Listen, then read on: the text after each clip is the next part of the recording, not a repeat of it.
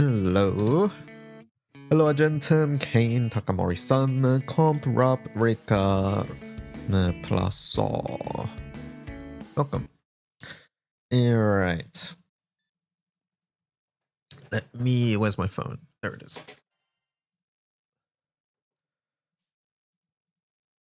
Let's do my Skyleap dailies first.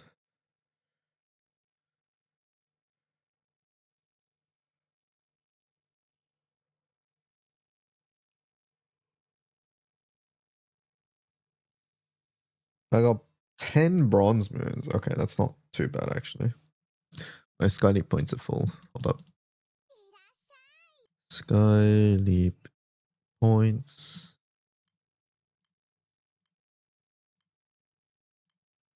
I think this is just stones.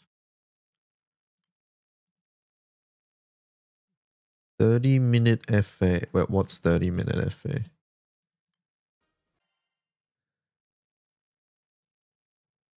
Oh, you're copying Maki. I see what it is now.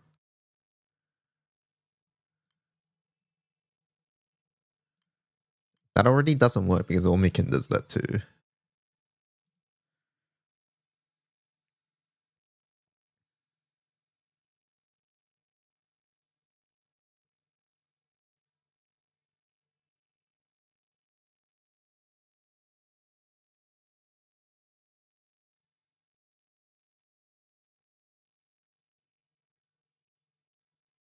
Even better.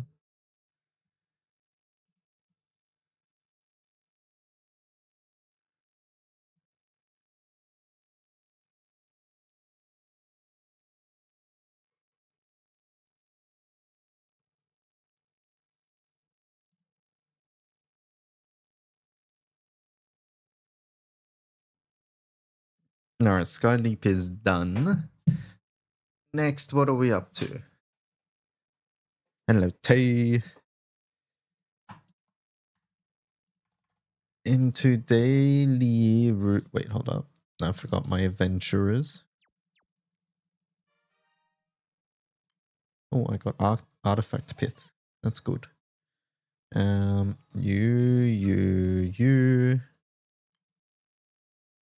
wanted a one-turn UBHL video.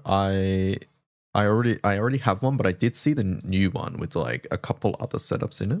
Is that the one you're referring to? Has like a 2-turn, a 1-turn, a Magna one, things like that.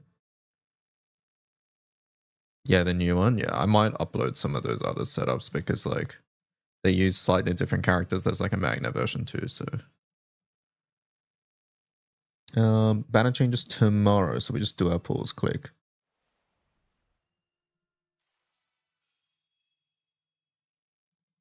Great.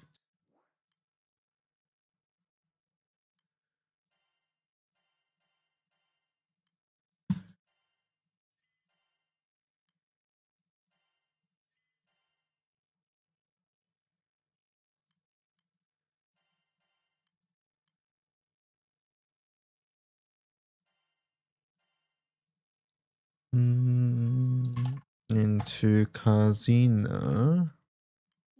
Hello, Alan.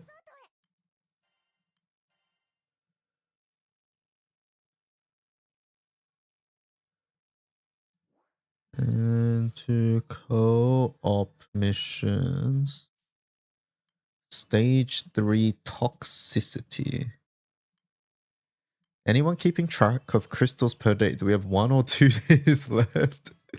Oh, is that how close we are now?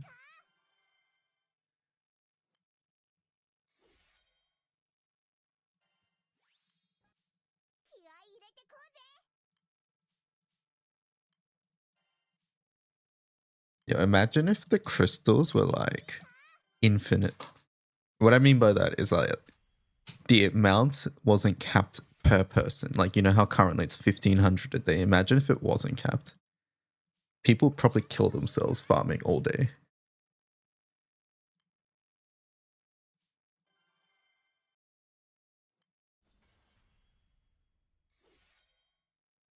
PvP. 2.5 days, you think? I expect it to end early on the 14th. Okay, early on the 14th. Okay, that's Friday. That works for me.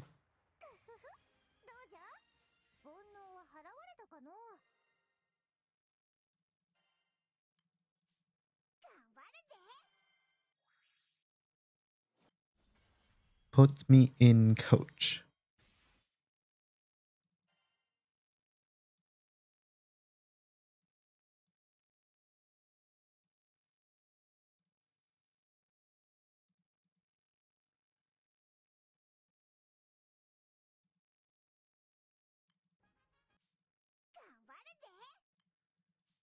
Kane has a code. Let's see, showdowns and the rest of our skips. I'll be taking all 10 billion crystals if it wasn't capped. People would play so much harder than Guild War as well. Can you store raids for crystals? I don't know. Does anybody know?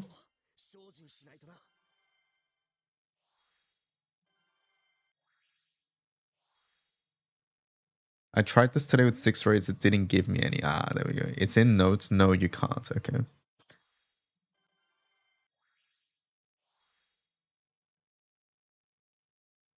That makes sense because otherwise, technically, you're getting more than 1,500 a day, right?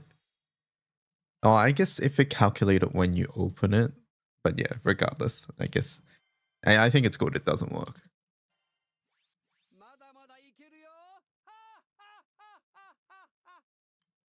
You can't store any, but you can join raids that aren't done. Okay, so as long as the raid completed on that day, then on the new after reset, essentially.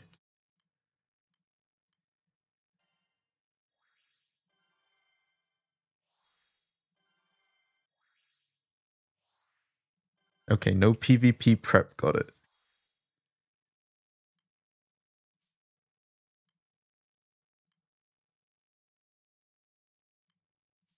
All right, that one's done. Event. When does this end, chat?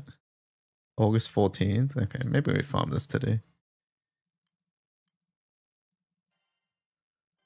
Store your crewmate's hosts real. Hello, Zasani.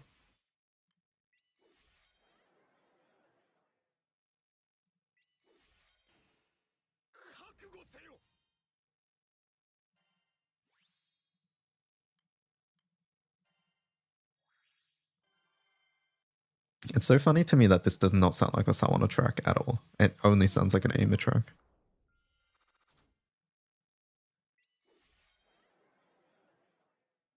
But there are definitely Summoner isms in the instrumentals. But the voice is so overpowering that it makes me ignore all that. Does Babel have good rewards? Yes. Babel has really good rewards. Babel has good rewards, and it's like permanent rewards that aren't reset. So like if you've done it in the past, there's not much left because if like you've already done the rewards. But if you're new and you've never done it, then there's like a lot there waiting for you.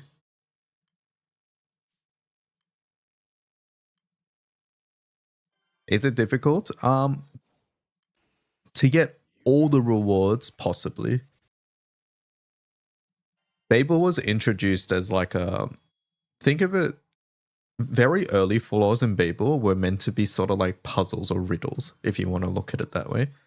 Where to get all the rewards, you want to like be able to complete it without losing any characters, complete it without doing certain things. And to be able to do that, like you had to like work your way around it, like work your way through the mechanics, essentially. Later flaws just sort of became like, hey, just get through without dying.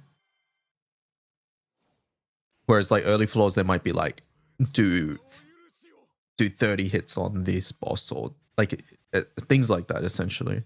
And he's to check the wiki for rewards. I don't remember everything. It's been years since we've had a Tower of Babel run. Yeah, if you're really new, it can be quite difficult. Like, put it this way, the early flaws when it came out, I couldn't get all the rewards when the event released because I just didn't have the character roster at the time and we weren't powerful enough at the time either. So I had to wait for the next run to be able to complete some of the older flaws.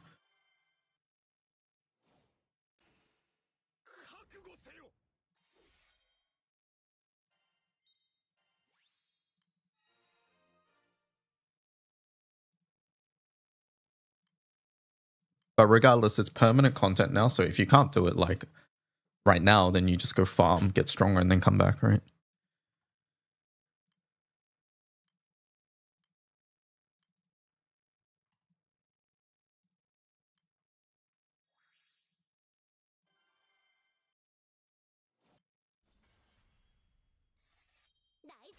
Oh, I have to do my join crystals. Let's do that.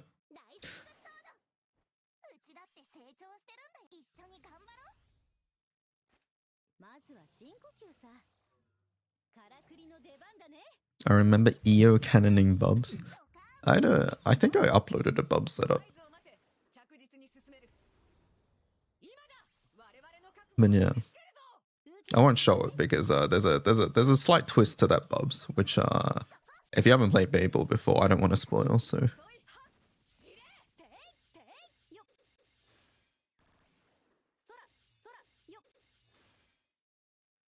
the floor where the enemies do weak LE damage was quite an experience.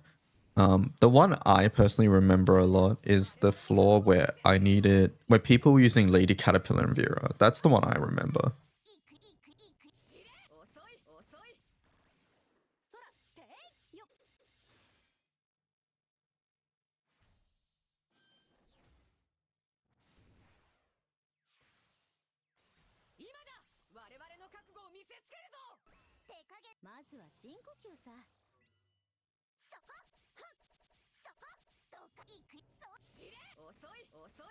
Skill hit count, yeah. Babel is the event that I will always remember feeling like really clever about using off-element characters. Because you needed skill hit count, and in water, Lady Caterpillar and Vera was like the only way you could do it. But then like, I brought Sori's Dirt instead. Even though he does no damage, pretty much the only reason he was there was for the skill hit count. And it felt really clever doing that.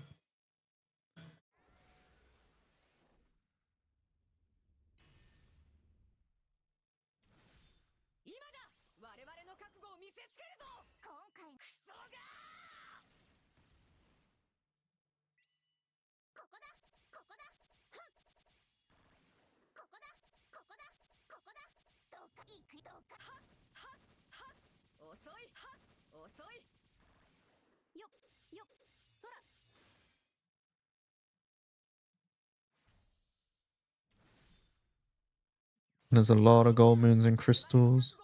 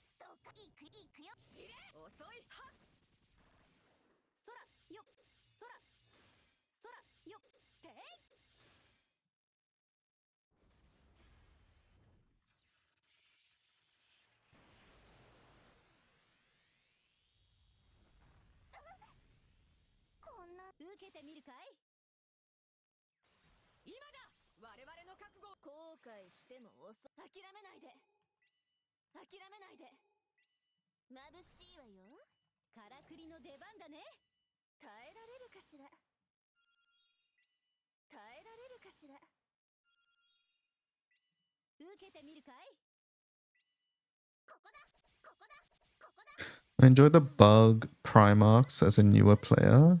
I was fighting for my life.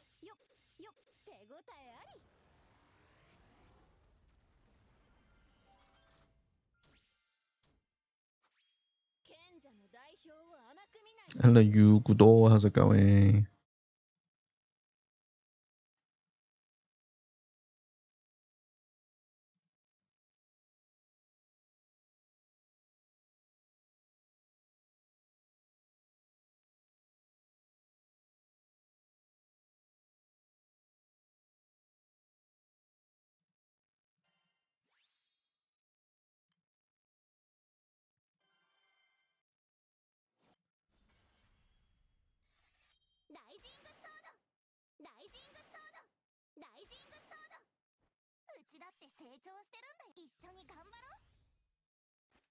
I feel like it's really fun when you're kind of new, so you don't have the real answer, but you still have enough of a box to cook some nonsense. Yeah.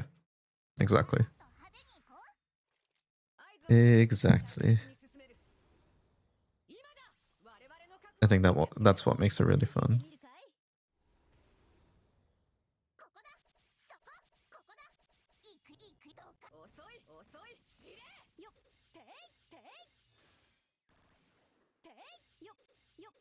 If you don't have a box at all, it feels bad. Yes. I think Babel is one of the events where having a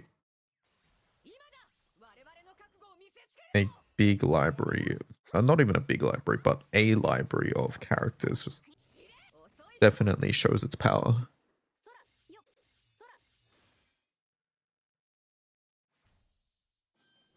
But when you're new and just have nothing, you ignore the problem. I mean, like we said, it's going to be permanent content, so you just come back when you feel like there's more you can do.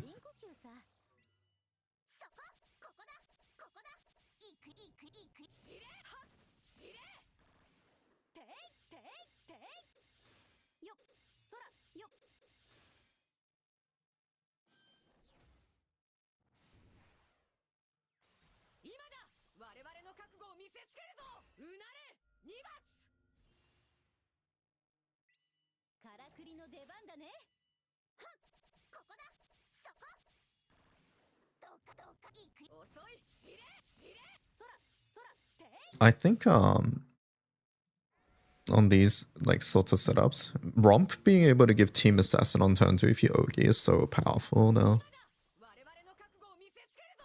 They should actually just Shadow Drop 104 Babel floors. You just want another 100.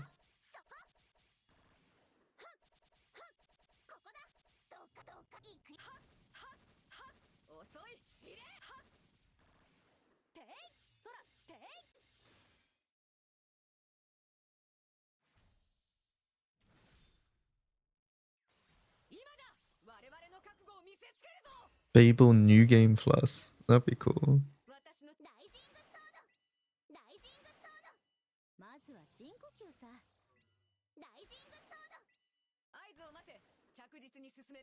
I think this will be slower for me because I have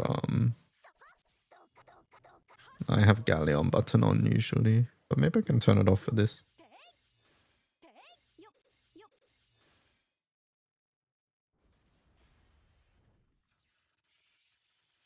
It would be nice using Grimnir.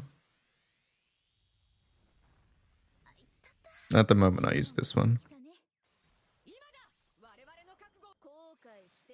I mean, realistically, I don't actually need Galleon 1 on for anything, so maybe I do the 2-tone. I think 2-tone on Gaijin Ping is going to be slower though. Hello, Micken, how's it going? I'm doing well, how are you?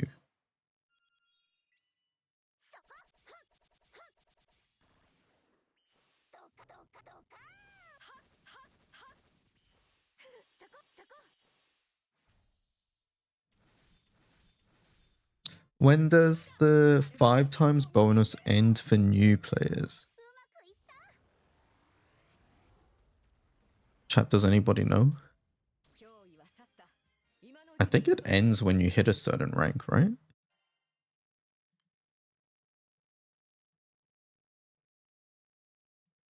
That's what I thought, if you're referring to what I think you're referring to.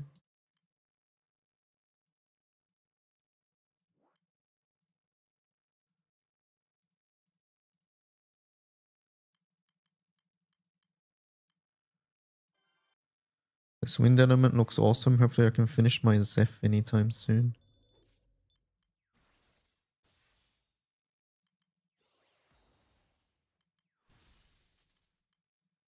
Nobody else said hi. Yeah, the only person who says hi to other people in chat is Fox. So Fox isn't here, shit out of luck.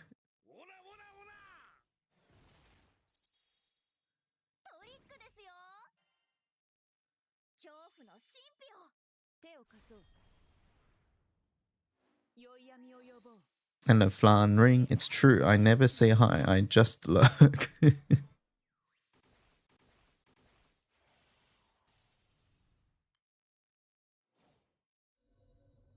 Oh, Nico's got a link. There's 0 cards, RP and XP bonuses. There you go. Hopefully that answers your question, Jinko.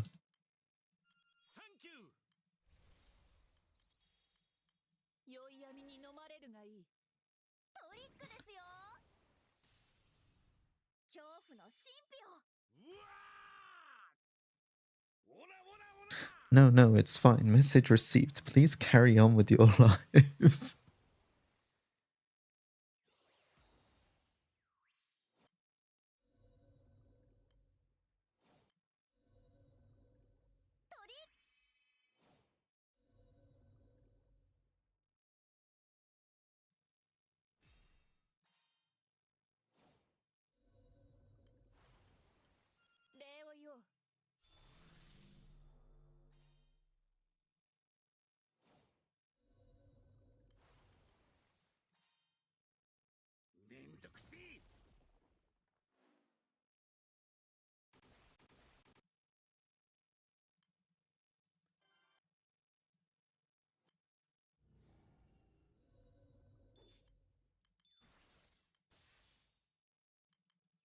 And chat, how many of the new odious meta are you guys on?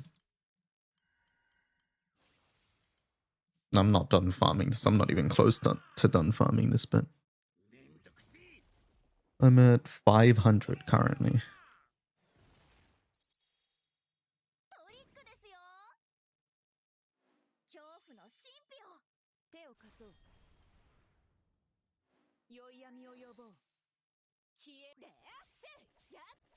$101 you've only hosted.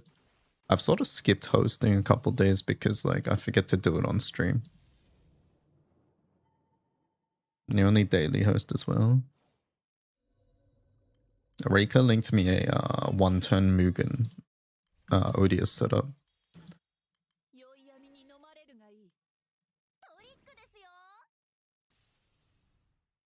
Hello Nemio. That setup's good. More people should one-turn Mugen. Yeah, I'll add it to the wiki later, but it's this one here.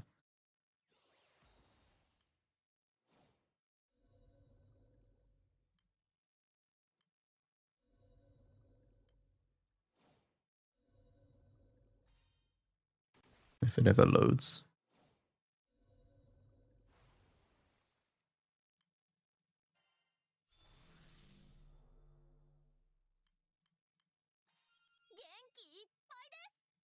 Hello, YouTube.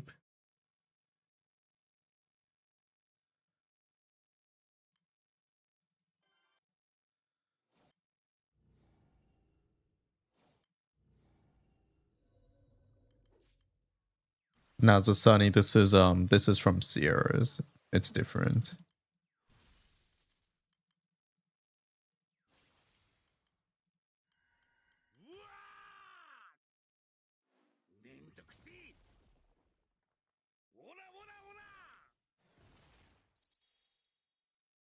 Hello, YouTube.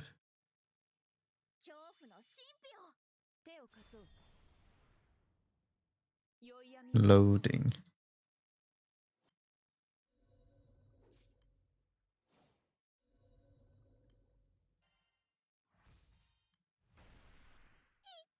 That's the one turn you use? Use this one as well.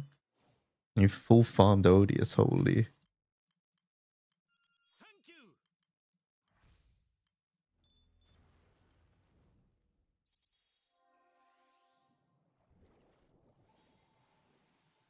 You don't even need to click all these damage nukes. They turned it on. I think they think Mins is 4 mil, but in Mugen Mins is 3.6, so you definitely don't need to click any of this stuff.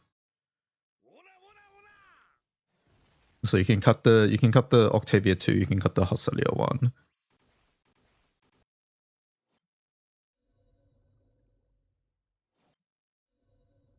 Without Destroy, you need to. With it, you can cut some. Oh, okay, fair, fair, fair. But yeah, the grid is this.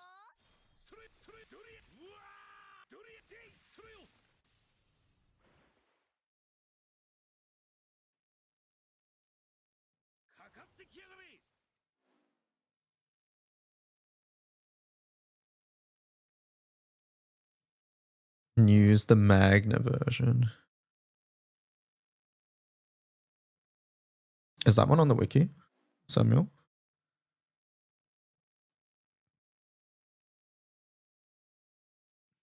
Yes, okay. Is Dread Barrage like Guild War but not as painful? It's like a Guild War adjacent event, yes. I would not really say it's like Guild War at all, other than the fights being called like nightmares and things like that. But yeah, it's single player Guild War. Or I say single player, but it's not crew versus crew Guild War. It's just your crew versus numbers. It's not even versus numbers. Your crew together has to reach thresholds. There's 2 Elo, Magna, 1 turn up. Okay.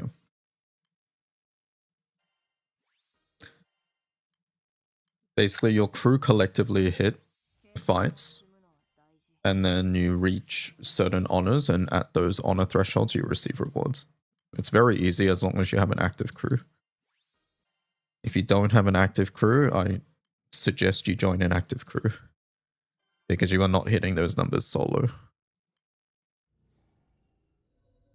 If you're trying to hit it solo, then yeah, it will be painful. And when I say solo, I really mean like not just solo, but like if your crew's only like 3 people as well.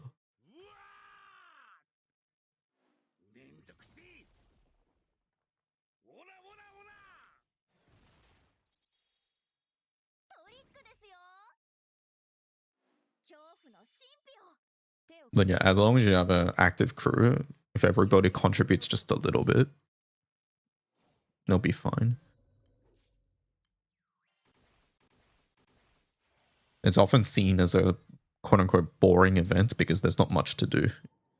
You just hit the fights a couple times and then you're sort of done. But in my opinion, for how much effort you put in, what you get is quite good.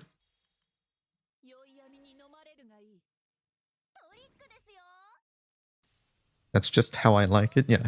It's a quiet event, which is not a bad thing at all. I will never say no to Valor Badges, exactly.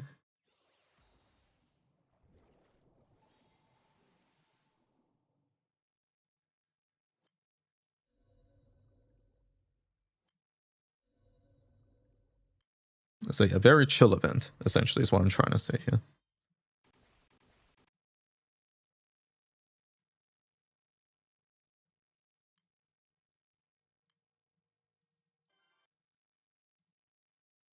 More time to farm world.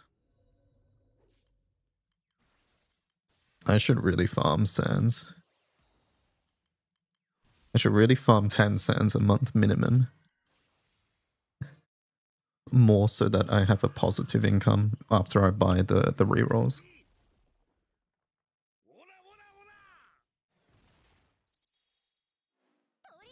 More time for evoking salami. Maybe that's what I should do instead.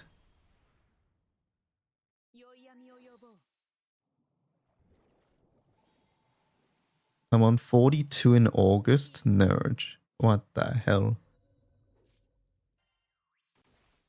How do you have so many instances of damage? There's like double, triple attack, and some buffs like attack twice, interact with each other. Yes. Yes, and there's more. There's more to this than just those. Do you know what echo means, Ursats? Have you heard the terms echo and flurry? Those are the 2 main things here. No, okay. So echo is a buff that certain skills or character passives might give you.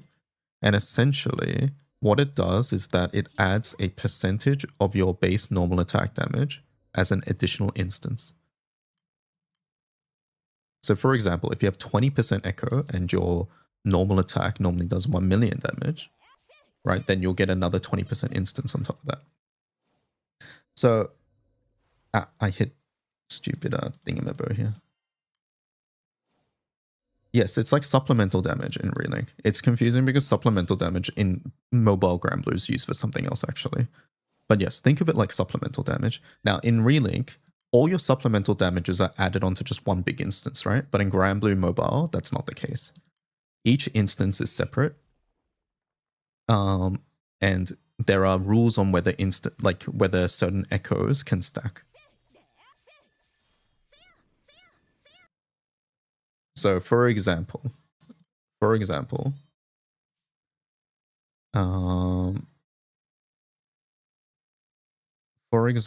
this character here gives us bonus damage. It's called bonus wind damage. This is what we call echo. Bonus wind damage effect to wind allies triple attacks. So on triple attacks, I get another, in reeling terms, supplemental damage. I'll call it echo from now on because I don't want to confuse it with supplemental damage in Grand Blue Mobile. But this is an echo source. If I had another character that gives me bonus wind damage on triple attacks, those two don't stack together because it's like the same thing, essentially. Only the higher value would take place. But if it's a different source, so in this case, like this skill here, it says bonus superior elemental damage. It's from a skill. This one does stack. So this would be giving 2 instances of extra damage onto someone else's normal attack. So basically you stack all these different sources of bonus damage, otherwise known as echo, together.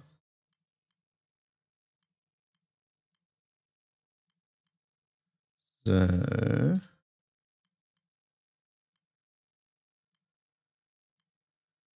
let's just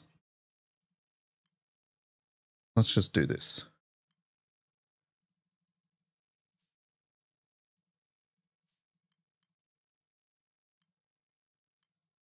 So if I go into a fight with this character here,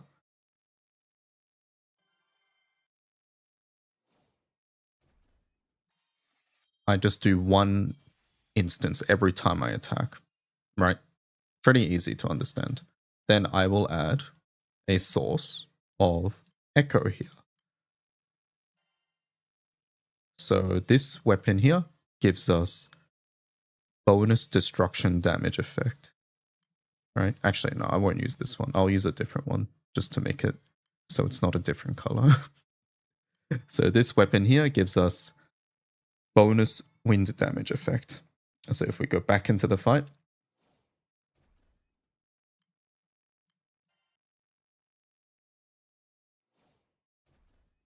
and then I attack, now it's 2 instances, see that?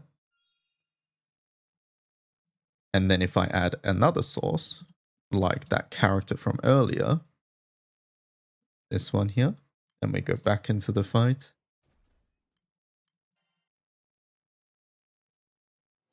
now we will have another instance added on top, right? And then if I add this one, there will be now another instance on top.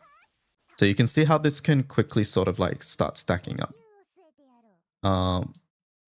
In the grid, there's also another option, the destruction weapon, but I'll skip that for now. Now, the other thing on top of this right now, yeah, so Naru, her skill 1 gives you echo. Naru's echo is actually quite special because her echo value is really high. Normally, echoes are like 20%, 30%. Naru's echo on her first skill is 100%. So it essentially doubles her damage. It actually more than doubles her damage, but I'll get to that. So basically, we have these echo sources, right? There's also something called flurry. So let's go back. Let's go back to this.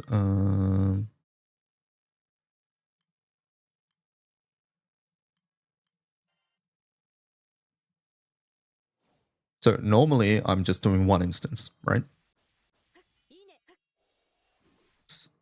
You are able to get a stat called flurry sometimes. Some skills will give flurry, or some class passives or character passives will have flurry. Flurry is a stat that splits your attack into X number of instances. It depends on the flurry. So for example, this one that I just put on, it says normal attacks now deal 2 hit damage to random foes. Basically, my 1 million damage has now been split into 2 500k instances. You can think of it that way. So it's split by 50%. So if I attack now, see how there's now 2 instances? Whenever I attack, There's now 2 instances instead of 1 instance. So that's another way to increase your instances. Flurry on its own actually doesn't do much. It just splits the instance. So you don't actually get any damage benefit. But the real benefit of Flurry comes from stacking Echo with Flurry. So if I put the Echo back on to this, what will happen now is that the Echo is added onto each instance of the Flurry. So that's just with Echo. And then now if I give Flurry to MC, there's a lot more numbers now. So the benefit comes from stacking Echo with Flurry and supplemental damage. And supplemental damage is a source of flat damage that is added onto every damage instance. So for example, Belial here says supplement damage by up to 30,000 per hit. And this is really important. And this is where the real power of stacking Echo, Flurry, and supplemental come in. Because like on its own, if I have 3 instances, then 30,000 per instance, that's 90,000 extra damage. But if I have 1 source of Echo, now I have 180,000 extra damage. If my damage was split by Flurry, and on each of those instances, Flurry, there's bonus damage, or Echo, in other words, and then each of those hits now is supplemented. So that's where the true power of bonus damage, Echo, and Flurry sort of come together. So yeah, that's why you'll find that a lot of normal attack setups, as you progress further into the game, you're just going to see a whole bunch of numbers on the screen. And that's because we're sort of utilizing these mechanics all together to get the most damage. Does it work on charge attack as well? So charge attack also does have a form of Echo as well. But since there are... So supplemental damage only affects per hit, right? Charge attacks only always count as 1 hit unless you have a source of Echo. If you have like 1 source of Echo, then it's 2 hits. So you can see that like adding 30,000 on like an attack that does like 100 hits is way more impactful than adding it onto a charge attack that only hits twice. So essentially something like Belial matters far less for a charge attack team because you're just not doing as many hits. But yes, there exists charge attack Echo as well. So like the Destroyer weapon here, this is a free-to-play weapon that gives you Echo on both normal attacks and charge attacks. This one here gives you Echo on charge attacks. So if we charge attack here, you'll see that there'll be another sort of blue number that appears right there. So that's my charge attack Echo there. Charge attack Echo sources are relatively rare compared to normal attack sources. It's a more recent thing, to be honest. Until recently, it wasn't. When I say recent, I think maybe the past year or so, maybe slightly longer.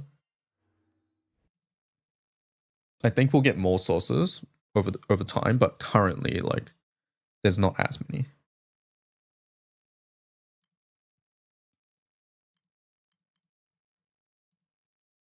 I understand it better now. Thank you for the detailed answer. No worries.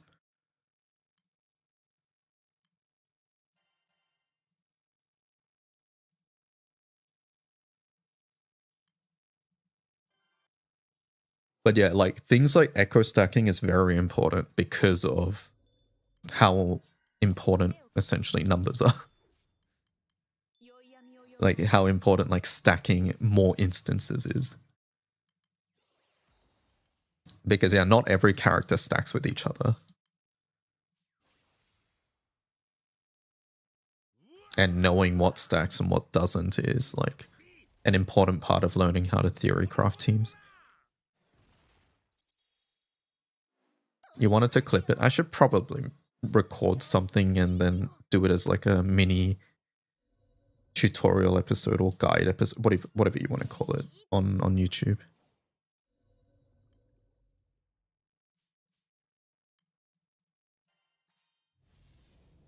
how does damage amp work? Without going into specifics, you can really just think of damage amp as like a percentage multiplier at the end.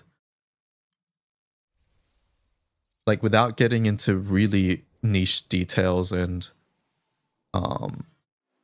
what's it called, like exceptions, it's just easier to think of damage amp as a multiplier at the end. So for example, your seraphic weapon gives you, what is it, 23%? So it's like your final damage, let's say it was 1 mil, now it's multiplied by 1.23, so you now do 1.23 mil damage. The other thing to remember about amp is that it's additive with each other. So the more sources of amp that you have, the more diminishing returns there is. But overall, amp is pretty much always good.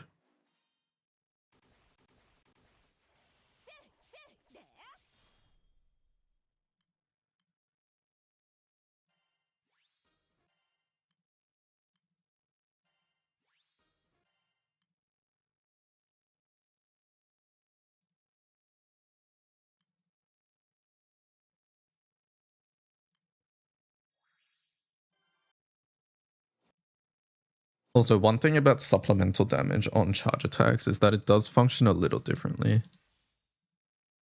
This is where Echo or Rev or Cajun would say normal attack is the weird one, but I maintain the fact that normal attack is the normal one and the other two are weird. Supplemental damage is added onto every instance. For the other two, it's added onto the first instance, and then the percentage is taken from that. So yeah, there's like slight nuances here and differences. But ultimately, like that's the mechanism behind it. But currently the setups that utilize echo and supplemental and things like that the most is normal attacks. That's like the main way to scale your normal attack damage. Skills are the weird ones. See, echo works exactly the same as an echo. Oh, is it? What was I thinking of? No, I was thinking of amp, right? Was it amp? Cajun? Okay, I don't know anymore. But you could, like, when you get into the weeds, there are very small detail, minute differences among these, but yeah, at the end of the day, the broad overarching theme is pretty much all you need to be aware of.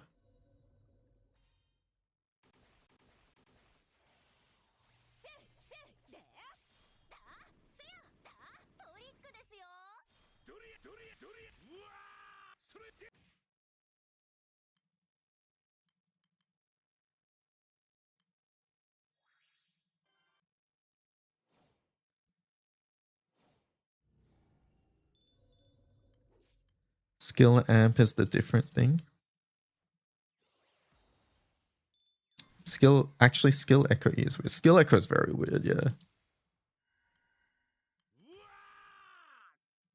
I'll see echo just looks like it doesn't work the same because the values are so high. Okay.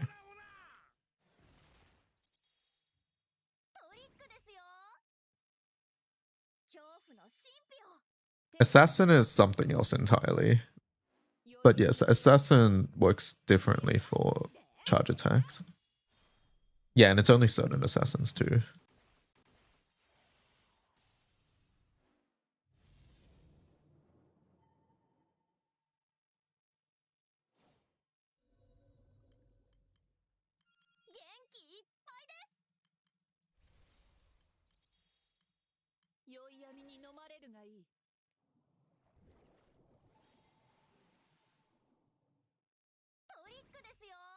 I thought C Echo gets sub before the Echo. I think that was the initial thought, but I think Cajun is saying it's not.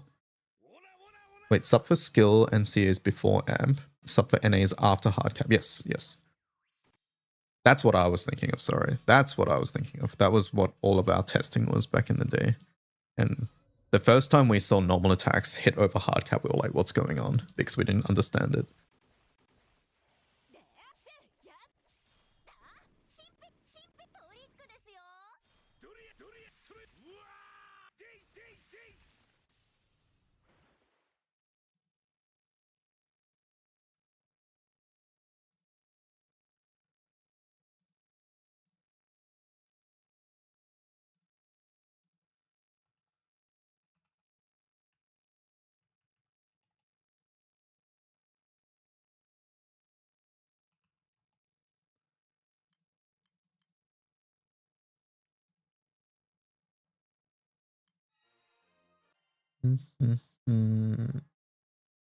Few bingo cards.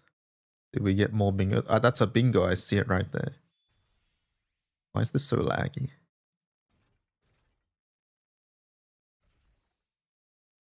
That's not a bingo.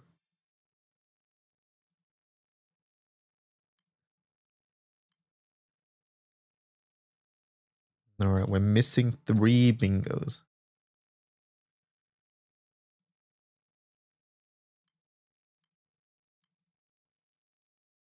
I just got another card that needs a 5. Claim them? No, I'm waiting till the last day. We need the dopamine rush together, right? Like all together at once, no?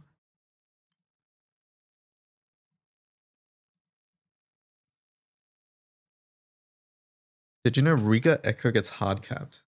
Did we only find this out through Solomonus, right? That's the only way we can, I think.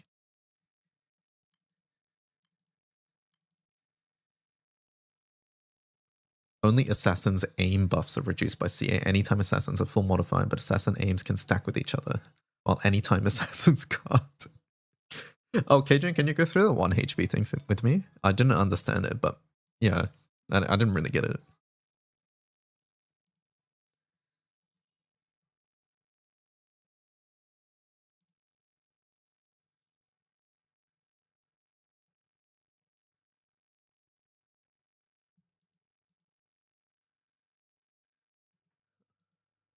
One sec, yeah, no worries. I want to test this 2-turn UBHL anyways.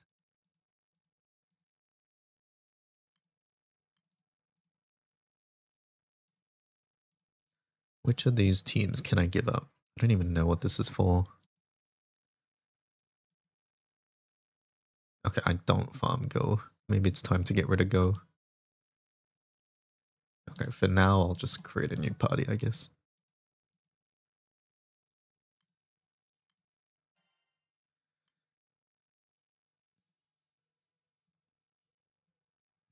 Alright, so no Naru. And we go Mr. Grimnir.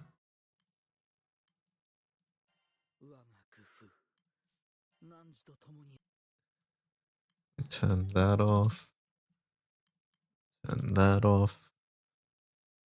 Technically, we should be turning Vampy off too. I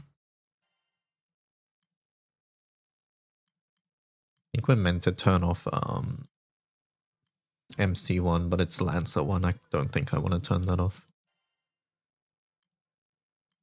We do this. Give me a Go HL.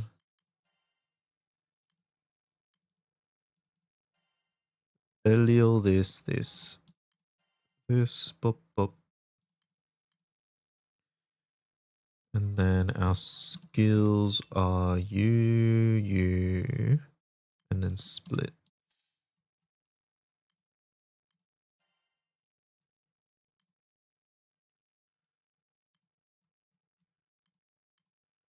Okay, and then the grid. You, piercing.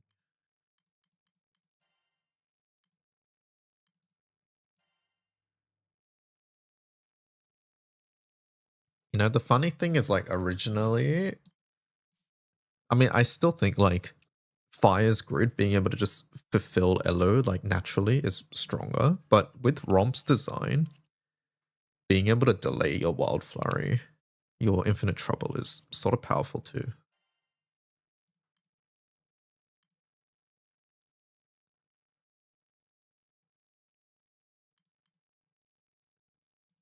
Like, for us, having it available turn 1 is not necessarily better.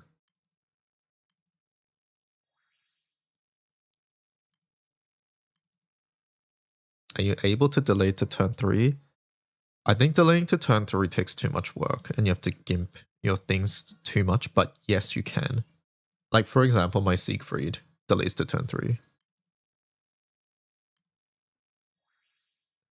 Like this one here.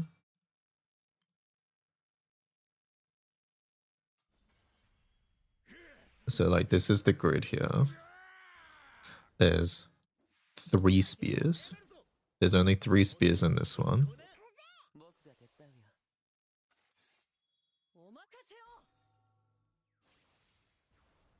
Delaying it to Lamarok turn. I mean, I think delaying Lamarok turn doesn't do much because it's only 1 time. But it's more that the grid for this one just happened to line up to turn 3 is really all it was. And it didn't really matter whether it was turn 2 or turn 3. Like, yeah, it can be turn 2. It actually doesn't change anything, but yeah, currently it does line up with this and this.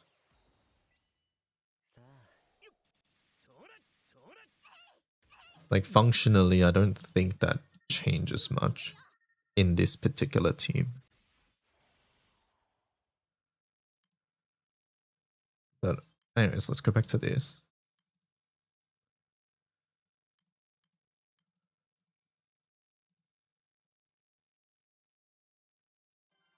No, so this is meant to be a 2-turn.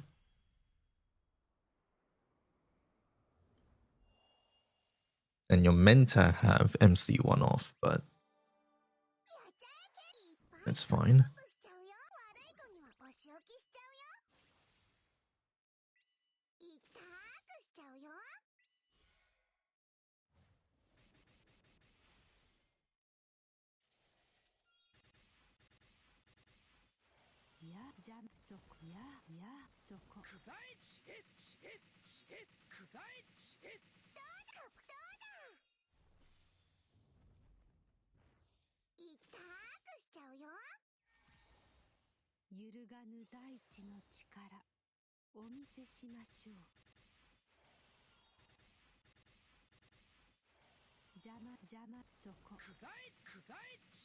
Oh my god, Vampy doesn't even get to attack.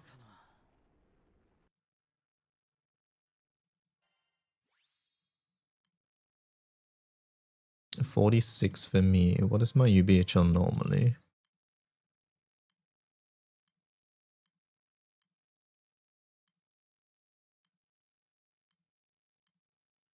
$42. Okay, so unless I turn off buttons, it looks like the other one's faster for me. We would have to turn off Vampy 1. And I would have to turn off MC1. I don't want to turn off MC1. And I don't want to turn off Vampy 1 because it's my VMT, although I do need to fix my VMT.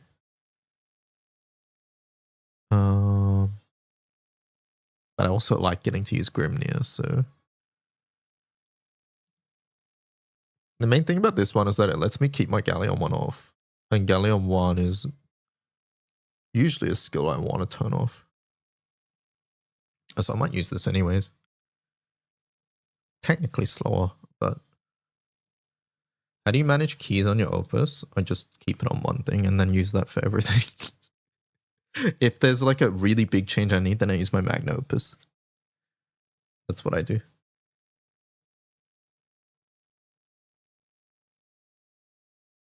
Yeah, modify your setups to be on the key that you use the most primarily. The only time at the moment where I switch keys is if I'm farming Vesusia, which is sort of rare. Because that one does require a different... it doesn't require, but like to do more damage, essentially, I want a different key.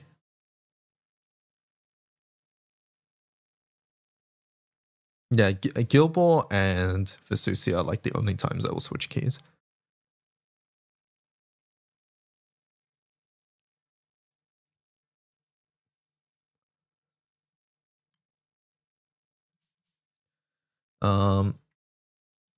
What about 1 HP? Oh, I just wanted to understand it because I didn't get it, I'll be honest. I didn't understand.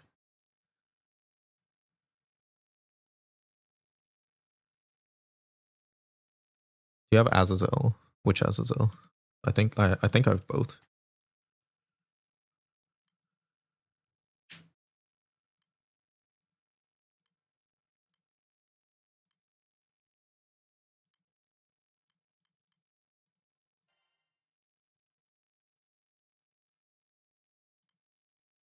Is he Dagger? What is he?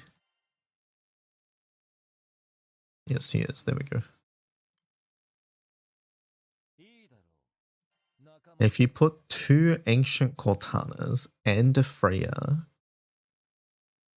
key in a grid with Azazel, he'll have 1 HP.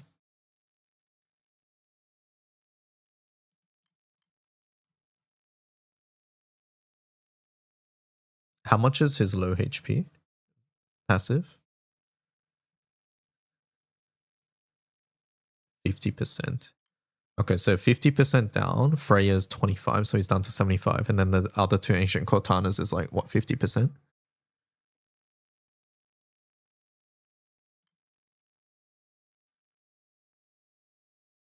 Oh, Freya's 30. Okay. I might have a Freya key somewhere.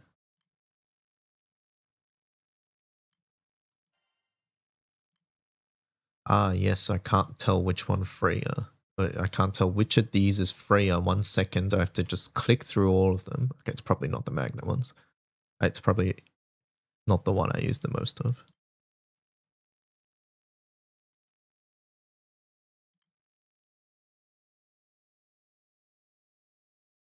I don't think any of these are on Freya at the moment.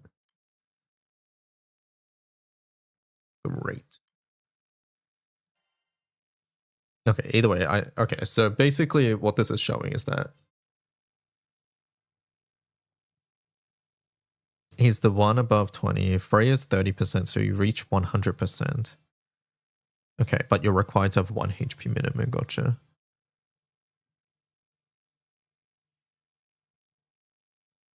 And befoulments happen at the same time as character passives.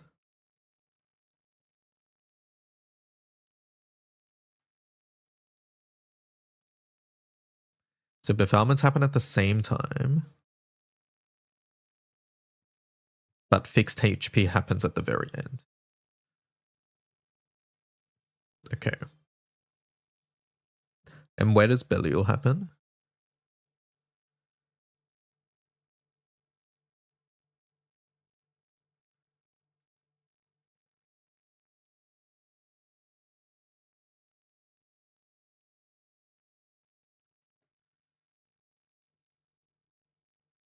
Was Belial just at the grid stage? Belial is just additive with the grid. Okay, yep. So if you have 400% in grid and then Belial, I forget how much Belial is, but whatever Belial is, then you minus that from 400. 30%. So your 400 goes down to 370%, basically.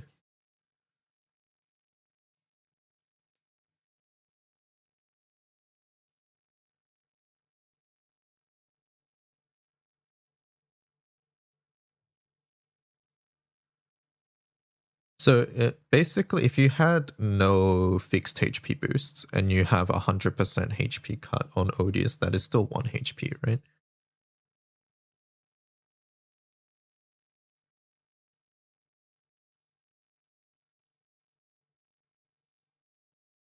Odious, okay. Well, if Odious went to 100, then it would be 1.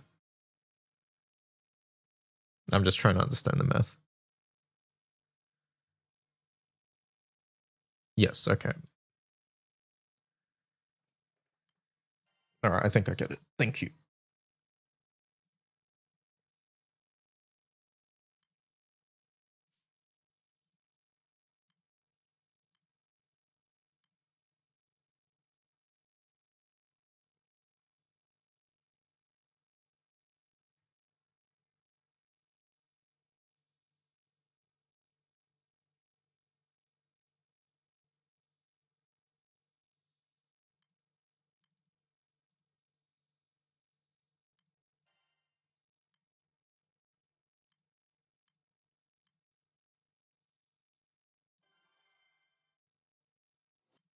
I think this one was pretty tight, though. This one turn.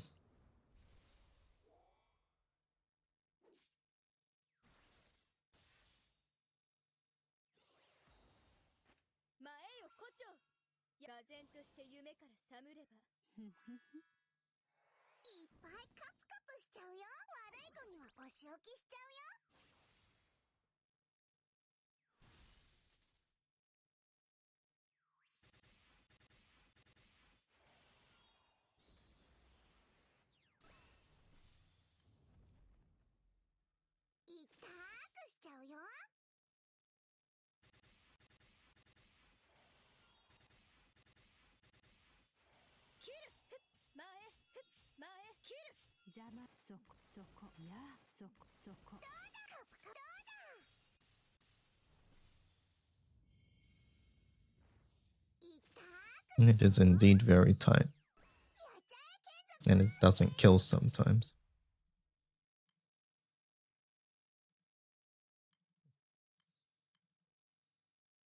I'll just do the new one.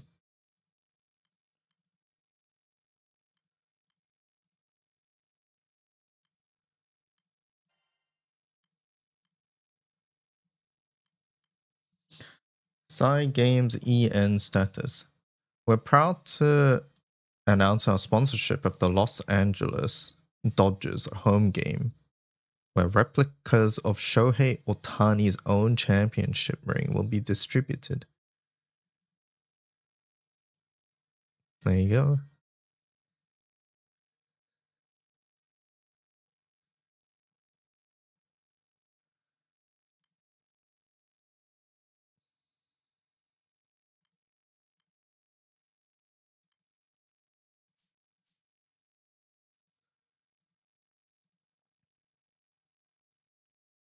Let me add this one to the wikis.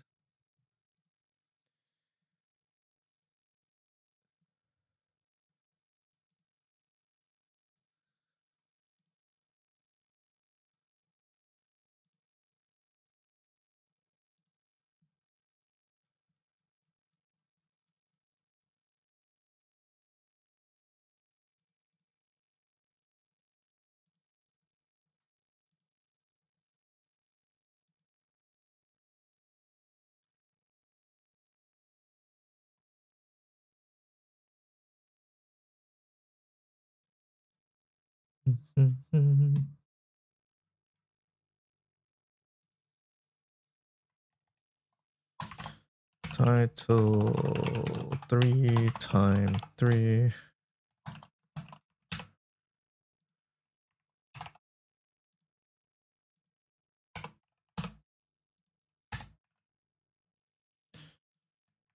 Skill of MC 1. Skill of 1, 1, 2, 3. Skill of 2, 1, 2.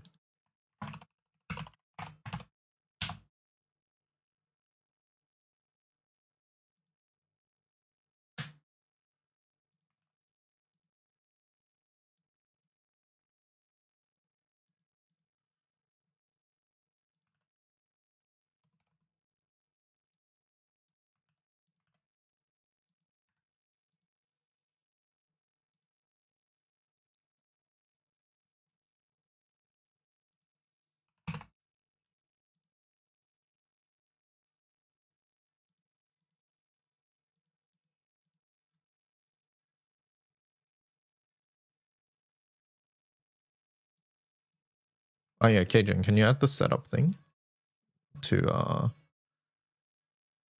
here?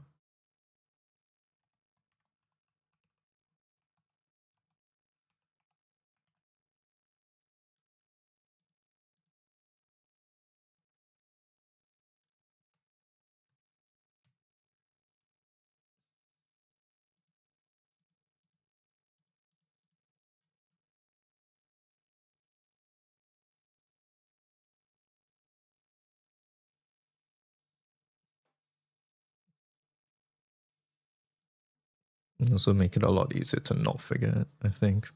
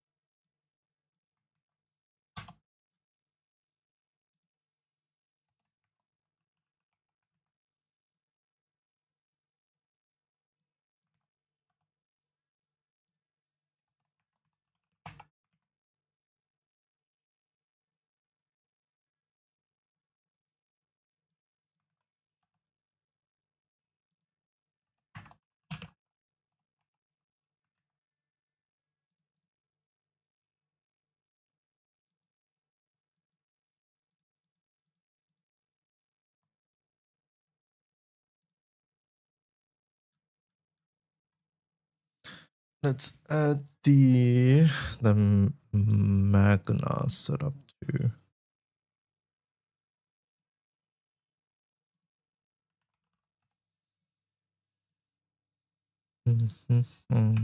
And saw.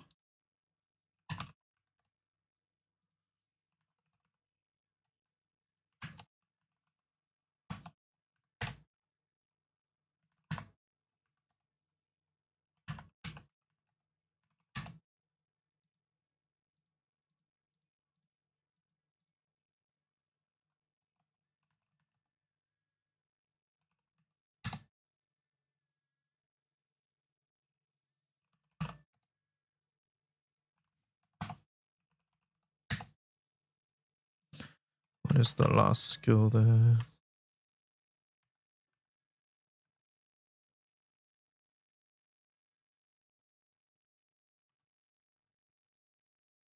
Spiral Impaler.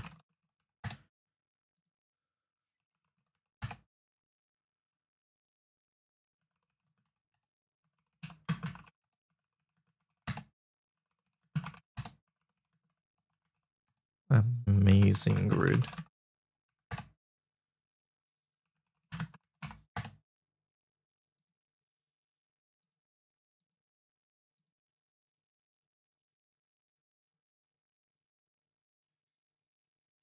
You have damage cap on this thing. Is that really necessary? You get so much damage cap here already.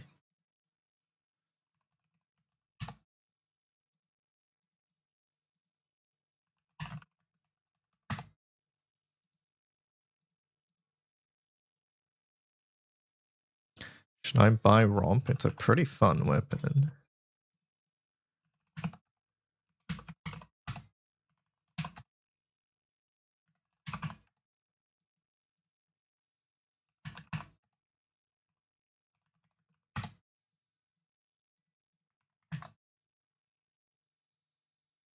Rest mode says yes.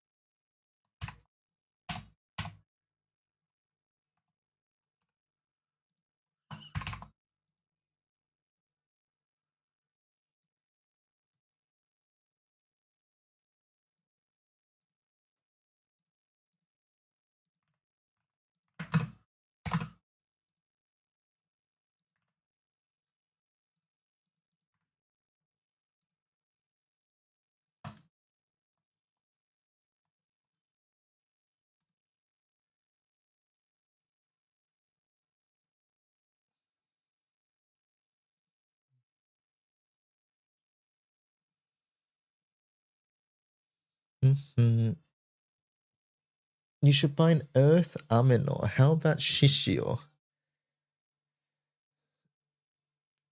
So verse code just uninstalled itself? What does that even mean? I'm not in the business of throwing away moves. If I wanted to do that, I'd zero an ROP character. How about a second hunt like that JP guy?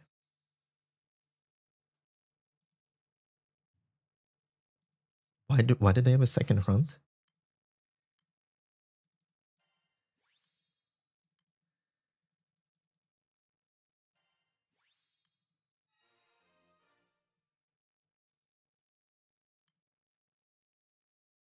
He got mad that Transcendence was pushing him into skill route.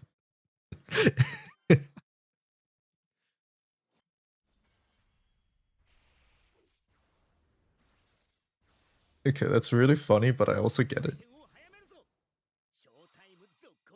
I get it, but it's funny. You thought about buying a second mystery. Okay, now why? Why are you thinking about that?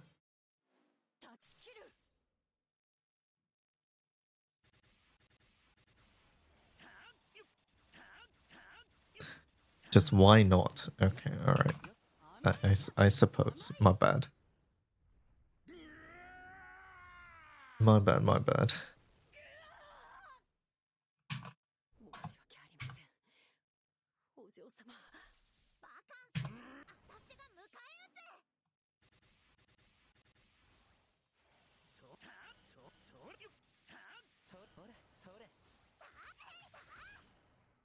Buying a second one won't push you further left on the graph. What graph?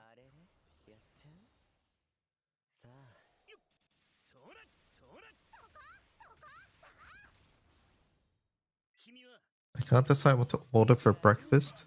A brekkie wrap from Hungry Jack's.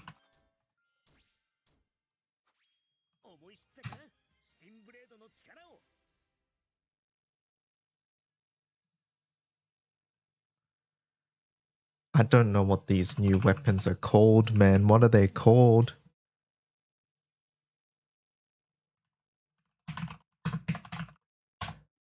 Fiend Spear, is that it? Alright, we got it.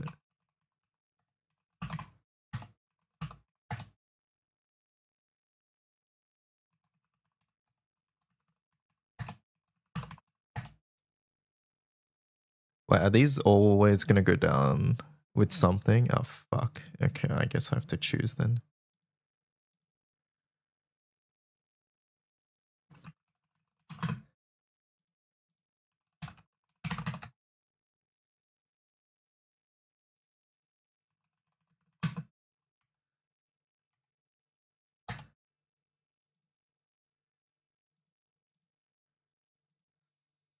Okay, it's technically renunciation here, I guess.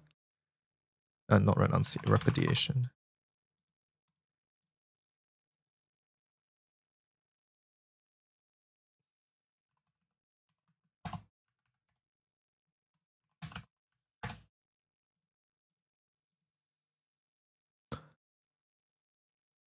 Name's it's Ultima.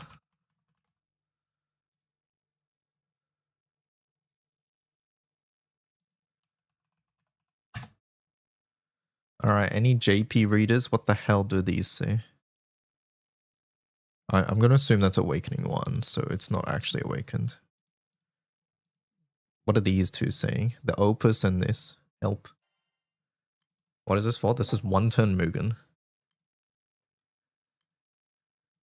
Opus is skill. Okay, what about the third key? I can see the skill cap. What? It's sagacity. Okay. You hate the two harps. Why is that? And then what about the Ultima?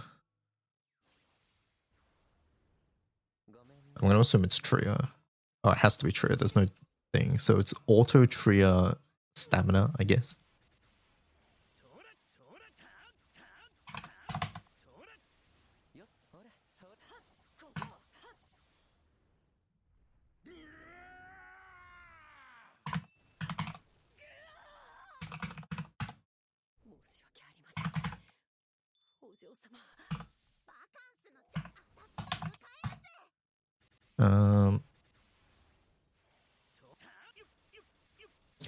Hi DY, where is the best place to farm master level? You're trying to unlock Mana Diver? Sandbox.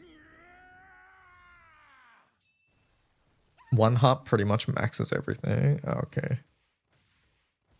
How close is it with Wedge's call? In the video, they're over killing. They're 3.9. But they also have Octavia 2 and Hustler 1 on, which you can turn off, obviously. I imagine that doesn't add that much damage, so I think ultimately I think it doesn't matter.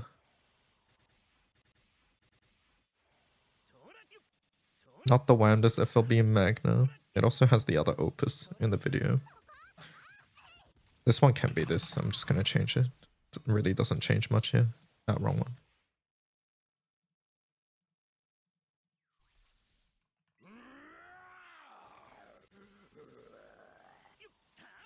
What would you change the last harp to then, Wyvern? I think it's fine changing stuff in the grid, but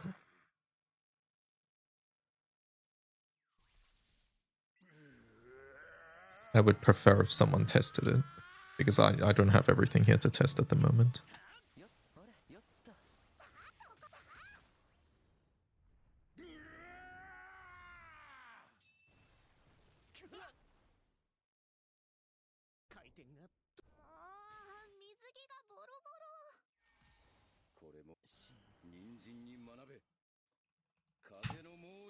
They also have Spiral Impaler, but like that's not landing. So I feel like there's very little point for that. You would do the Tempering or Lagrange. You really don't have that much skill damage though, right? Oh, I forgot Hasali is here. Never mind. You're against for damage, like raw. There's the video, by the way, so you guys can have it up on your end. But yeah, they like overclick on skills. I think they think Mins is 4 mil, but Mins is 3.6. Yeah, so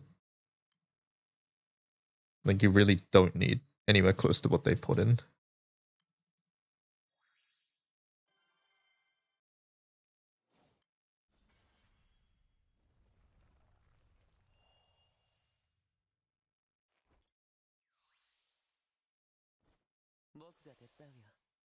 Doing a bare 3.6 is kind of annoying. It is. They hit 3.9 in the video.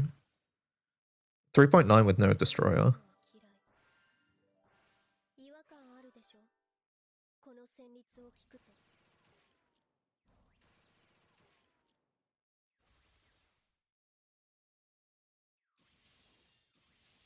I guess you could do...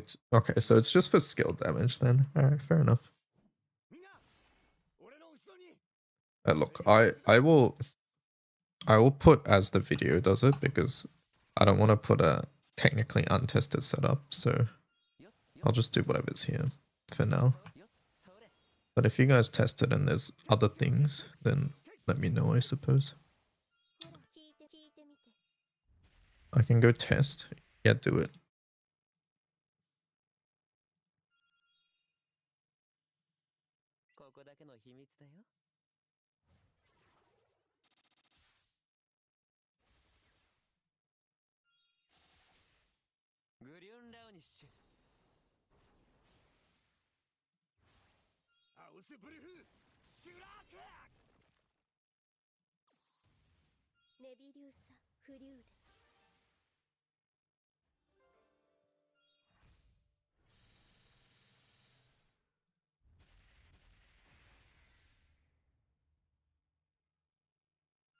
Can I just not put a befoulment?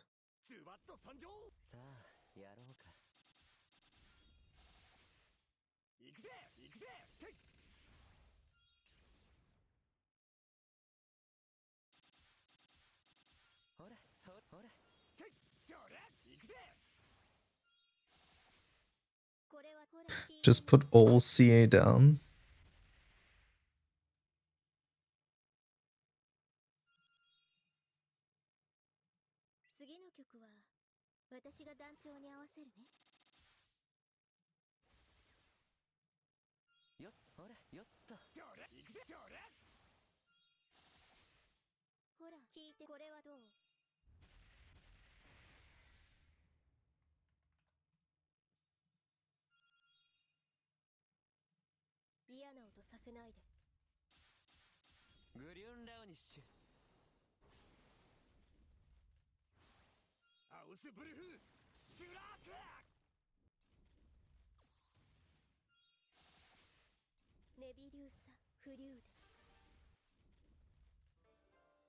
Okay, so it's like similar to this one.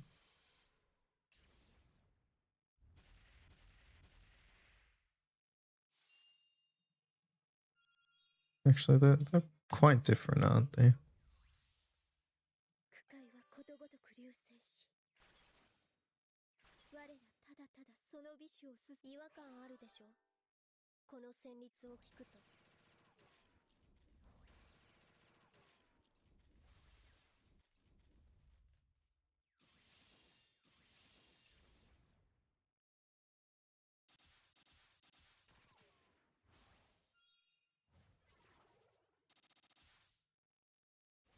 It's like 53 seconds here as well. Okay.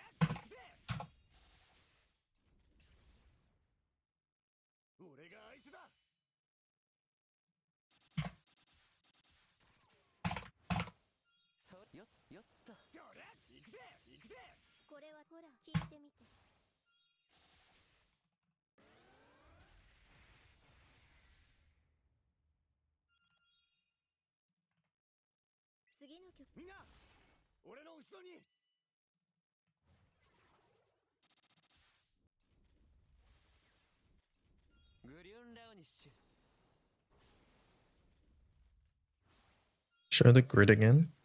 No.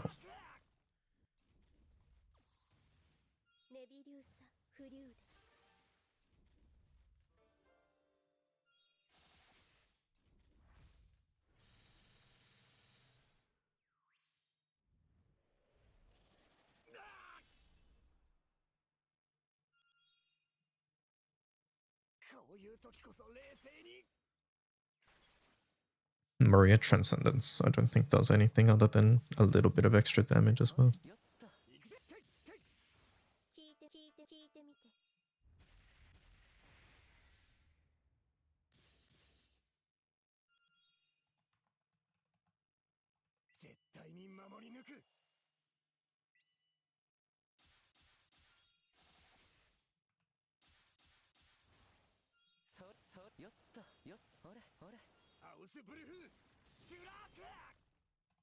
Sort of want to go through every setup and put setup into the bottom text.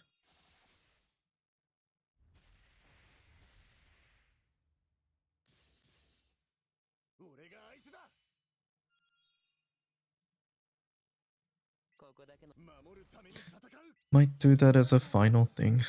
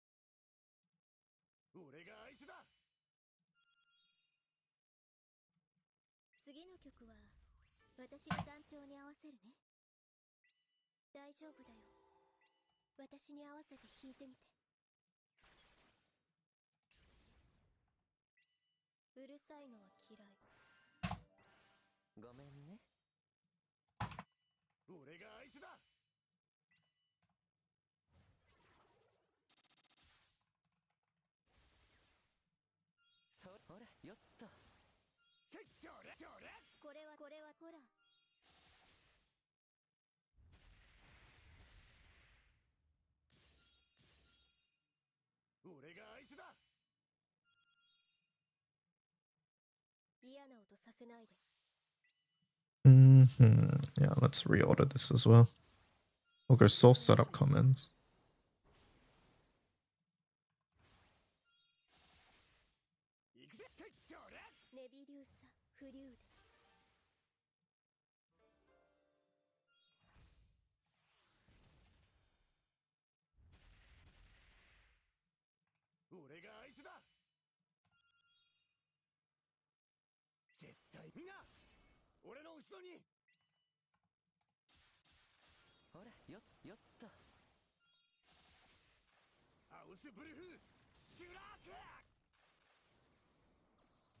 You wanna stone your Gabriel?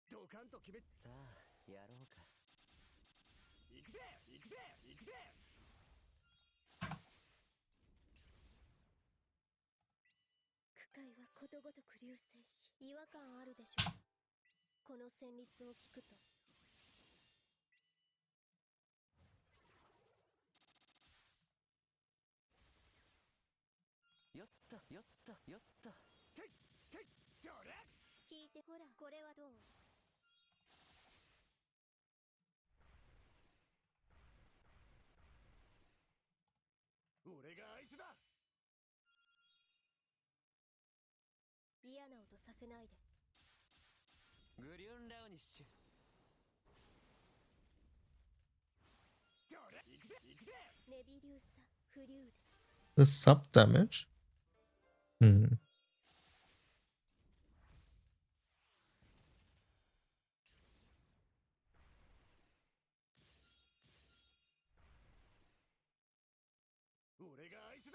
I mean, your Gabriel probably matters a lot here too, to be fair.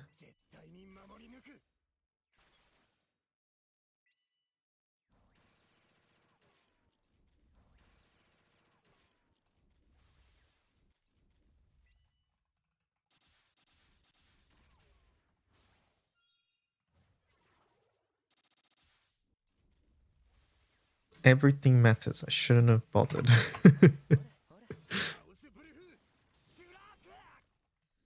What's this so we can give me a moment? Let me quickly finish this.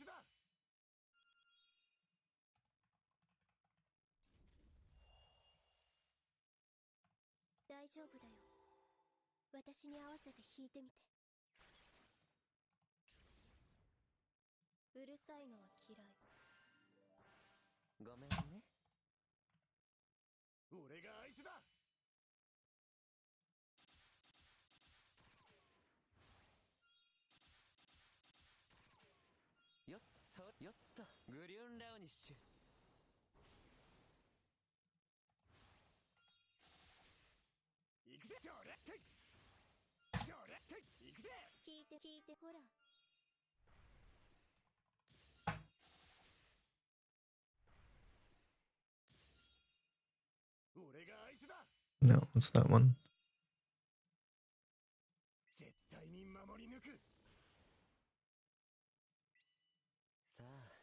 Bogey off.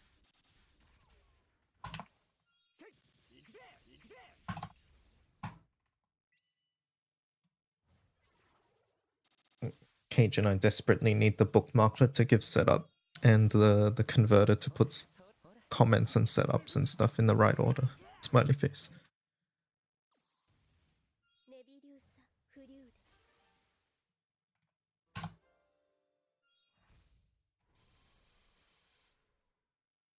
Yeah, I just reinstalled my code editor. Okay. Anyways, anime time.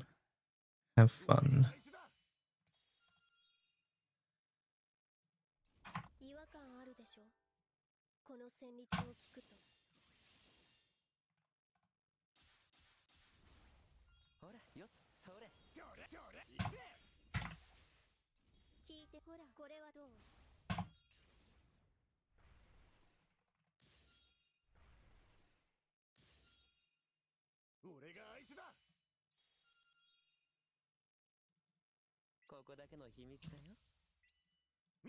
Okay, what's this one we can redeem points for rewards? Oh, those are cute. I like the Lapras. It's live. I can get it right now. Let's get it. I want the Lapras. Are you getting any of these on Mikin? Charmander's keep too.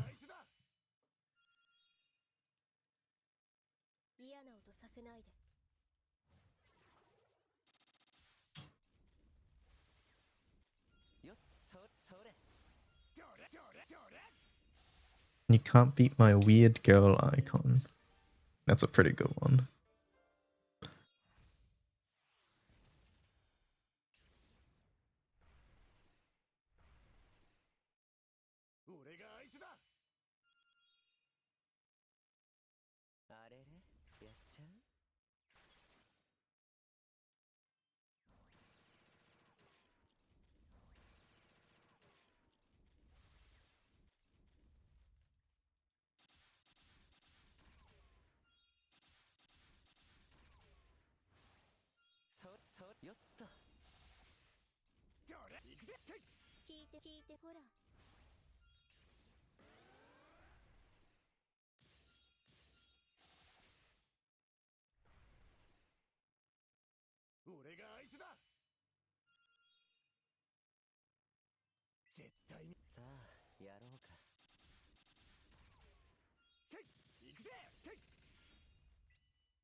I like the backgrounds as well, they're cute. I'm picking them all up. I wish there was a way to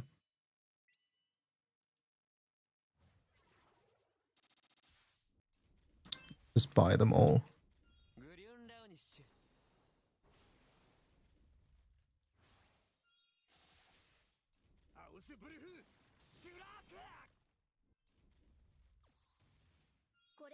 Okay, I'm not picking up the frames though.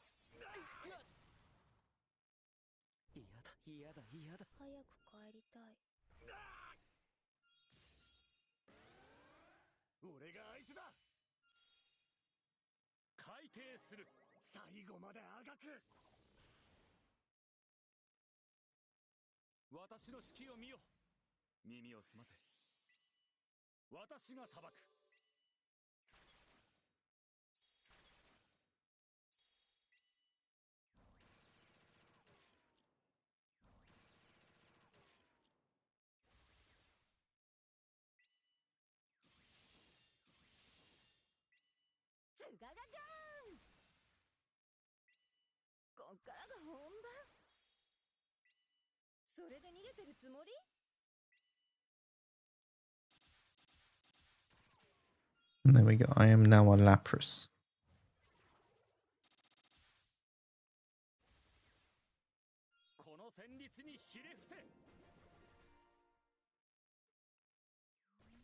Can I make it bigger? I wonder.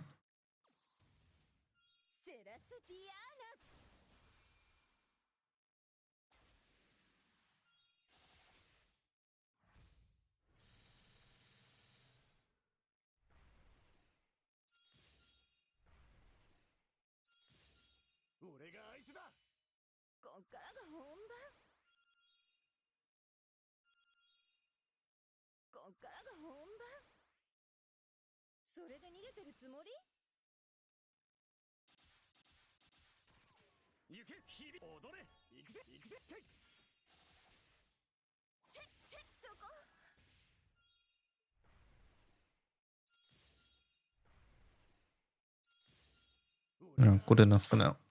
Good enough.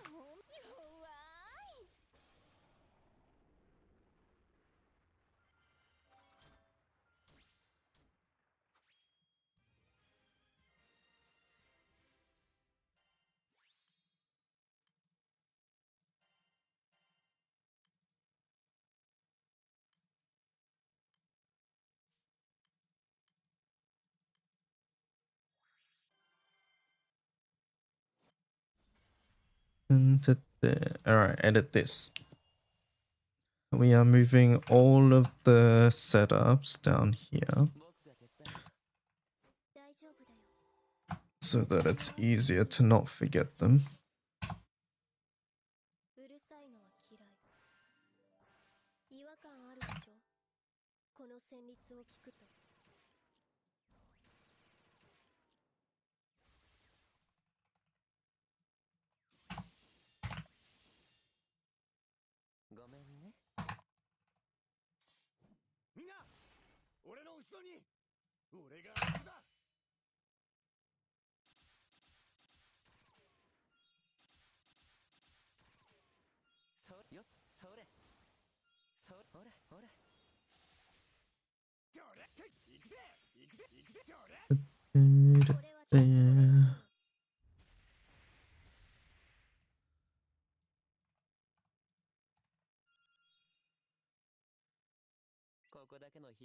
Peak mentioned.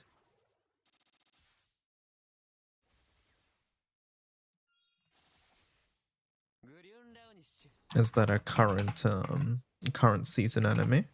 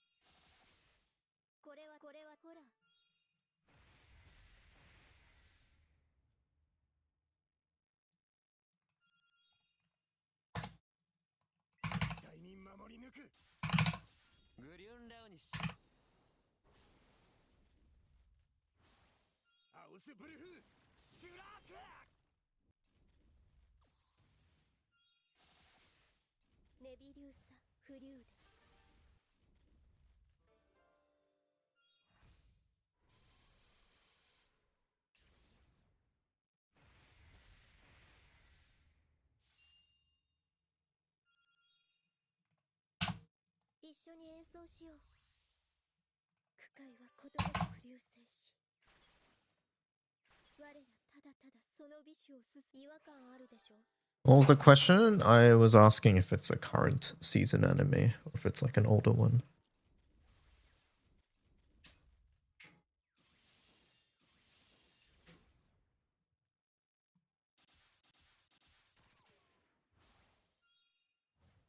It's currently ongoing, I see.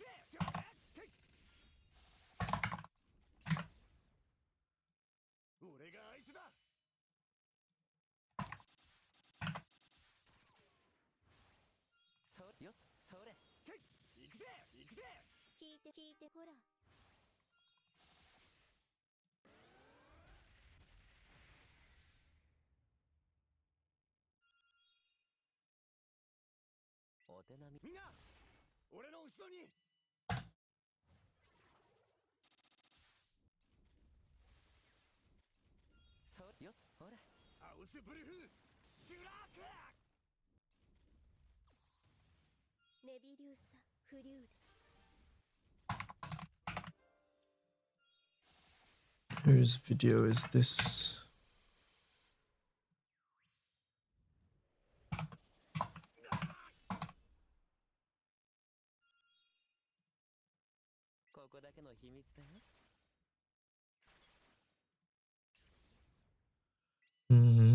I'm never trusting an SSR ticket ever again.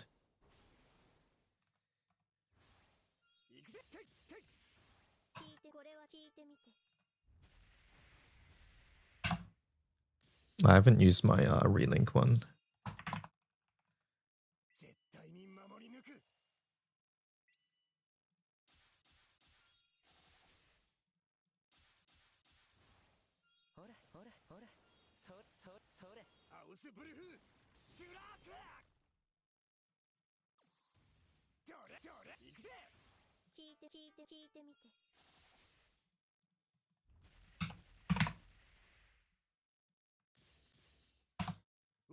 Stand up one moment.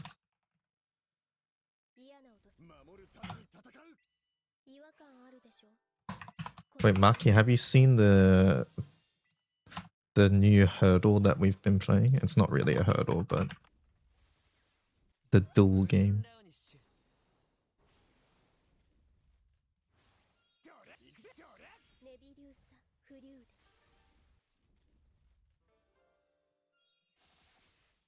What is it?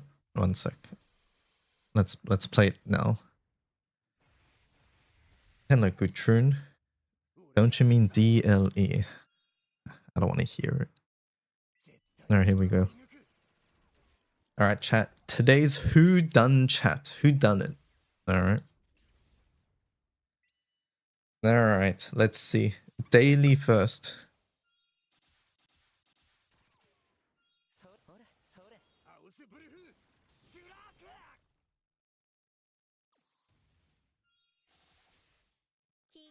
The daily first. Wamdus can be replaced with edges. It's a little tight.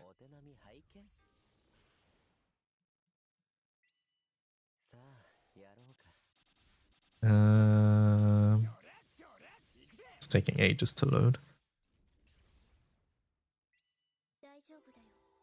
Okay.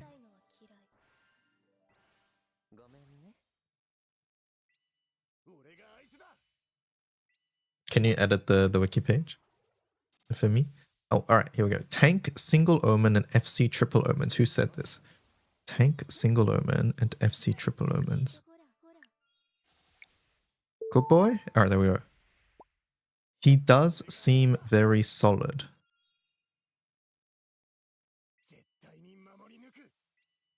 Inuvi. All right. Click your safe and... Okay, that's Clarice. I'm guessing Earth Grand in New Year's Flash. Earth Grand in New Year's Flash. BB? No! That was impossible. Just play like FGO. Jice? Okay. If you're at 0 host mats.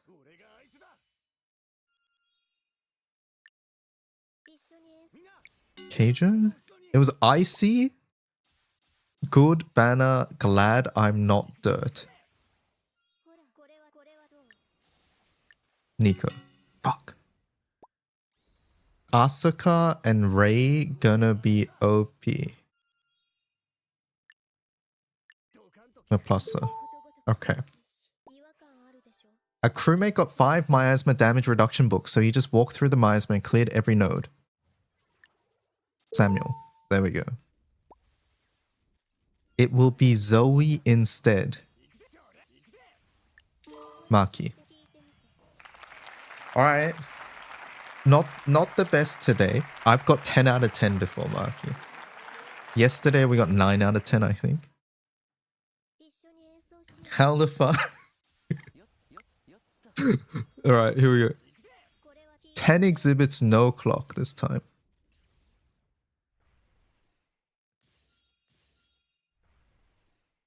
This guy reads chat.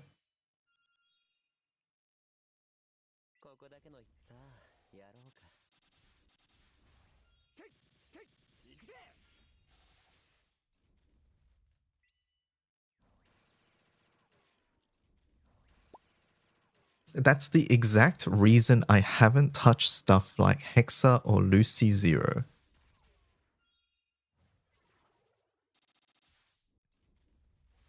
I don't think it's Clarice. I don't think it's Clarice, and I'm pretty sure Boomy has done these. Is it Boomy? There was someone who hadn't done these. Was it Boomy? No, I don't think it's Boomy. Is it? No. Yeah, I don't think it's Boomy. That's a +2. I'll have to look into daily points though. I thought those were better used on Proving Grounds weapons. Okay. No wonder they killed her. Everyone forgore.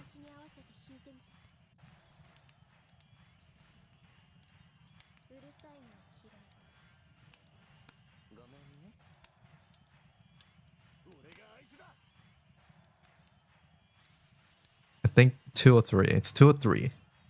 I'm going with Kira. Alright, there we go. At Clarice Chan, I remember seeing this.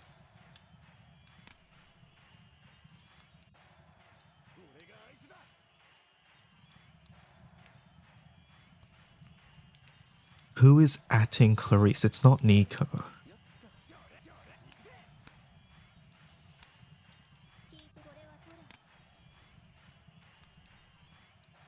Thunder. Alright. Aldi is super close to me, but Lidl is a bit more out of the way. Strawberry. How much they win them by though? Not K18. Nightfar. Oh, it's Cyanax. There's probably a psycho out there who re-rolled to get all. I see. Enmity on it is a blessing, honestly. That sounds like something Cajun would say. Yep. I might anti-ticket Summer Belial next year. He keeps coming up.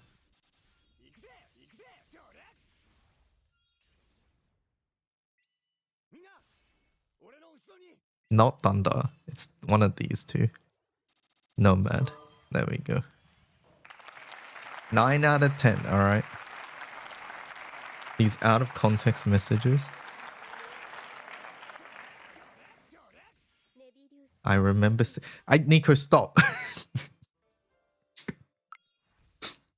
Alright. Cold case. So this one, it's endless, but we only get 5 mistakes. Once we hit 5 mistakes, it's donezo. And the time gets shorter and shorter, so we don't have time to think on this one. Ever since I've started playing this game, Marky, everybody's like copying messages and typing like other people to try trip me up in this game. Like Captain was copying you this morning. We have a different word for this. Cap. Illus will go up further, probably. Illus will go up further. Xynax? Okay, it was Ormikin. There was too many spelling mistakes. I'm homeless with the Splatana. Murdy. I don't know if that has any hitting to do with it. Or I don't know. Comp. There we go. Angra Mainyu was mentioned in this year's anniversary event. Cajun. Have you got no shame breaking someone else's house like that? Breaking someone else's... Colin? Suplup? Suplup. No, it was fucking Colin. Murdy wins round 1. Clarice. Is it possible that it reduce 1 but add 1 immediately? Suplup? What is that referring to? The real fight is not. It's a Silver Dawn. I know that emo. That's Silver Dawn's. Do you have any special CA cap up? Hey? No.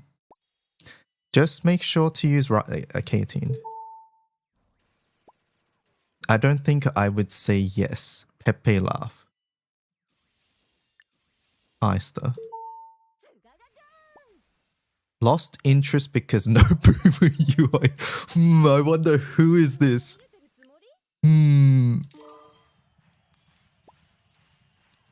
Oh, is this the turn skip set? That's Tay. And they just disbanded. They just disbanded. What is this referring to? K-pop group? I tried. I thought it was a K-pop group. Look, I got 10 out of 15. Colin? Yes, we both thought Colin, but it wasn't. They both just disbanded.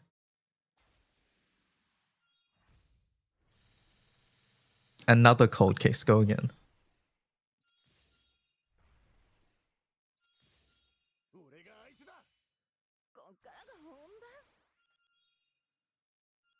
Isn't that just raid disband? I think it's referring to raid disband now.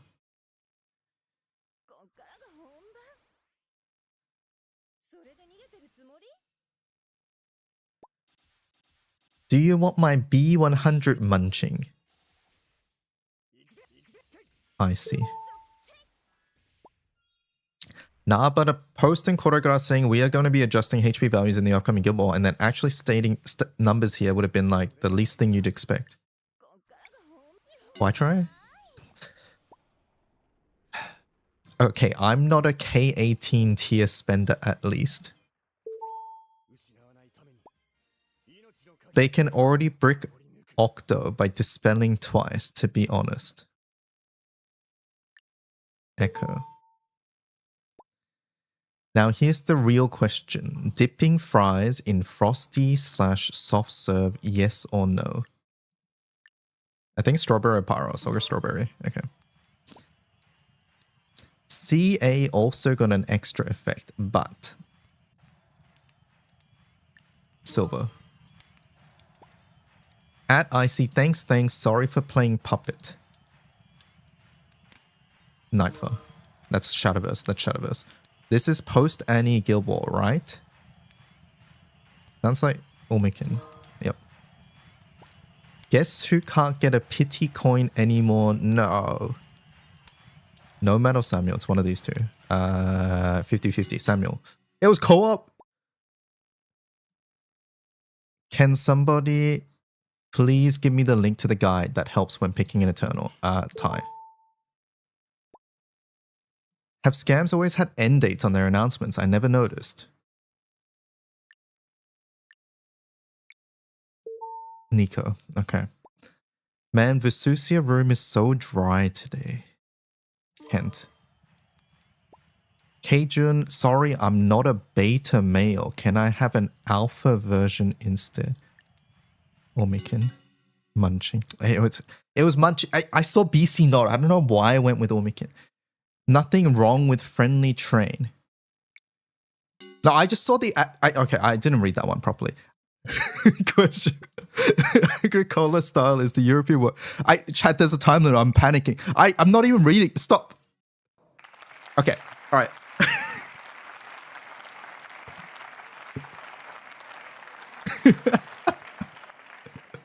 I saw BC Nod. I saw the timer tick down. I just looked for a familiar name.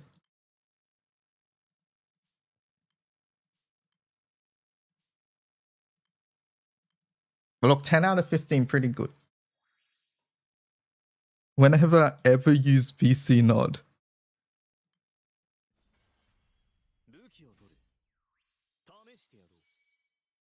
Munching's not... Munching? Omikin's not going to let me live this down. What do you mean? Also, that's like a munching tier fucking joke. Like, only Munching says shit like that.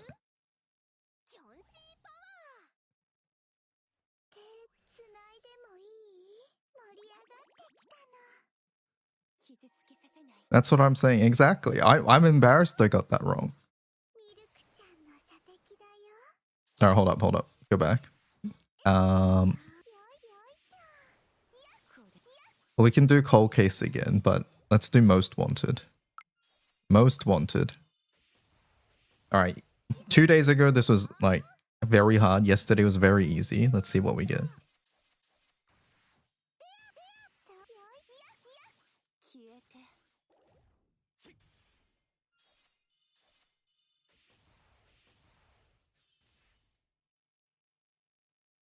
Get the bulge.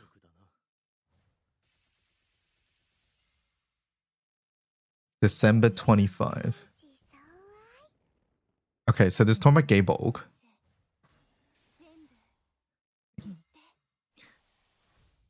It's talking about gay bulg. Get the bulge. I think we just go with common chatters first.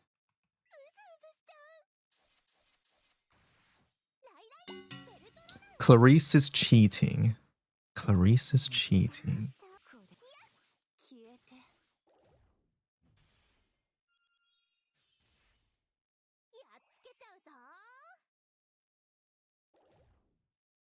What would this be referring to? Why would you accuse Clarice of cheating?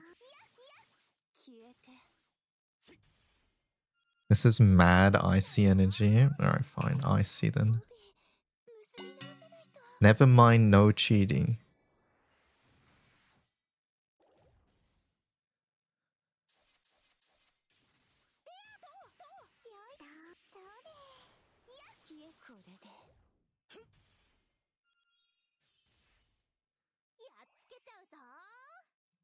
We just go with common chatters for now, just to get this out of here. Wind fist again, all caps.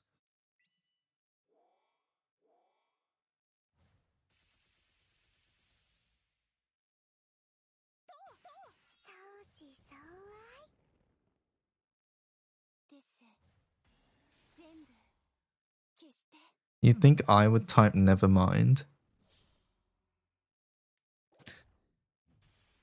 Like I said, I'm just going with common chatters because I don't have a clue at the moment. Wind fist again.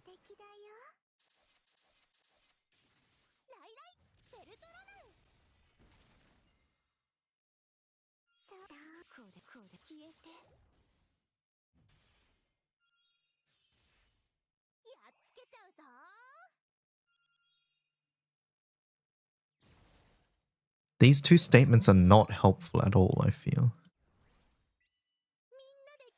Is it talking about a weapon drop? I think so. How many wind fists do we have that are weapon drops? I can only think of Ra. What else drops wind fist? No, no. It's October 25. It's not talking about M1 fists. It has to be something else. Old EXO? No, it's not Xeno. No, you don't farm Xeno. No, event fist, like it has to be like an EXO weapon, but EXO for wind is, what is it? It's sword, and what's the other one?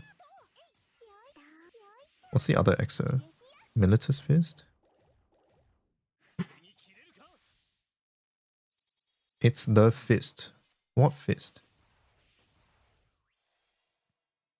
Probably GBF duel. Oh, it's probably GBF duel. Yes, no, it's GBF duel. This is GBF duel. Yes, we were probably playing GBF duel, and it's participating in that.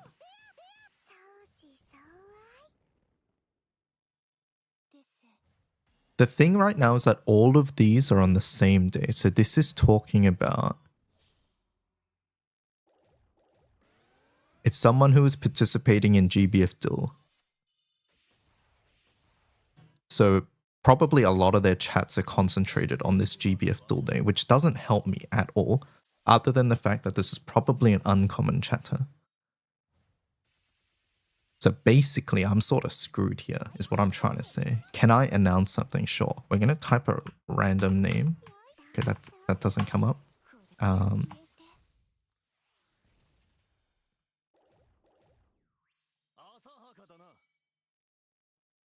You're having your first night shift tonight. Congratulations.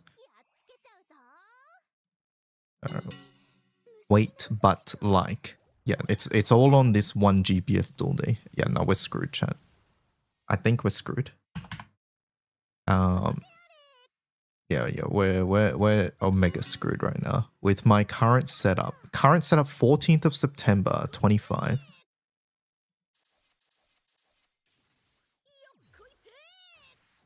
GG. Yeah, no, this is over. This is over. It was Soul Preacher. There you go. Suspect was Soul Preacher. I said what I said.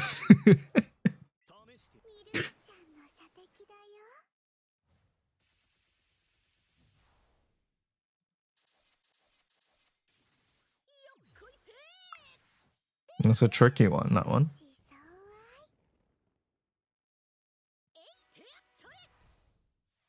This is someone who loves the enter key for real. Some people type like that, yeah. They love the enter key. I type like that too, to be honest, but I think a bit less. You feel called out? Alright, let's go back to cold case chat. I think it might give us the same one, right? Actually, yeah, we probably should have done night shift. Hold up. Refresh. Night shift.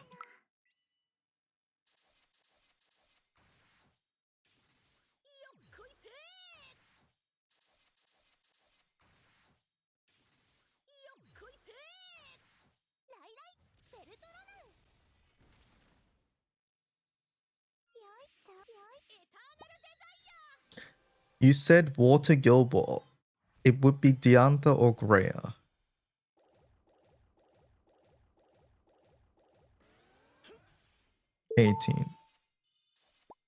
CSS is client-side only, can't be detected by the server.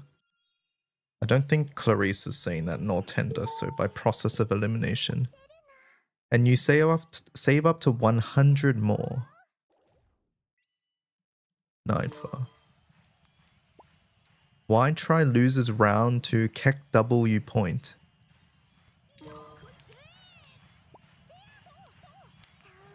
Getting the character isn't much. Building them up is about the same as the others.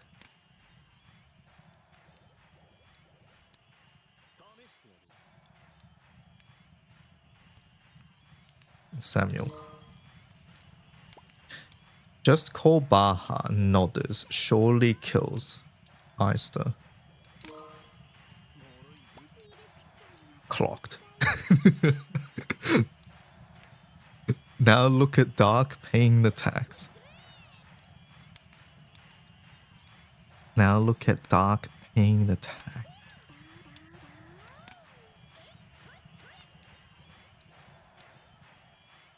One or two. Nomad. Fuck. Artifacts to look for? Question mark. Might be too difficult. This is referring to the preparation page. It's referring to the preparation page, and it's in the FAQ section. I don't think PPU, so it's Tender or Comp. I think Tender. It's niche, but it's the only place to get it. 16th of March. It's niche, but it's the only place to get it. Cap. Fuck. What the hell was Pedro telling me about? Really? 1B implies one button plus attack. Cajun. Icy is into crossplay. Kaguya think. I don't think Icy would say Icy is into crossplay. So I'm gonna lean into Omikin here. I'm going to bet. Frick these files. Wait, that's a Cajun line. Okay, so it's Colin copy-pasting Cajun. That's what this is. This is Colin copy-pasting Cajun, probably.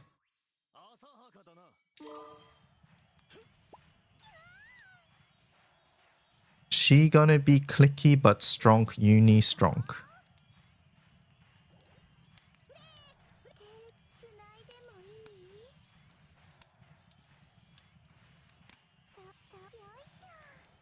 Argentum. That was relink? Oh, okay.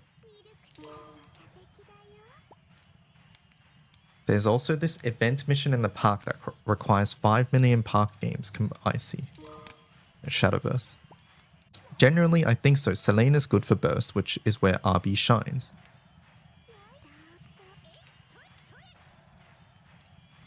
I think this is too good capitalization and commas for IC, which leaves these two. I think subplot. Yep.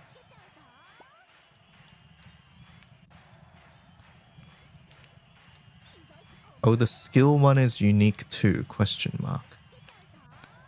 The skill one is unique too. A mechanics question. The problem is it can be any of these ones.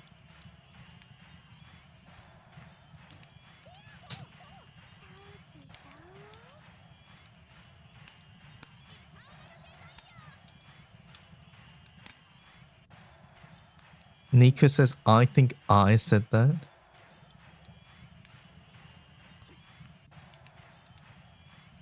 I'm honestly leaning towards the fact that K-Teen and Echo. No.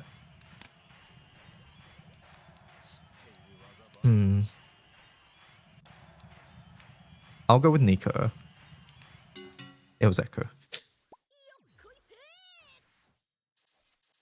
That could have been any of those three, I think.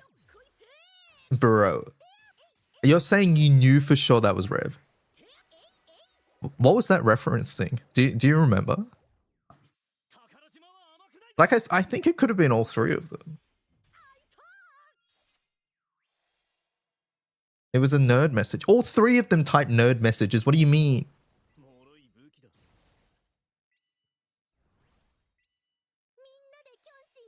At IC, there's one on the wiki. It's not iStar, so it's Gusto or Pew Pew. I'm leaning towards Pew Pew. Fuck. MT would probably feel too similar to Catalina. Okay, this is talking about Relink. K-Teen, do you remember this? All right. It was Strawberry. What? Okay, I'm not listening to you anymore. I was very excited to wake up to actual Relink news today.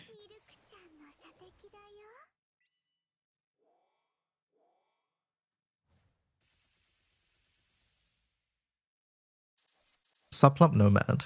Subplop Nomad. Subplop Nomad. Subplop Nomad. Subplop. Fuck. I never wake up, it's true. I don't think I've seen you ever talk about Relink. Finally killing my gorilla support after I get the odious summon. See, this can be Eister, this can be Nico. That's me, says Nico. Nico? Alright. That's something Eister would type too. Are you getting this version as well? Sounds like munching on phone.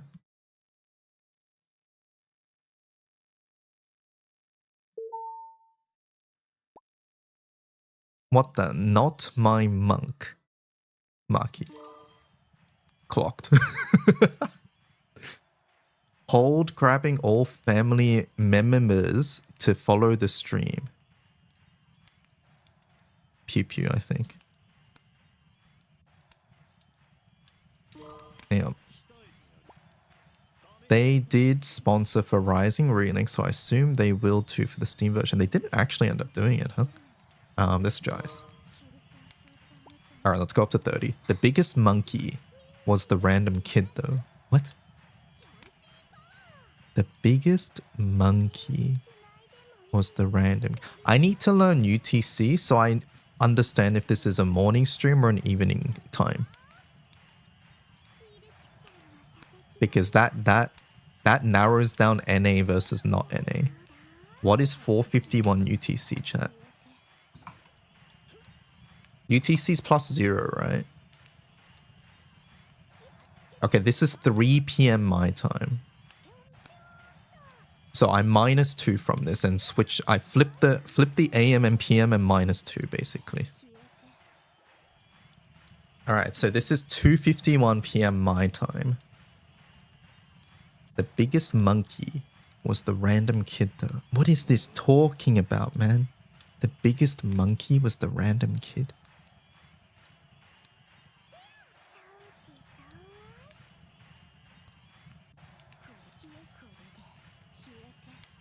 You say that like all your NA regulars aren't on DGN schedules. Chat, is Akasha a good source for blue sky crystals? I can do 2 birds, 1 stone. Yeah, I think it drops it decently enough. I would say farm it and then see. And then try some other ones. If you feel like it's bad. Open gates. Fuck. I saw the world appear in one of the trailers. I think we might be getting the evokers. And yes, this seems like an Iceborne expansion.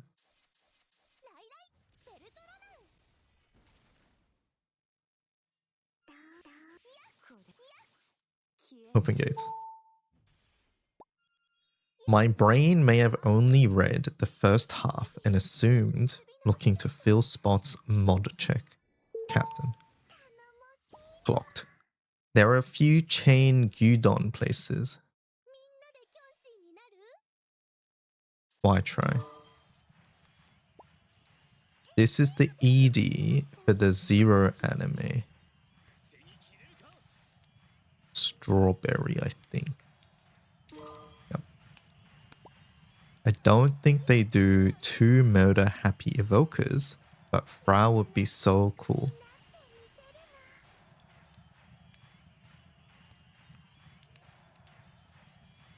6th of February.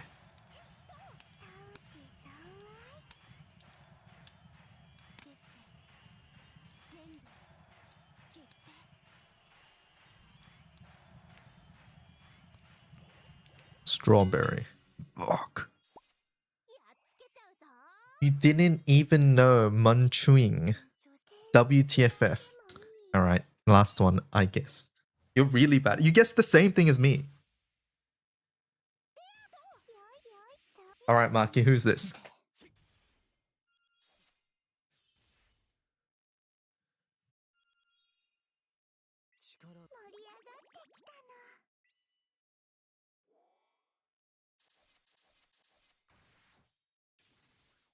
It's not you. It's use. Alright, end the shift. That was good. 23 out of 31. Mark, it's so easy to clock your messages. What do you mean? You're like one of the easiest people to clock.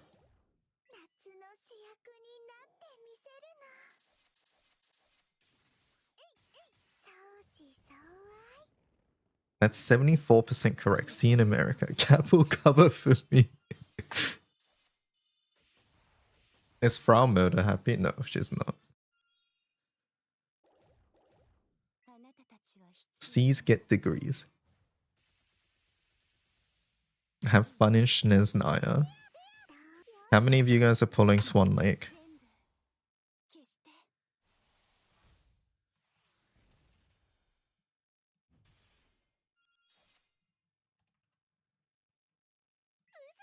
You are, Omikin? Genji skin in Overwatch. Me, says Maki.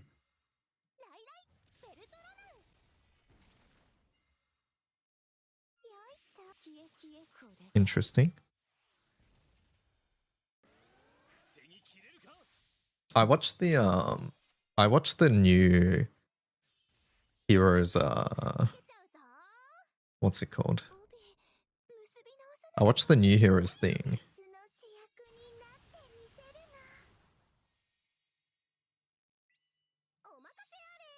Trailer. And I did not realize it. Like, I knew it was Lily Pichu's voice, but like it did not sound like her at all.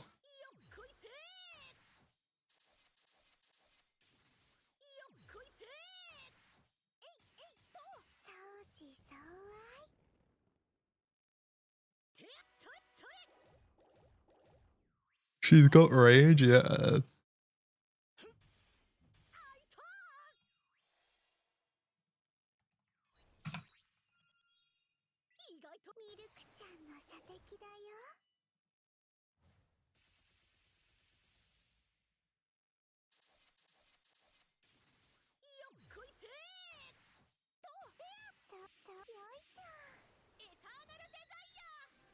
I was just waving to chat.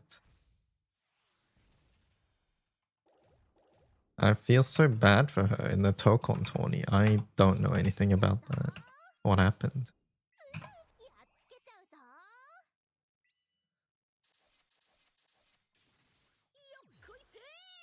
I've not kept up with any Tokon tournaments or anything. You're not pulling in Genshin until they release Clee Mummy. How did they not release her? That's what I want to know. Why did they not release her?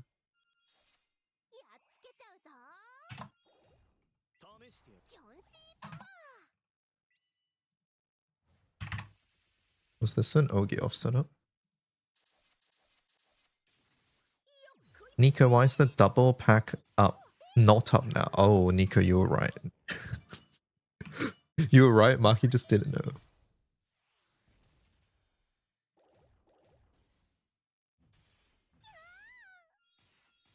That's an anniversary thing, not a 0.0 thing.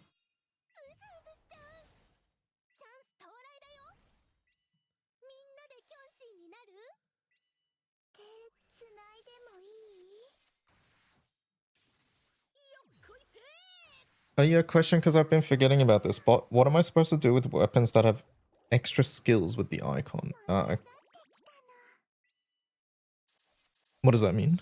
Extra skills with the icon? You mean like befoulments?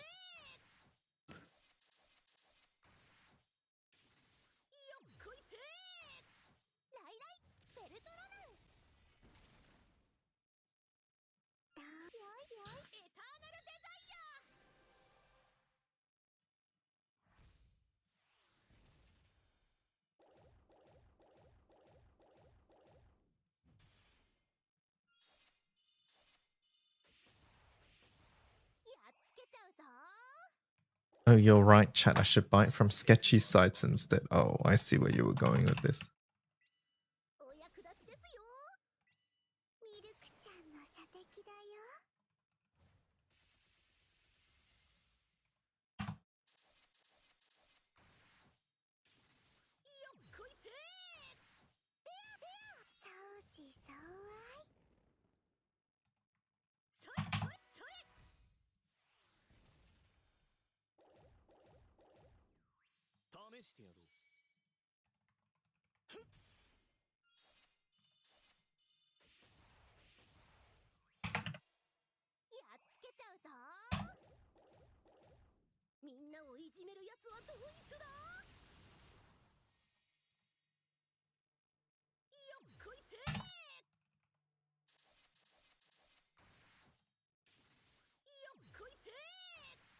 I don't know. I have some weapons that have an icon. When I go check, it says multi-attack. Oh, those are AX skills, yeah. What are you meant to do with them? They're just small bonuses. Essentially, you can use them to upgrade your existing uncapped weapons, or if you don't need them, you can just reduce them.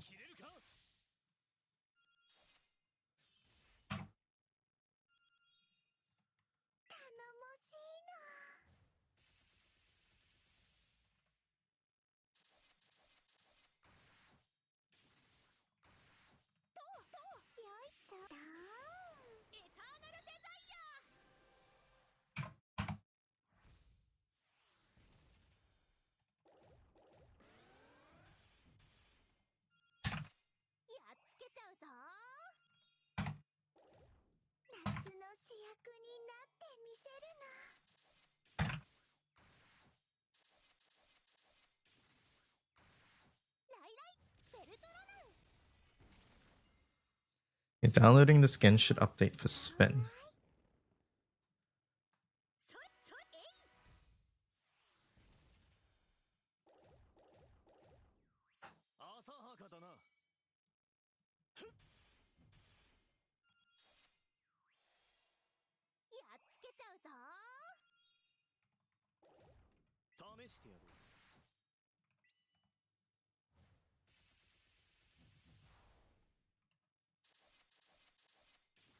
Is there a returners event thing going on? Doesn't Genshin always just have a returning thing if you haven't played in a while?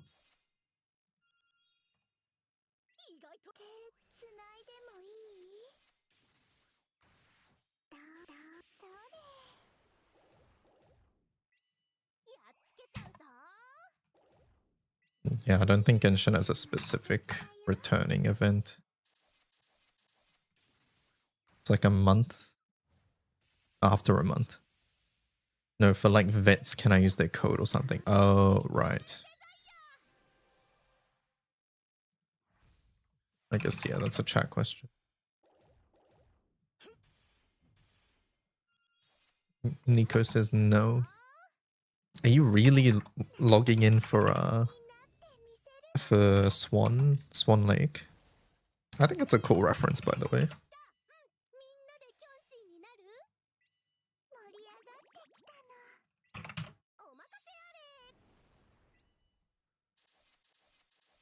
Her name is just straight up Odette as well, right? I think. Odetta or something along those lines. Odette, yeah. Yeah, cool reference.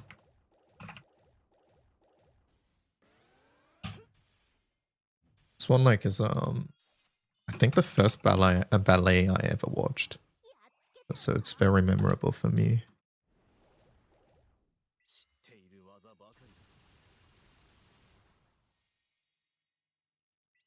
You've never seen it? Have you ever seen a ballet?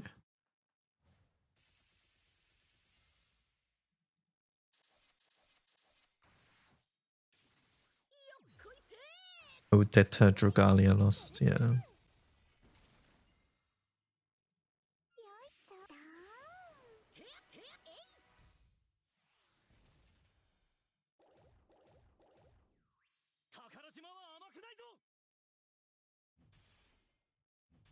I miss her. You're a Drogalia lost her as well.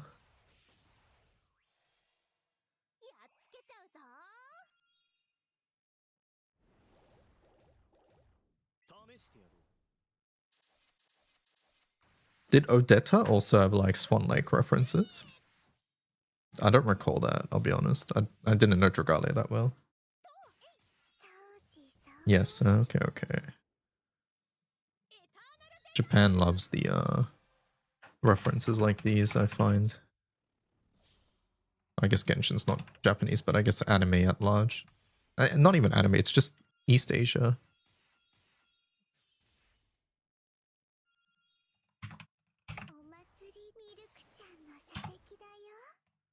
Yeah, like a Black Swan ult too. Ah, okay, I see.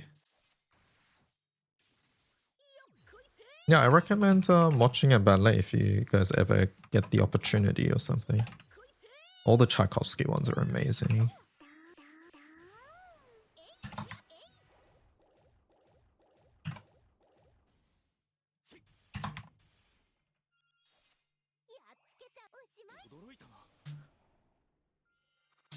She was a Shadowverse import. Ah, okay.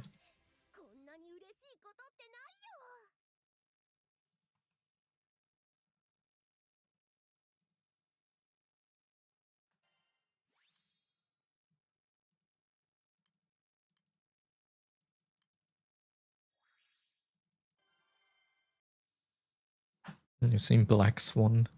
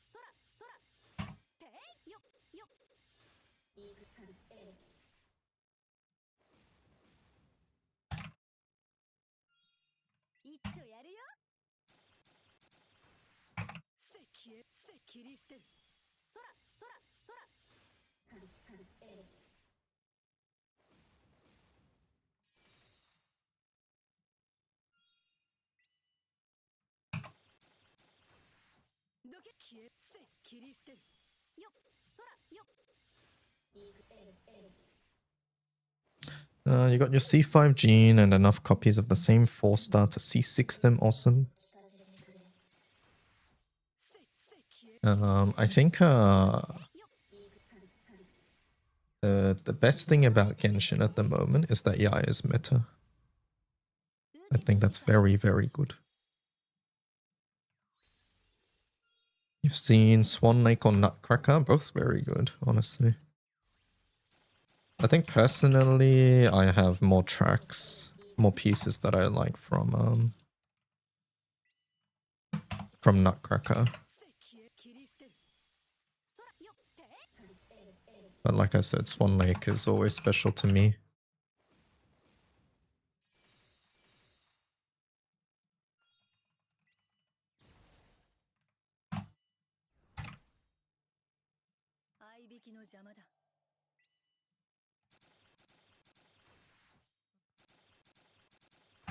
It's very hard to beat the opening as well of Swan Lake. I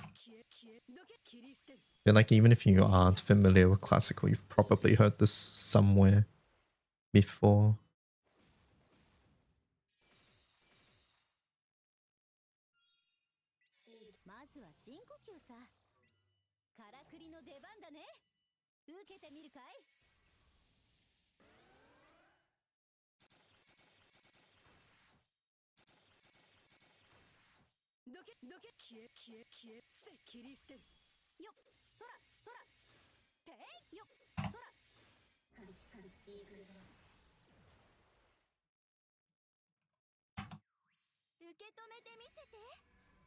I think the only thing that I know about Swan Lake is that USSR broadcasted it before they announced the collapse of the Soviet Union. Oh, I didn't even know that.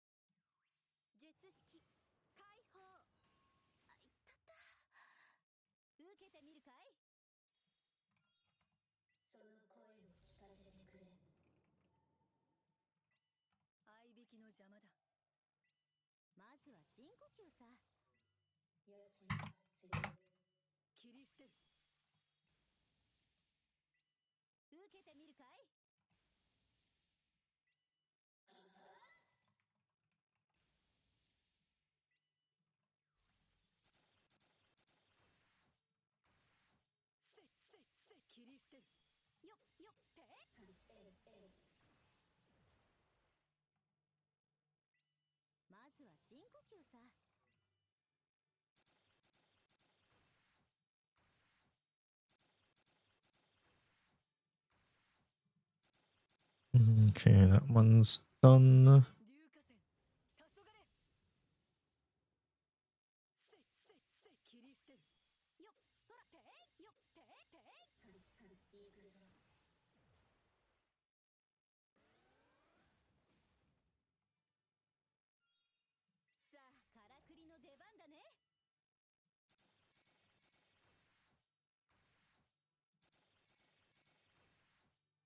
epic music to edit the wiki to.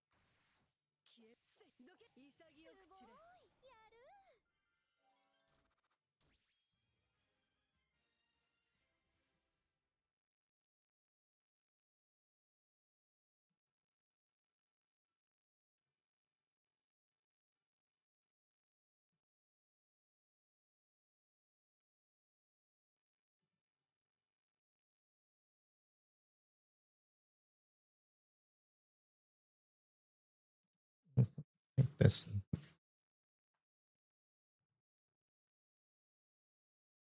Yeah, this is the one. This is the really famous one here. Help, I'm only 2 pages into translating a 34-page interview with the official cast. It's been 4 years since Dragalia? Really? It's been that long?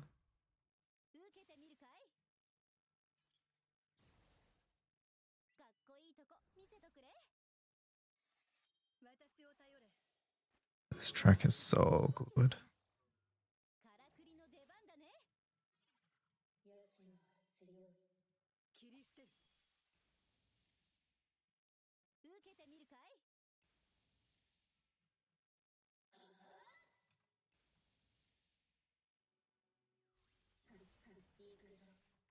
Hello, Ada. How's it going?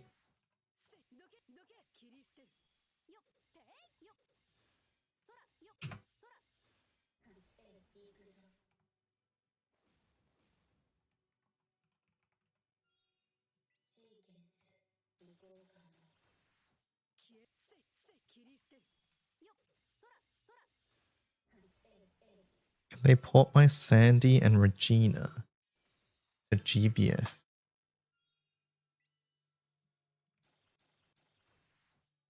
Which one was Regina?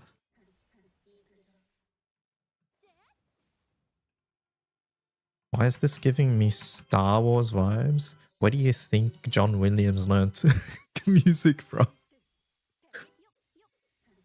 Oh, this one I remember. Man, this is close to when we were playing. Okay, you were talking about this Sandy. I remember now, yeah.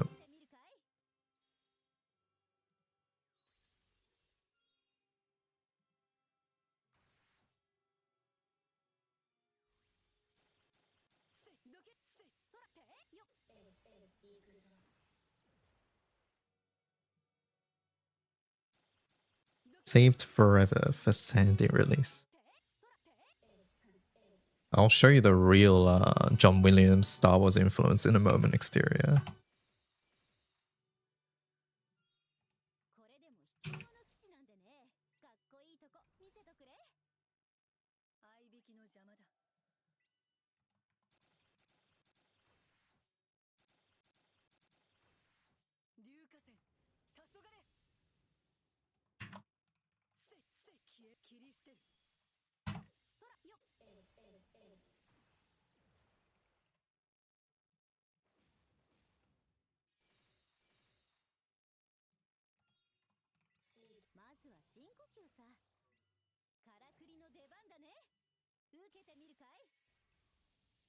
No Atum Kenga. What the hell's this? It's probably FA. It's a Kengo, so.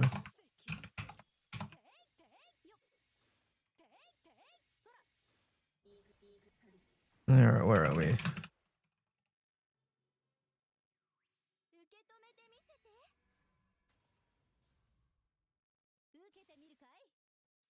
This is the Star Wars influence.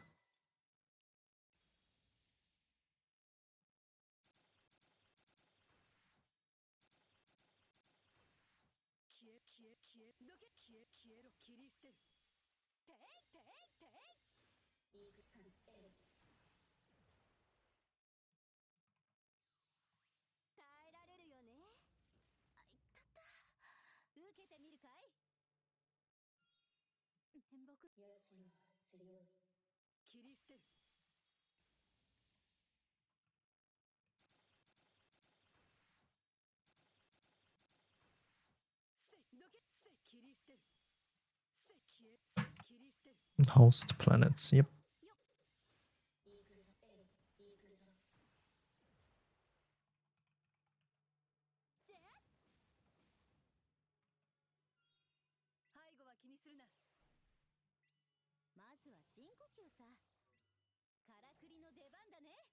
Have I ever seen the Venture Brothers? Let me look them up. It sounds familiar.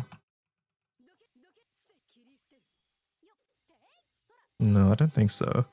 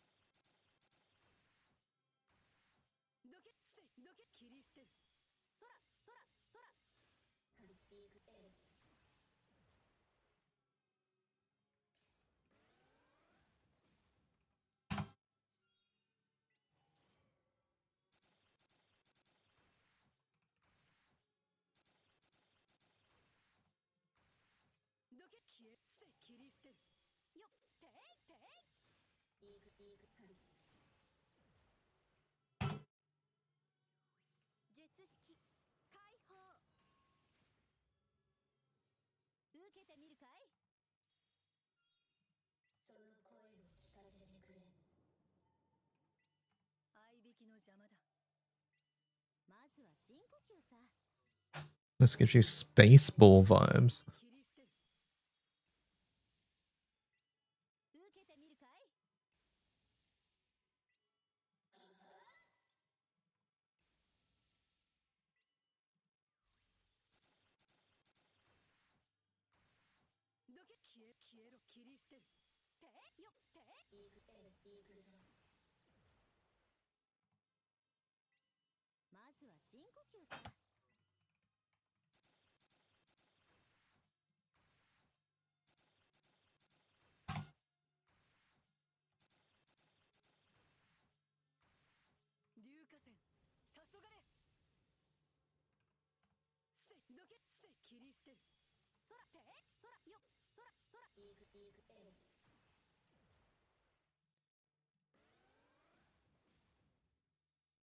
You have a relevant clip. I won't show it on the stream because I don't know if it's going to get claimed on YouTube.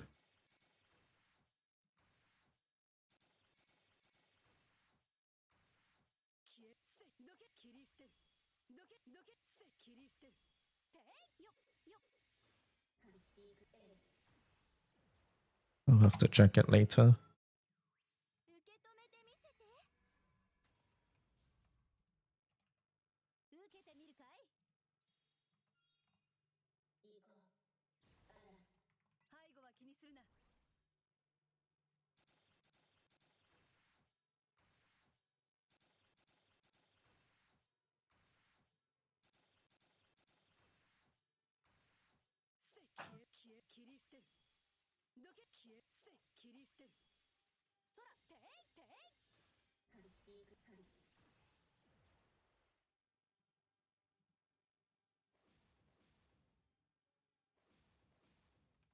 But these rhythmic ostinatos,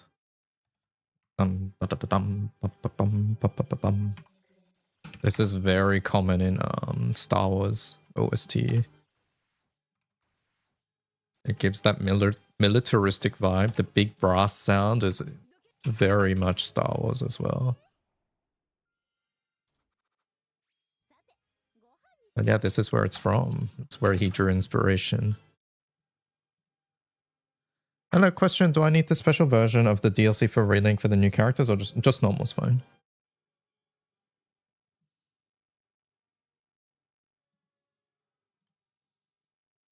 You were just about to say, is this Star Wars? And yeah, so Holst is John Williams' biggest influence for the Star Wars OST.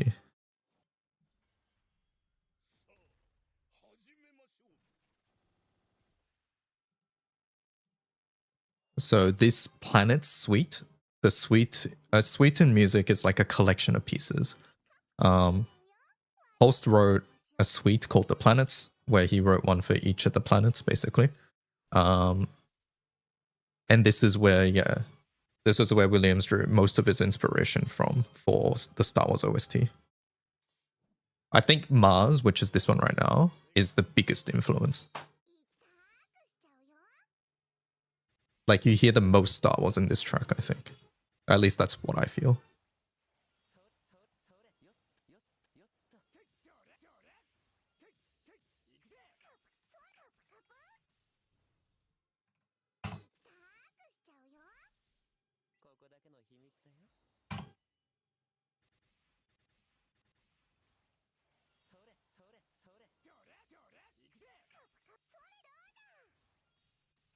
You would not be able to tell the difference.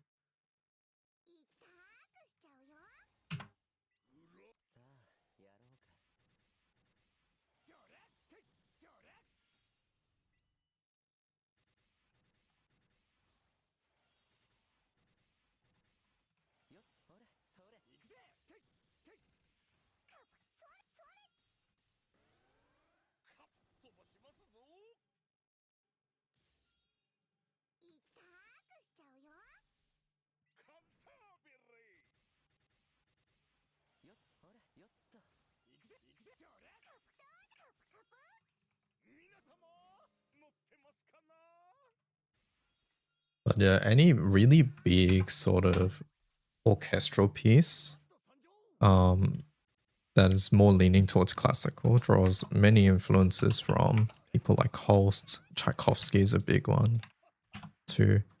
Tchaikovsky is very what's the word I would use here?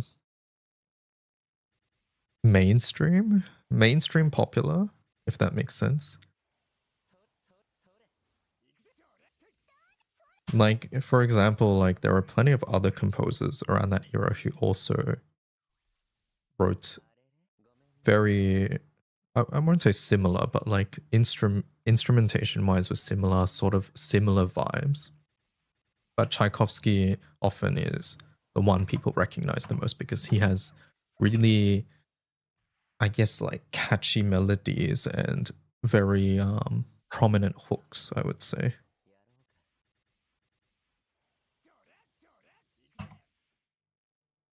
Which made it very popular.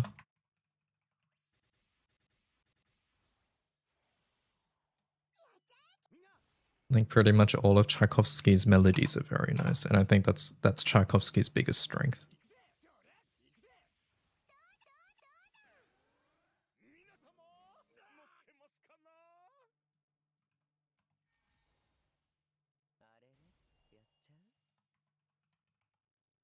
He also used the canon in that one piece, yes. In the 1812 overture. And there is a canon used as a percussive instrument. That one I think a lot of people know because of the canon, and I think in the States it's often played on a specific day. Correct me if I'm wrong.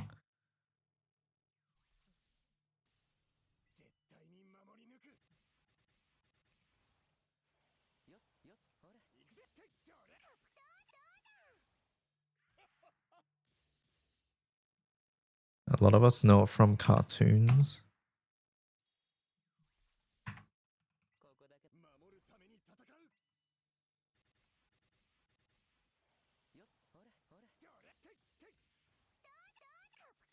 Like, there's a couple classical pieces that are often used for certain situations in the States. I thought 1812 was one of them for one particular situation. I can't remember. Like, for example, Elgar's Pomp and Circumstance is used for graduations a lot of the time. In Korea, Brahms's Wedding March is used for weddings a lot. I think that's less of a thing in the West these days, but yeah. I don't think that's really that's a very old-fashioned thing now, but yeah.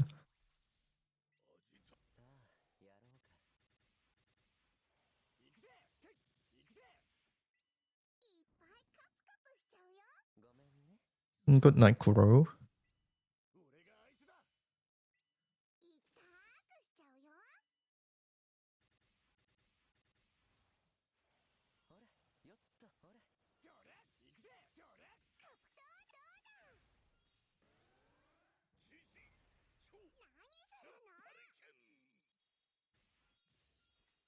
I'll skip to Jupiter. Jupiter's the most well-known one in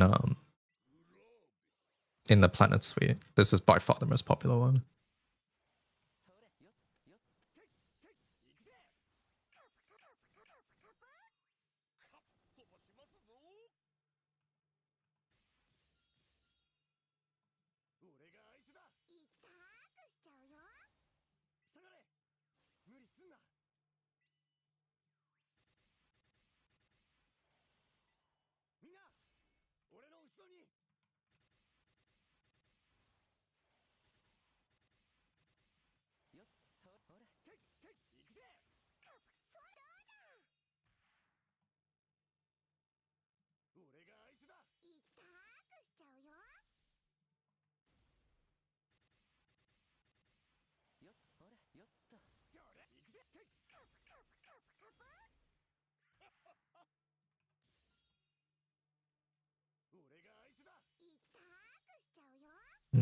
Like I didn't edit this page properly.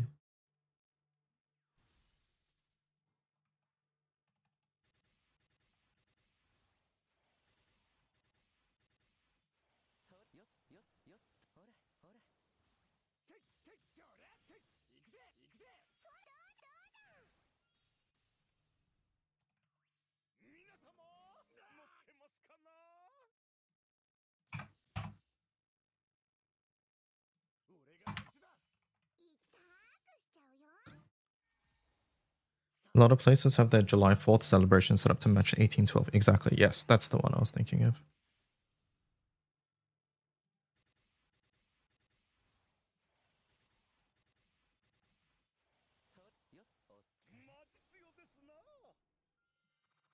I love the shaker sound here.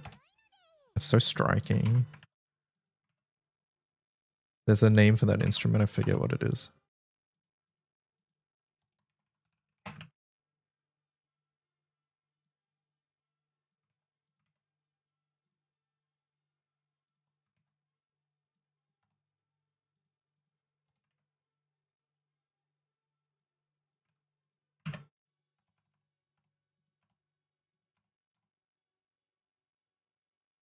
Castanets. I don't think it's castanets. I think it's the... Let me look it up.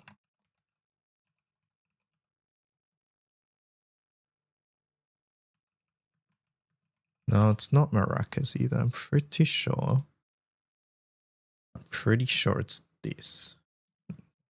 The vibra snap. I think it's this. It might not be.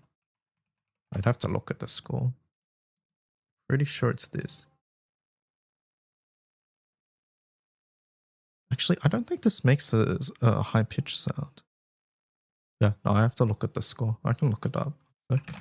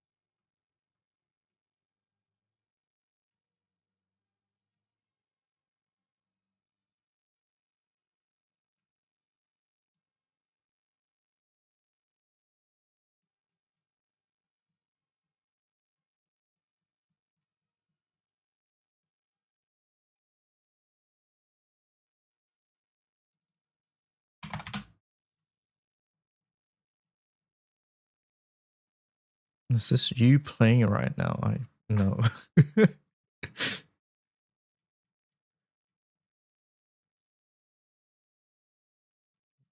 There is dun, dun, dun, dun, dun, dun, dun.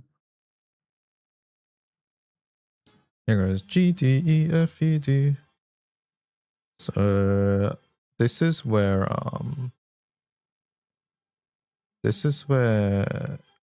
percussion is. It's a tambourine. It's just a tambourine. There we go. That's what it is. Tambourine.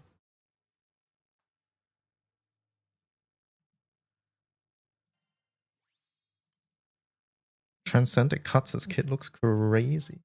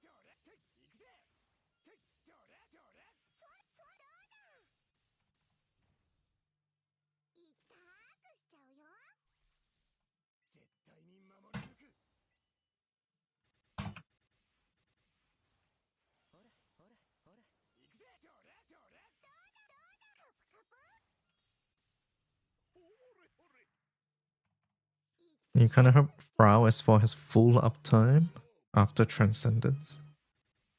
That'd be sort of nuts.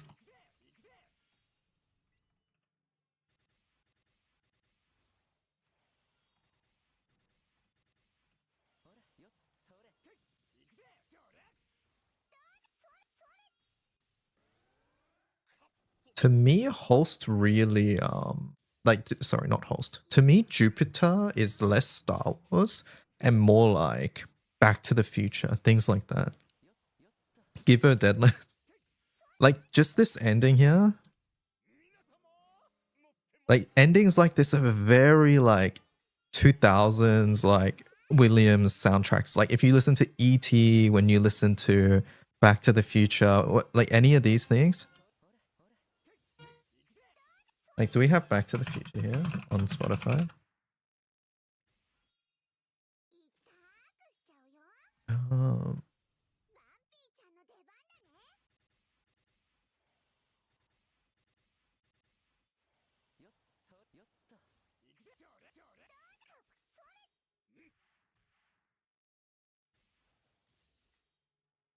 Like to me, this is where like Jupiter is where this sort of sound came from.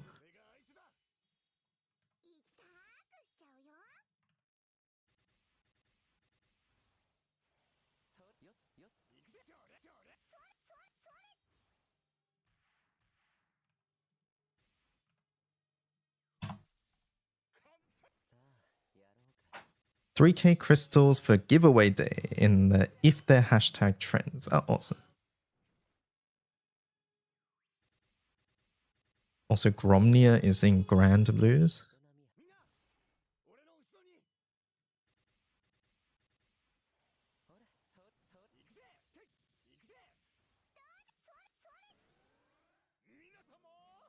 Gromnia Zehek.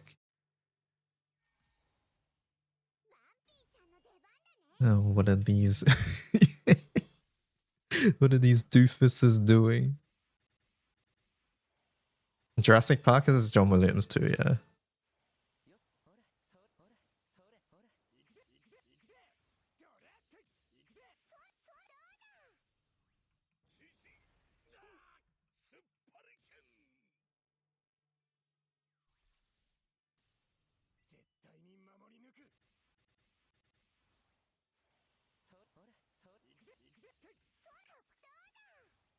But actually, I think Back to the Future was not Williams. Now that I think about it, there was one of these. I'm forgetting. I'm pretty sure Jurassic is Williams. Let me look it up. Jurassic Park is Williams. Back to the Future is Alan Silvestri. Yeah, there we go. So Back to the Future was not, my bad.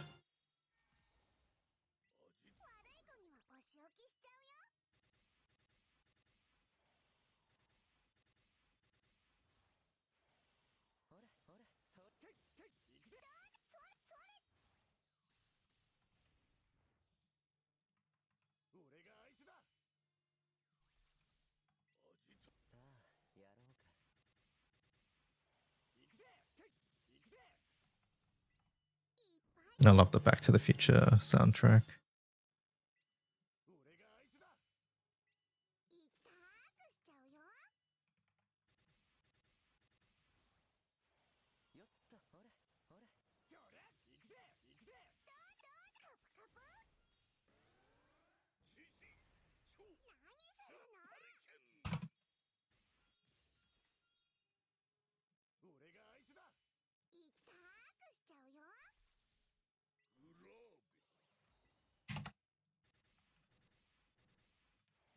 Jurassic Park.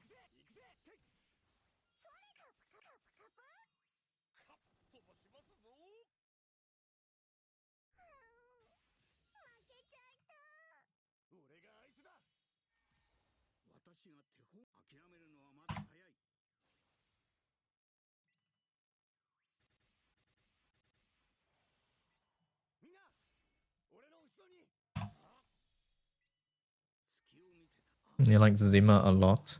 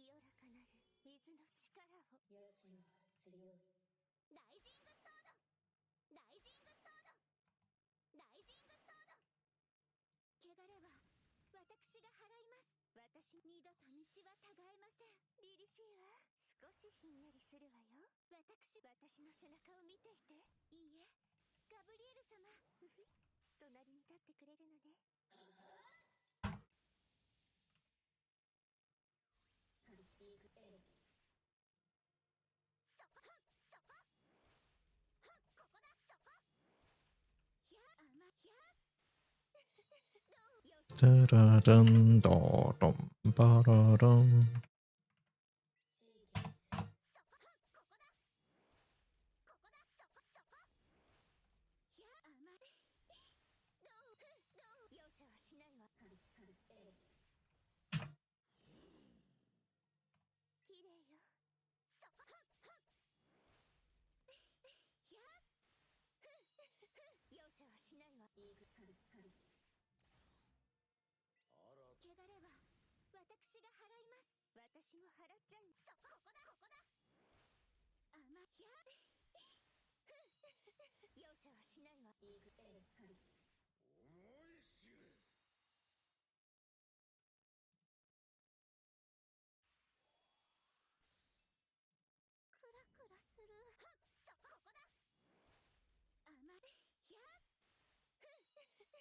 Man, I've not watched E.T. in forever.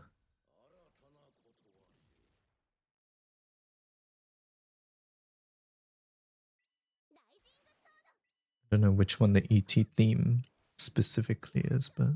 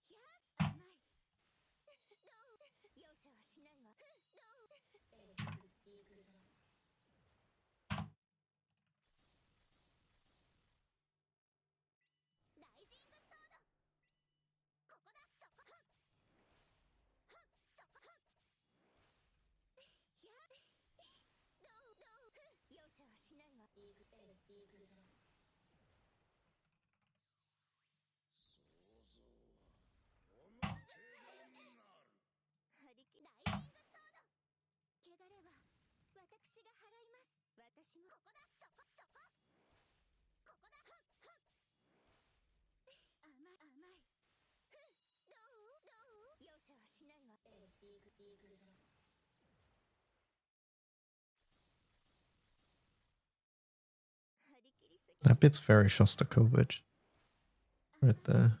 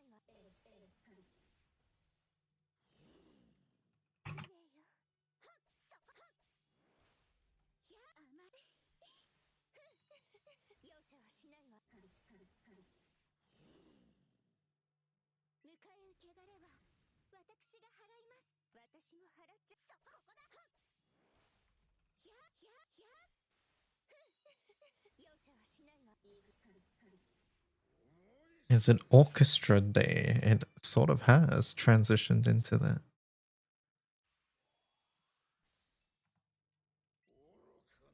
We were talking about Genshin, is how we got here actually.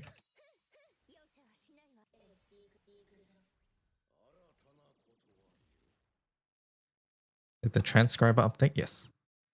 Genshin has a new character called Odette, and they are inspired of Swan Lake, the queen from Swan Lake. So we started by listening to Swan Lake. We were listening to Tchaikovsky and someone mentioned, hey, this sounds like Star Wars, which made us go to Host. And then that also made us go to John Williams and other OSTs.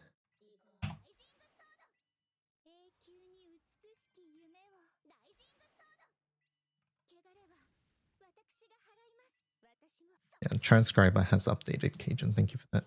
Did you update the party bookmarklet too? It's awesome.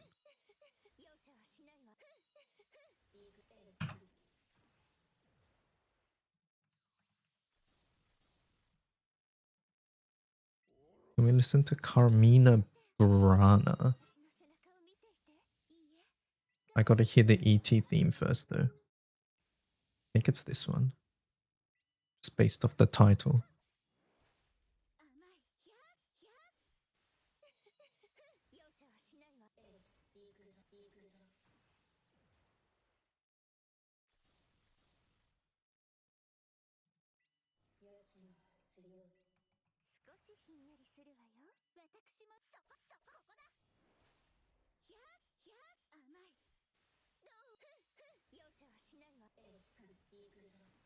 Oh, it's called the Flying theme.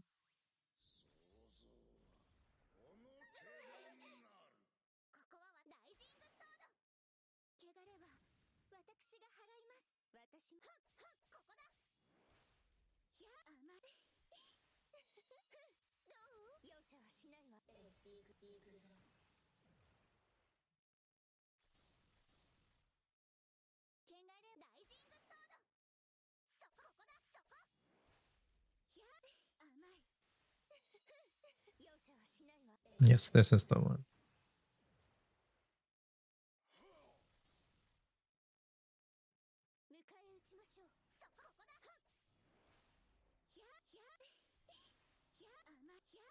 I missed this era of cinema. Or specifically, I missed this era of OSTs. I don't like this new age of OSTs where I can't remember a melody.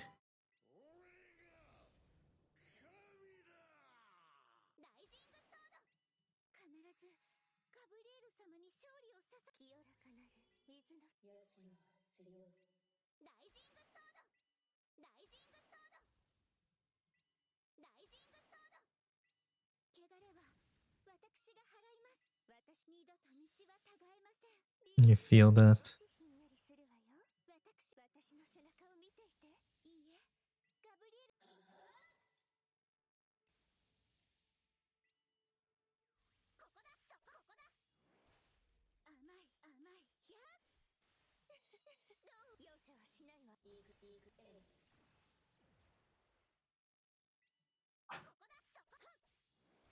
Listening to the Matrix OST, it has such a unique style.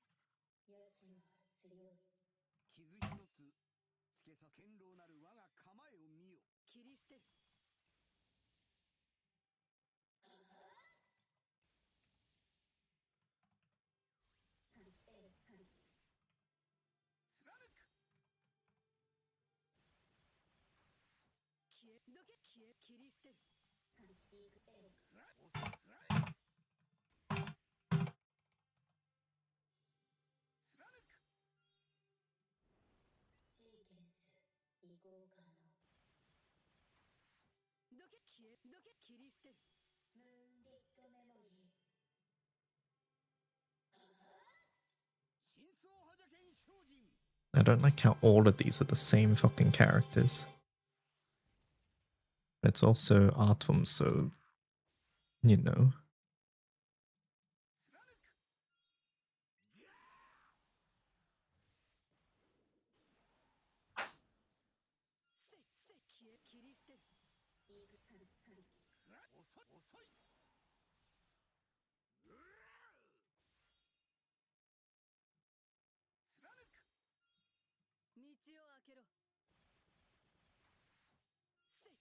At least it's all the same characters that are mostly grands and no seasonals. But Cajun, there's Paler.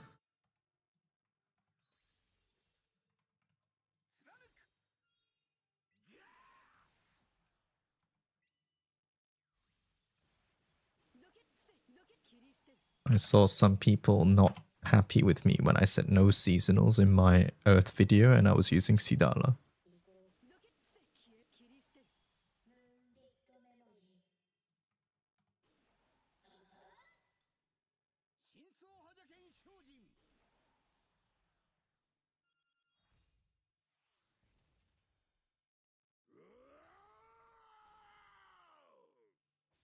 This one is breaking and I don't know why.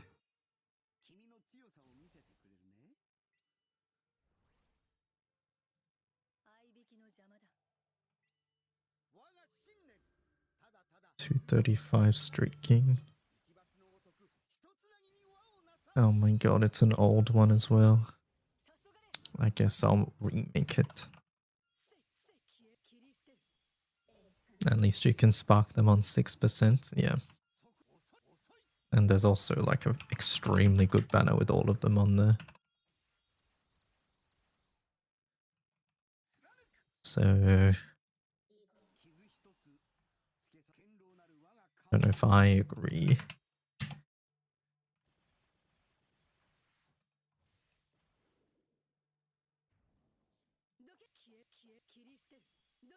Possibly the swaps are breaking. Okay, I'll try again.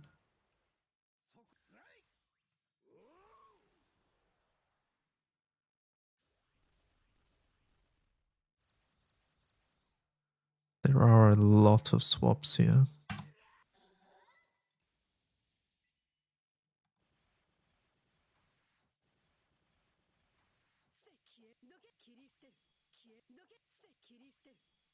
Oh, wait. No, I think I see it. Hold on. Yeah, I got it. I missed it.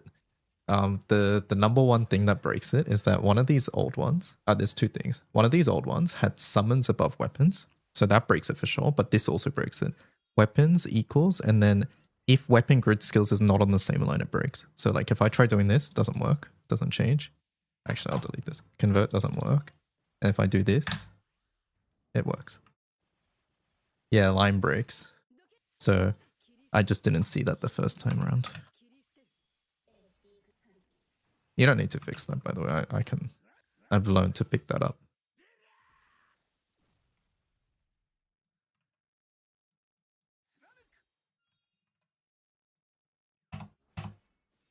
There's been only like 1 or 2 setups where I've had to actually make manually because I just can't figure out what it is.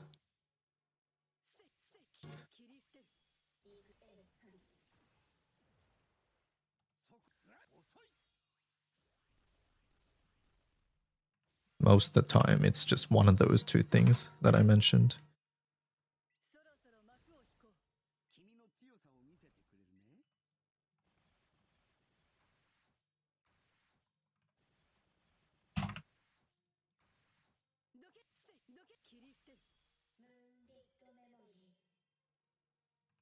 Oh yeah, can we fix the old team tabber, by the way?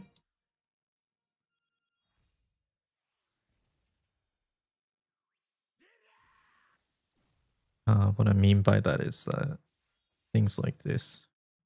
It's minor, but it annoys me. And this, the text here, and this text here.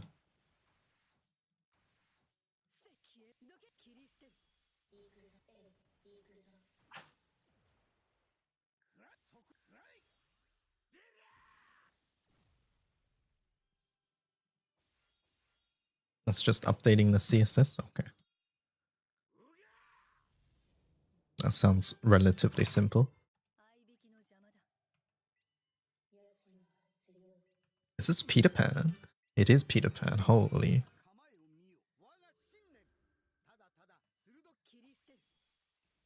I've not seen that in forever.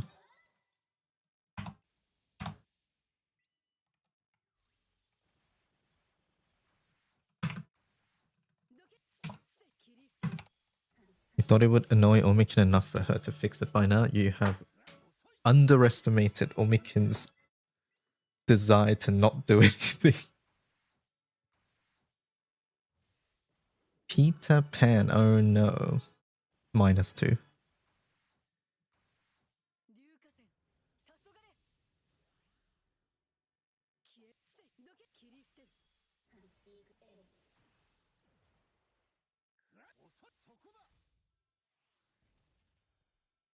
Can I not edit these?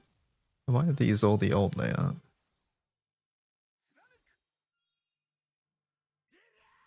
I guess I wasn't fixing these at that time.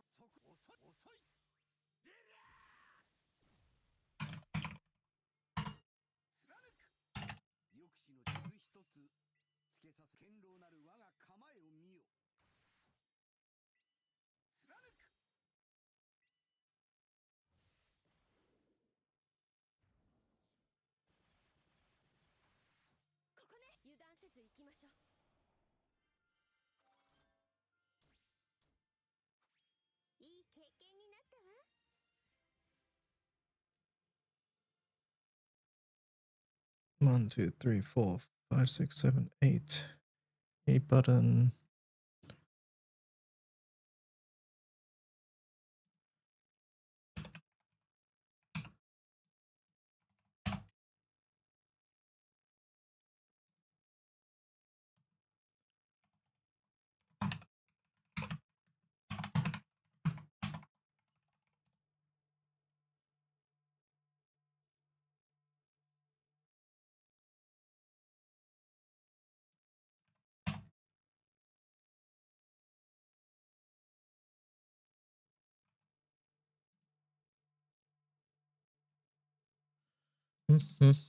Hello, how's Wiki? It's going well.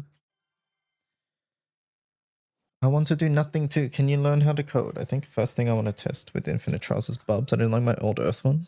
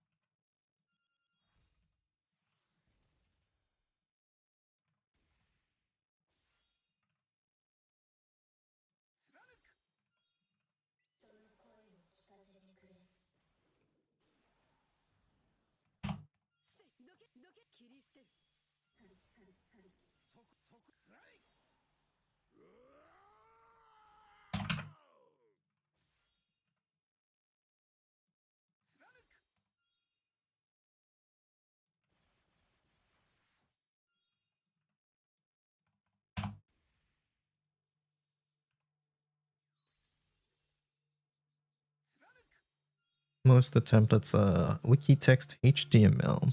Select a few large ones use Lua. Some things rely on Java, JavaScript.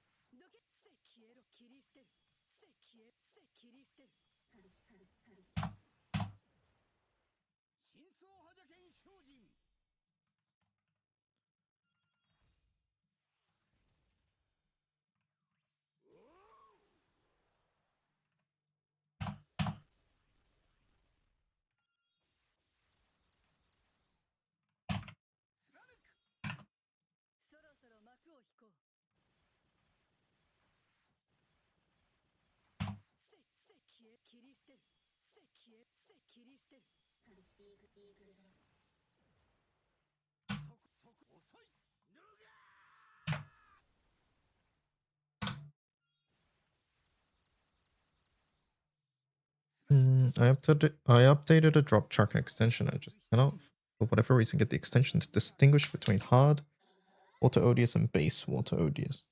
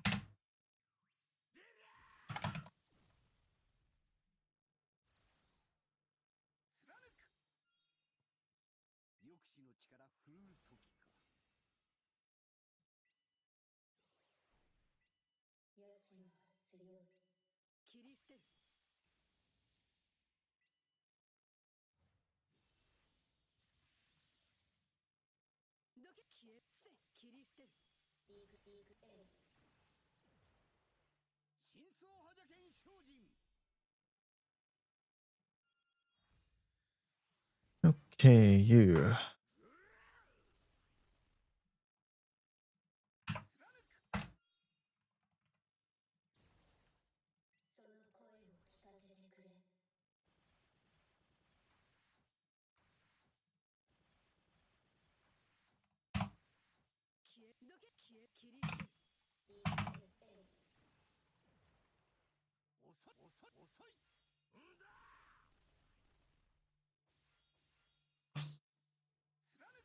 Anything is better than the Bronze Age programming language, which is in my job is ABAP.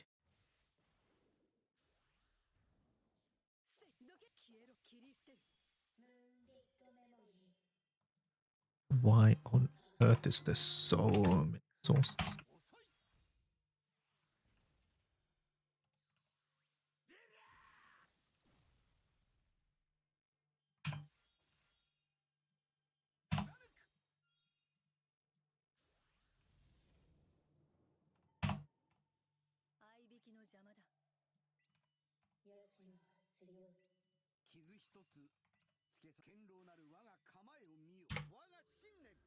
By the way, Cajun, I'm not checking if any grids have any issues or anything like that. So if there's something that's messed up somewhere, if because of the converter, then I guess we'll find out. Dot dot dot. I don't have time for it. I've asked this multiple times in chat if anybody can help, and all they need to do is look, and I've received no response. So I said, you don't need to code, you just need to look at one thing and then another thing and see if there's any changes.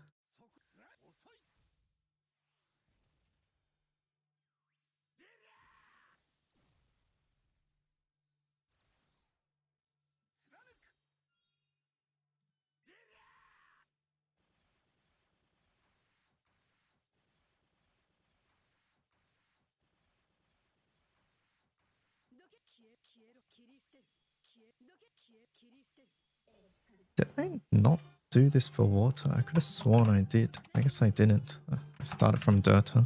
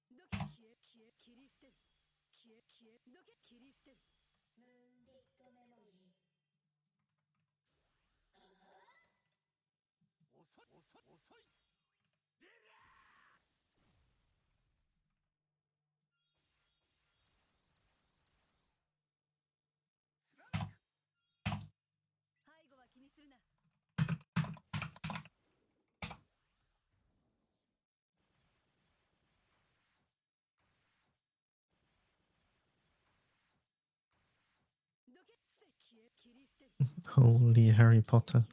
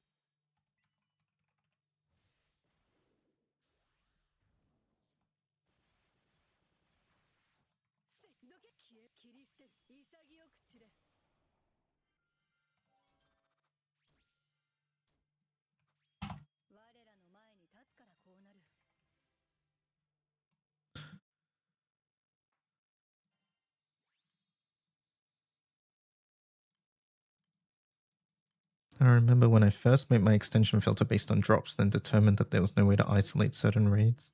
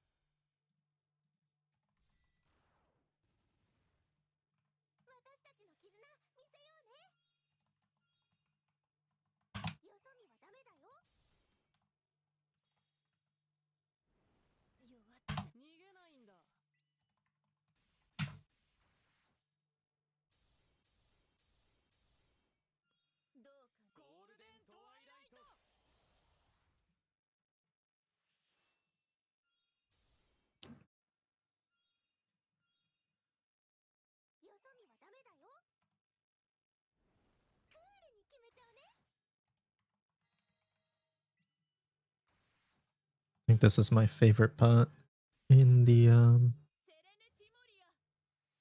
in this track.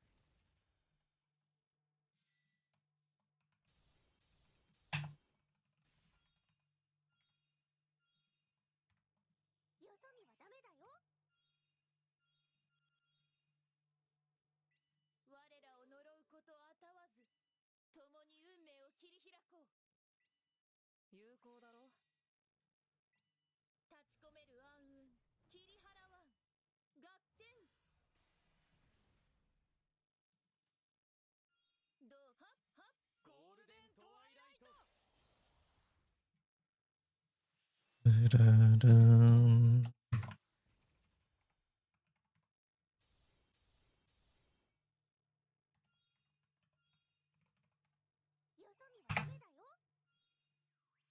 One, two.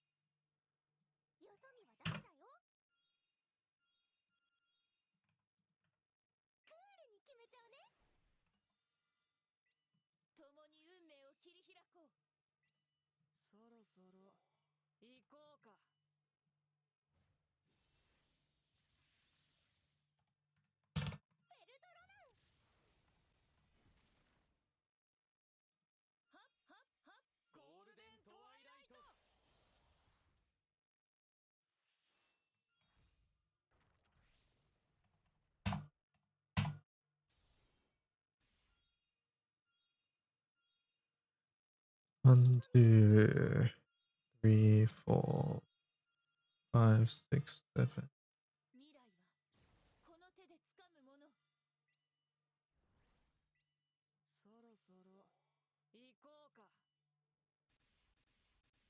It, it,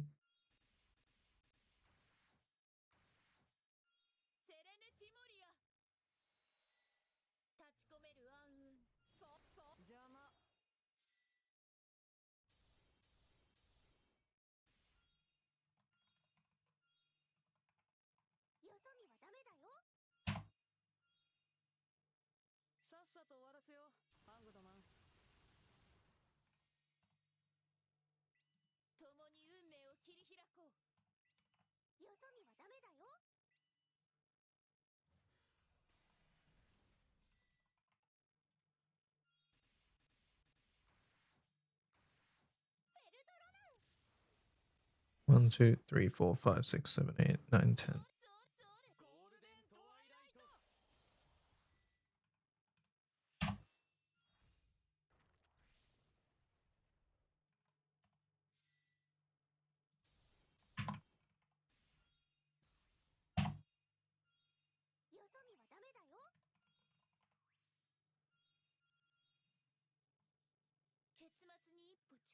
1, 2, 3, 4, 5, 6, 7, 8, 9, 10.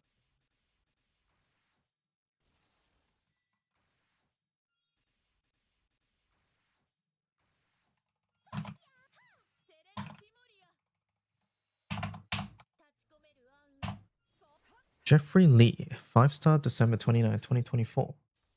Put to show how much time I wasted in GBF. A what now?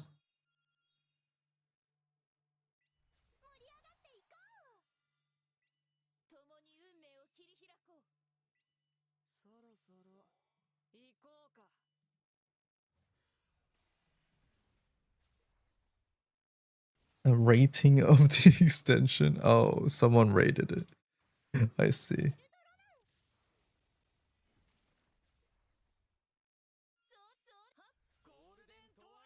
It's a review. Has a better rating than GBF drop. That means it's better, right?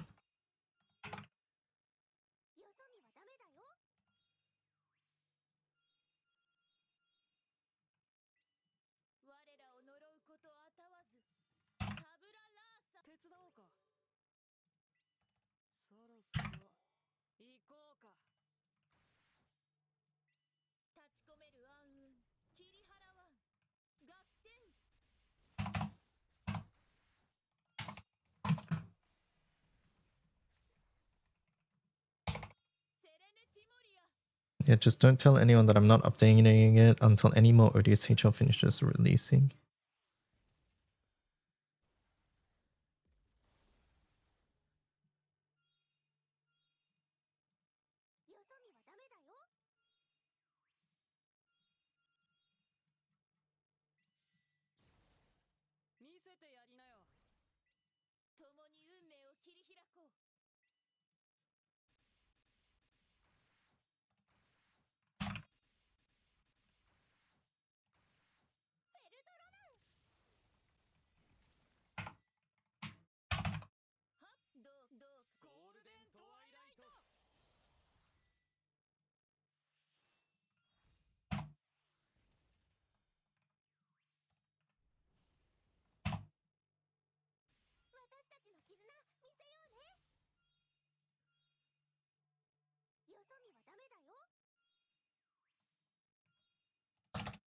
Why the fuck is Vasky making variables here?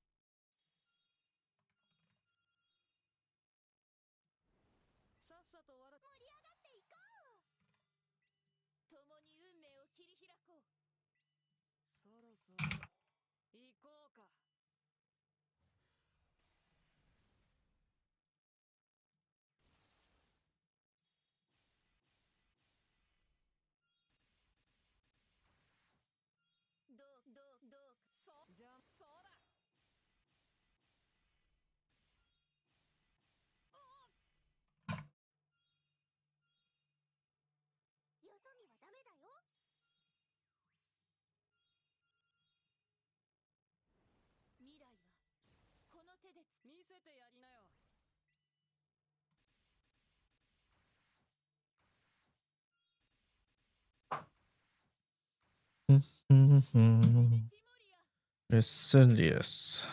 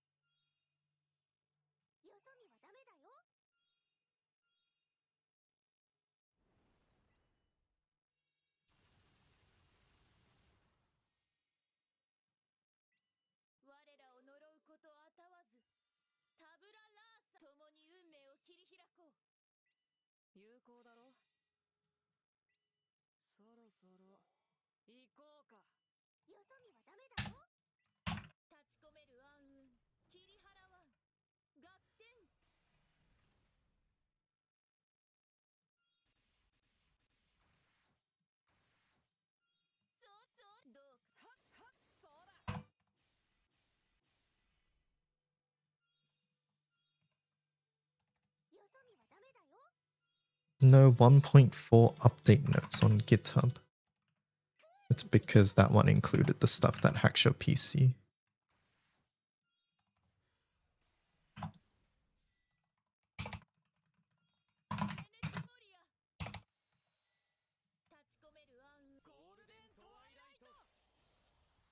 Looking for things to leave on FA, maybe sub HL to extract the Green Knight mineral.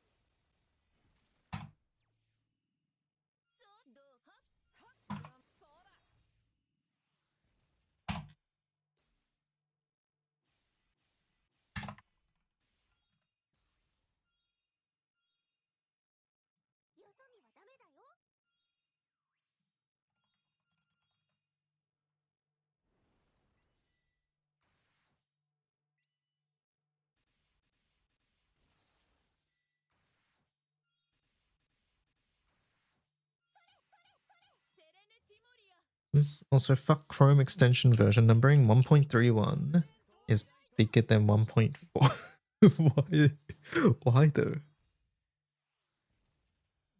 That's so strange.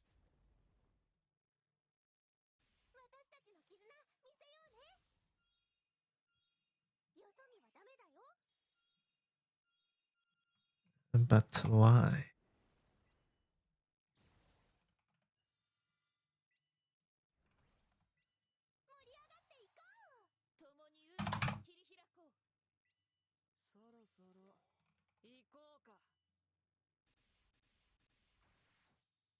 "31 is bigger than 4.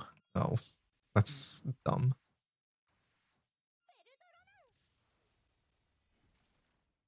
Okay, I get it now, but it's still dumb.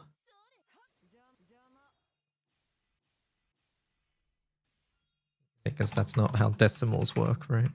I don't know. Is software version numbering different?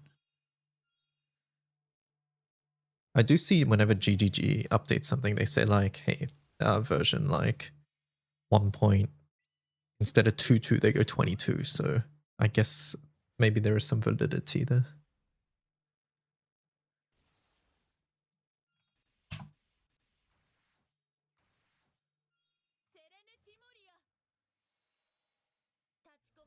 Is that why you do 1.3.1? Maybe.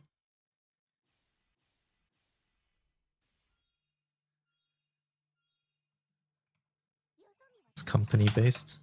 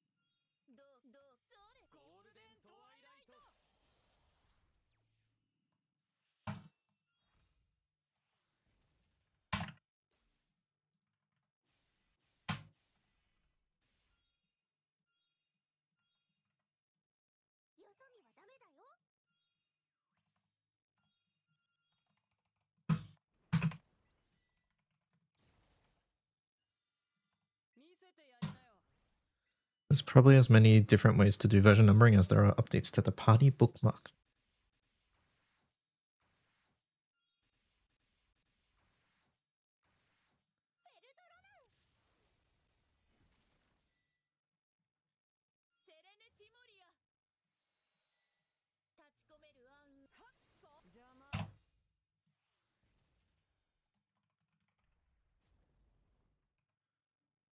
New character feels fun. I imagine her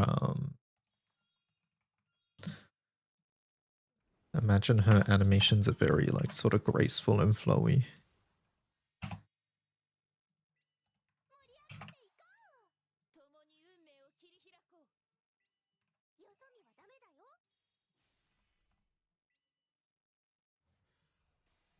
Very ballet, yeah, makes sense.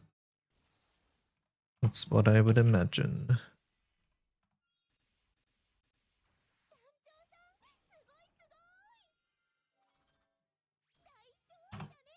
This is very virtuosic. What is this? I was Anne-Sophie Mutter, no wonder. Devil's Dance from the Witches of Eastwick. Which one's that, chat?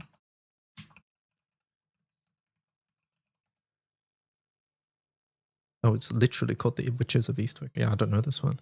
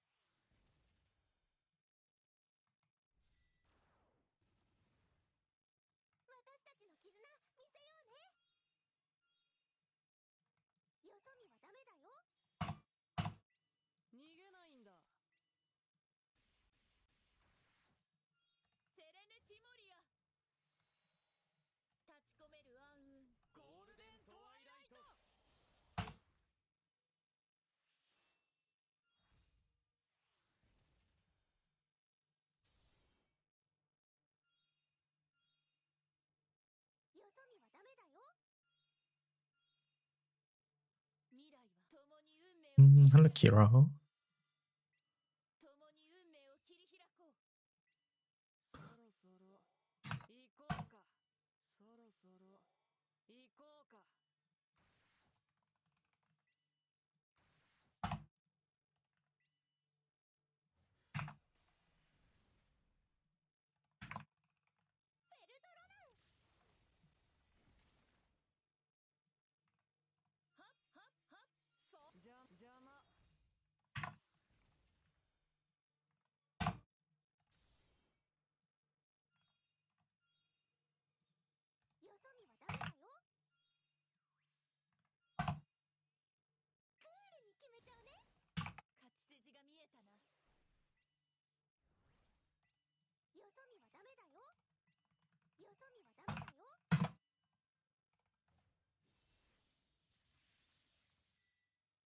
'Sorry if this isn't the place to ask, but I started GBF a couple months ago and I'm not really sure what I should be doing to progress towards next. I'm almost done with M3. Should I move on to re-events or Odious, or is there something else I should focus on first? No, this is the correct place to ask.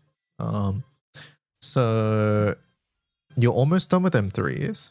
I would say you have a couple of things that you can work towards, right?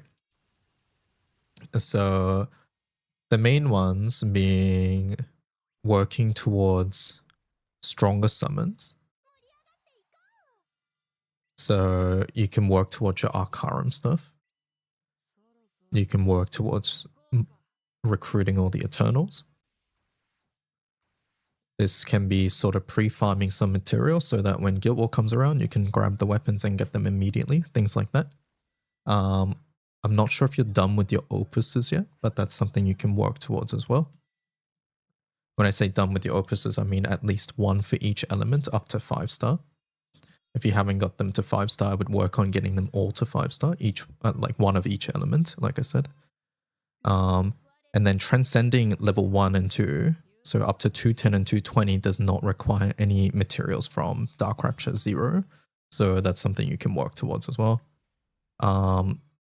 And then, as always, yeah, just ongoing events too. Grid piece-wise, you can work towards Odious or particular Revans pieces that you might find useful. At the moment, I would say the most useful Revans weapons are Augustia and Siegfried. The Siegfried dagger and the Augustia staff. That being said, other weapons from the Revans series are still used. Is this the right place for a Tim Tam run? No, no Tim Tam runs.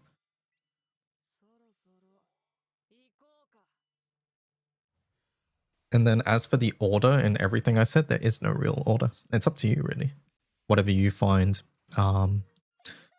that you want to do, or if you maybe like, let's pretend you wanted to farm reverns, but you're struggling a little bit, then maybe you would go do something else first. That sort of thing.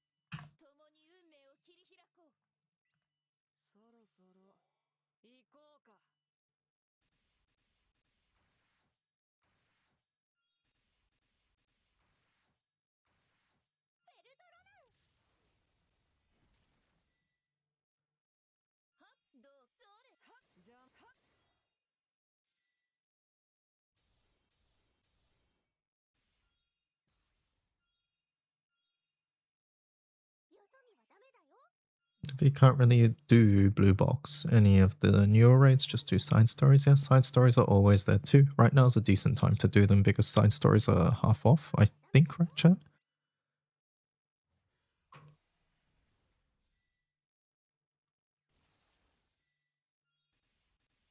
Oh, not currently. Okay, so next Magfest they will be, so that's something you can consider when they go on discount as well.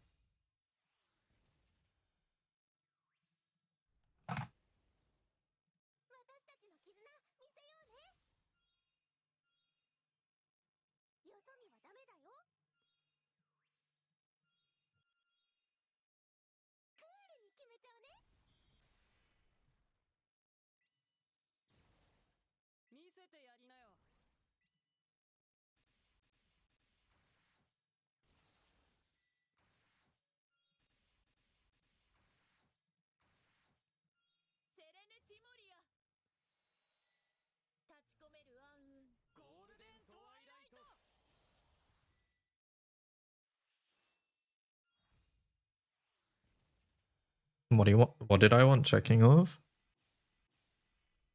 Give me a sec, I'm just coughing.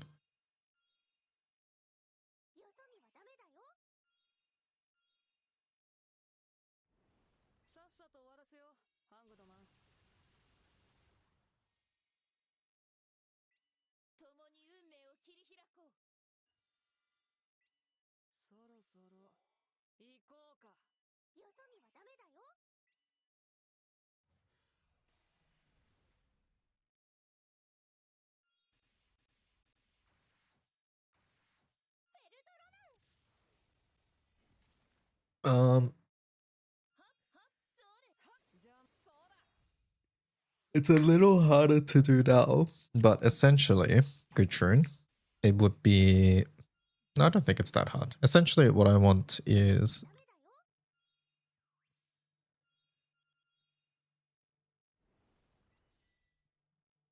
to essentially go to click on the edit icon on these grid pages and then essentially check what's there currently and compare that to before I started editing it. So anything before the 10th of August, I think is when I start. No, it might be a little bit around here, but anything before August this year. So you would compare with this one as an example here. And then just make sure that nothing was balked while I was transferring things. The main things that would get balked is the grid. I don't think it would happen though, but just a double check would be nice.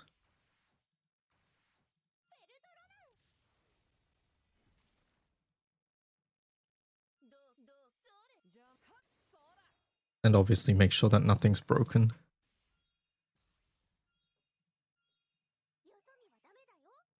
Yeah, basically grids being broken. Grids being broken, or for some reason like some weird weapon ended up somewhere else. Like I said, I don't think it would make up a fake weapon based on how the converter works, but a page being broken or some section just looking weird is 100% a thing. Honestly, I think that's the thing. I don't think you even need to look through version history. And then you just look at the pages. I've currently done the fire ones, so you can check all the fire ones. I'm nearly done with water, so yeah. Yeah, it's mainly grids being broken and like things like swaps being on the wrong character or they're on something else or things like that. Yeah. So yeah, don't ignore the version history part. Just look at the current one and just check that.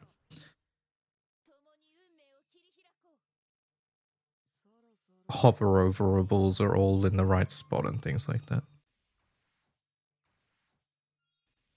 Alright, what's this, Cajun? Comiket new release Grabloot analysis book. Do you know the common sense of guild events? This is a book that examines the ancient battlefield from a statistical... What? Individual rankings, hero records, guild... We think about the... What? Wait, it's this artist as well. The Vajra artist.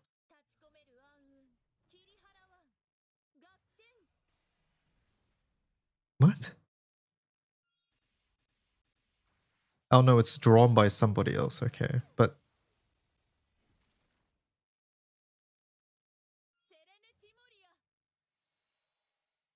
What is this even saying?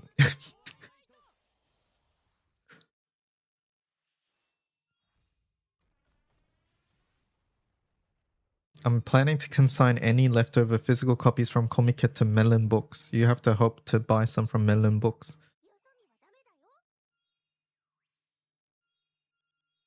I saw you winning with a free temple. That's funny.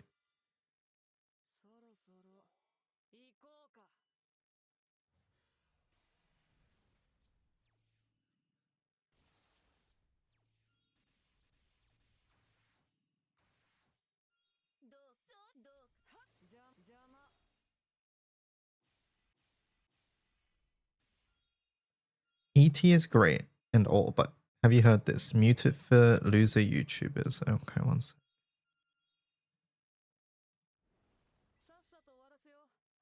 to Schindler's List actually at the moment, but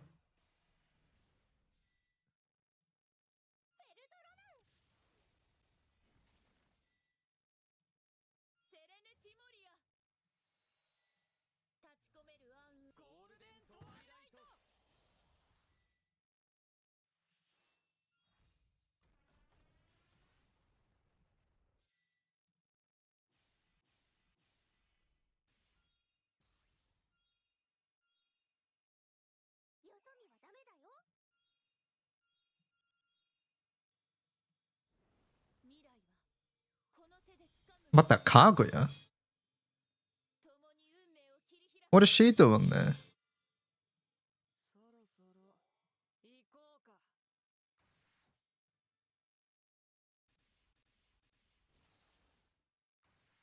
What on earth?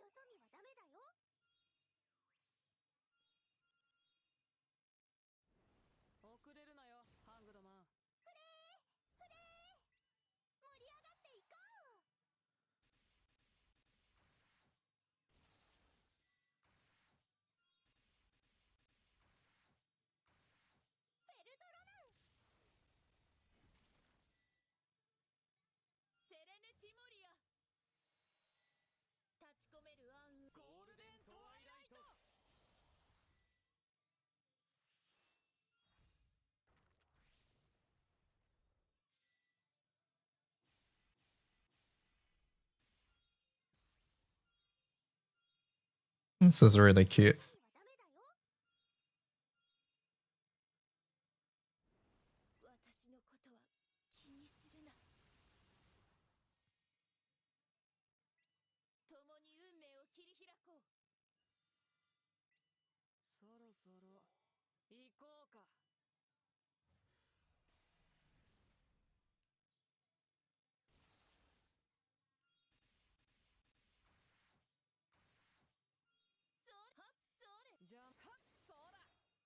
I love the Kuma Marine.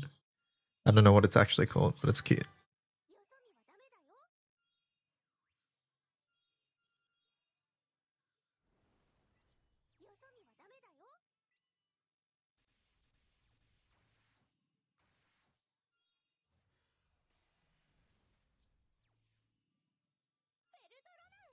This is exactly how I imagine Kaguya would be like, yeah.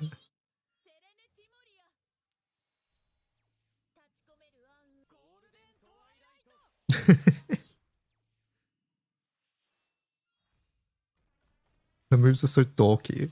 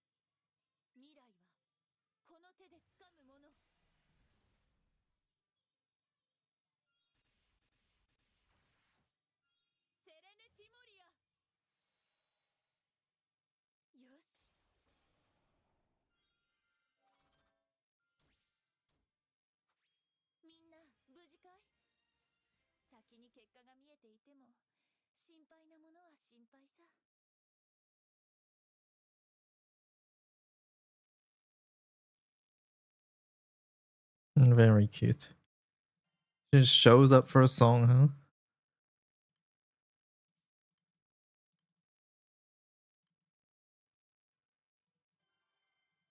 No, she does even more. Alright. That was fun. Whiplash going to the Schindler's List.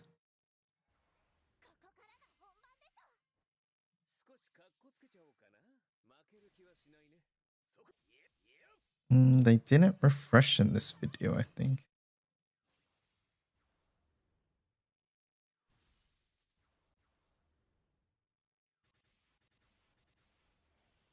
I guess we'll manually refresh for them.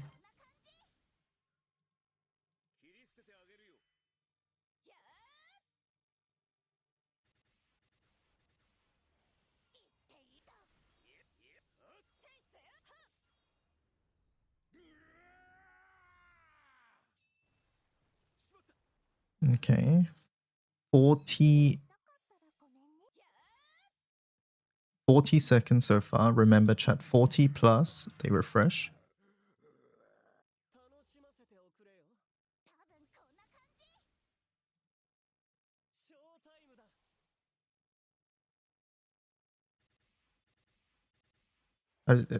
Hello? Excuse me, let me...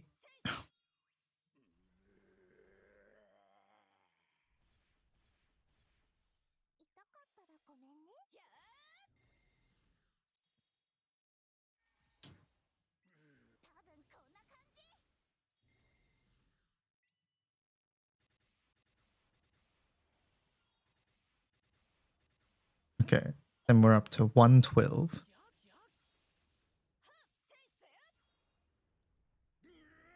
Plus 4 seconds. So we're at 40, we'll say 45 including lockout, 45 seconds.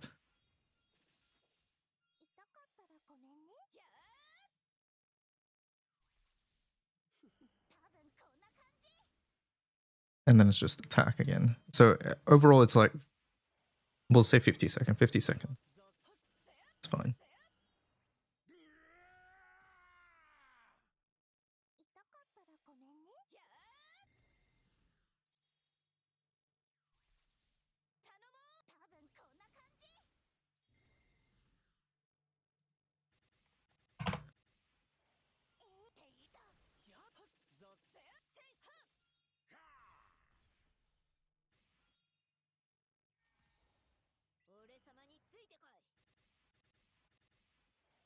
Oh no, this has not been converted. Oh no, this one's broken. Why are you broken? Weapons is on the same line. Summons is fine.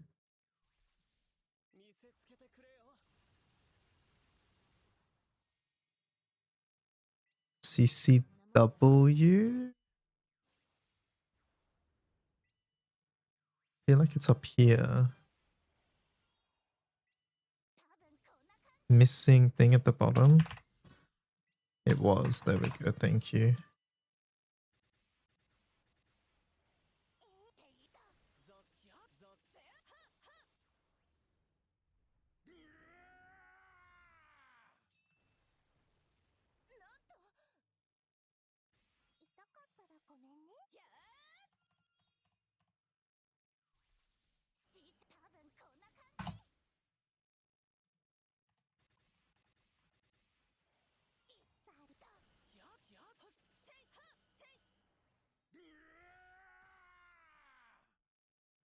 Oh, by the way, Gudrun, you don't need to check Hexa, Fazia, and Vesusia. I have not touched those. So those ones you can skip.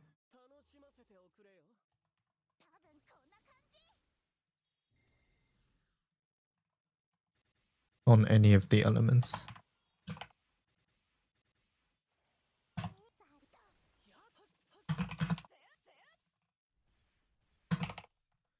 You sleep good night. Okay, good night, Omikin. See you later.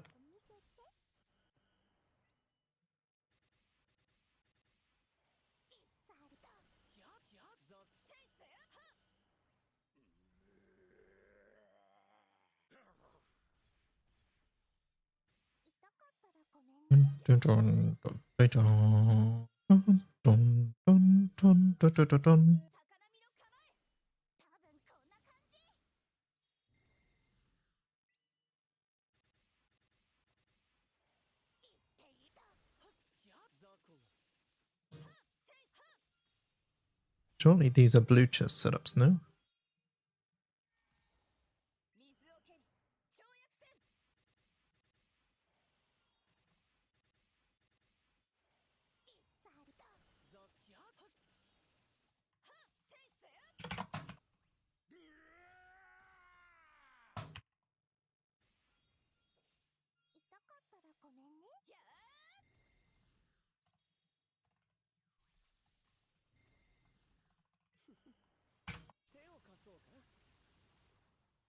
Should I get the $70 marine bag? What does it look like?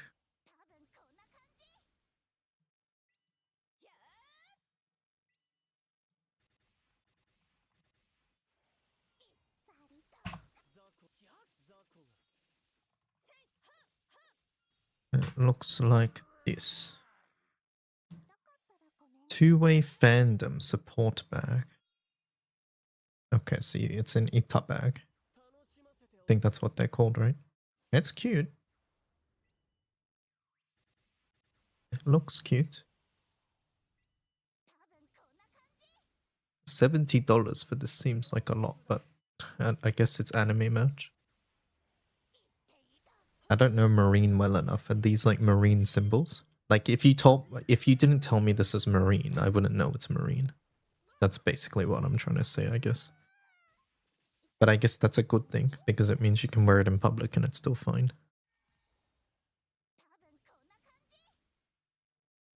If you know, you know, and if you don't know, then it's fine.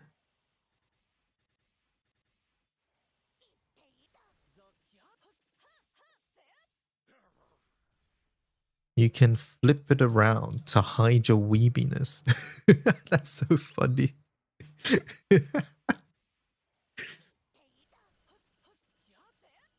If you're in a situation where showing off your weebness is not okay, you can flip it.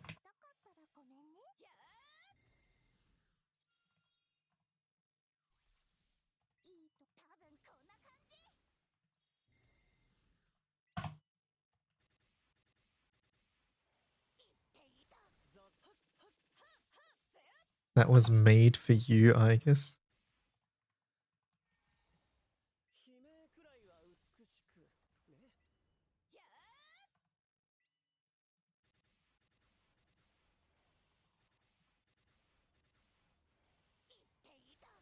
Oh, Omikin, I have like a 5-year-old female student. Which do you think is her favorite sticker out of the ones you gave me?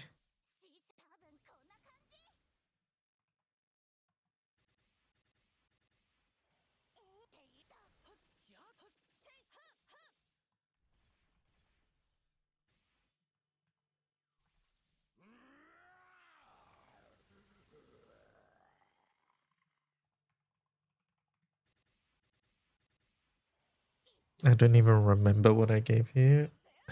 Let me see. Let me take a photo.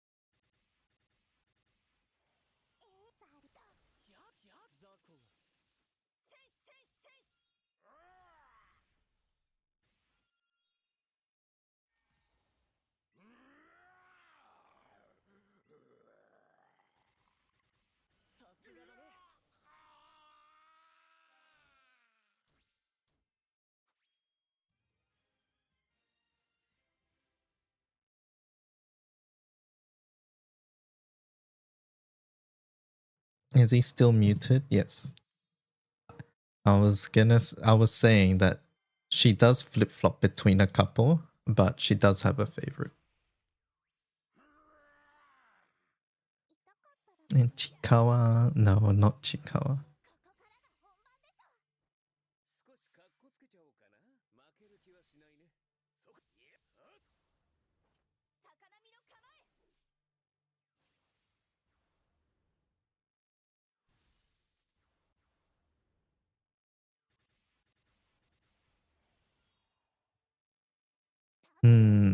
My Vera, no.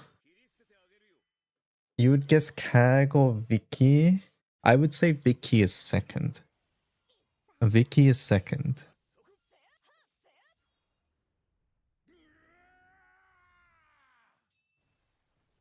But no, it's not Kag. Herta, yeah, Herta's her favorite.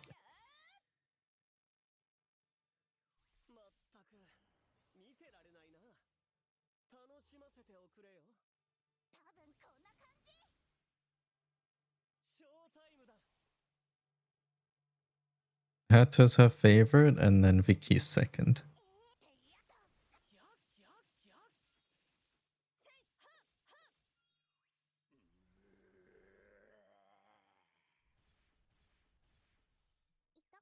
Already Hoyo pilled.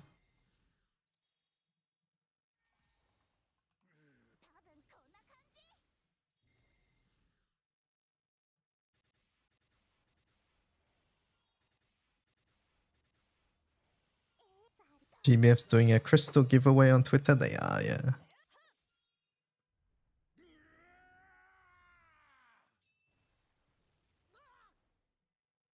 It's a social media trending campaign.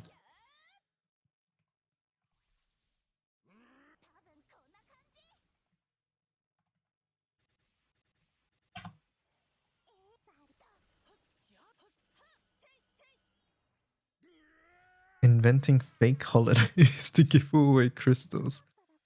It's giveaway day. What do you mean? Don't you have giveaway day in the United States?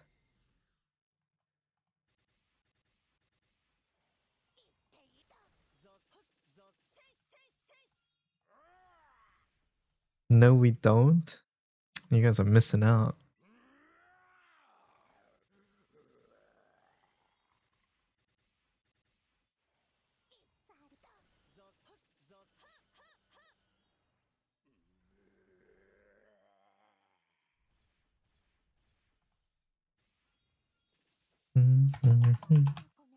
Hello, Nightfar. Charity the US. Good joke, Mr. Streamer.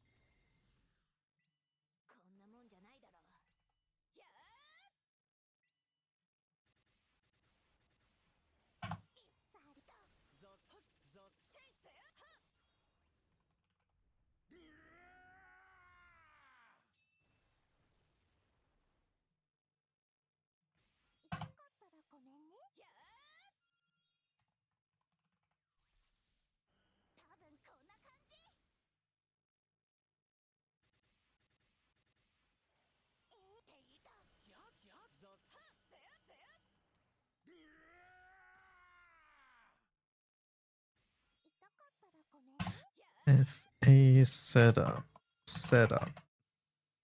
Solo setup.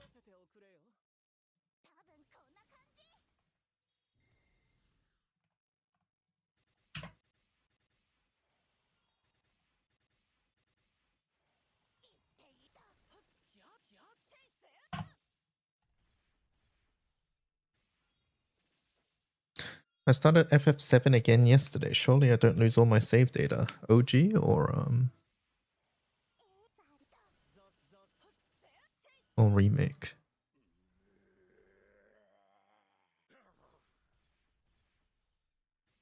OG, I see. Our good water is done too. So you can check those.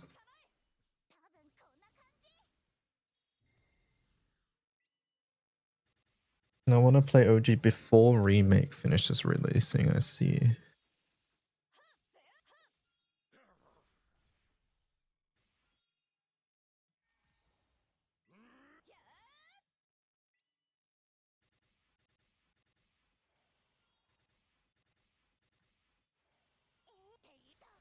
Finished Metroid Dread yesterday. I've heard that game's really good. Unlike what's Metroid Prime 5? 4? Whatever the new one is. I heard that one was very, very average. Yeah, I heard it's very, like, I've heard it's not a bad game. It's just okay. And I think the biggest thing I've heard about it is, like, people don't understand why it took so long to make when it's like that.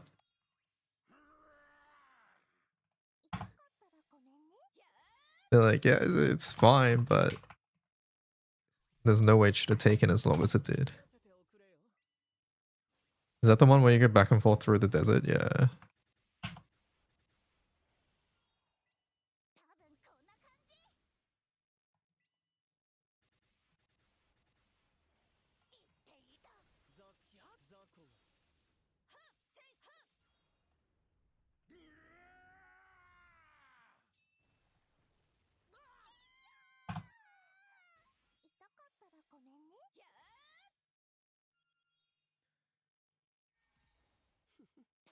More empty space, then there's more dev time. Oh, is that how it works? It feels like something they should try and fix.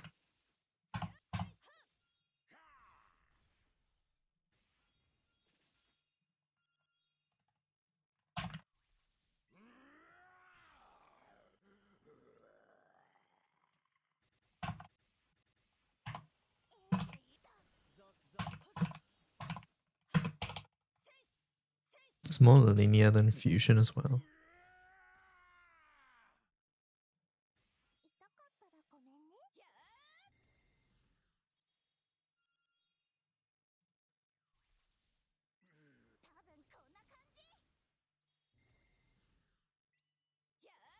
Apparently they almost started over for Prime 4. Yeah, it was like a relink situation where they had it contracted out to somebody else, but then they had to just restart development.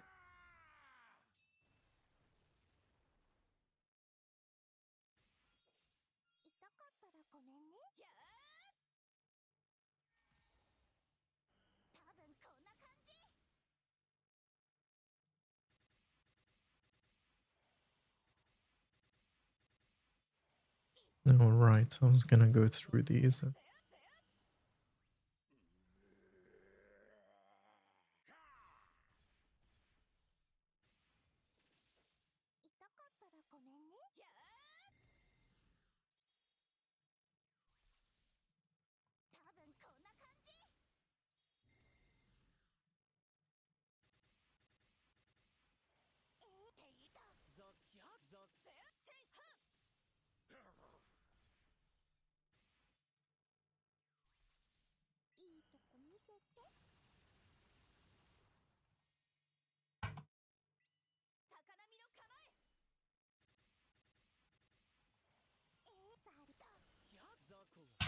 Gotta move all of these. Also had the misfortune of being triple Silk Song's pricing coming out within months. You want the updated version, but you're like 80% done with the game already? Oh, that's unfortunate.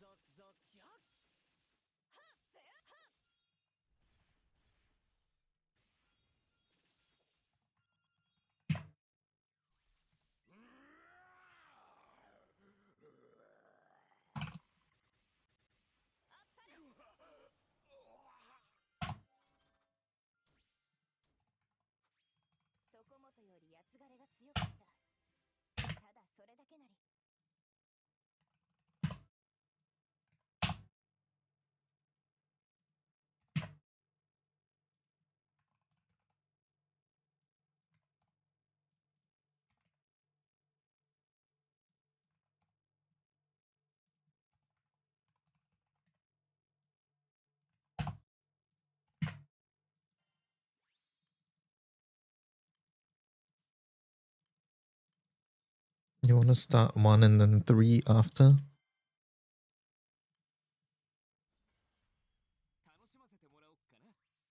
A lot of Xenoblade. What I like to hear.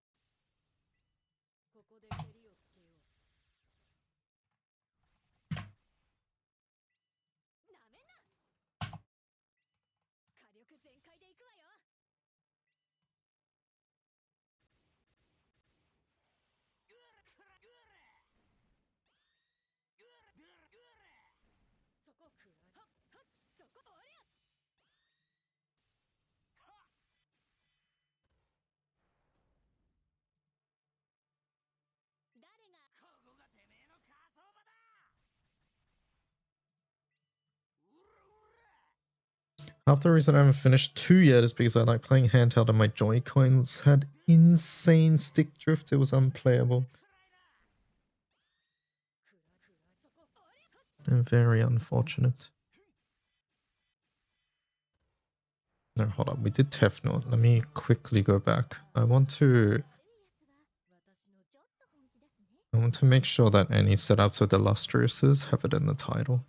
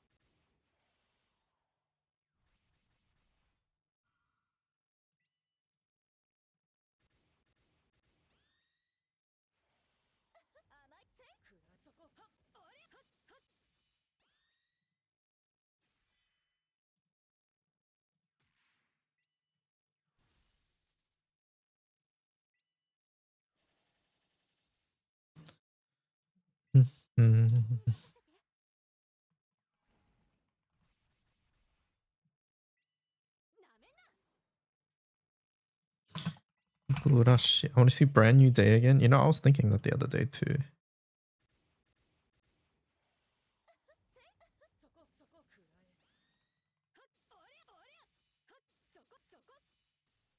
That was a good movie.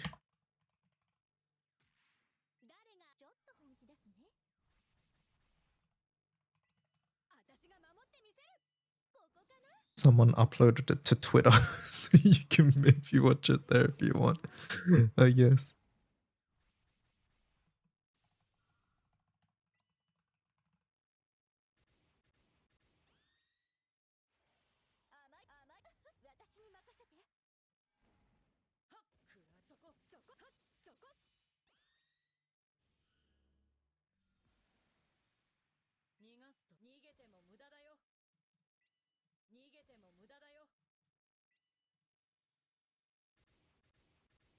Do you have a letterboxed account? I don't even know what that is. So no, I don't.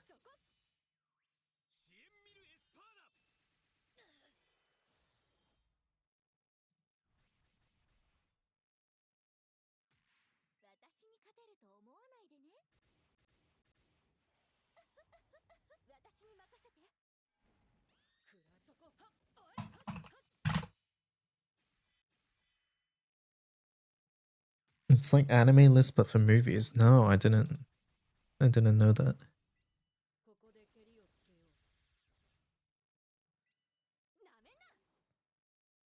I feel like such a chud typing that.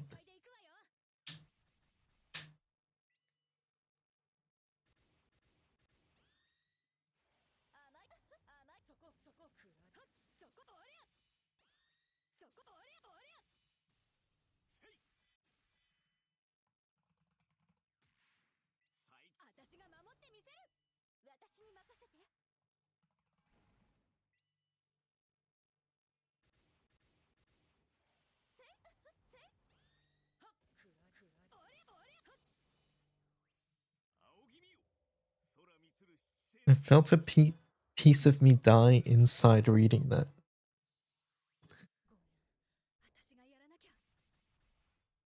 Did you just want to see like my movie scores or something?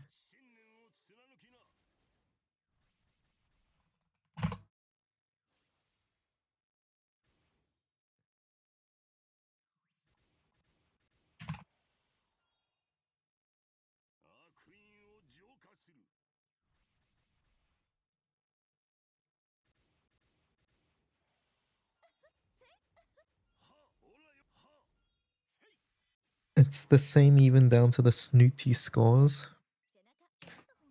You should make one? I can't remember every movie I've watched.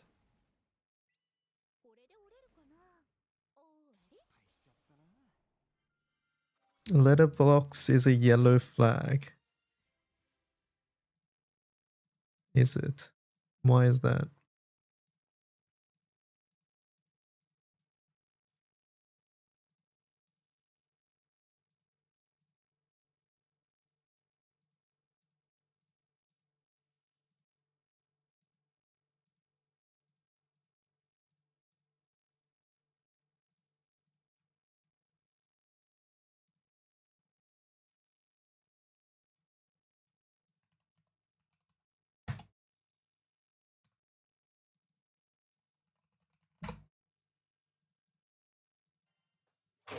It's fine, I don't have everything logged. You can just start logging new films you watched and the ones you care enough about.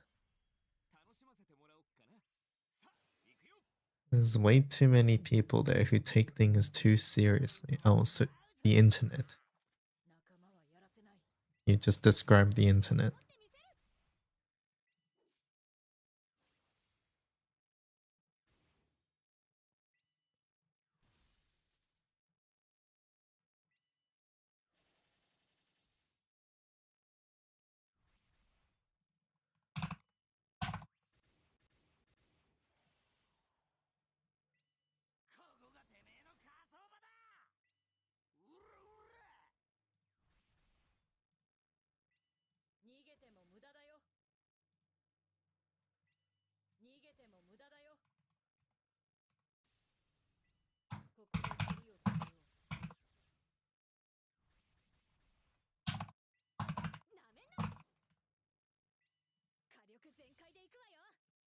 Anyway, you should ask people what their top letterbox top 4 is. It's like a character study.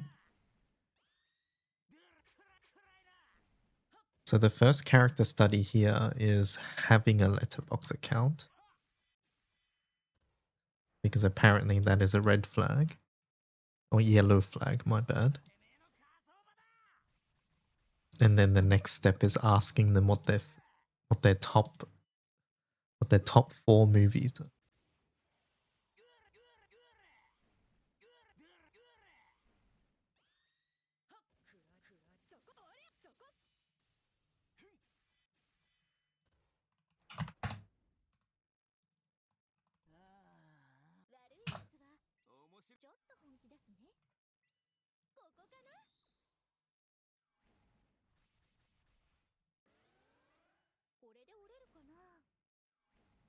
I haven't logged anything in over a year.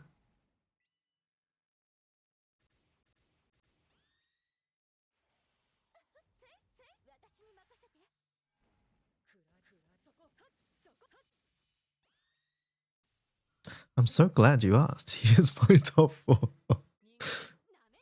Let me see. So this is Cajuns. Mononoke, Fantastic Mr. Fox. I don't think I've watched that one. Parasite is amazing. And Castle Cagliostro, Lupin. I've not watched that one either. And then I guesses is Soleil. Oh, not watched that one. I haven't seen that one. Incredibles, and I've seen Parasite.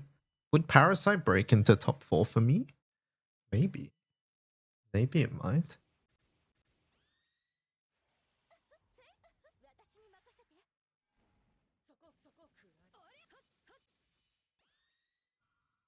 You think Cosmic Princess would kick out Lupin? You haven't watched Parasite? Good movie, I'd recommend it.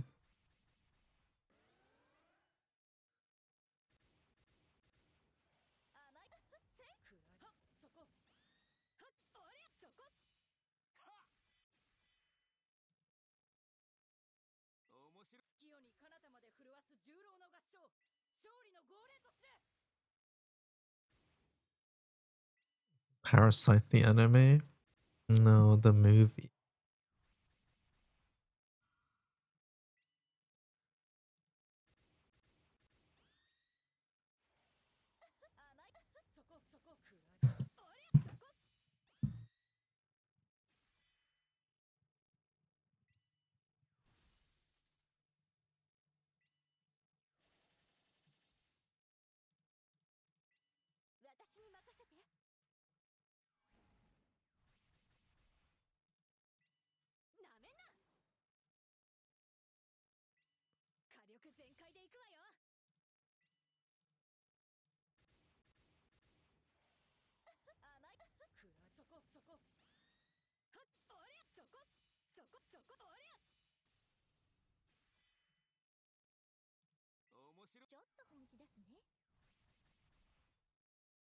Ah, what happened to this one? Hello?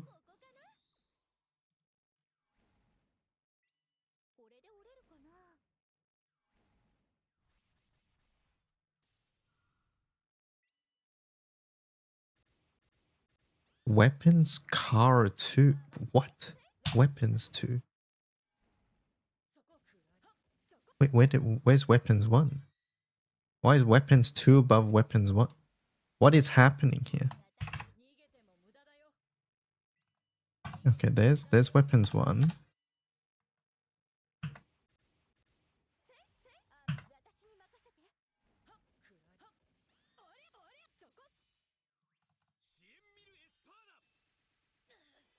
Apparently there's an extra bracket now. Weapon Grid Skills. Where does that one end? It goes there. Where does this one end? Why does that team tab? Oh, I see. Okay. Okay, there we go. Let's see. Okay.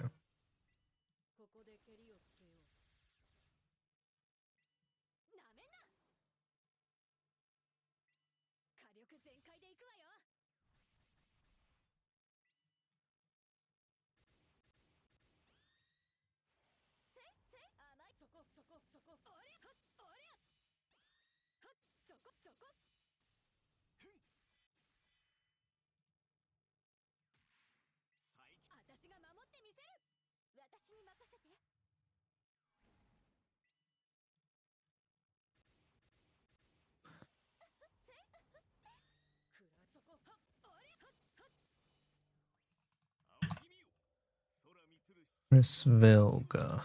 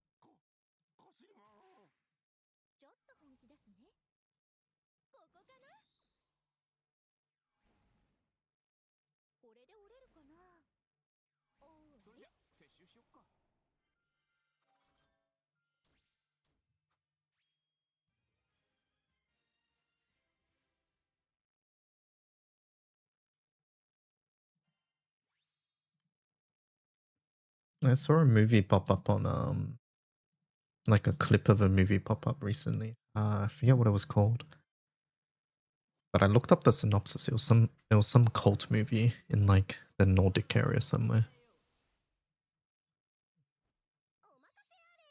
Seemed good.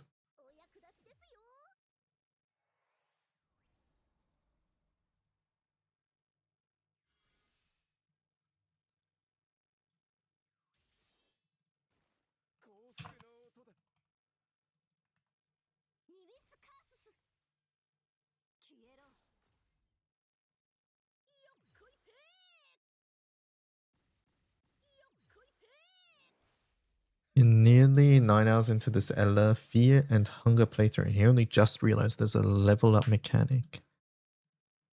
It seems quite late.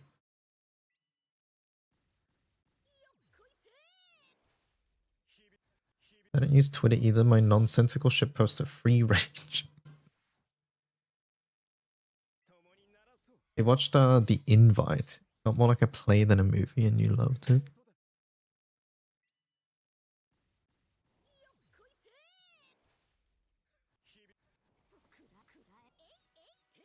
You know, I haven't watched like a proper play, I think. Now that I think about it, only like school plays.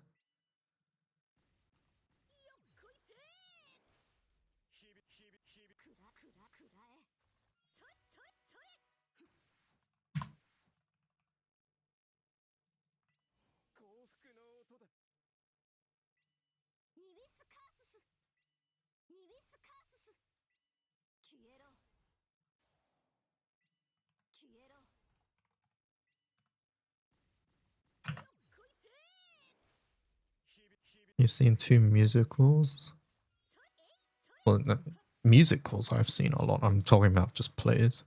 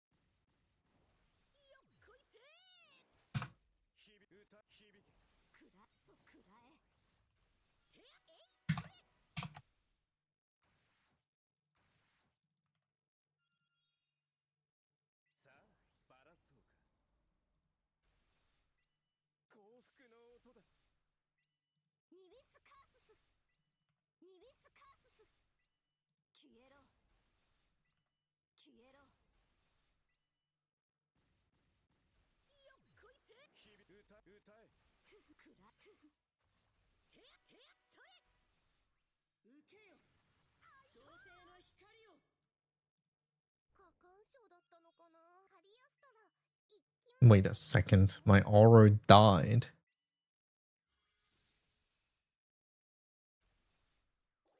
I saw it happen before my very eyes.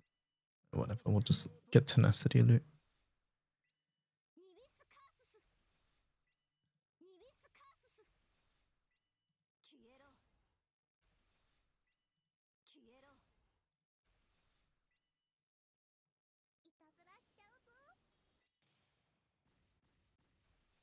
That happened to me the other day. I imagine it's just bingo, and there's not much you can do about it.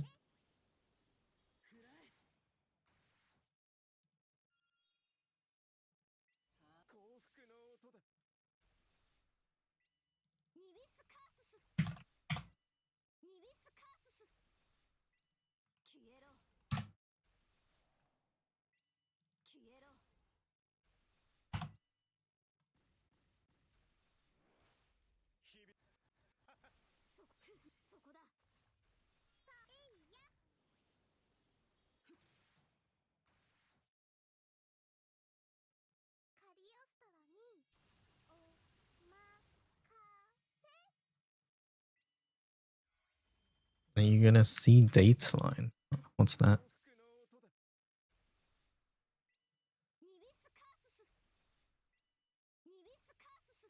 Chris Hansen movie? I don't think so. I think the next movie I'm watching is in cinemas, that is gonna be Doomsday.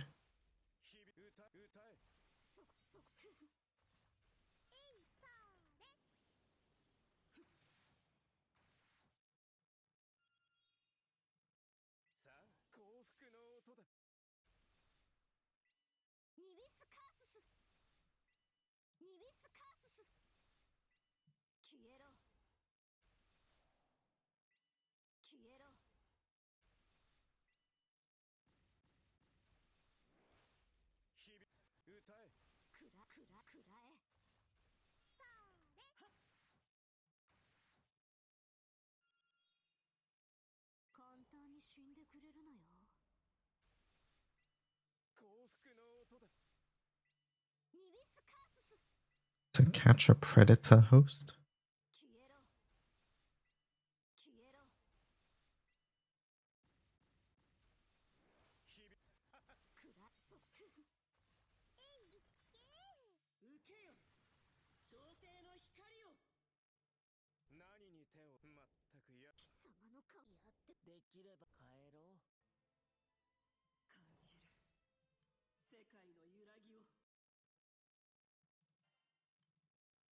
Robert Pattinson.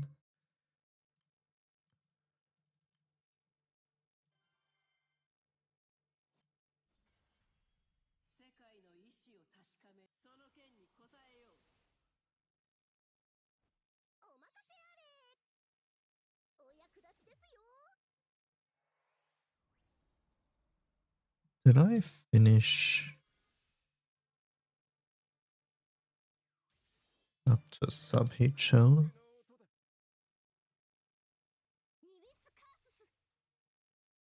I did. Okay. All right.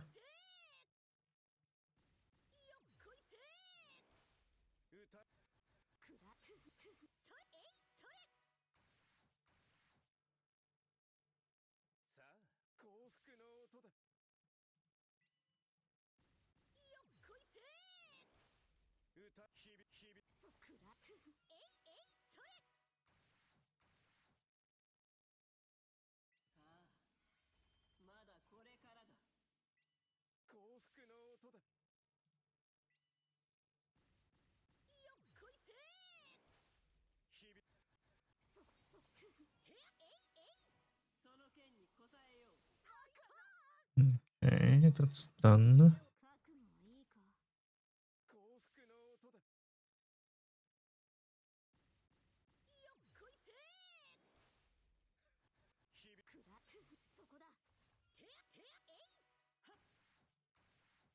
Okay, I think Tef Note is done.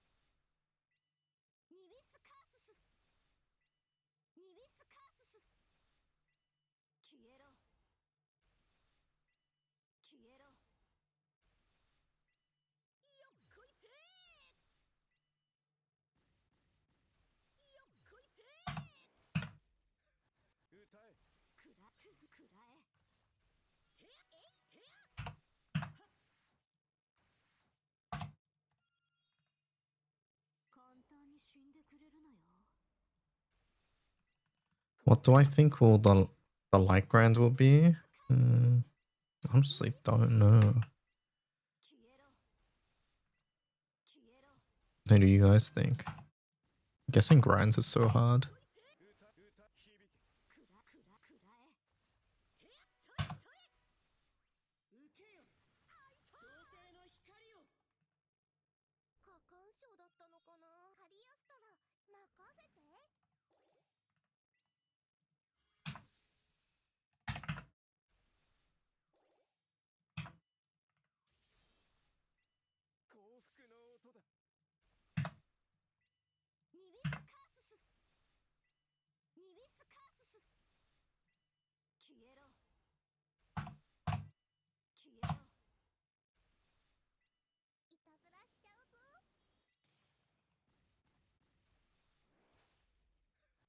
See here, Echo. An Astral like Mika.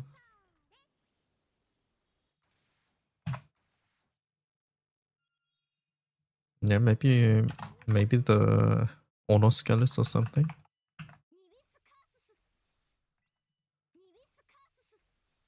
Could be Ballista. Ballista seems very light coded.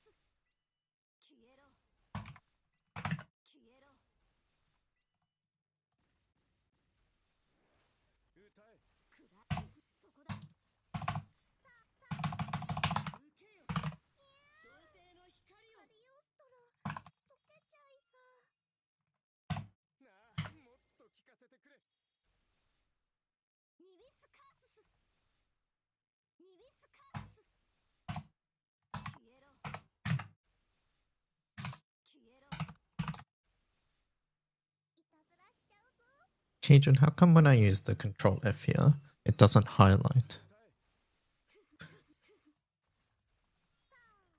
Like I do this, right? Like it's, and then only when I click done, it highlights. It's so dumb. I don't get it.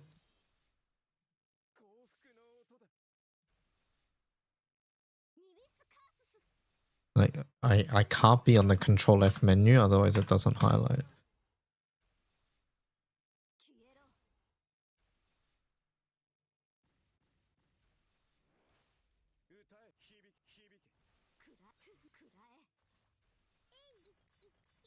Yours doesn't do it. Can you help fix mine?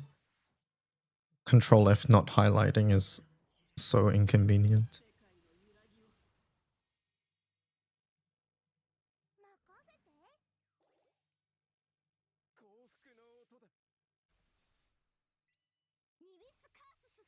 I need computer experts, yeah. I need Belu tech support. Maybe my account is bugged.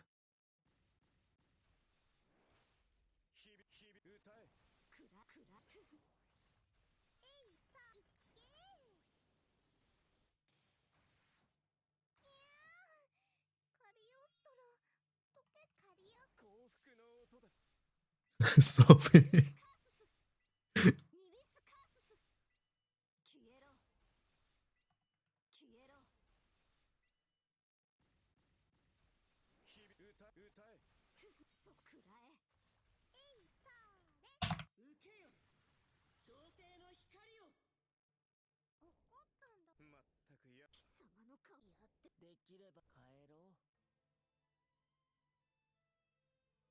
What that?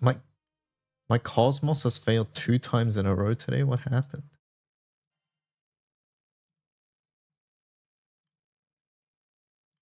I'll give plus marks to Orologia.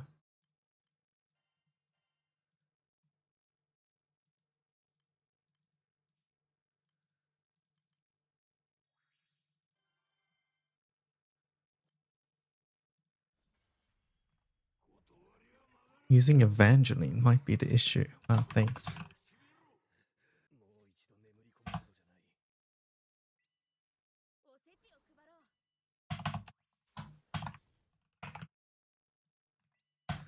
You know, the pipe key might be the key I've used by far the most on the wiki. Actually, no, it's probably backspace, but still.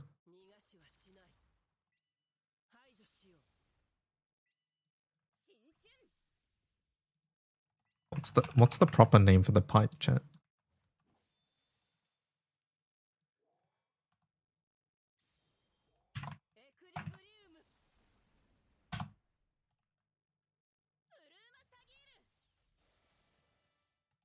It's literally pipe. Wait, its proper name is pipe?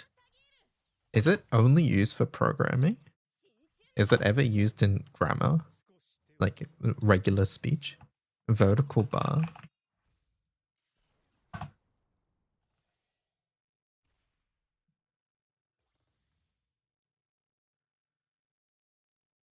Vertical bar. Various uses in mathematics, computing, and typography. Okay, so it's not used in regular language, huh? Pipe is an inter-process communication mechanism originating in Unix. Okay. Poetry, literature, double vertical bar is the standard caesura mark. Marks a strong break. No, in music it's like diagonal, it's like 2 slashes. Vertical bars represent this. Yeah, but it's not this small though. Okay. Well, that answers my question anyways.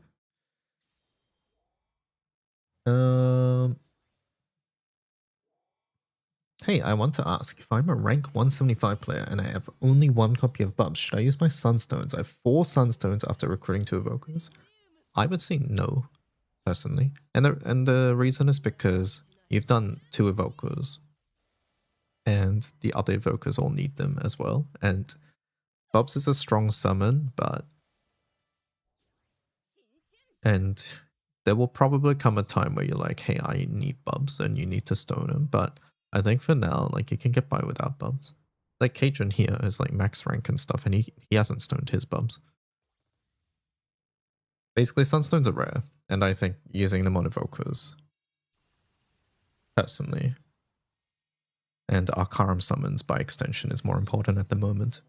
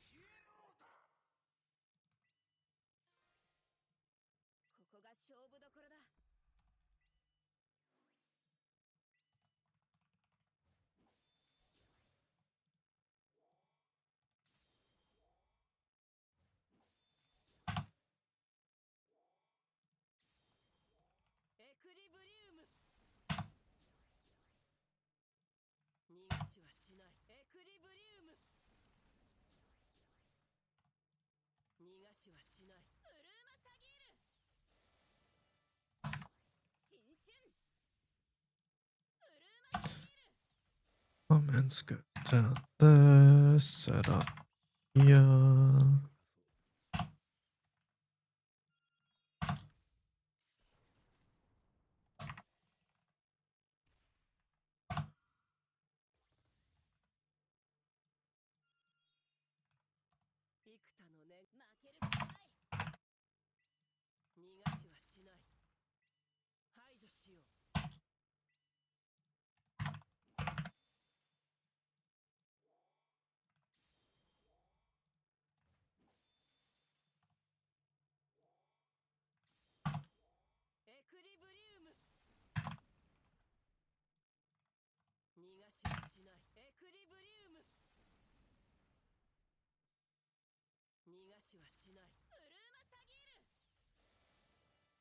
Alright, let's see.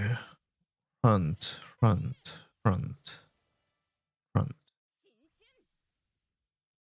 All of these are front, basically.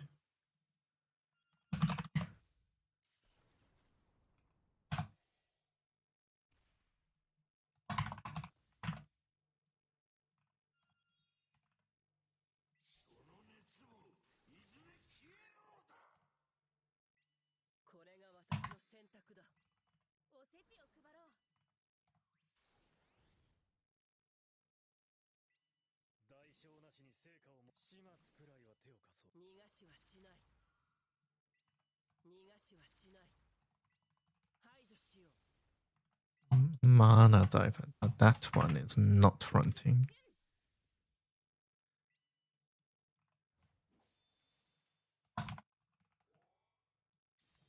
I watched a Netflix show recently, chat.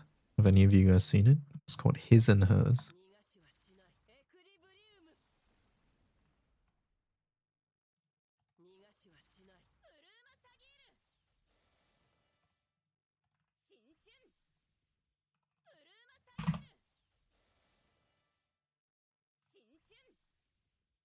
sounds romance sloppy. No, it's actually a mystery action thriller.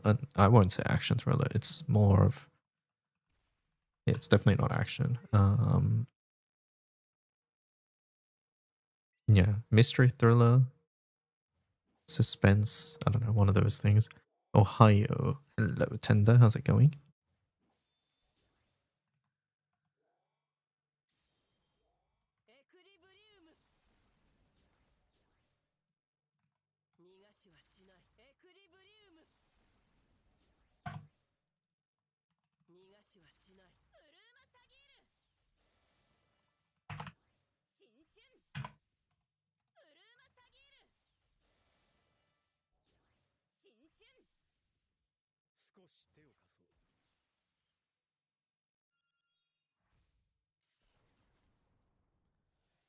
Titan Wham this done. EHL. Zero button. Damascus knife. Why is there no source on this one either? Who uploaded this? Wait, there is a source. Why is it outside?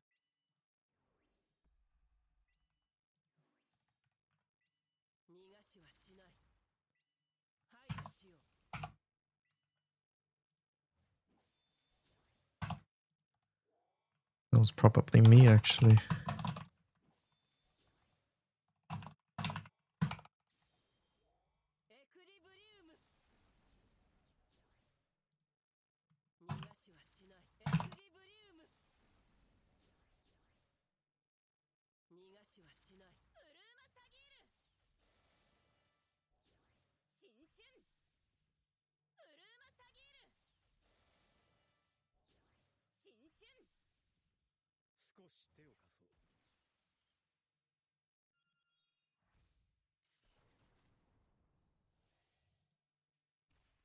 My entertainment these days is watching horror lore videos.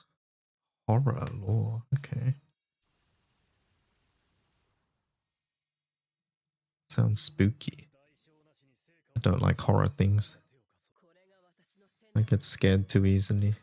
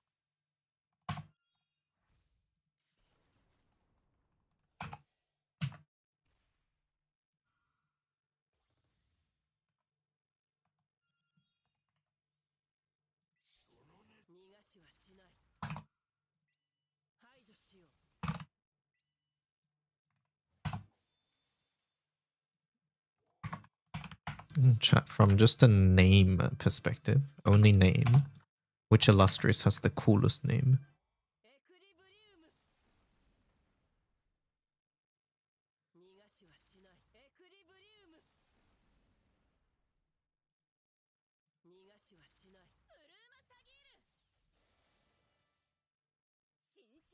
Mistral? Really?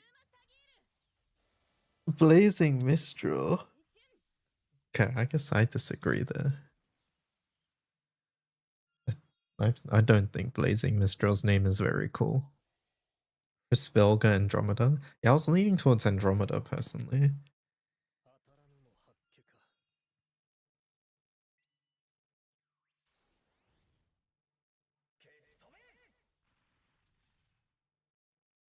Erish? I think Erish is decent.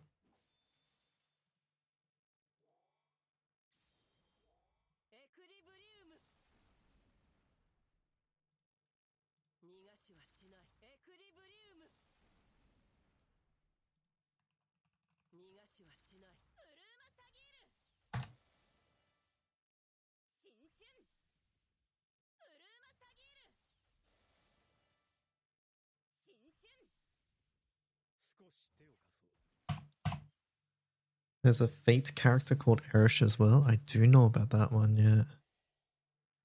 Okay, let's flip the question, chat. Which one has the lamest name then? In your opinion?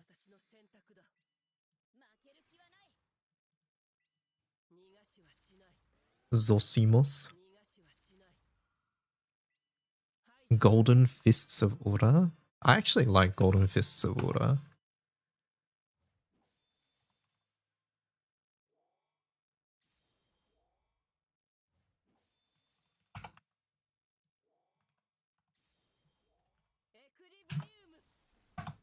Mistral. See, this is where I personally would have put Mistral, I think. Which is why I was surprised. Shishio?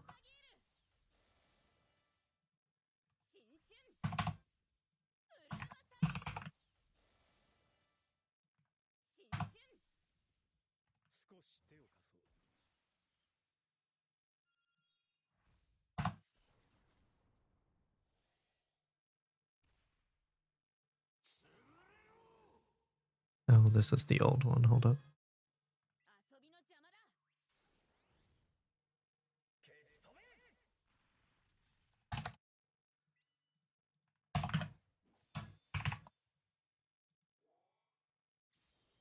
You don't even know the names? Futsuno Mitama and Golden Fists of Ura.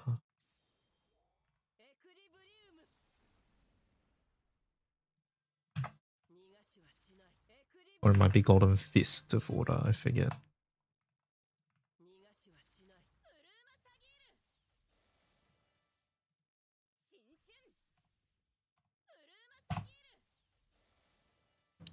Control Shift R. Oh wait, that's going to reload, right? I'll do it after this.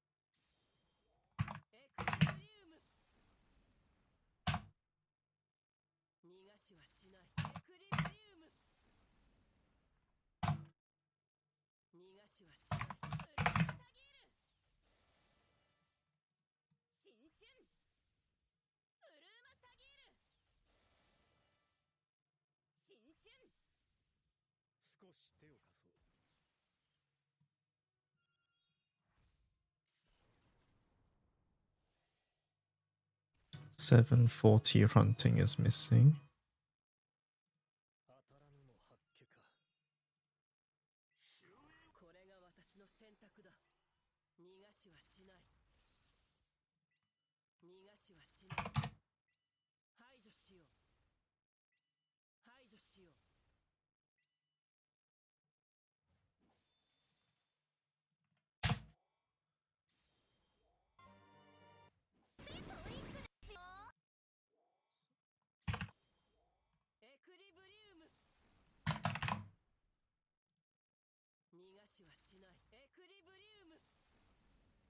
Alright, what am I doing? Control Shift R.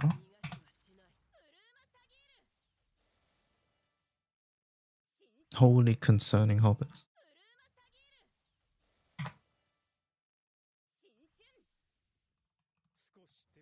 Yes, it works, Cajun, thank you.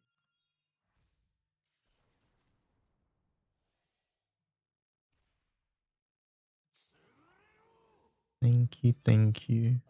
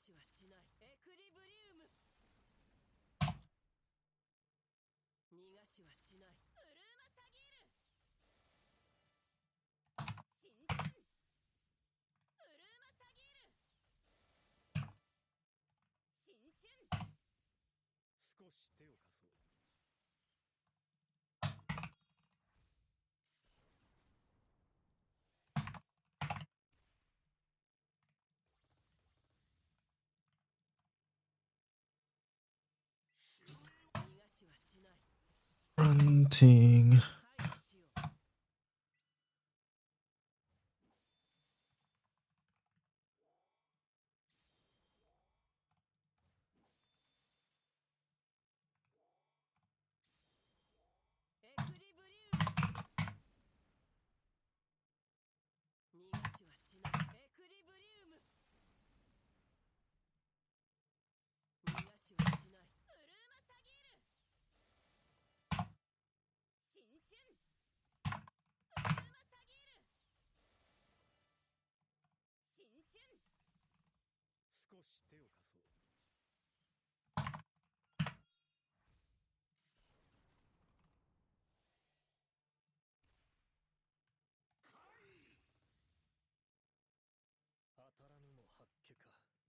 What sort of setup is this?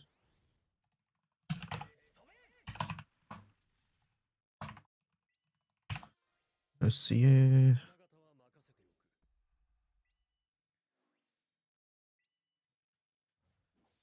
I got another long YouTube comment, by the way.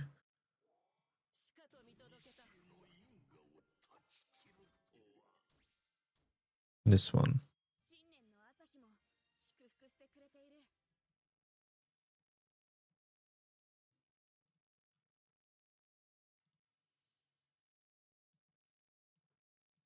Mm-hmm. 100% agree that Magna is used in two different ways. That said, I think it's worth calling Odious crits as odious, yeah. Because while it's true that farmable and gacha form a dichotomy, that isn't always what we're looking for. For usability's sake, people often literally want to look for an odious grid or for a Magna as an M1 to a 3 grid. putting everything under farmable isn't as useful as it could be. They're saying for usability's sake, people want to look for an Odious grid. I think currently that's a thing because Odious is new, so people want to see Odious grids, right? But I do agree with that. Hold up, give me Lord of the Rings.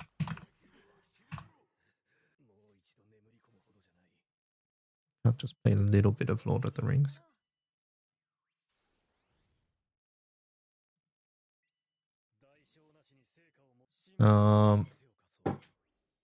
So that, yeah, the reason it's worth splitting them is because they cannot share summon boosts, so the setups are mutually exclusive and they can't be mixed and matched unless it happens to be like double Ellie, I guess, which is rare. I think they've already said it happens. It's rare. It is relatively rare. I do agree with that. But the splitting because they cannot share summon boosts. I often search through grids listed on advanced grids to see how different grids have solved the same raid. One might use X weapon I don't have, but the other grid uses Y, which I do have, and mostly the same as other weapons. So it's a good hint so as to how I can mix and match to get the right level of power in the grid. So I want to see Odie's grids elsewhere, whether it's a second tab or a different page, so I can compare like to like and to focus on my strengths and also focus on whatever grids I'm more likely to be able to complete. You can say it's farmable, sure it is, but there's a difference between I want to aspire to this grid and I need a solution today. And most people visiting are because they want a solution now. Everyone knows farming everything and getting more is always good to work, so it's work towards for their grid, so it's not that useful to see these grids for aspirational purposes. I think this is where I fundamentally disagree.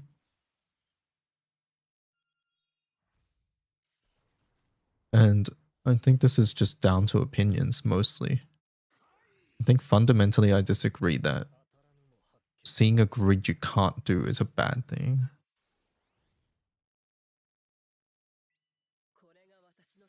I only ever visit that page when I want to hit for something I'm setting up.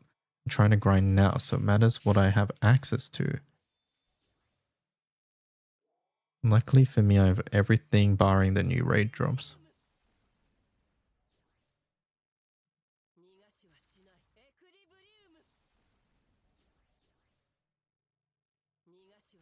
Regarding hiding grids, I've never heard people saying the best grids, but I can swear much older, weaker grids have been removed. I was helping some new players trying to find grids for them, and all the grids I see there are at a very high level of basic power now, and those newer players definitely felt demoralized by the experience.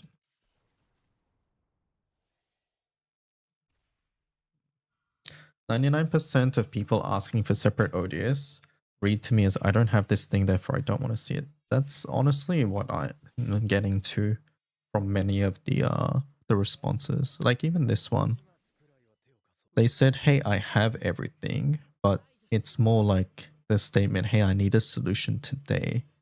I don't see why a grid that has like not everything you have is not a solution today. That's a piece of the puzzle towards that solution, right?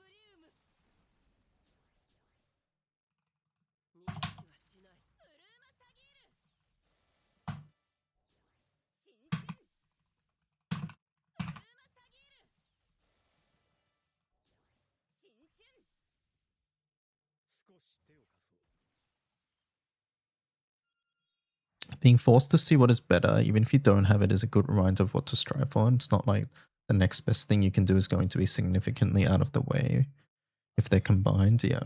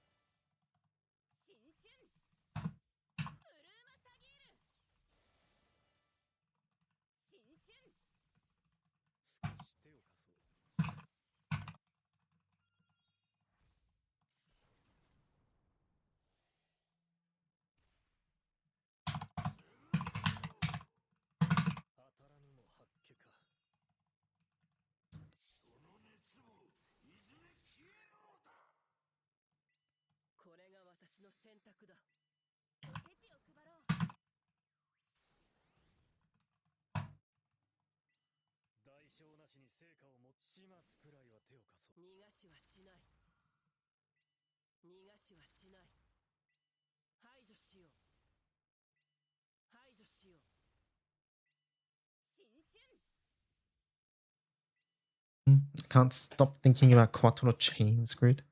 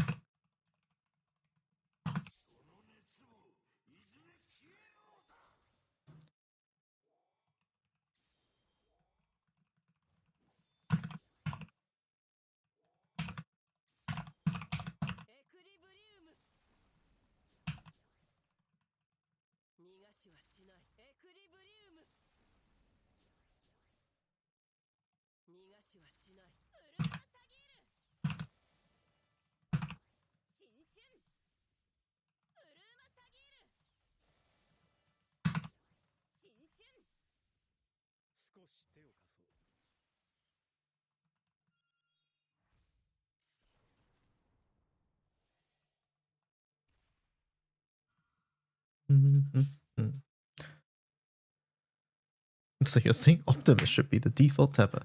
You wouldn't call Mugen Swords and farmable primal mods Magna, would you? I don't know, but your gold standard of them or what the Japanese doing seems to count them for Magna.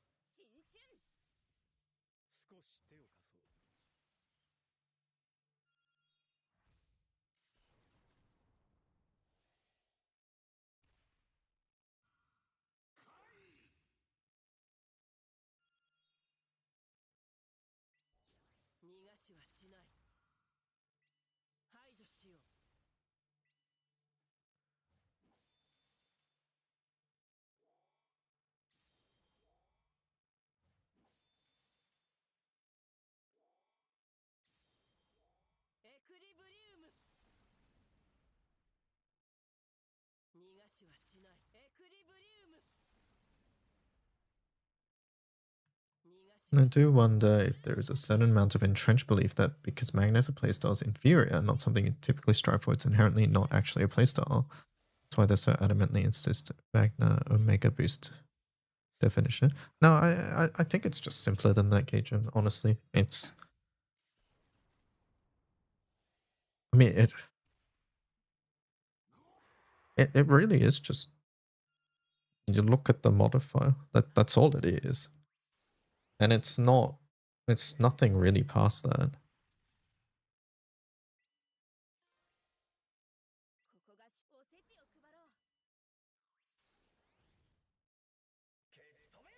And like,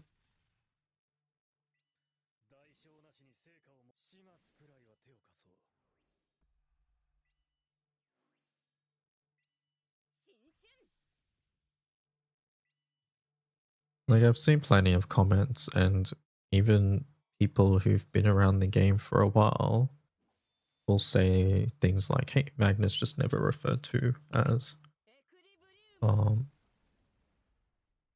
like those grids or free to play or whatever. Like they will bring up examples like the prom stick grid or things like that, that those were never called Magna. They were called like free primal or some other thing, right? But yeah, like I think at the end of the day, it just comes down to it's the boost, and like it certainly didn't help that like they were like essentially the conversation was talking about two different things.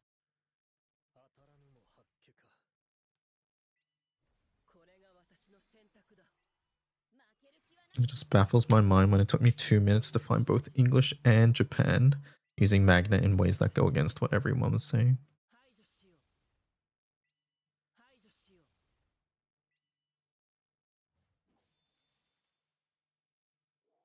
But yeah, regardless.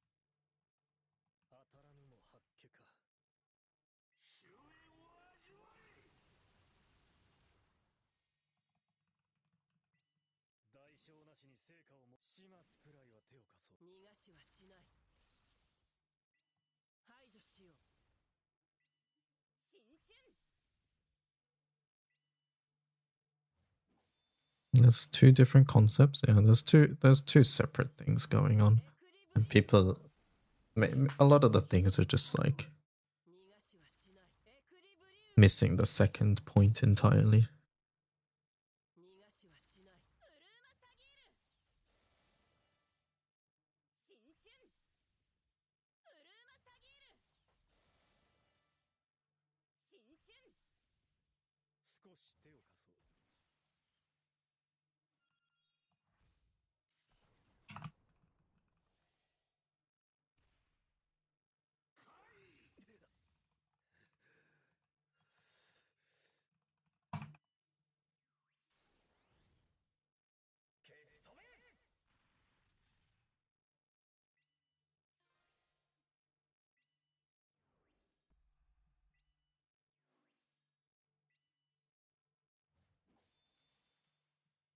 No, I mean, this really just goes into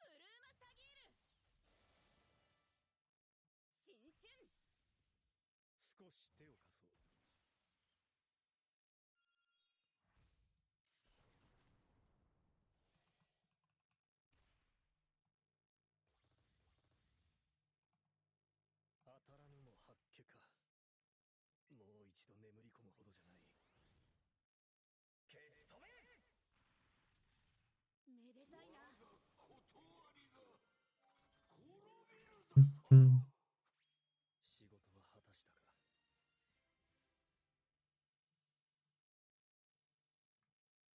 Alright, back to Wiki-ing.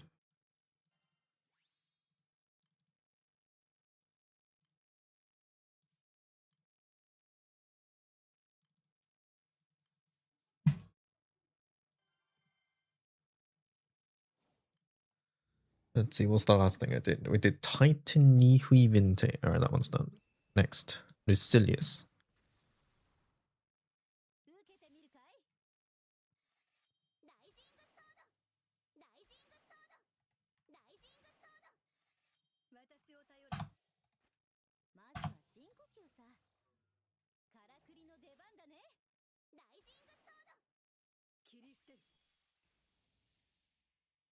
Can't solo Zamalvok without Makura? Oh no. Kadron, remind me if the conversation ever comes up that we are to never, ever, ever, ever, ever, ever do a poll, okay?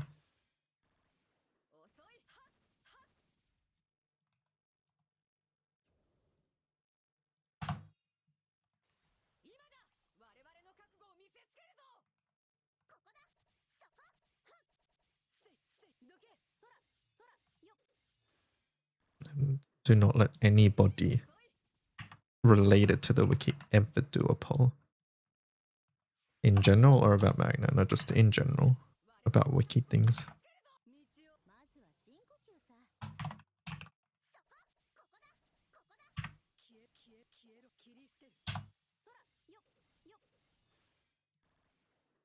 What are we doing a poll with? That's the point, we're not doing a poll.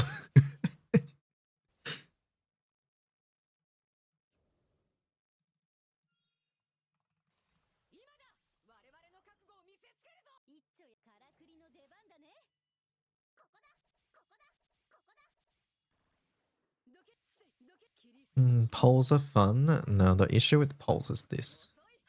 This is the issue with polls.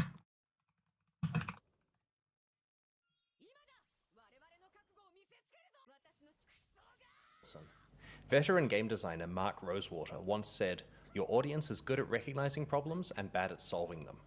Today I want to give some advice to the game developers in my audience. Don't survey your players to help you decide your game's design direction. Now, that probably sounds strange, because asking your community how to improve your game seems completely reasonable.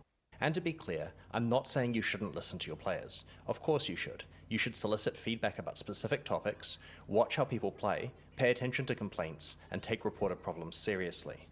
But there's a big difference between listening to feedback and asking players to help you decide what your vision for the game should be. In this video, I want to talk through 4 reasons why surveying players can be dangerous. The first problem is that it makes you look like you just don't know what you're doing. As the game's developer, you should have a clear vision of where the game is heading. I think this one matters less for us. That while at least projecting the impression that you have one. When you ask players to choose between possible game features in a survey, it can make it seem like you just don't have that vision. It gives the impression that you're unsure about what matters, or that you don't understand your own game well enough to assess what's important. Now, sometimes your team does have a plan, but someone elsewhere in the company or at your publisher decides to be really helpful and to do some market research for you via a survey. But if that survey leaks, players aren't going to know who wrote the questions. They'll assume the questions reflect what the dev team is seriously considering, and if the questions seem out of touch, then your team seems out of touch. The second problem with surveys is they create expectations. This is the big one. The moment you put an idea in front of your players and ask them to weigh in on it, you imply that it's on the table. You imply that it might happen. Why else would you include it in the survey? Once players believe that the only thing stopping an idea from becoming reality is persuading you to go ahead with it, they'll campaign for it and expect it. This is very different from players independently asking you for a feature. Banding together and pushing for an idea on their own is normal feedback, but if you asked about it first, then not following through will feel like a broken promise. They'll feel ignored and misled. Even worse, some players may answer based on what benefits them personally, rather than what's best for the game overall. Like in this situation, imagine if we polled. We were like, hey people, would you rather Omega and Odious to be in the same tab or separated, right? And then let's say the poll came back and they wanted it separated. And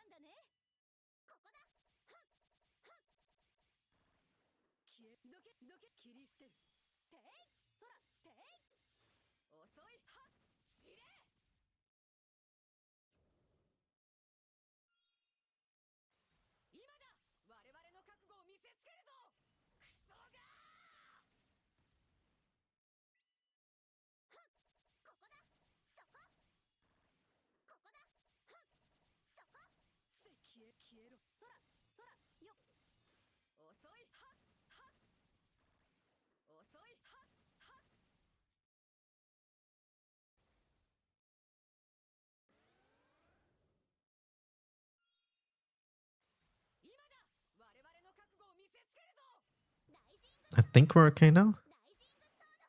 Yeah, I think we're fine.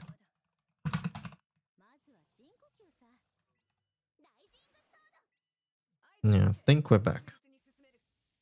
Why does my Twitch say playback rate is 1.03? Maybe it's to catch up to the present. Alright, refresh if you guys are... Refresh if...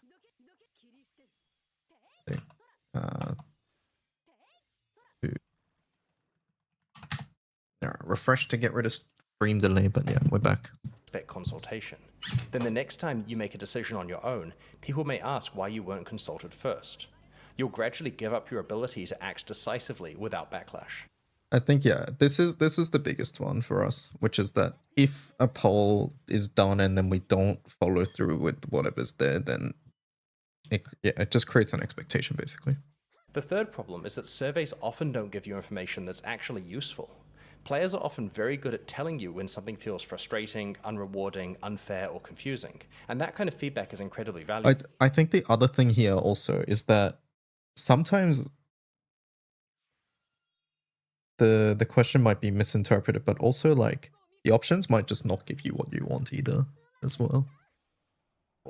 But the solutions they propose, as in like the options to the poll, or they might just miss the point entirely, or things like that. Not the right ones, because unlike you, they don't have to balance the entire game. This is the trap with surveys. They often ask players to choose solutions when what you really need to discover is the problem. As any statistician can tell you, it's actually extremely hard to design a good survey. Wording affects outcomes, answer choices affect outcomes, the kind of people who respond affect the outcomes. The players who fill out the surveys may skew towards the most engaged, upset, or opinionated players, missing out the many people who really just don't feel strongly enough to fill out the survey on that given day. And this skews the results also. Your survey tells you that 50% of players reached maximum level in your game, but your own database tells you it's less than 1%. Your survey gives you a pretty spreadsheet of data that looks clean and insightful, but it may tell you far less than your own game data, direct player observation, and common sense already can. The fourth problem is that bad survey results can push you into worse decisions. This is the part that worries me the most. If the sample is biased, the answers are self-interested, the questions are focused on solutions instead of problems, and if you've already started giving up on the perception of having a strong vision, then the survey not only fails to help you, but may actively pull you in the wrong direction. You start optimizing for the loudest players instead of the whole community. You start reacting to short-term discomfort instead of thinking about long-term health. You start drifting towards safer, more obvious ideas instead of making stronger creative decisions that your game may actually need. A lot of players naturally argue for immediate comfort, more rewards, less friction, less punishment, more power, more convenience, and sometimes, of course, that is the right answer. But sometimes the things that players push back on in the short term are exactly the things that give a game depth, meaning, and memorability over time. That's why the design direction has to come from you, the developer. I'm not trying to say don't listen to players, obviously you should, but there's real danger in asking players to tell you how to change your game. So how should you get feedback from players instead? Well, start with finding out about the game's problems, not the proposed fixes. Watch people play, read what frustrates them, ask targeted questions about specific pain points. Your players are excellent at telling you when something feels bad, confusing, unfair, or unrewarding. What they are not responsible for is balancing the whole game or protecting its long-term health. That part is your job. Don't ask players to choose your direction for you. Ask them whether they're having the experience that you intended. Because when you ask players how to improve the game's design in broad solutions, I think that's important here for us, right? And that applies to us because our intention, right, is to make this a resource that you can use to create your own setups. But if people look at this and instead walk away demoralized, even though that's not our intention, that is still on us, right? If that makes sense. And in my mind, the way to fix that is just more setups. That's the way I personally see it.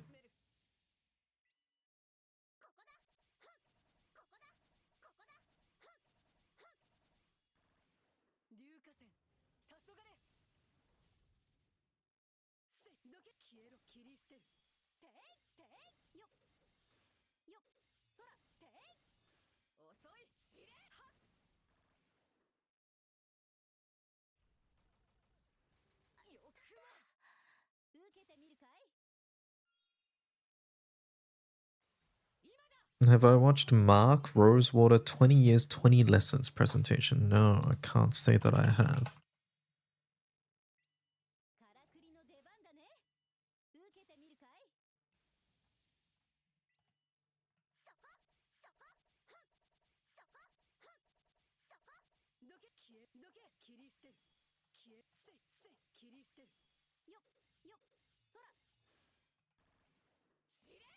What's it about?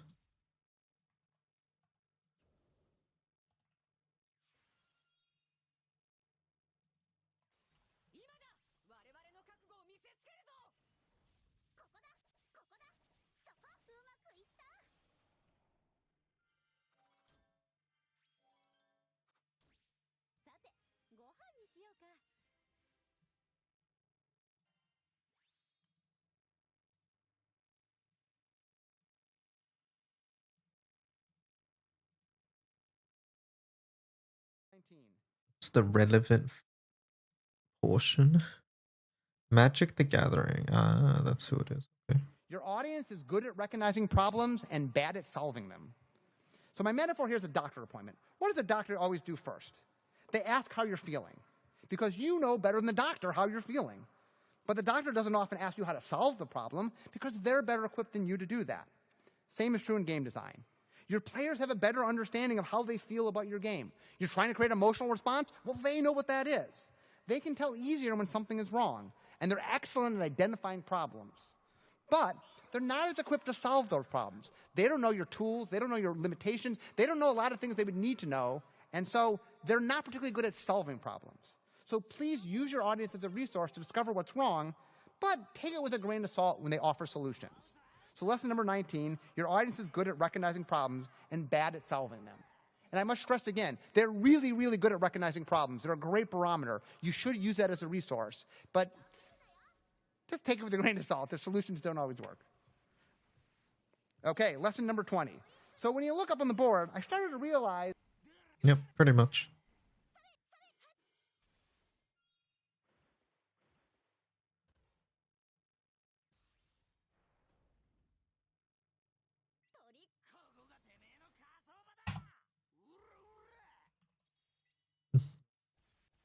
That's why I'm going through all of these and trying to put like fronting or things like that in the title as well, so that people are more aware of what the setup is before they click on it, because that is something I've noticed that I found annoying too.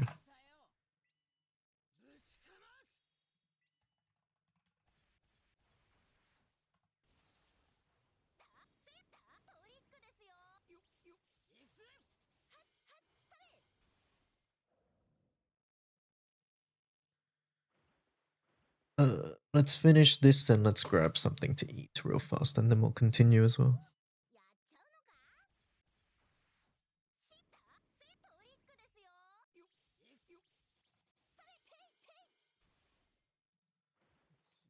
Fronting setup.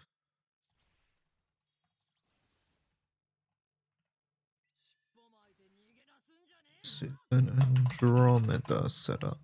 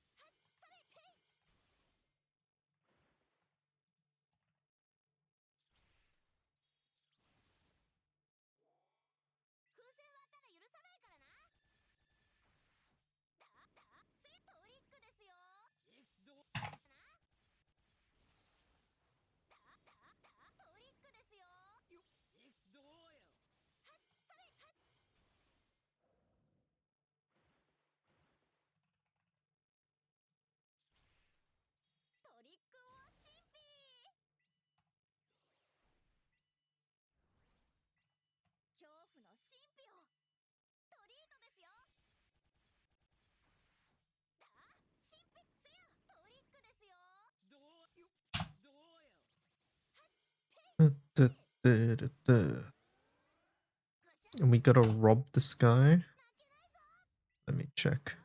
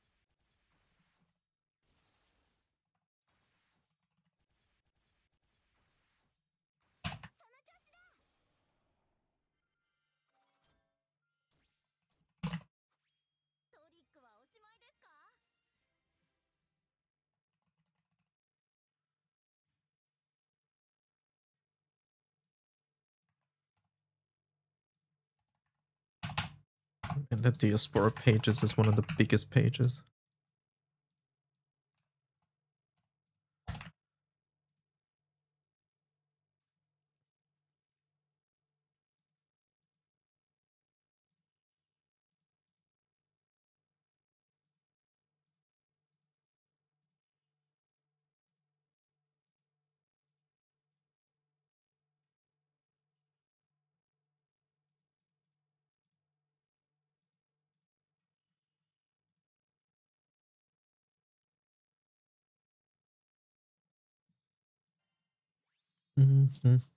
Alright, let me check this Quackle tweet.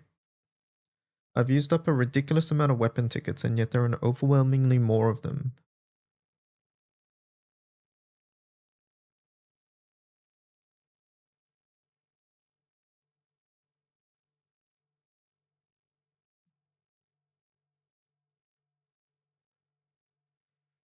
$288,172. That is a lot. What the hell? How many do I have?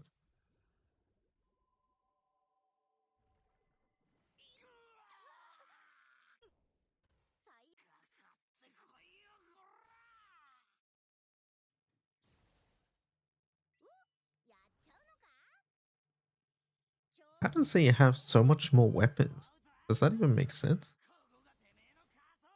I have 22k and 47k. So like, I don't know.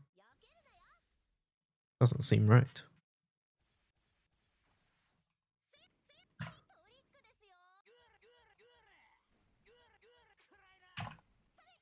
Yeah, 51 and 58. Yeah, having more blue is uncommon, right? For sure. Unless you've just not rolled artifacts.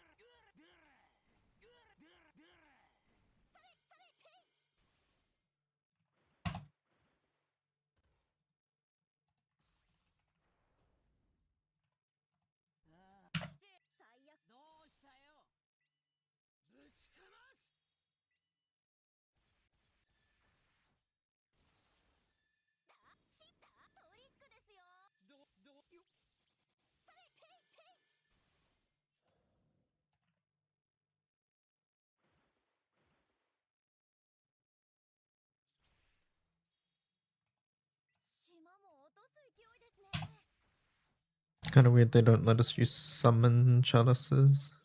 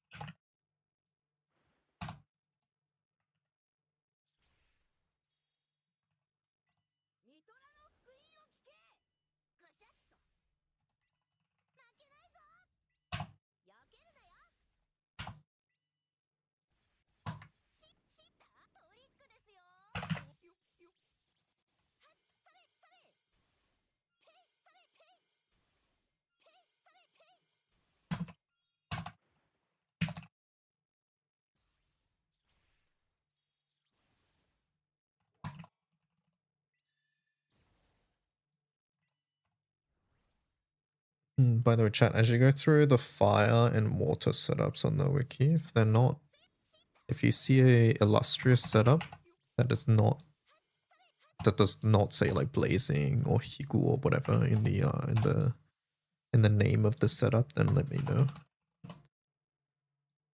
Most of Earth is done too, so you notice it on Earth, I guess. I've not gone through the other 3 elements though.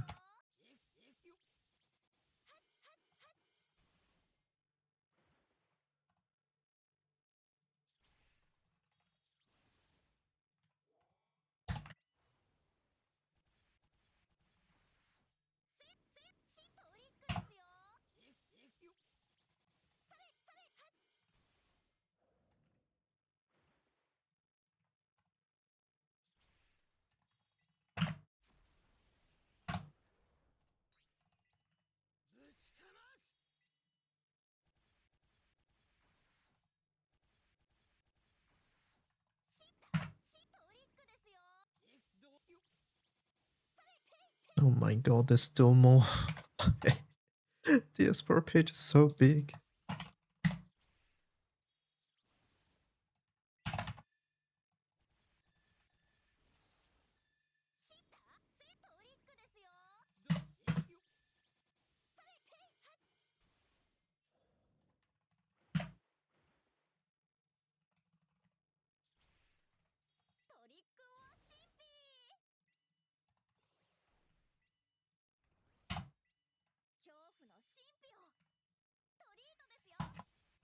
Still need more non-hunting setups though. Too many of these fronters. 3k giveaway day crystals are in. They tossed 3 gold moons in with them? What the? How nice of them.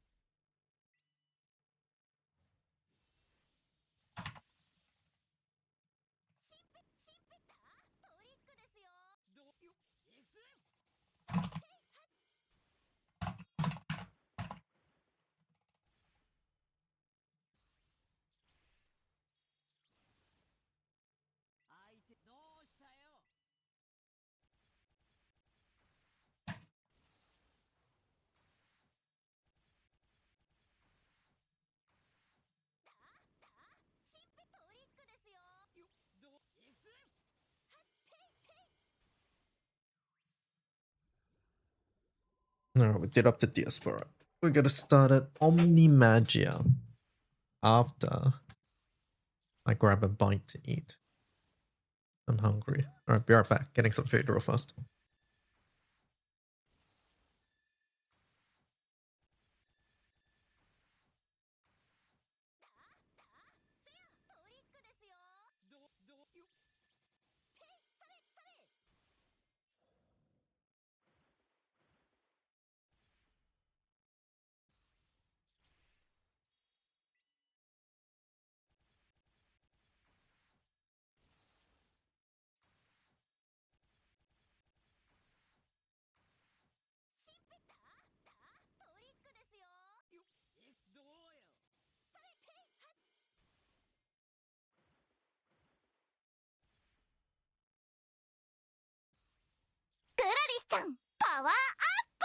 Colin_Sky just subscribed for 27 months. My phone has dirt in its charging port and I can't get it out.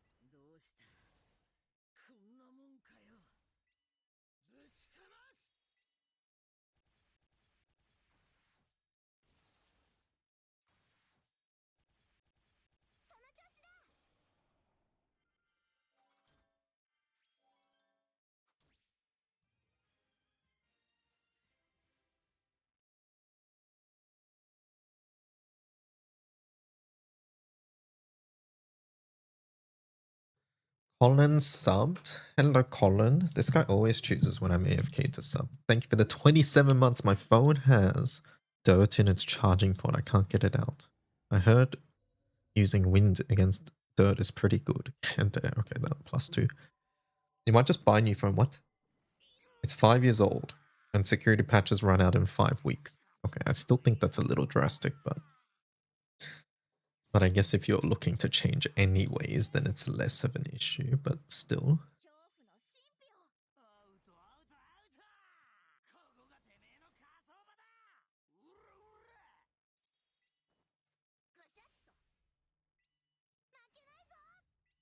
What phone would you get, Colin? Alright, let's watch something while I eat.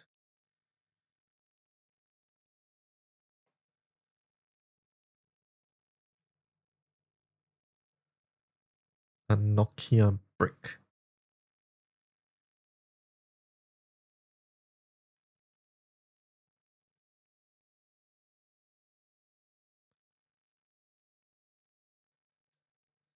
Been with Samsung my whole life. Which Samsung phone would you get then? There's a couple there now, right? How good or bad is the HoloLive gacha game? Sure, let's watch this.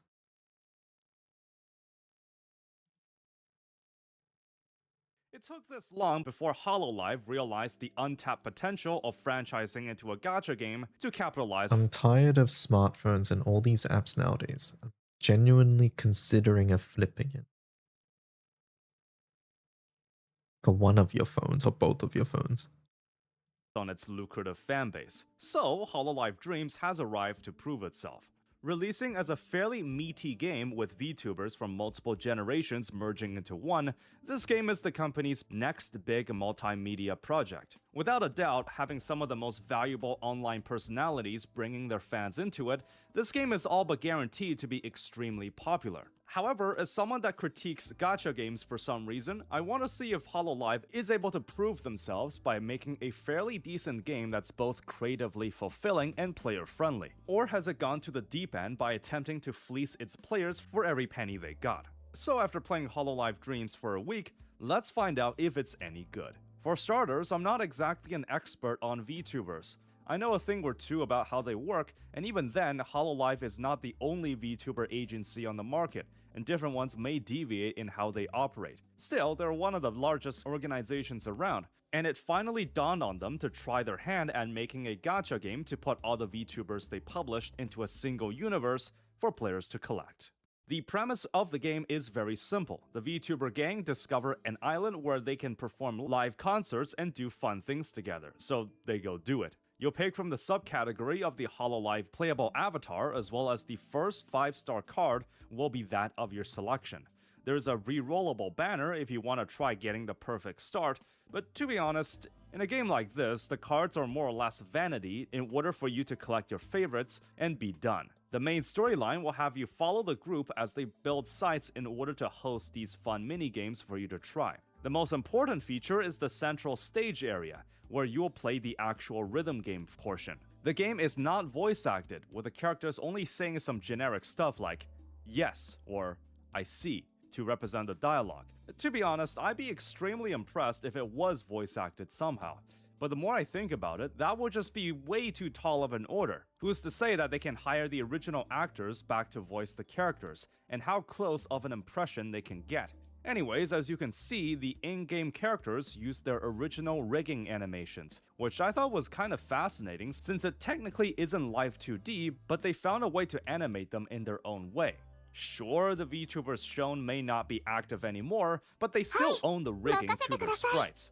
Now that's some efficient asset reuse. Something to note is that if you're expecting some grand storyline featuring these virtual idols, then you're looking in the wrong place. These online personalities, especially ones that are no longer active, have reputations to keep outside the game. At most, they'll quarrel about small things and make up in the end.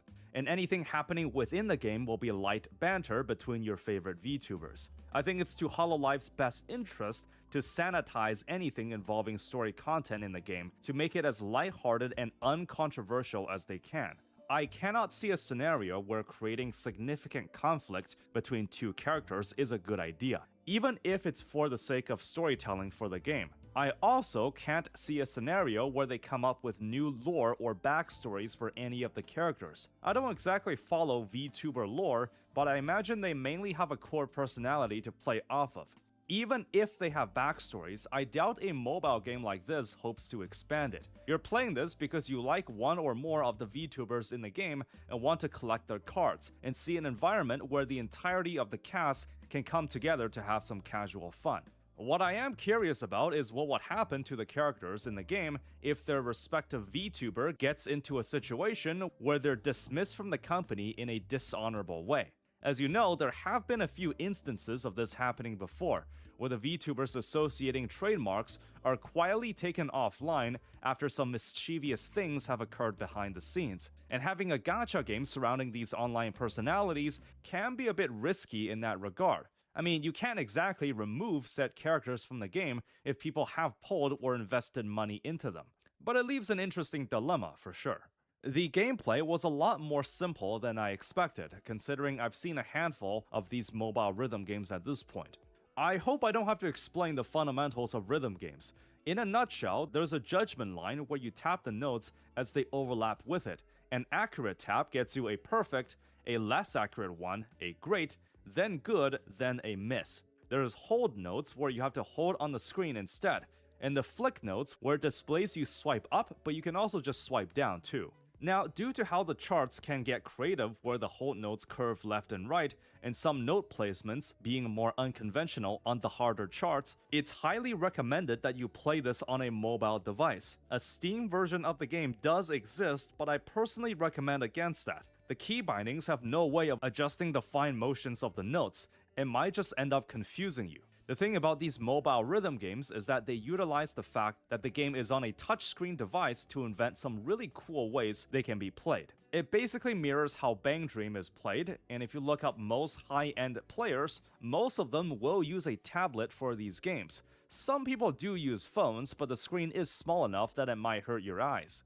When you complete a stage, you are then graded on two fronts: your combo score and overall score. Combo score is how many notes you hit accurately. This is fully dependent on player skill, so if you hit all the notes, you get a full combo. If you did it while landing perfects on everything, you get an all perfect. These are basic rhythm game terminologies, and achieving these will get you one-time rewards for each song on each difficulty. The other score is dependent on your roster of units you brought in. This is the part where the gacha system comes in.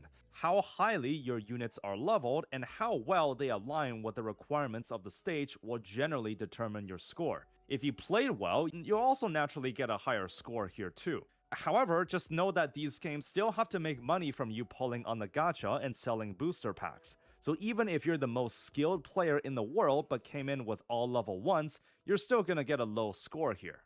However, the beauty about gacha rhythm games is that the progression is more or less cosmetic. If you simply don't care about the gacha portion and just want to enjoy the rhythm game aspect, you can do that, since the game is already monetizing through the gacha. Most of its songs are immediately available, and even the ones that aren't unlocked can be done so as long as you progress further into the game.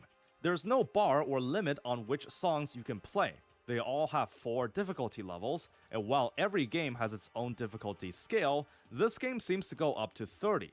Although, since it's mostly intended for a more casual audience, the majority of songs won't be in the high 20s. Now, my own experience comes from playing PC-based rhythm games like DJ Max and Easy 2-On, and the only other mobile rhythm game I've played is D4DJ, so some of the harder charts gave me trouble.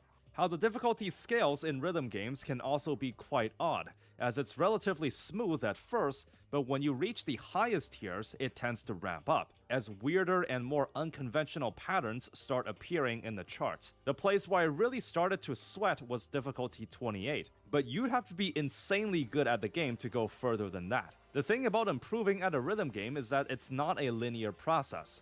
The more you get to the hardest charts, the more you have to train to master it. I can only imagine a small portion of players will be able to do them, but I don't think that's what this game is trying to target. You are allowed to create and share your own charts with others, and I suspect this is where the hardcore players will start getting interested. Still, I can argue that if you're an enthusiast rhythm game player that wants to challenge yourself, then you can just, play an actual rhythm game that targets the hardcore player base. There's an argument to be made that due to these gacha rhythm games revolving around a group of idols, then the songs have to be ones with vocals.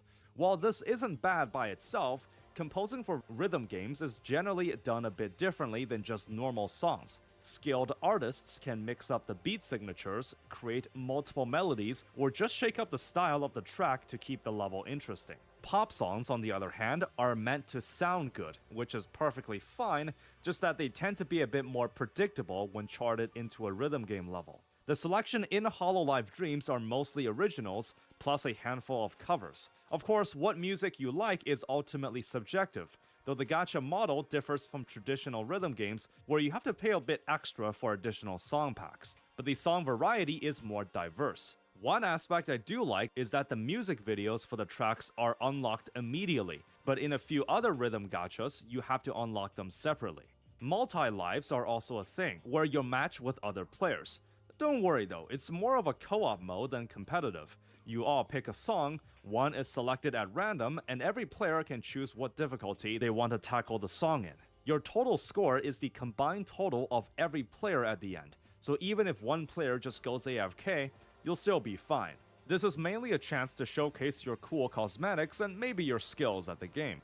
There's also mini-games you can do on the island, though I'm curious to see how they plan on expanding the island itself. Since there's a limitation of physical space, I wonder if they'll just suddenly have more land float up from the sea if they ever want to expand it. There's more than one, but the first minigame is the jump rope. It has a single player and multiplayer mode. The multiplayer one just has it so that as long as there's one player still jumping, then the other players will return to the game after a while. So again, the longer someone can stay on, the more score everyone gets. These systems are kinda tied into how you progress your account. Everything is pretty simple. You have two types of stamina, live and play stamina. Live stamina goes to 10, and when you're playing the rhythm game, you can choose to spend however many you want in your next attempt.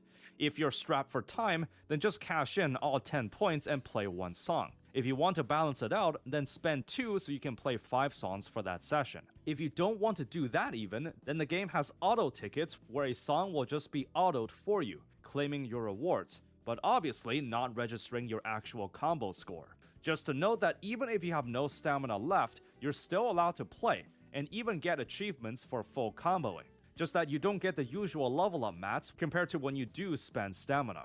Every song will favor certain traits and Hololive members, so if you want to maximize your overall score, you'll probably want to level up multiple lineups. In case you're also wondering, the chance you'll get an S rank for your overall score is unlikely unless you whale. Even if you got an all perfect, the game has to find ways to nudge people to whale on the game a bit. So if the average player can just get S ranks, then there isn't much point to the gacha system. This is the price you pay for when playing a gacha rhythm game. But again, if you don't care about that and just want to master every song with your combo score, you can absolutely still do that, and other players will still be impressed. Your rewards don't scale with the difficulty, so even if you nail the hardest chart in the game, you're not going to be getting any bonuses. Each Hololive member can be unlocked if you just do their quest somewhere on the island, where you can control them as a chibi avatar and select them as the leader for a lineup. They have different outfits and unique leader skills that will want a specific lineup of members, like those that belong in the same category as them. In terms of the other units, you can level them with XP, though 5 stars will get a higher level cap by default, so you generally want to use only those if you want a higher score. And if you pull a duplicate, you can raise their stats more and get more passive abilities. Again, unless the conditions are extremely specific, it's unlikely you'll get S ranks unless you have an extremely built up roster, possibly also pulling some duplicate upgrades. There's also these memory cards that are unlocked just for playing the game. These can be tagged onto your leader, which will light up certain upgrade nodes that the card's position is relative to. You can unlock these leader skills with another crystal currency, and a token specific to that character. How you get said material is by just performing certain feats as that leader. So in a way, it will naturally progress as you set your favorite VTuber as the leader. That's basically it in terms of making your lineups stronger. But at a certain point in the story, you're also required to collect these building materials to build another structure to continue. These are obtained using play stamina instead.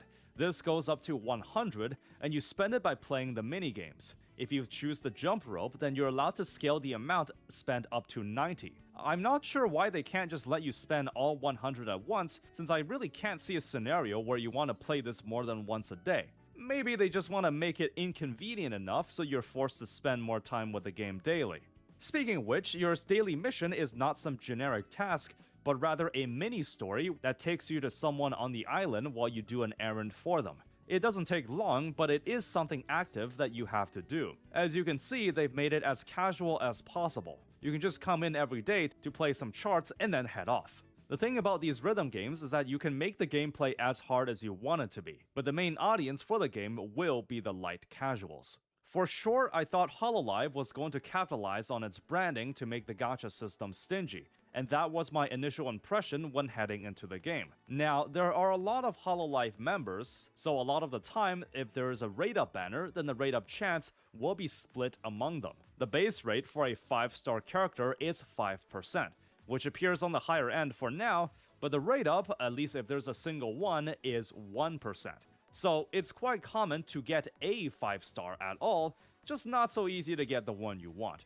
The pity is a mileage system, so there's no second rate up guarantee, meaning it's possible to lose the rate up multiple times. Though, to be honest, this kind of system is quite normal for these mobile rhythm games. The units themselves usually don't have incredibly unique kits, but it's mainly their traits that you want in order to create a meta lineup to get S ranks. For example, in the current summer event, every one of the rate ups in the gacha will get a score boost to nudge you to pull them in order to maximize your score. This might sound kinda bad as a regular gacha game, but again, this is also a rhythm game. You technically don't need to care about the gacha if you just want to test your skills and completely ignore the scoring. Alright, so what about the cash shop? Well, as you might expect, if you do plan to whale, you're in for a rough time, though I've seen some lower value packs that are more suited for casuals and light spenders. The most curious one was this, where you select an idol of your choice, and for a month, you get unique cosmetic items containing them, so you can show them off. I took a look, and it really looks like every one of them have slightly unique changes to the rhythm game UI and such. Much more affordable than whaling at the game, of course.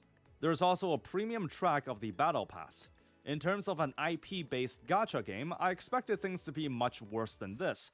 But aside from the overpriced whale bait, all this isn't that bad. In case you're also wondering, you can't actually directly purchase songs. Instead, the token to do that has to be earned in-game, which is another aspect that surprised me.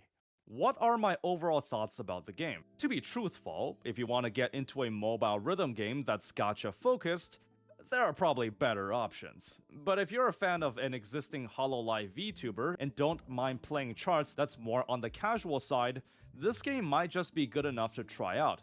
I personally hold a bias towards IP-based gacha games since they use the emotional attachment of its fans to the property to push the monetization more aggressively. Due to the unique nature of gacha rhythm games, there's technically no gameplay that's locked behind paying for anything. Of course, since this is Hololive we're talking about, if you do plan to go all out for your favorite VTubers, then you're probably gonna be shelling out your wallet. Hololive Dreams, in my opinion, is a decent mobile rhythm gacha game that only lightly attempts to capitalize on the size of its IP. I fully expected things to be worse than what it is, but aside from not having the most diverse side activities, it's still functional as a rhythm game, just that it doesn't innovate at all from what's already there. Without a doubt, since the game doesn't need to spend that much effort on voicing these virtual avatars, this game will be fairly low maintenance for a company like Hololive, and will be garnering a dedicated fanbase that will continue to earn them a nice bit of profit on the side. I think the not But I voicing haven't part played is every single the not voicing part is like, it feels so bad. I don't know. gacha rhythm game yet, so maybe some other experiences can change my opinions. Anyways, if you want to see more gacha related content like this, subscribe to the channel. You can support for as little as $2. Alright. Are the Oshis and their alts not enough reason to whale? I don't think so. You gotta get the meta plays as well. Also, there's a psychological thing, right? It doesn't matter like how much like for example, if you feel like you did well and then you didn't get a good score, there's like always going to be a psychological thing.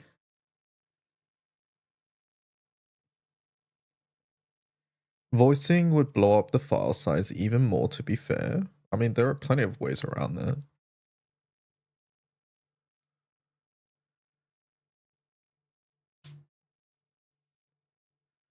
Like, let's be real, the reason they're not doing voicing is because it's gonna cost them more. It's not because of file size. There are plenty of games that, for example, Granblue's voice file size, we know is in the terabytes. So, like, that's not an issue. People whaling for score are a separate audience than whaling for the Oshi, yeah. Yeah, I imagine it's a scheduling nightmare. And also, there are people like Gura there who aren't part of Hololive anymore as well, right? So, like, yeah.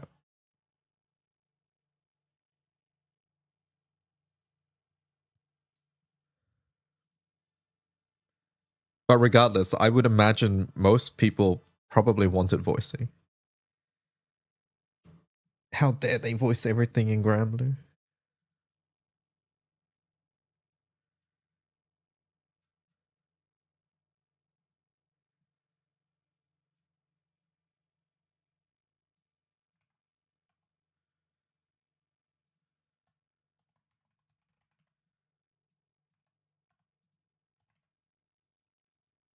They aren't going to use their at-home setup for this, so they'd have to fly all the EN livers to Japan. No, they wouldn't do that. They would just go to the recording studio that they're nearby. I don't agree with that, but I do agree that it's a lot more work to do it that way. But I think it goes to show that this is a relatively low maintenance project, like he said, right, in the video.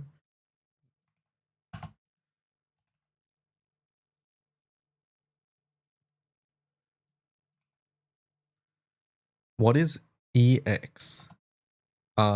Depends on the context. Can you tell me where you read it?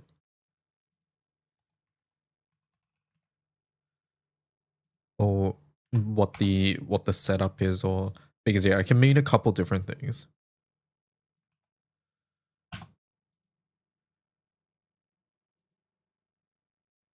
Extra party raids. I mean, yeah, that's one of them. The master level EX.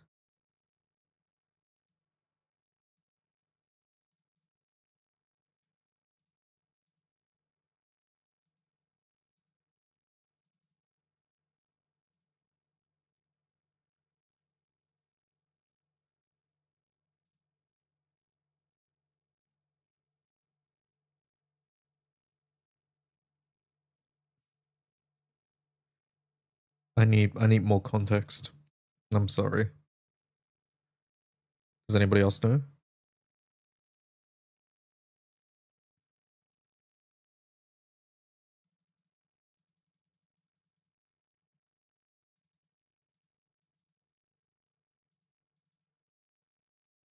Ultimate Mastery? Is there EX there?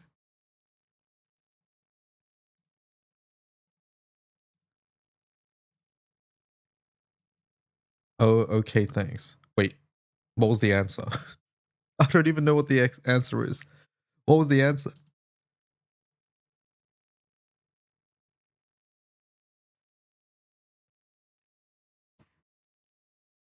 Like, there is an ungodly amount of things referred to as EX in the game. There is EX classes, there is extra parties, there is EX modifier, there is EX, like this.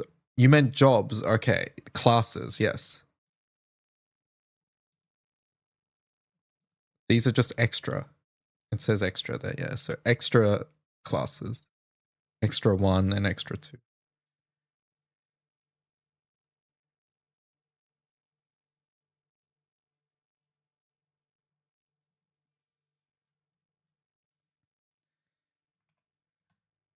I'm glad we figured it out.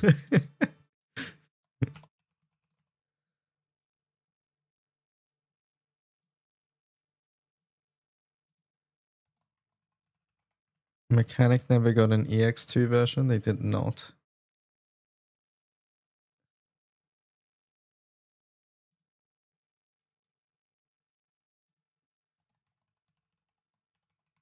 And every time,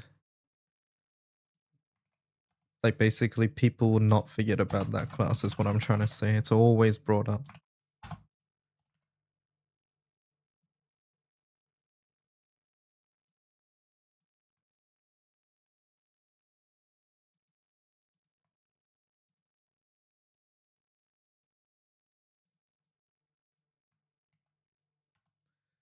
Called Relic Buster. Yep.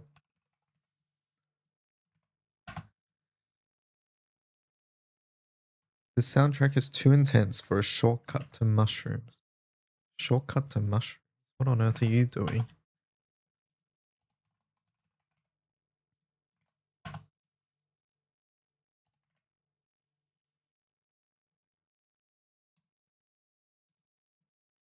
Sorry for the confusion. I'm very no. It's all good. Don't worry. This isn't your fault. This is down to this is the game using the same text so many times.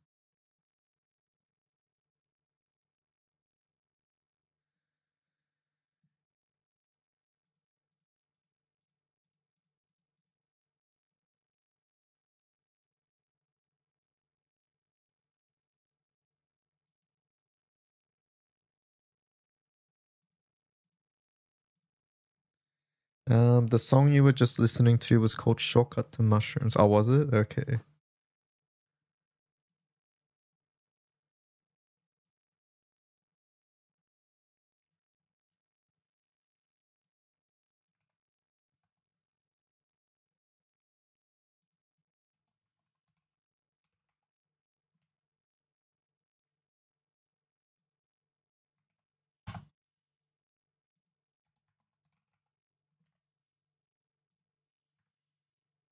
There's a Wizard Origin set up here. Alert, alert.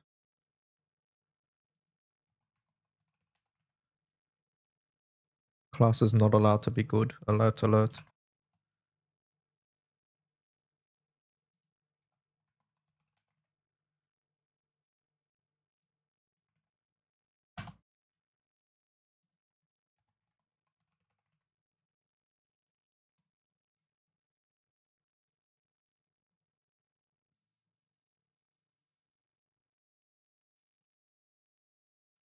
Do I put Odious and Magna summons in support? I don't see why not these days. You have so many slots, right? What else would you put? Nothing?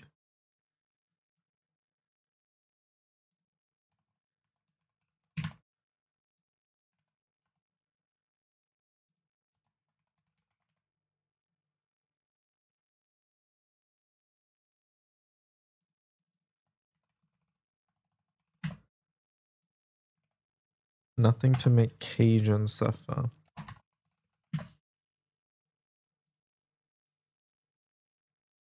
Oh, that's just mean.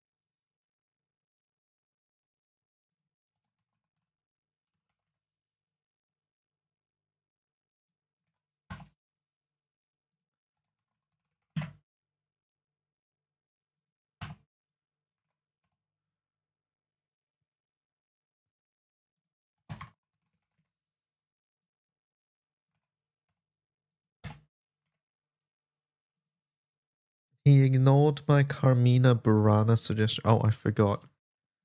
I was listening to something else at the time.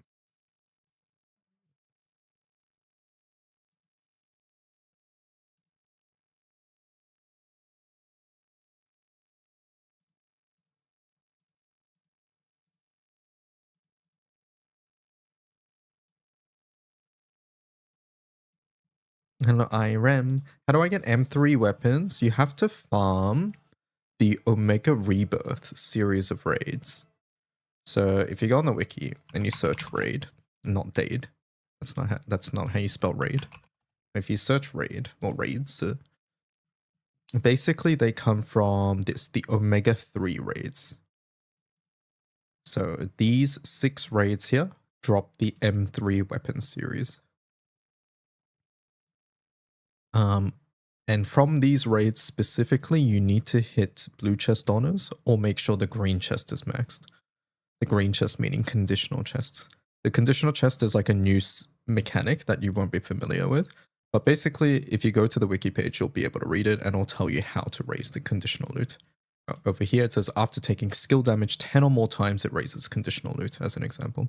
And conditional loot, how it works is that it starts at 0, goes up to 10. Each level gives you a 10% chance of it dropping. So at level 10, it has a 100% chance of dropping. And in this chest, that's where the rebirth weapons are. So this chest here and your blue chest, these are the main ways to get it. You got Hexa from mining, very nice.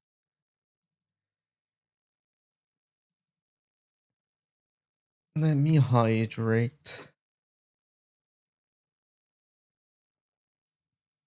Why do we have 2 manual setups? I just realized. Oh, that's a solo.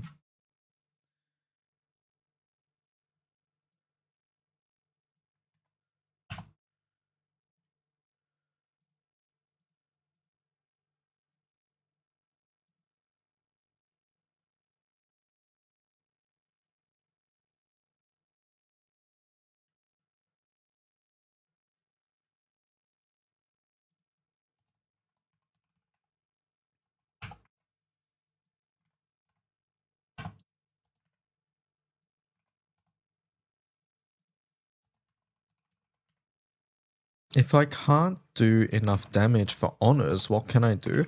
What I would do is make sure that the conditional chest is maxed out. Because if you can't do the blue chest honors, the only way you can get the weapon is from the conditional chest, right? So that's what you're really looking for at that point. So once again, go to the wiki or go into the raid and then click the boss's icon and then read how to raise it. Sometimes the conditional chest is going to be raised and you don't need to do anything. Sometimes you're going to need to help. And that's where I think it's important that you know how to raise it yourself.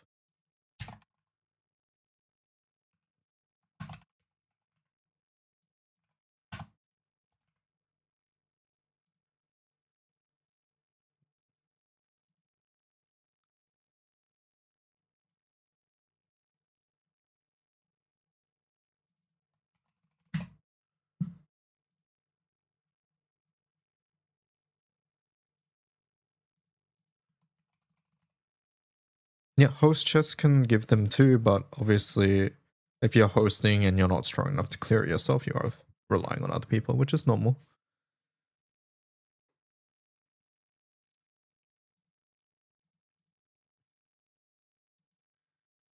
It's the beer ad relevant to this song. Ah, yes. Yeah, I know.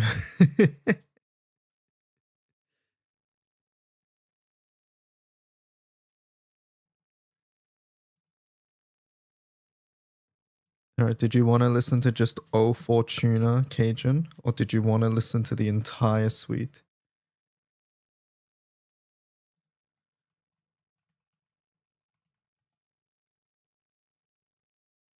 You want to listen to the whole thing?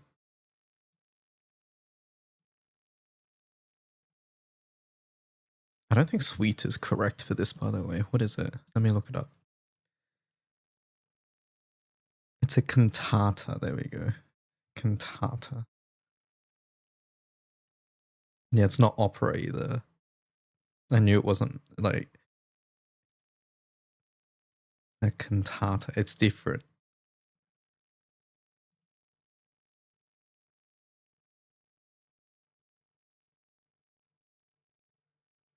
M3 will take a bit with small drop chance, but thank you. Yeah, no worries. Yeah, basically you need to make sure that conditional chest number is as high as possible. That's the main thing. What is a cantata? Basically, it's not an opera and it's not an oratorio. That's the main thing. It's been too long. I'm not a singer, so I forgot it. Let's look it up. Cantata. Meaning of the term has changed over time.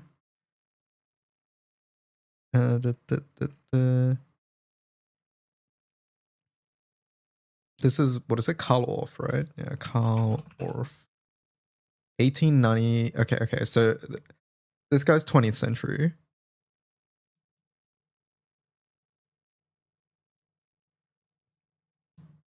19th century effectively was a short oratorio. Cantatas for use in the liturgy of church services are called church cantatas. It originated with opera and oratorio.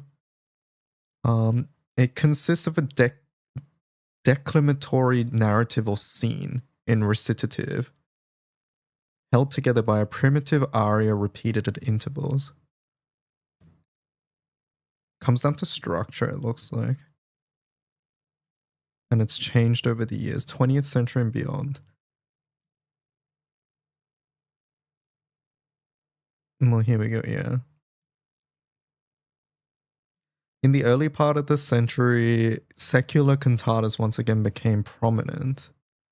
Vaughan Williams composed both festival cantatas, English composer there. Ryland also composed secular and sacred cantatas. Bela Bartok, Romanian secular cantata, based on a Romanian folktale. Hindemith composed 3 works he designated as cantatas. It might honestly just come down to what the composer calls it too.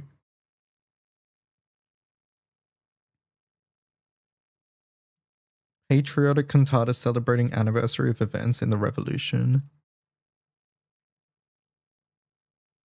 That didn't really tell us the difference.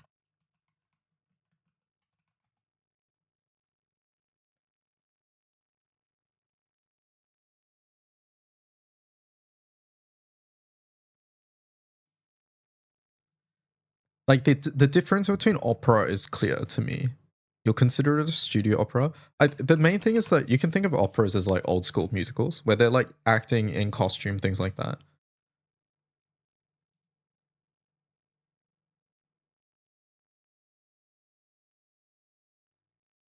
Okay, so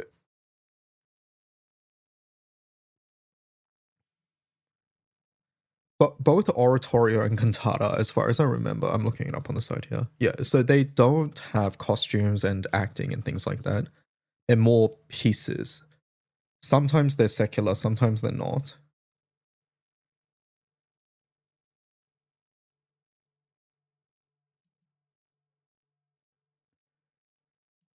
It seems like context is what matters the most.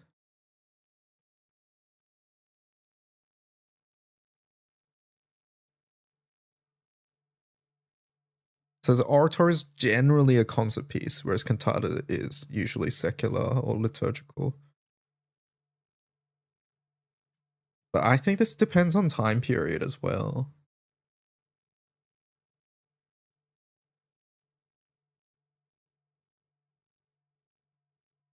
Ultimately, I think it really comes down to what the composer calls it, I think. But what they most certainly are not are operas.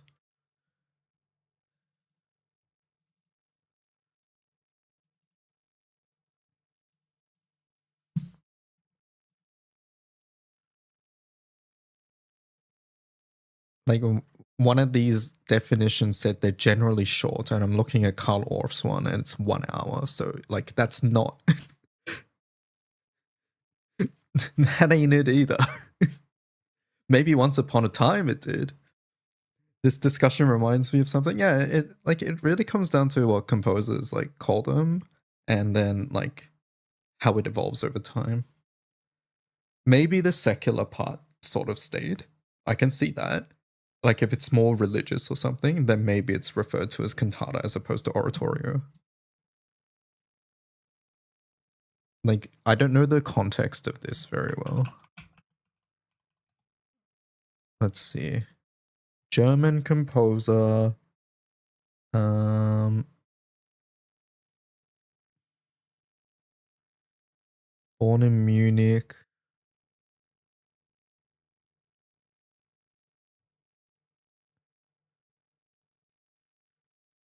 He was a member of the Reich Musikkammer, but not the Nazi Party. Having concealed his part Jewish ancestry throughout his life, he underwent denazification and was rated acceptable. who characterized him as a passive anti-Nazi.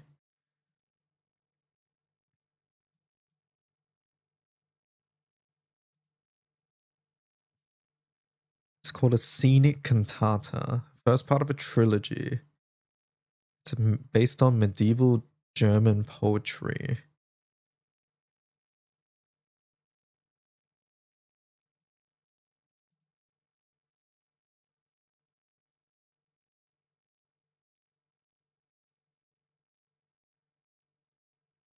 Songs of Bouin, secular songs written. Yeah, secular.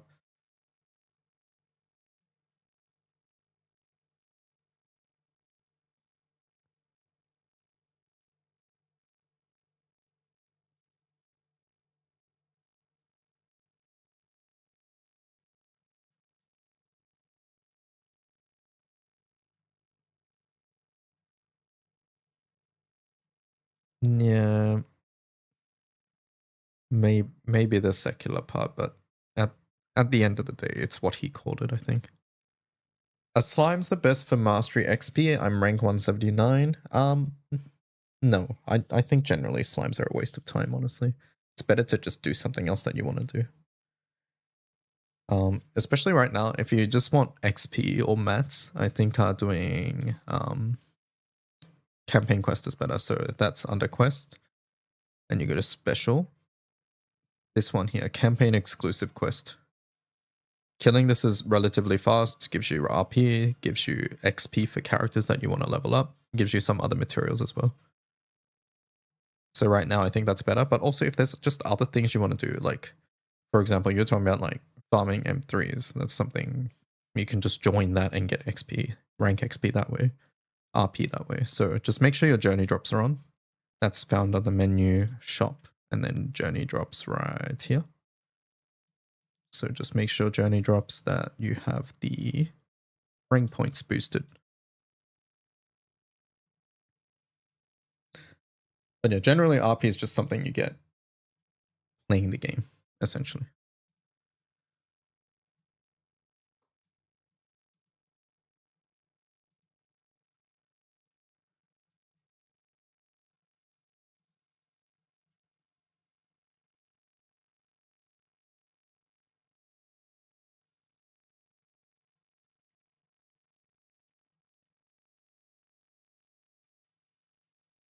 Hello, Pew Pew, how are you?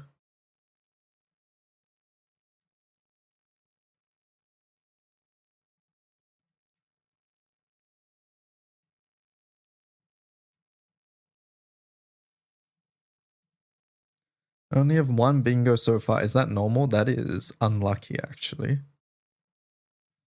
That is unlucky.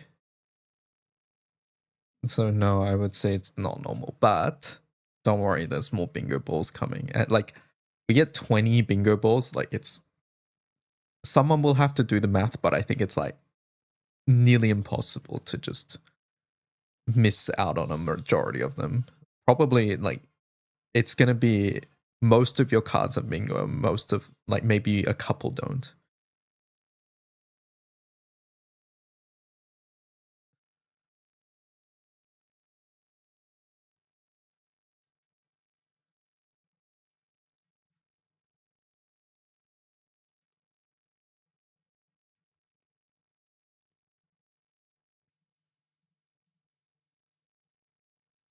What if we don't get 20?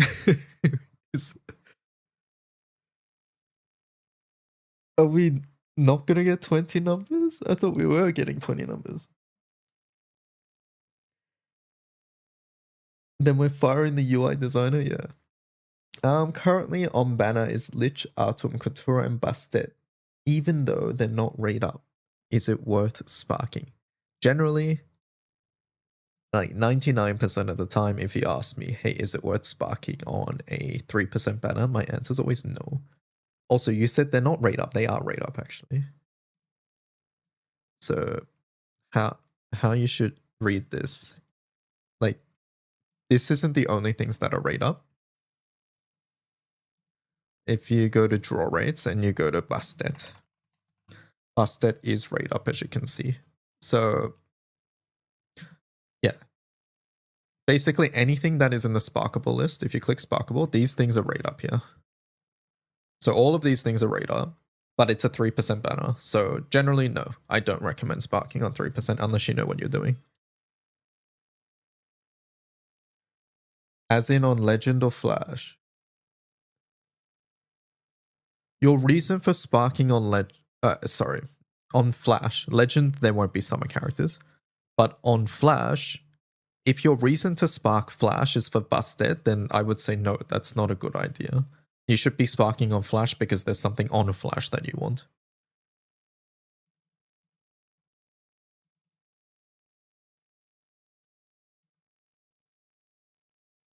Mm-hmm. I don't know, Oscar. Oscar is a free Hexa chat.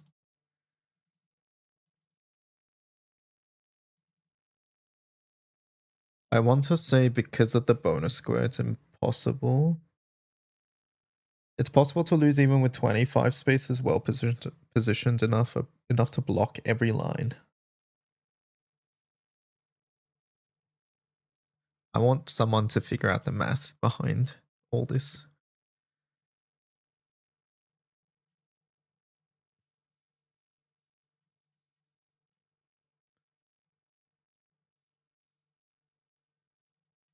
And that's what I want.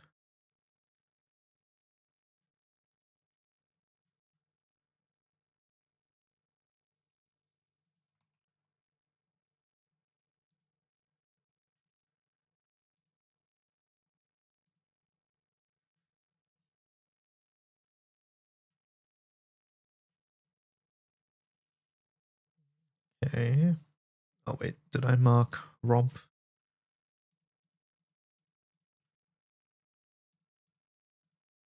That one's marked.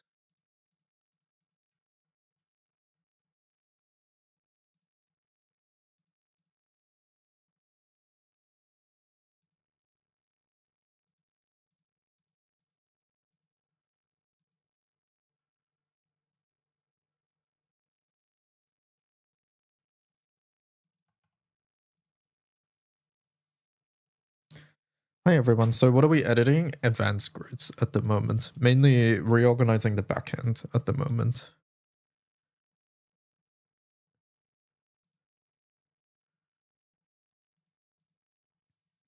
The backend stuff, which essentially will make it easier to add new things in the future. It's something I've been wanting to do for a while, but I haven't because it takes a lot of effort. We've been at this for 3 days now, I think.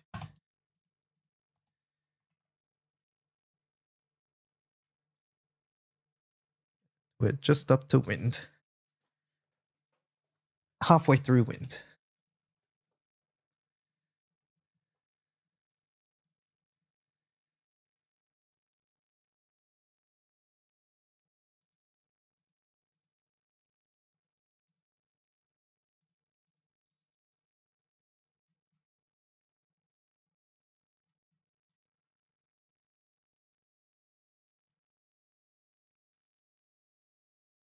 $20 out of 25 minus 1 free means that every board will have at most 5 empty slots.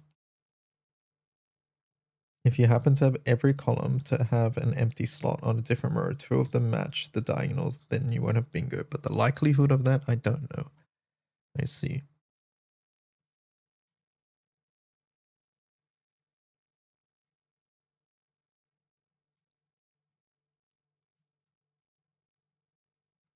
It looks like that one's done.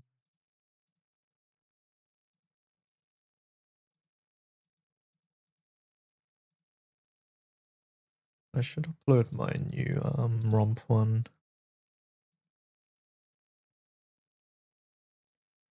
That's the JP guy who wrote the Guild War analysis comic kit book. Yeah, that's so funny.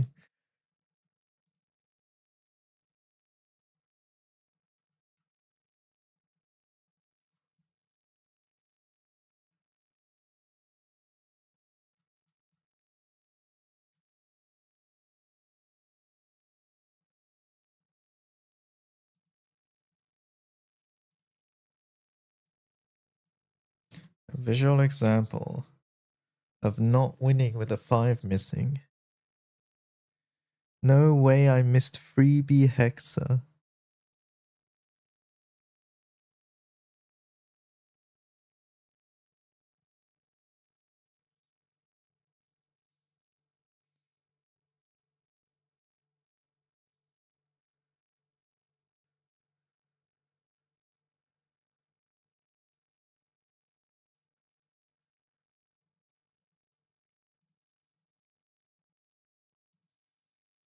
You gotta have one of the 20 balls overlap with your free space, would have been, then also have that sort of no-win position.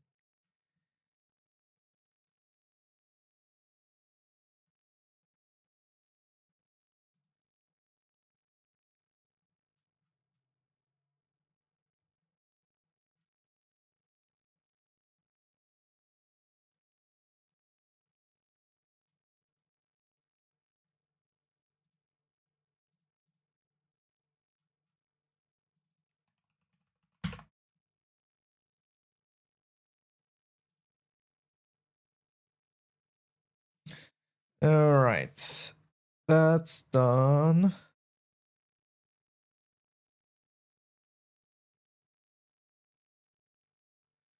Siegfried, now we're back to where we started.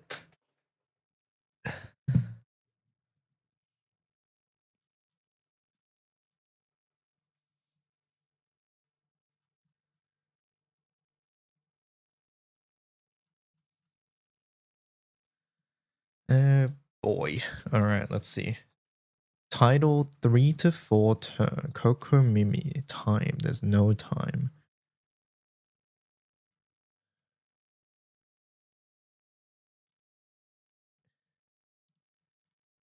Okay, well, time to time. Haha, get it? Time to time it.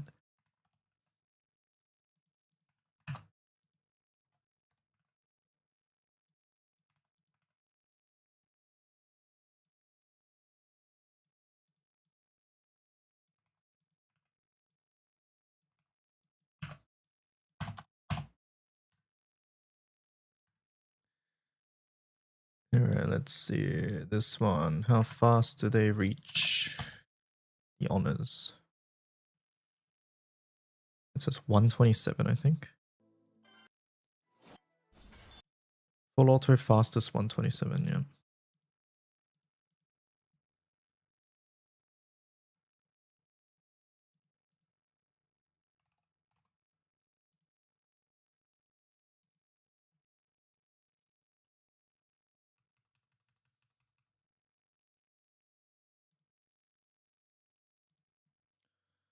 Okay, next. Why the fuck is title 3 above title 2? Who decided this?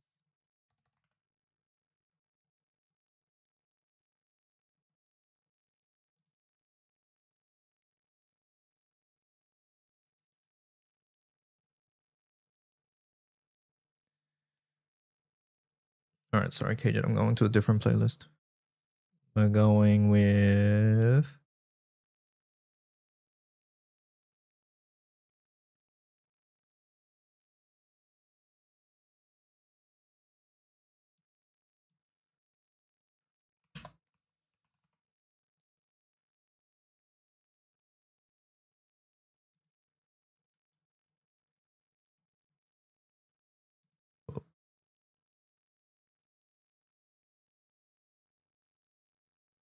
Where the fuck is that? 7.5 hours of Octopath 2 Traveler. How much music is in this game? Works for me though.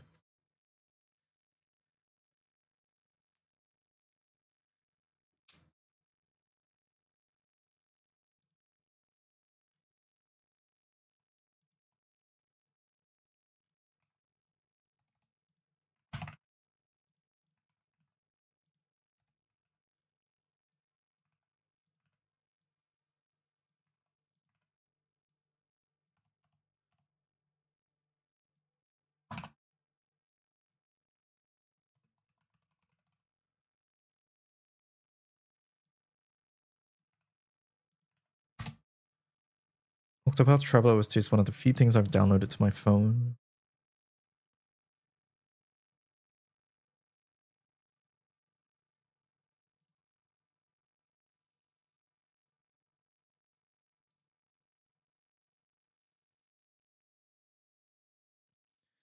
If the orchestra CD somewhere to rip.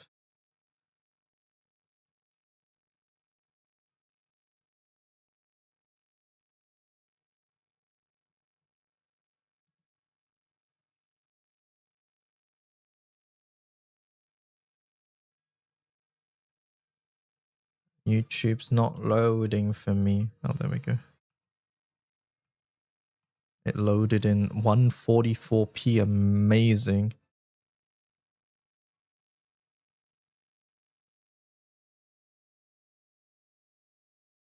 I'm a returning player and I only have M3 grids. I want to start tackling HL content, but I see a lot of players using destroyer weapons and maxed Opus Transcendence. Which one should I prioritize first? I think getting your Opus to 210 and 220 is relatively low effort, so I would start with that. After that, I would work towards Draconic weapons if you haven't done that yet, because getting that weapon will help you farm Far Zero, which will get your Transcendent weapons, and then Vesusia after that. Honestly, you can mix and match Far Zero and Vesusia. Most people will have done Dark Opus first before Vesusia, just because Vesusia came out afterwards, but yeah, I don't see anything stopping you. But I think I would recommend doing Hexa first. Just because the weapon, the Draconic weapon can now be included in your grid after that, which is important.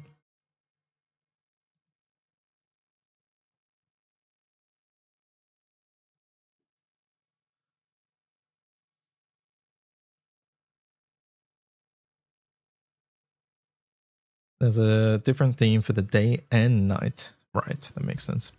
Hello, Sin.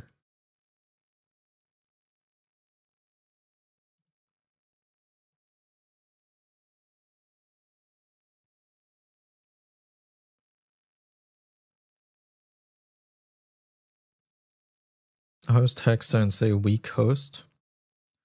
I would strongly recommend that you at least figure out how to get past 40.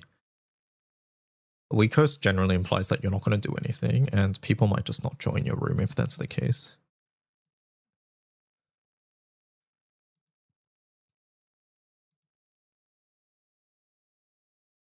Arknight's PC drops tomorrow. It's still crazy to me that game still doesn't have a PC client. Or it still didn't have a PC client, I guess.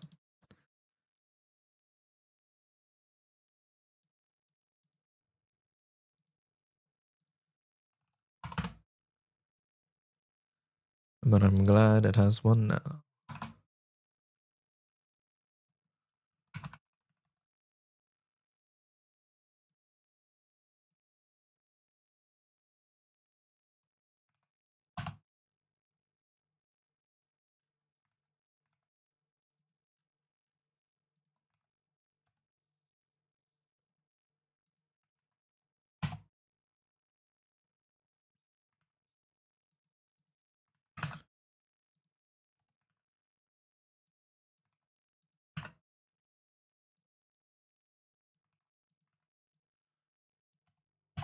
Yes, do the free quest. Far Zero and Hexa both have free quests, which are there and designed to help you learn the raid.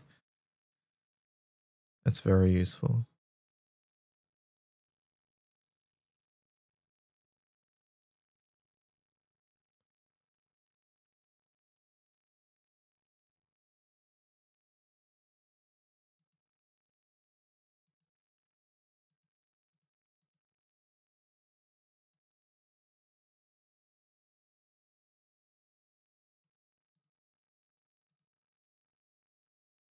$337.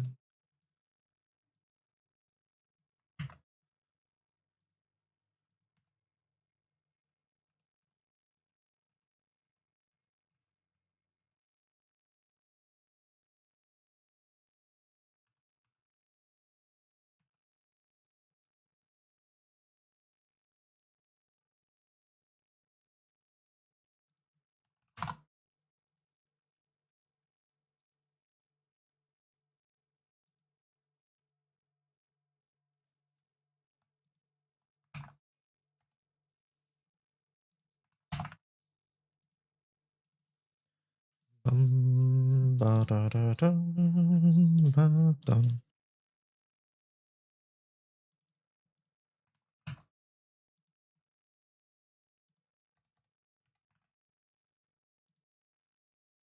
So this is a FA blue chest setup with guard.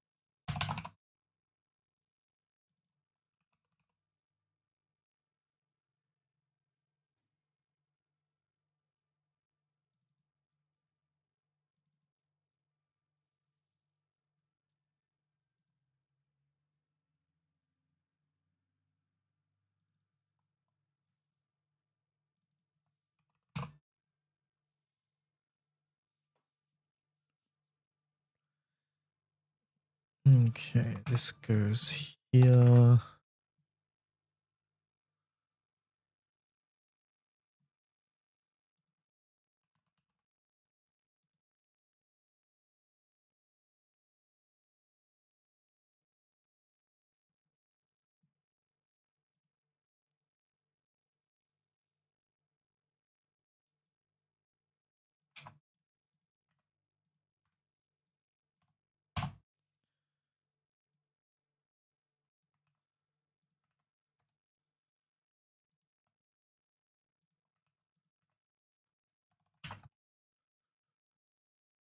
Video is unavailable. Amazing.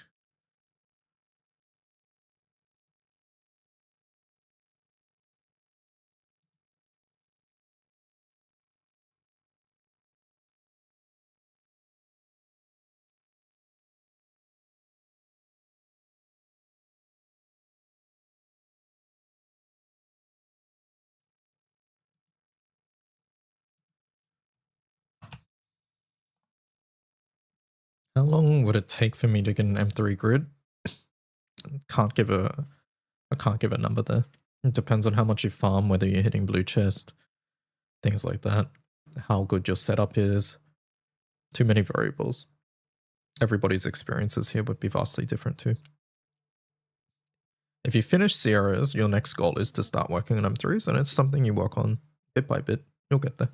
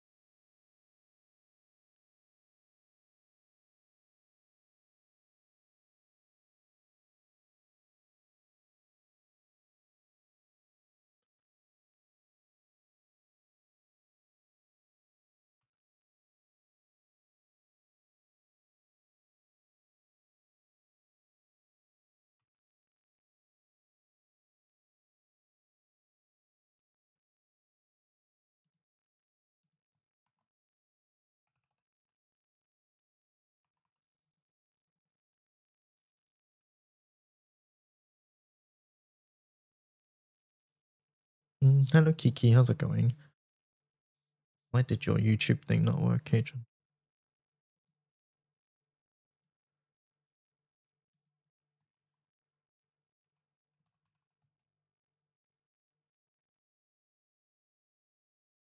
Yeah, it's probably too long then. Should I pull for characters or try to unlock all my MC classes first? Currently, there's no good banners to pull on, so I don't recommend pulling actually. You want to wait for gala banners. There will be a gala on the 16th. And I only recommend pulling in general if you have a spark, so that's 300 pulls.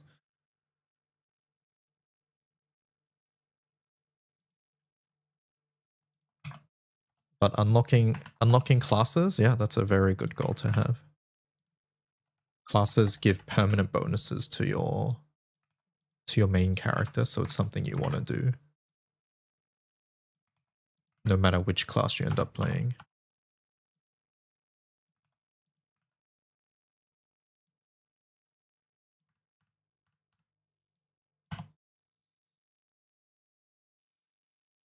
Did I win? I think you did. I think you're right. I think you were the paler guesser, weren't you? Oh, never mind. That was Nightfar. Nightfar one.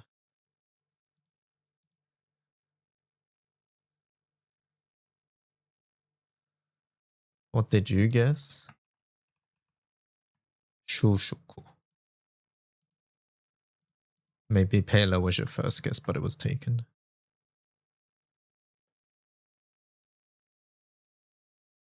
Munching says, I won as well. You guess Subasa. Munching.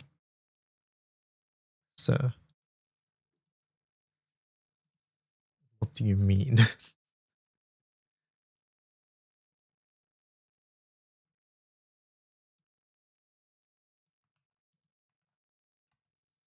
Just put slash Osiris.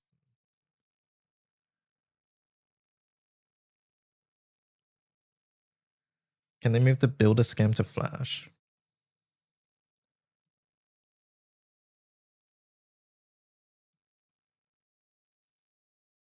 It's the banner before Flash. So yeah, it's not on Flash.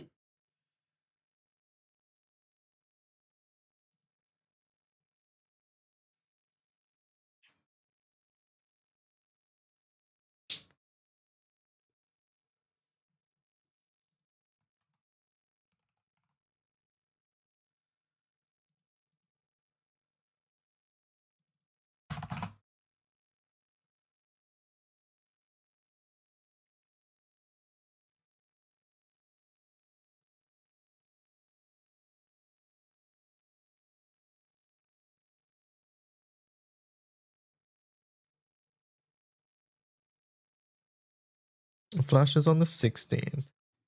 If I recall correctly. Yeah, 16th. There we go. Independently confirmed by Munching, therefore I'm right.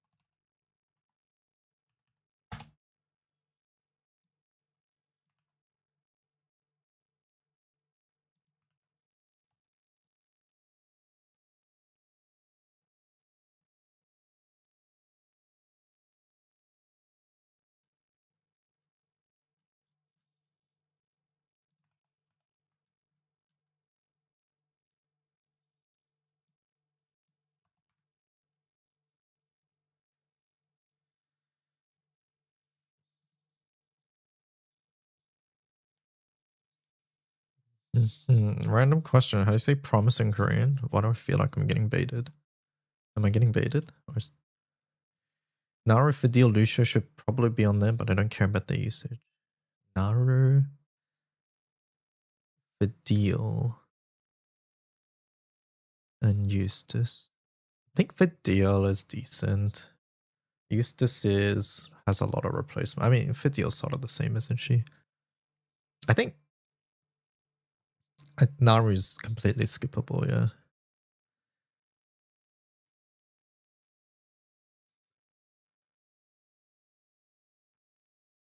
Wait. Are the highlighted ones you're missing, Cajun? It's yaksoku in Japanese. Yeah, it's similar. Yaksok. It's not in Korean. So yaksok.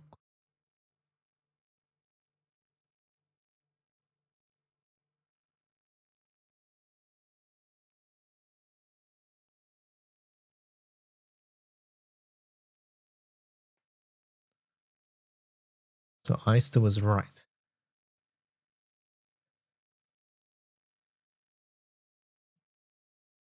Handshake, akushu in Korean it's aksu.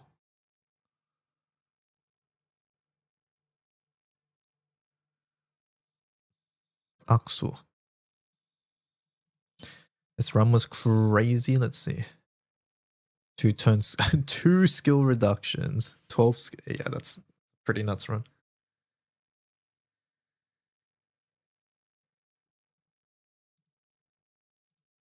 That is pretty nuts.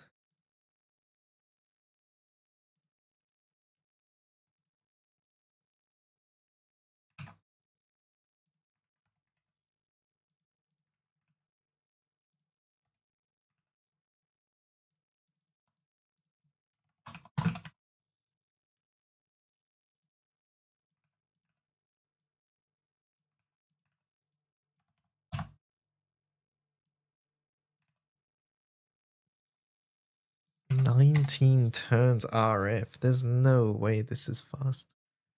I'm gonna put alt set up on this one.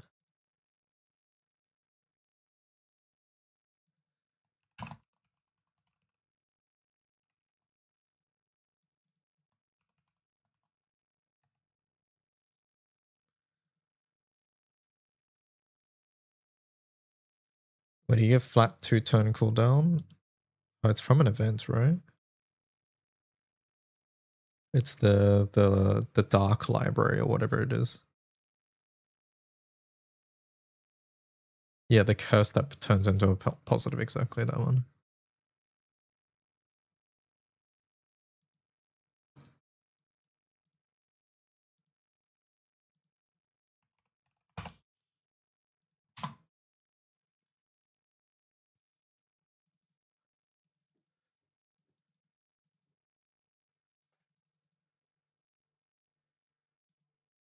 It was amp in damage reduction. Yeah, it's between 3 randomly, I think. It's like the amp, the cooldown, and then the mitigate, I think, right? I think those are the options there.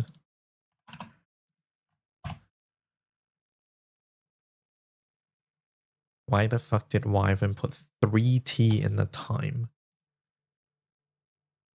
Wyvern, you know better than that. Explain yourself.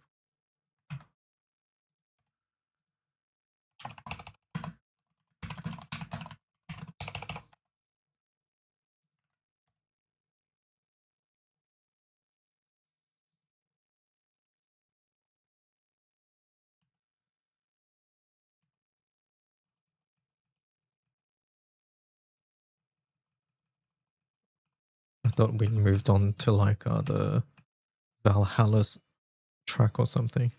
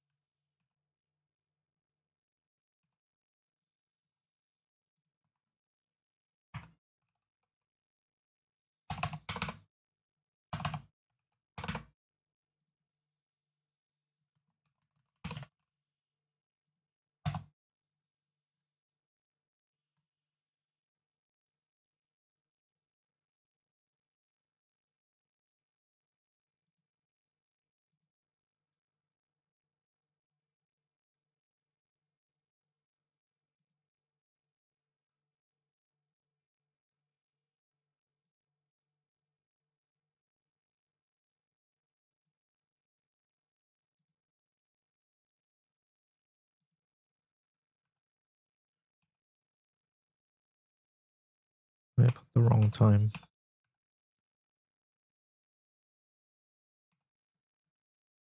$1:55.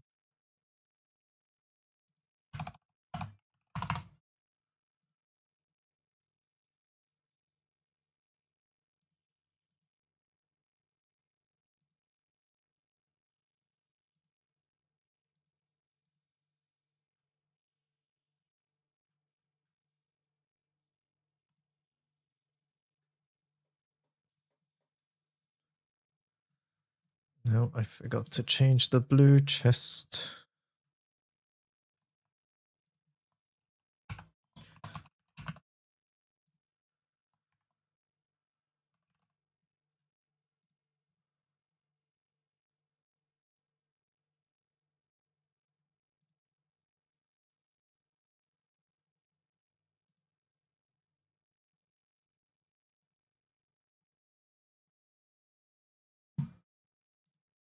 All right.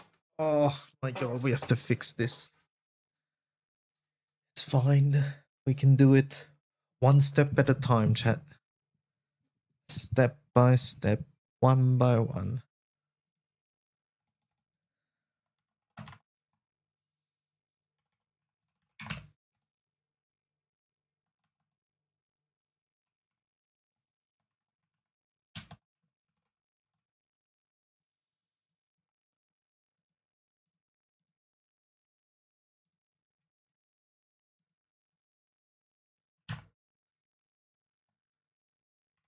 What are you trying to fix? More organizing backend stuff at the moment, yeah. Lazy debt, sort of, yeah.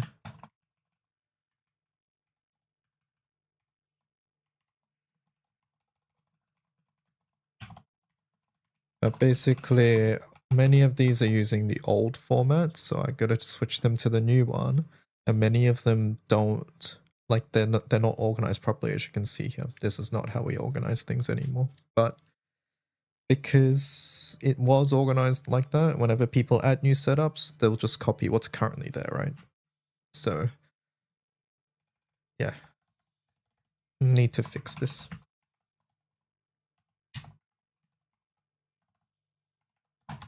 The more setups there are without times, the more setups there are without sources, people are more inclined to do that because other people haven't done that, right? So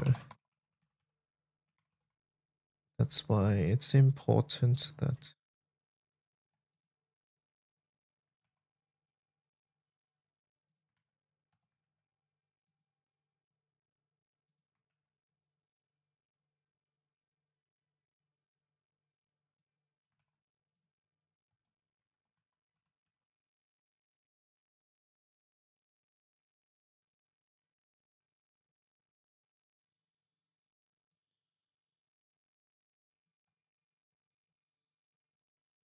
Speaking of backend, what happened to the advanced grids not showing the grid boxes when you click on the raids? Oh, you're talking about this? It's this basically. Due to page loading issues, this table will link to the respective grid pages instead of loading here.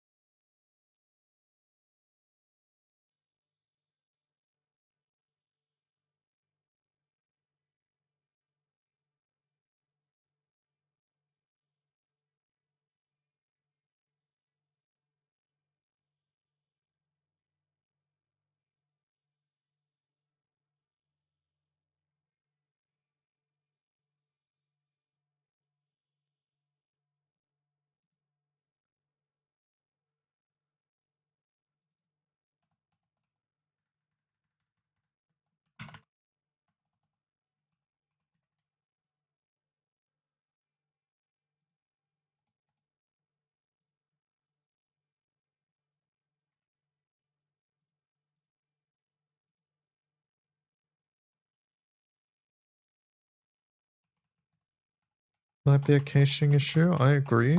But the issue is that most people don't know how to fix that themselves. And they'll just think that it's broken. That's the issue. Like, I know what to do, but until I asked Hadrian what to do, I didn't know what to do either. And as someone who works on the wiki, if I don't know how to fix it naturally myself, then how can I expect other people to fix it?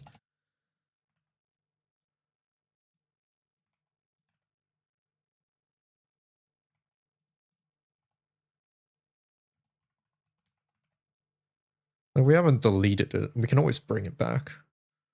But yeah, at the end of the day, it just broke too often.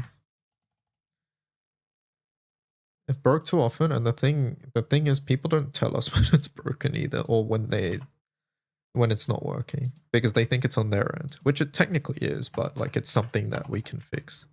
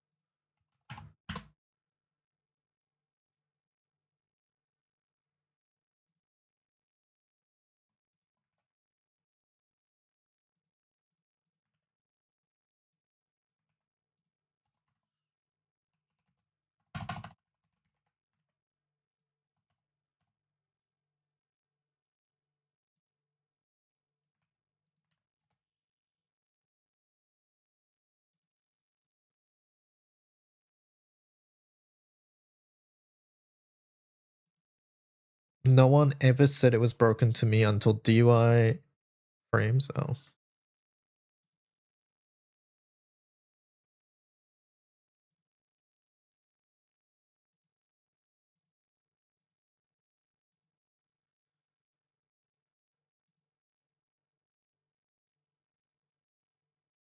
Okay, I think we're back.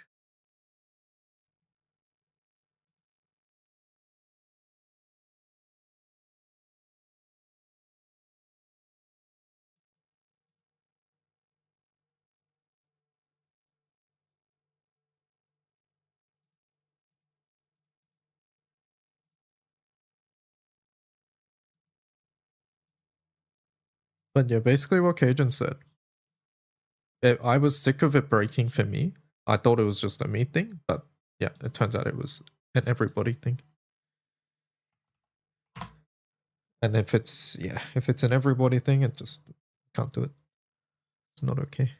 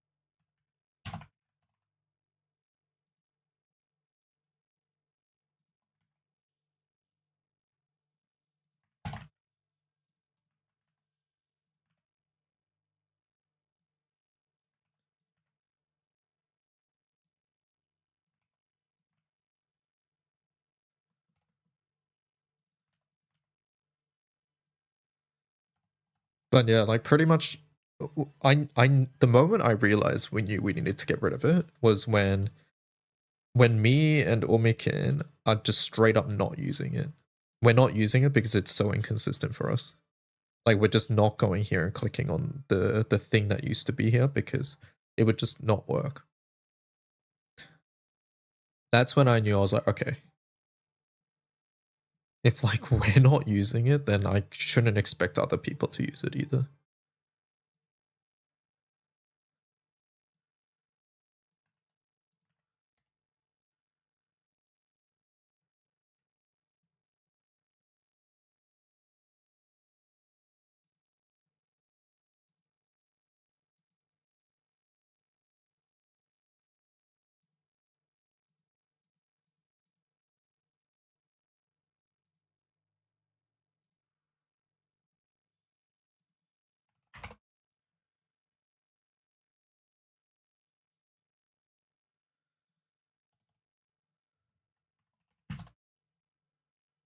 Title 5.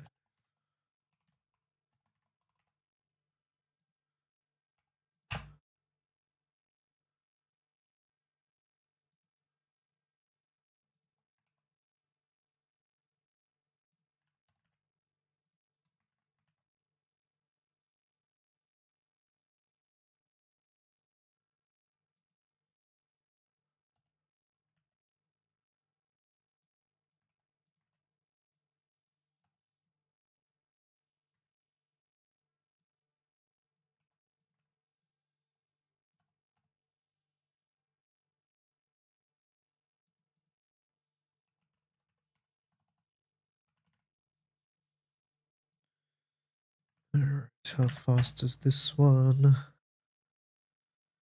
130.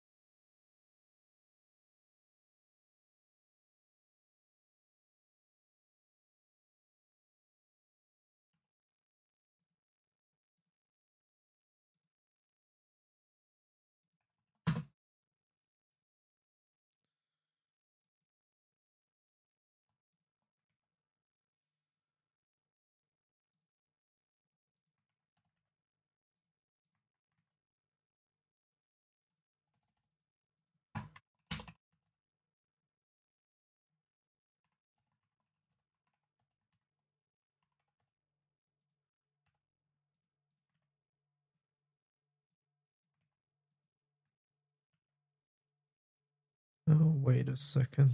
This is a manual team.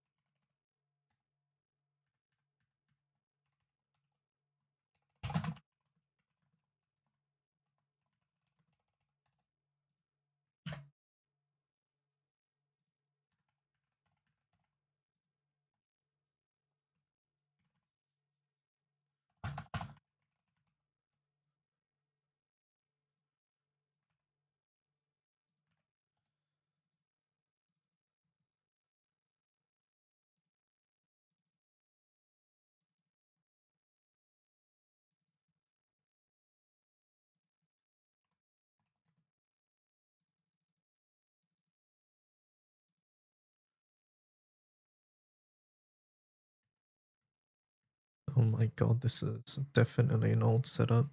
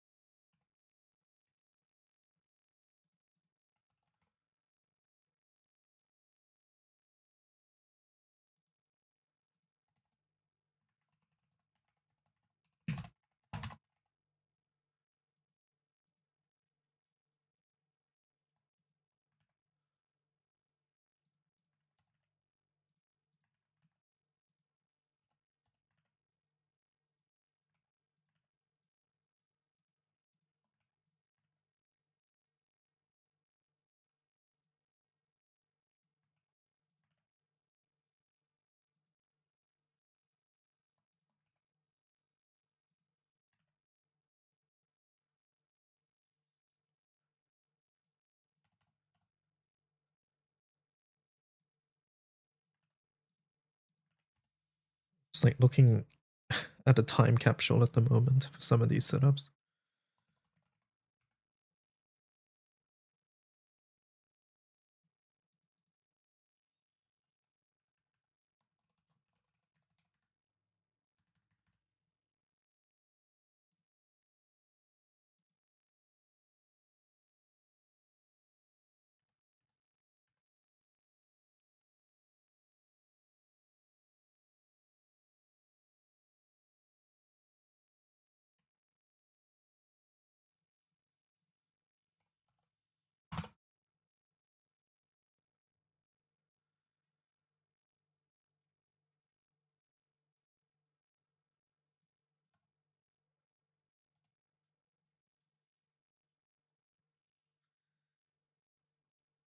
Okay, what the hell is the monk setup?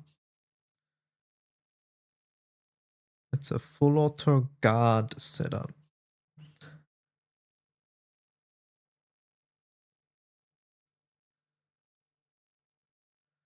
Okay.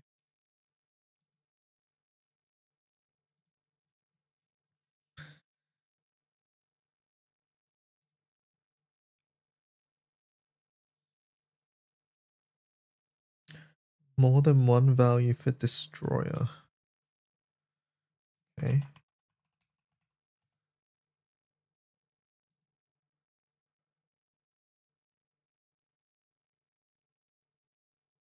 What? Destroyer auto. Destroyer auto.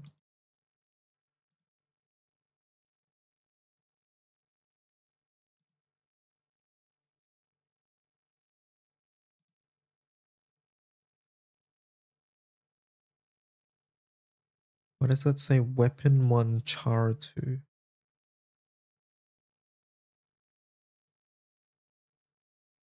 Weapons char 2. What?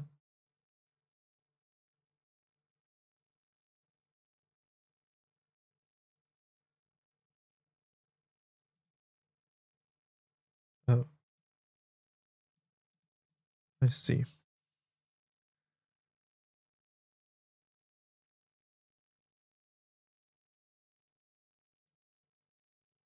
I get it. Okay.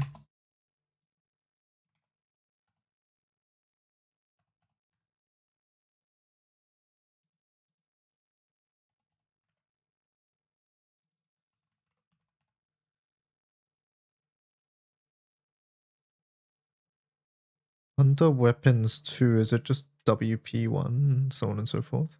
It added character 1 here for some reason.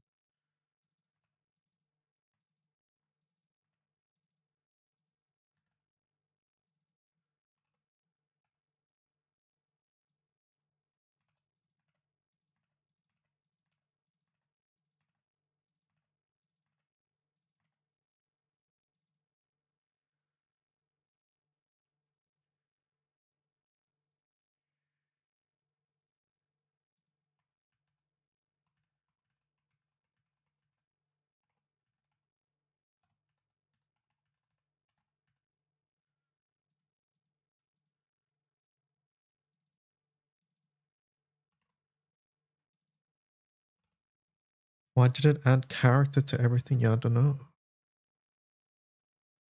Think it's fine now? Yeah. Okay, we're good. Oh. Is that normal? Destroy has nothing. I guess it's normal. Oh, okay. It is 4-star.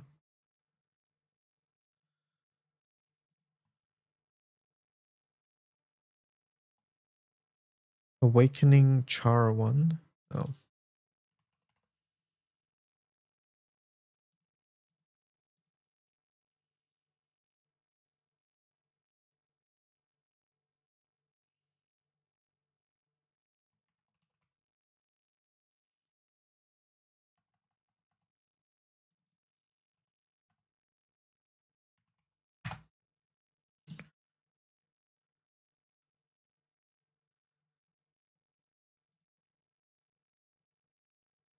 Okay, there we go. It's fixed.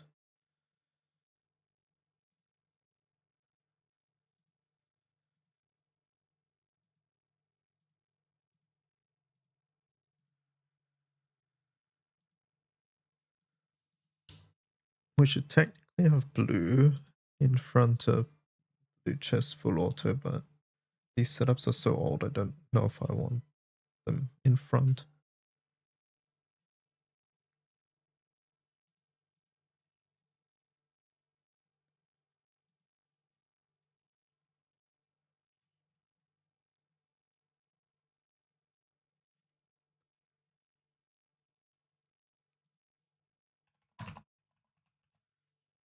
Switching the order is easy, so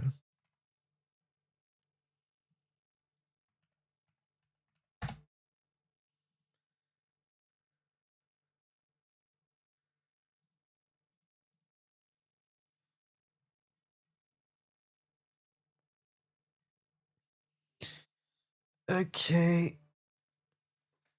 Monk is a blue chest full auto, or at least Eliza is. Let's start with that one, I guess.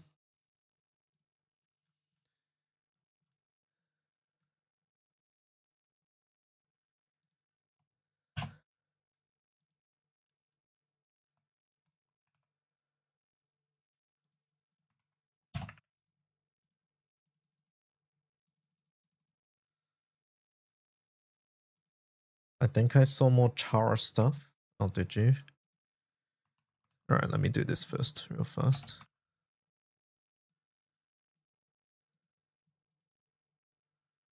So it's a full auto guard.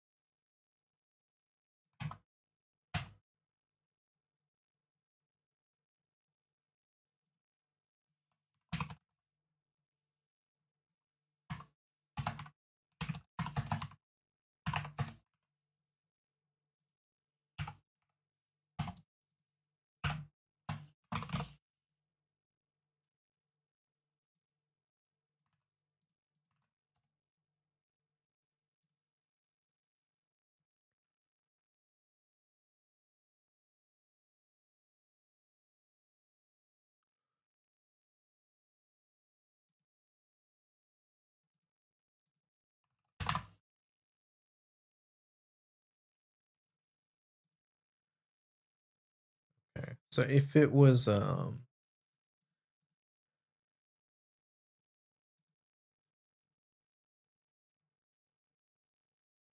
did I not put a time on this one?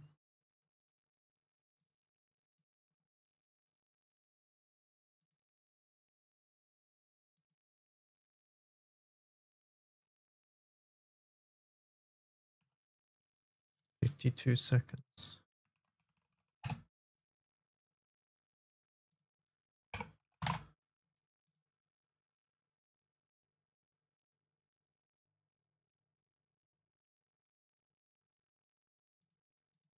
I don't like this one though, because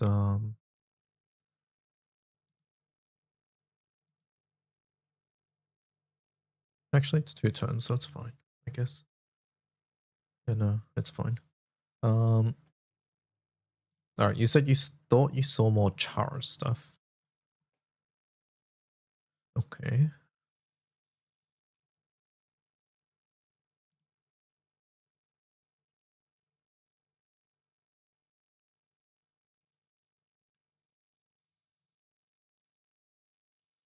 If fire is one of the elements I'm going to main, it's worth trying to spark Artum on the current banner. No. Just wait for your anniversary ticket. Unless you're completely free to play. I think especially people who are newer just completely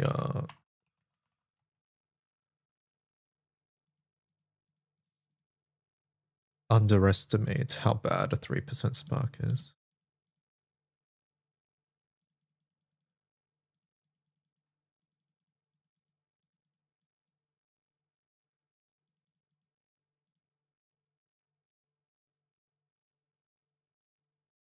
Yeah, I don't think there's any more awakening characters.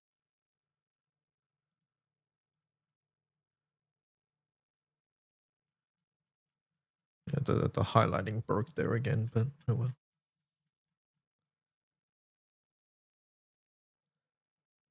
Like, I cannot stress how bad a 3% spark is. Like, honestly, 3% sparks are endgame shit. I really detest that people bring up 3% sparks so much. veteran players to new players. It's one of my pet peeves. It's like, oh, but DY, this character's so strong. And it's like, I think people really have a fundamental misunderstanding of how far back a 3% spark sets you back by.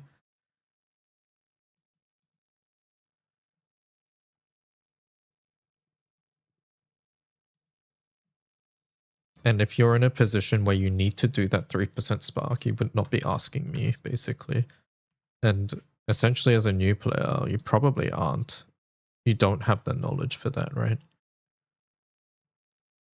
And there's and that's fine.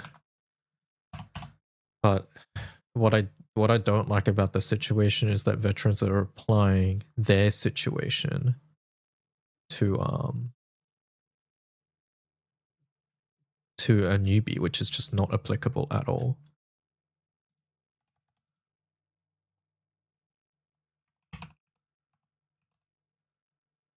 Just my advice here is to be patient. It's just not a good idea to roll on 3%.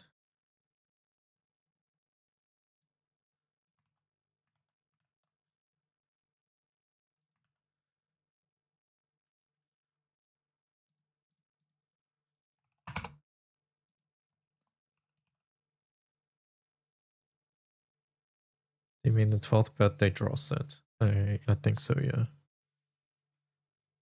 Like, put it this way, are you in a similar position where you just have some elements that look like this?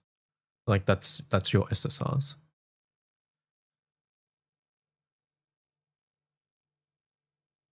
Like it might be more characters, but there might be like 5 stinky ones as well.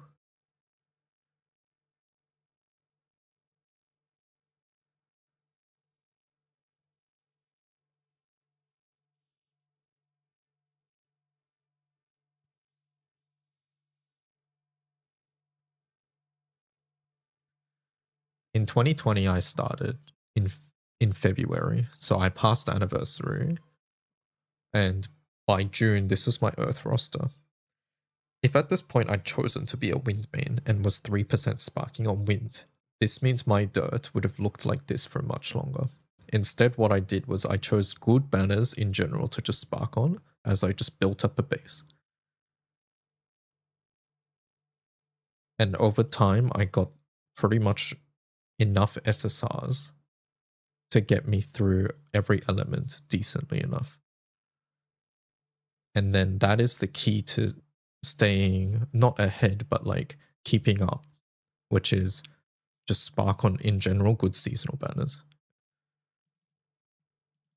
The more 3% sparks you do, the more further behind you fall back on everything else.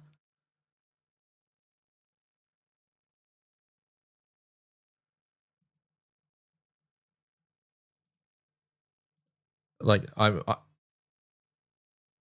can't stop you from doing a 3% spark, but I think I've been very clear about how I feel about it. So I'll leave the final judgment to how you feel.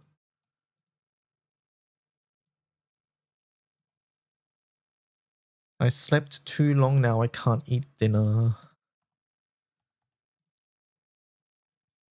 That means you get to have twice the dinner tomorrow. Right? That's how it works, I think.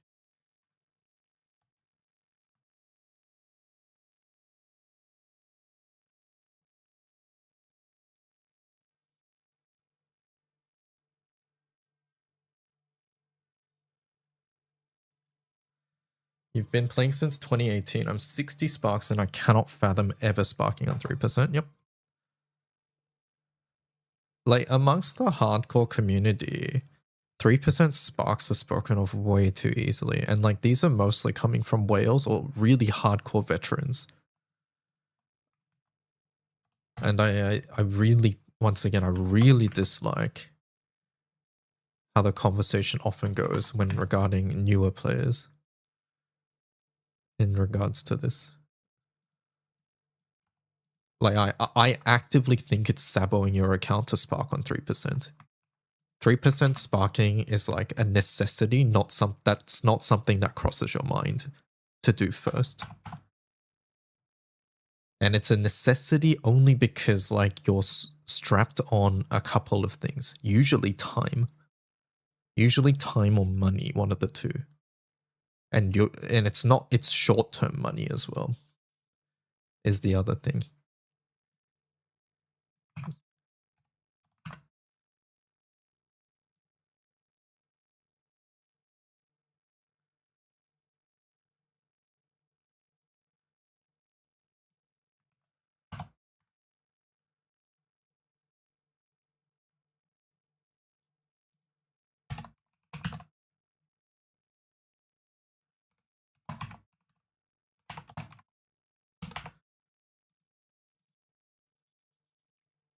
You would consider Sierra ticketing before you legitimately consider sparking on 3%. Yeah, I can see that. Depending on the character, but yeah.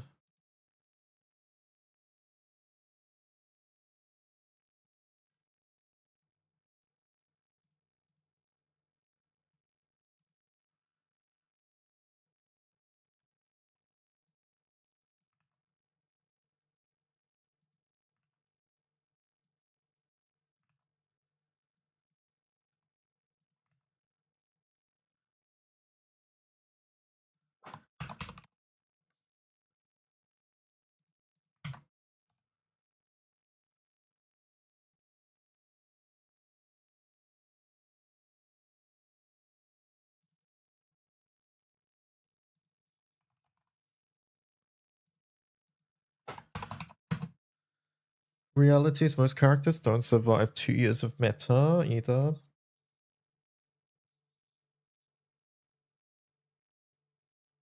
Yeah, I guess I don't count how many years a character stays relevant for. But yeah, it's true that the thing that you Sierra ticket might not be relevant, right? That is a very real possibility. People love bricking their account for non-repeatable content.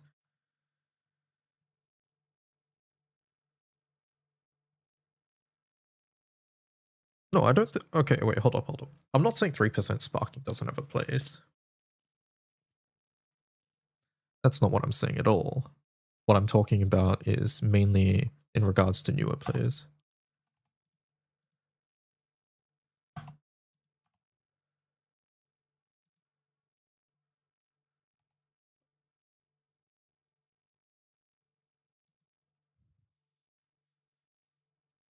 Essentially, this is another one of those situations where it's like, hey, you'll understand when you're older, sort of thing. But it's sort of like, and it has to do with like Sierra ticket advice, illustrious advice, where if you have to ask, you probably shouldn't be doing it. That's a very condescending advice, but it is the reality, right? Essentially, that's saying if you know what you're doing, it's fine. But chances are if you're asking about it, you don't understand fully what's going on. But yeah, easiest piece of advice here is only spark and pull. Outside of free pulls, of course. Only spark on 6%.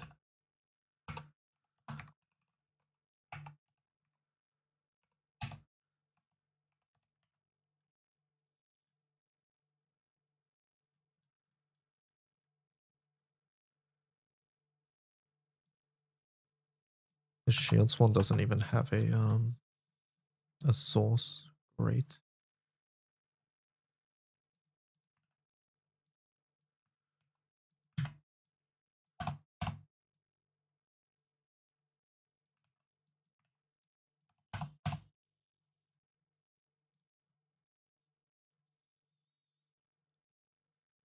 I bet it was Cajun. It's Shields one. It has to be, right?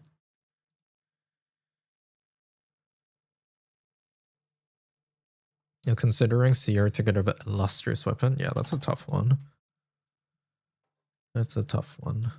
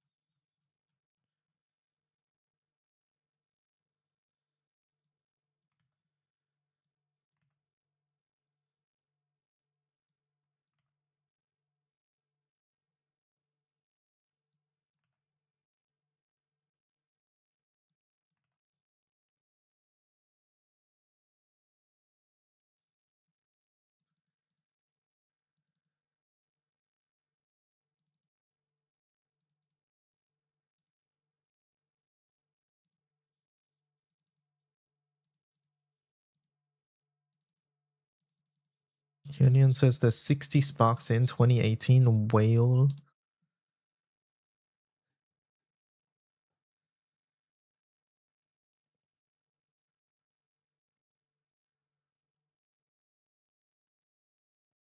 They did the math. You've been exposed. It's over.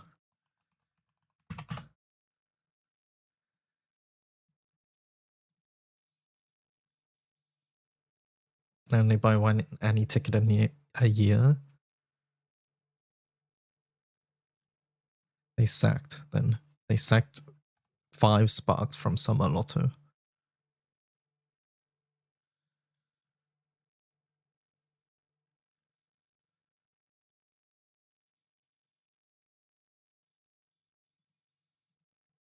I have my sparks. Holy, they have receipts. Oh, I'm too busy at the moment. You guys can check that.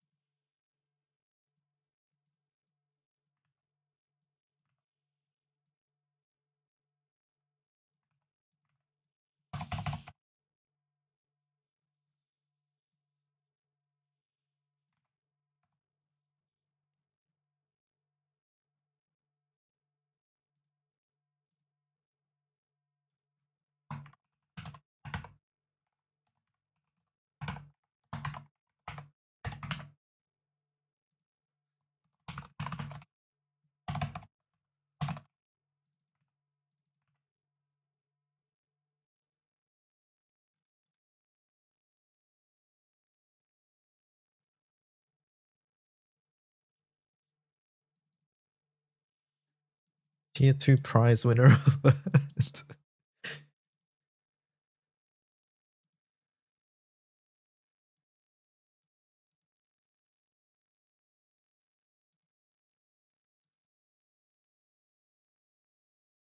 Caught. Omikin, can you make me some new setup description templates, please? I don't like having to put 3 boxes. What should I bring to my work for my first overnight shift? Toothbrush and snacks? I don't know. What are you allowed?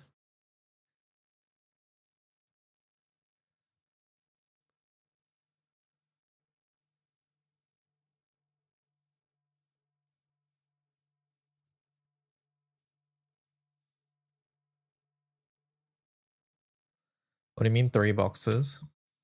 I'm calling this thing a box. I don't like having to put box, and then currently I want to put old setup and I don't want to put 3 boxes.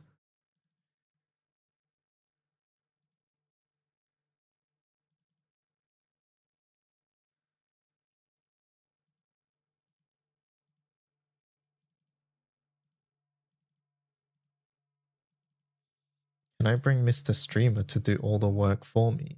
Only if I do all the work and you take all the responsibility. So if I mess up, then you get blamed. I think that's fair.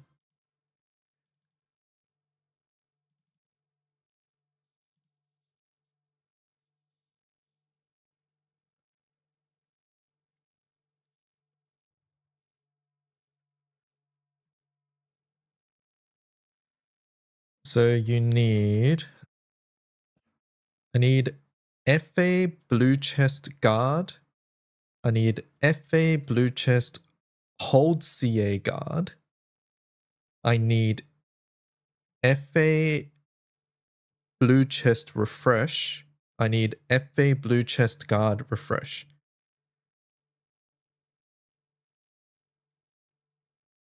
I don't know if we need Hold CA for any of those.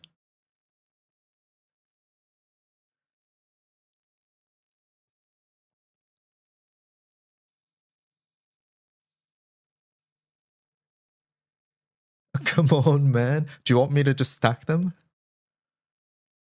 Currently, we're just stacking them.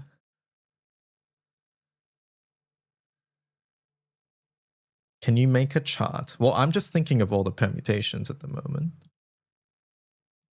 But I guess out of the one, we definitely need blue chest refresh, I think, because that seems to be something people do a lot. So hold up. So blue chest refresh, FA refresh,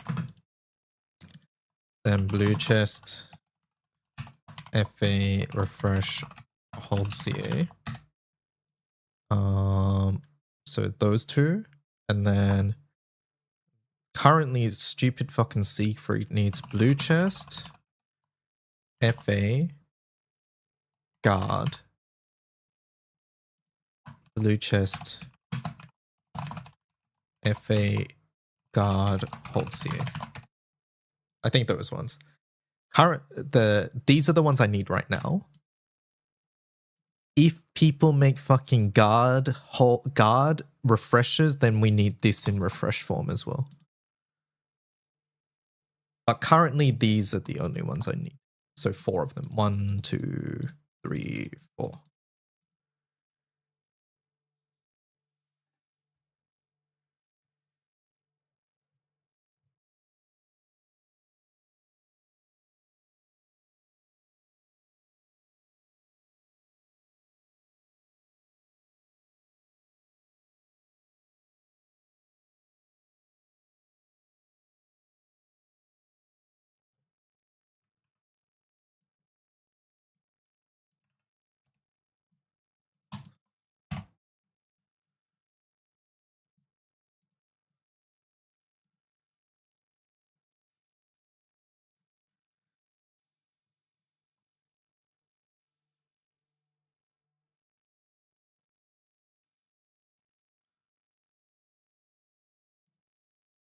I would just make a template that lets you add whatever parameters like FA setup. Yeah, I agree. I was having a look at this and it's so funny to me that this is under FA setup and then this is under blue chest setup and this is under FA blue chest setup instead of being parameters on the same one.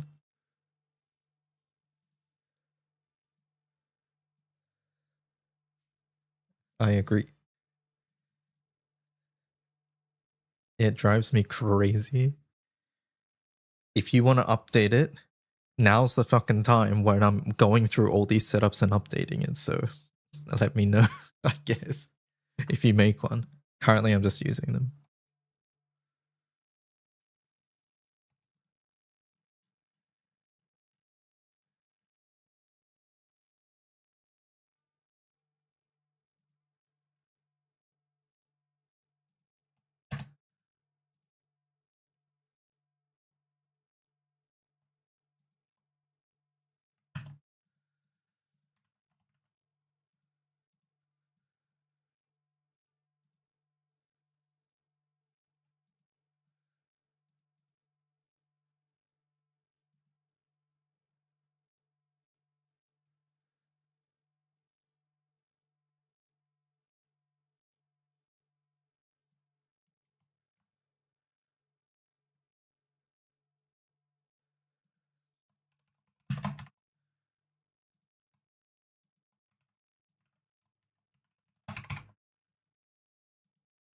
We don't have all summer anymore. That is correct.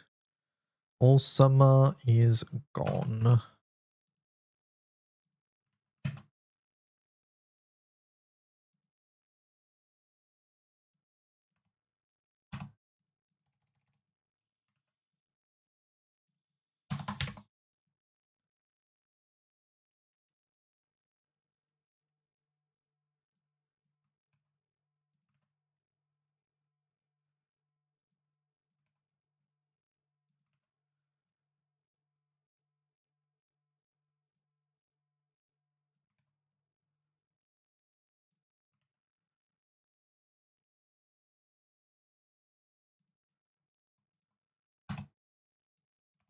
Holy, the old weapon substitutions. I'm actually getting rid of it. It's going to break the template. Sorry. Sorry.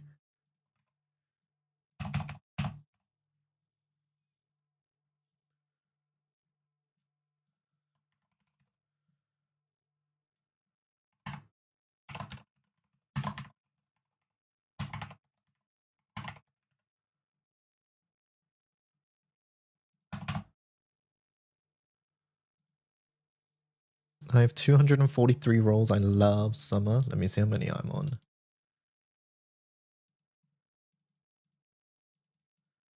I'm on 193. Holy. And I went down to 0, chat. I went down to 0 after Gwyn.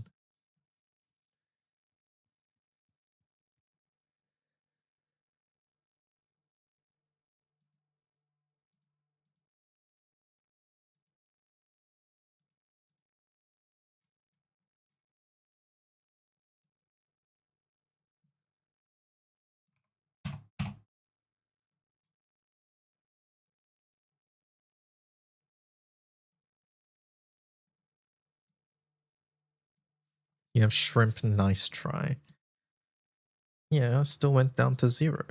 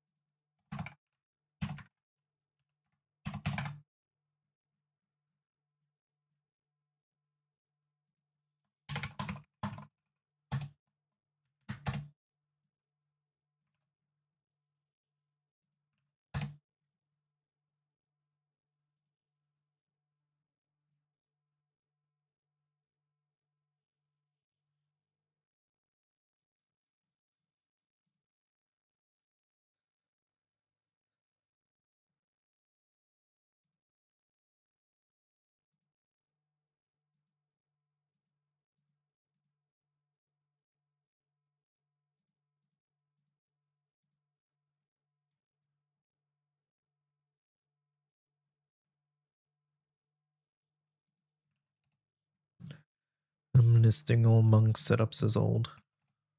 Sorry, team.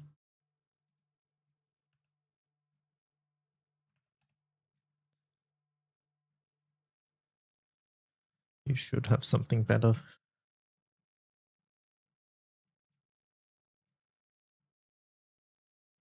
If you're Zephyrus.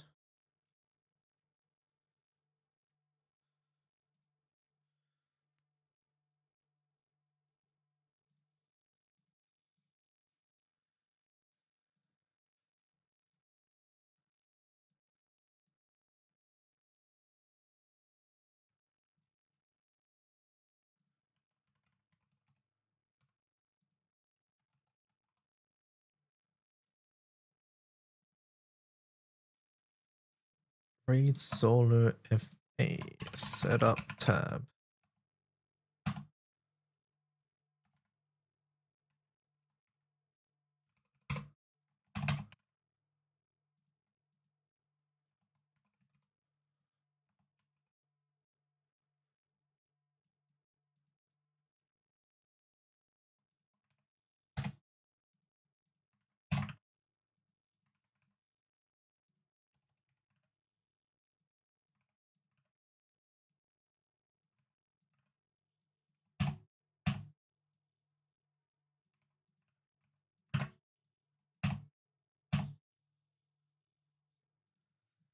Do roulettes happen during leg flash times? Yes, they do. But it only happens in March and December. So March and December, they will happen during both leg and flash.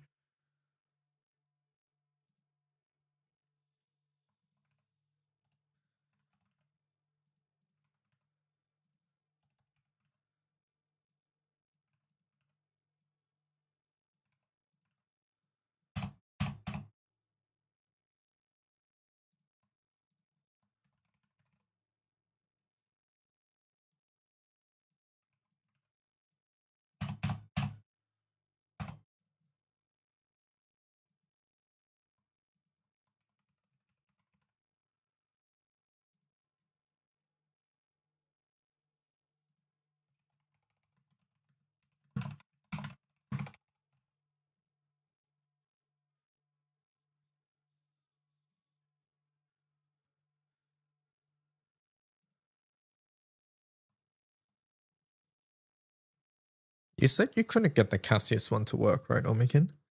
Do I even bother?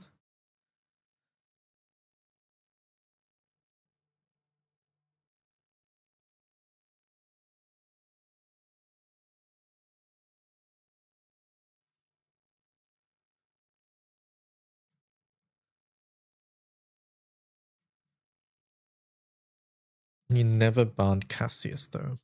Okay. How fast is it? 751. What is my SC?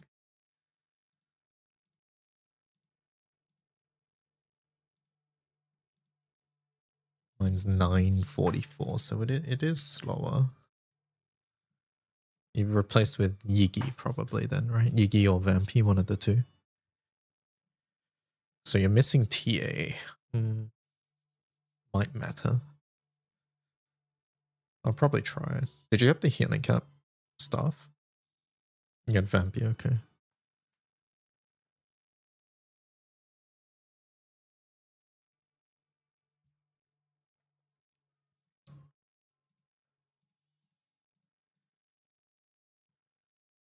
You did, okay. Okay.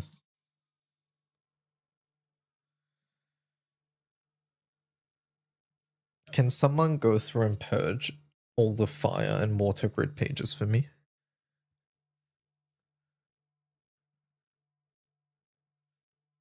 Everything up to Siegfried in Wind as well.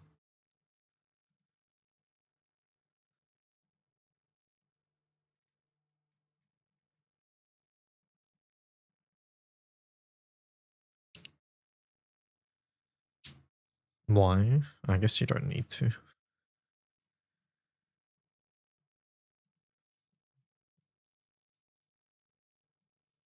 I suppose. I want to pick 10 scam chests so I can lose but win at the same time.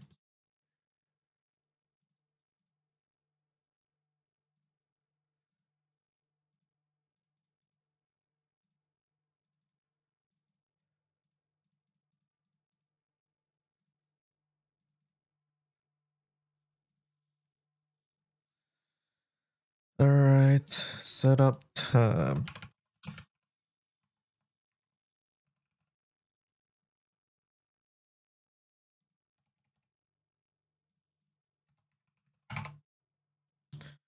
How fast is this, Cajun?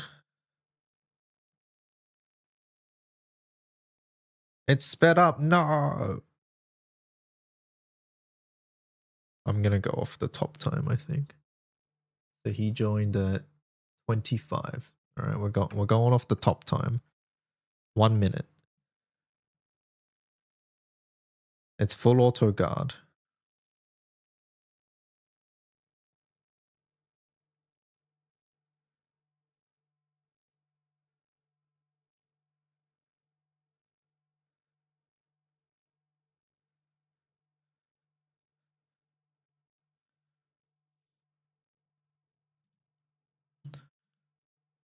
What's mins in this raid chat? It's 5 mil, right?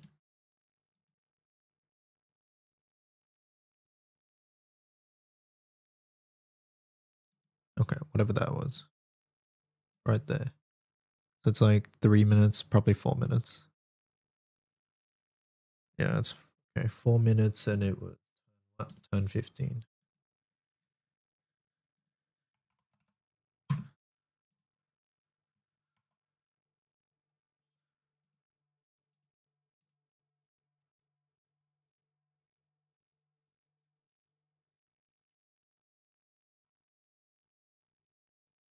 It's 3 minutes something. I'll just say 340. Vibes.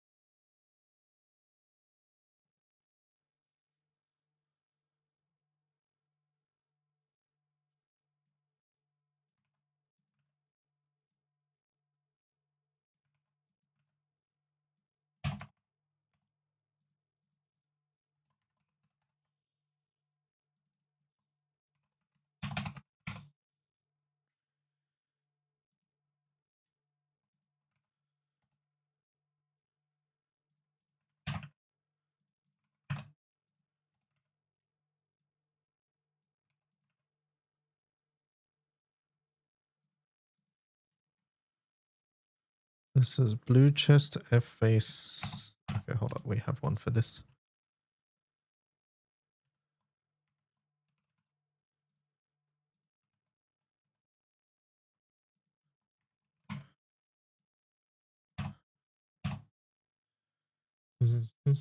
Today I know Vayne has to start frontline to have his 3 times guts. Why would you do that?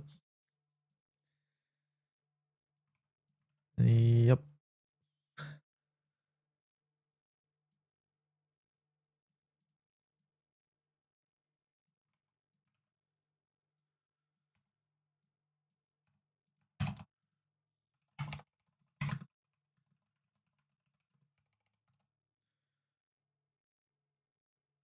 This is Samuel's setup. Has a video. Amazing. And we get to watch.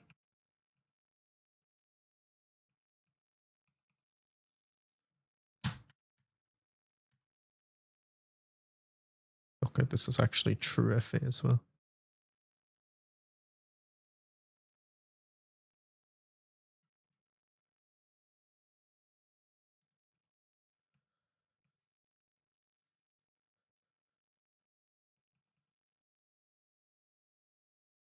That year's grand designs are so questionable. They were really not good, honestly. I don't know what they were doing.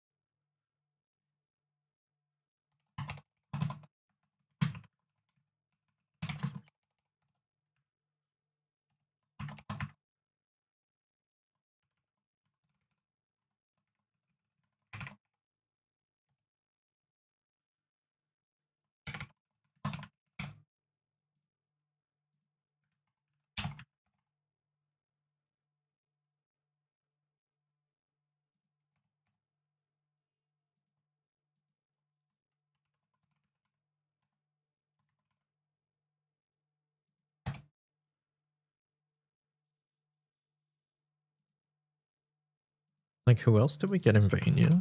Let me see. That was 24? Was it 25? It was 24. 24 grand. Yeah. Like, good. Decent. Question mark, basically, question mark.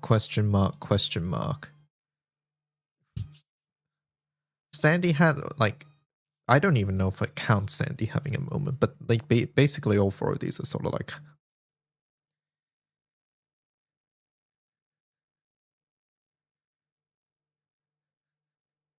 Yeah, Sandy was never amazing. That's the thing, right? He was okay.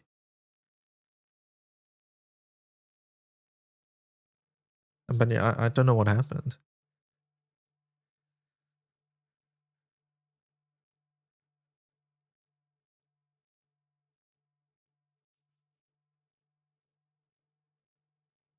I will give them slack on Vayne though. In retrospect, I think, and with the passage of time, I can see how Vayne can be batshit broken if he was a little bit overtuned. That's the thing, right? Because a character that's like immortal and keeps the team immortal can't be too good. So Vayne, I give them slack on. But like Raphael, Medusa, like I don't know.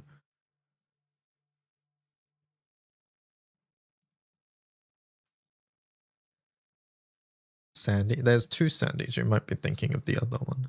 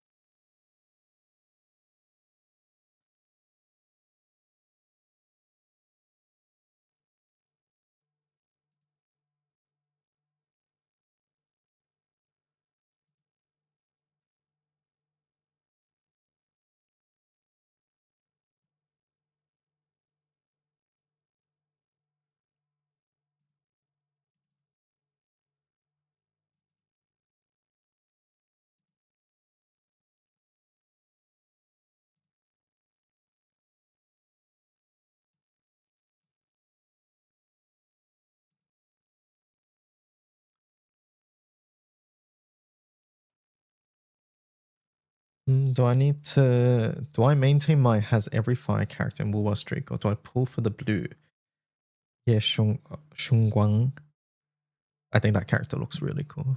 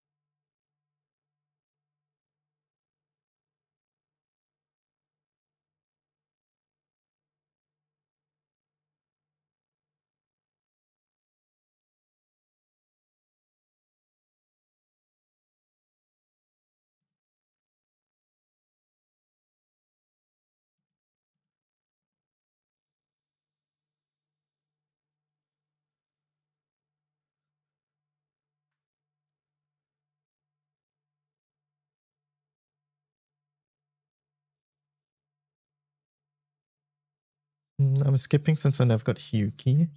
Plus, I can't let Katathea get mogged.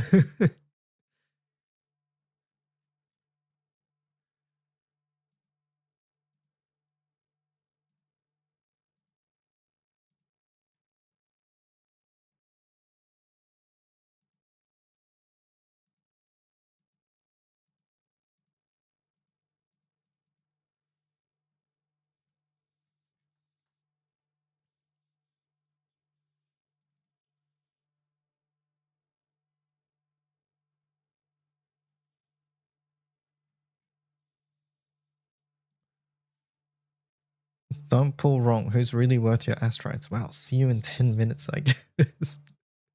You can't pull wrong.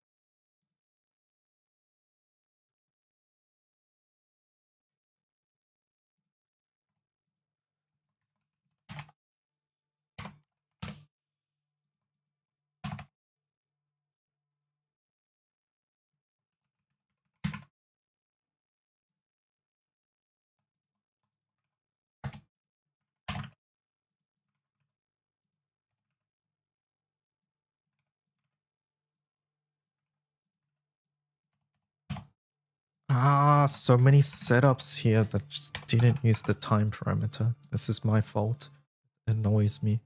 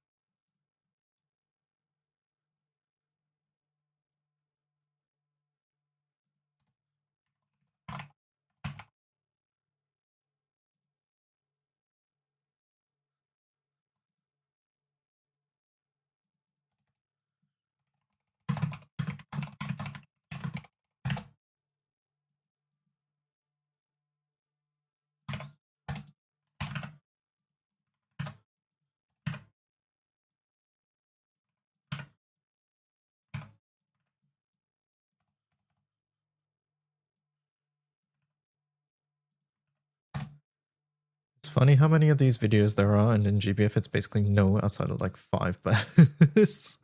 of the year, yeah.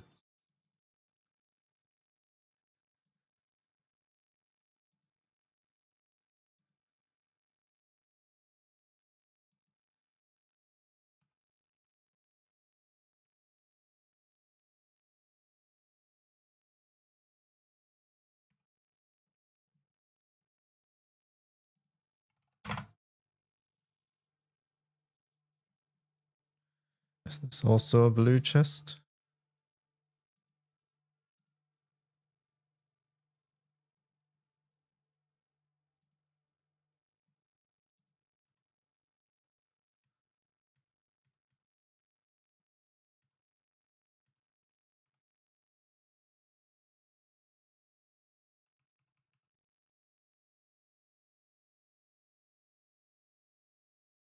Okay, I need the refresh.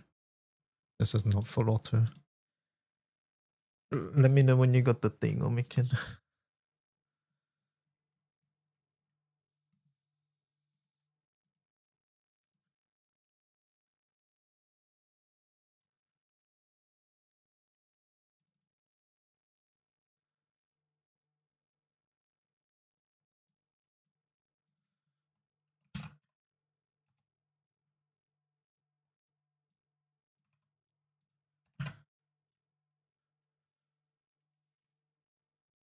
I'm eating early breakfast. Okay, fair enough. I'll just put two things for now. Oh, this boils me to my core seeing some of these. It's frustrating because this is all on me. Well, not on me specifically, but on us for not.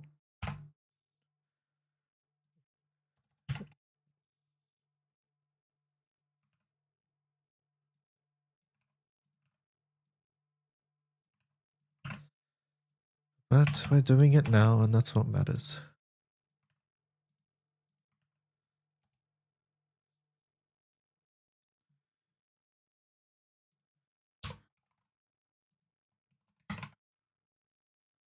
Last time I impulsively pulled was Summer Medusa. That was a while ago. Summer Medusa.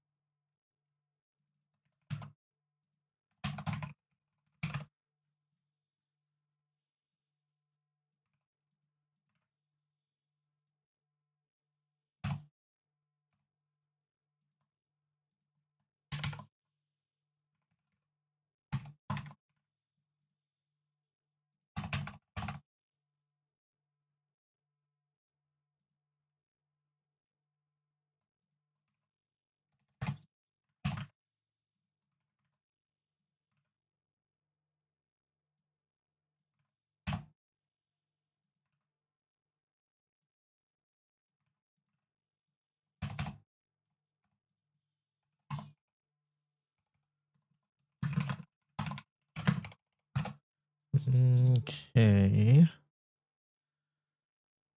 There's more than one comments parameter.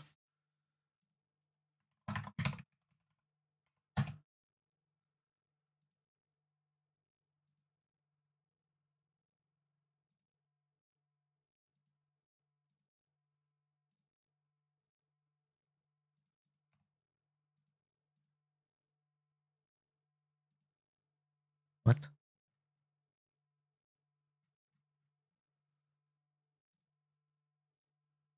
Oh.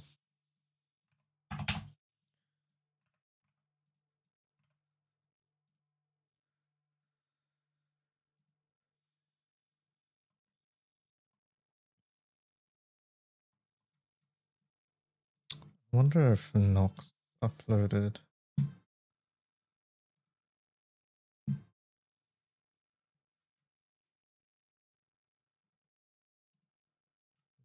My one's a little inconsistent though. I would not be comfortable uploading mine.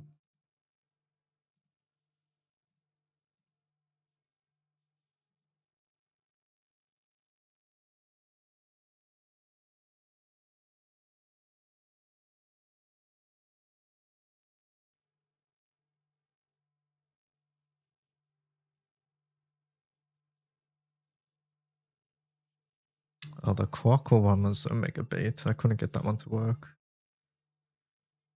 Oh wait, no, that's not Solo FA.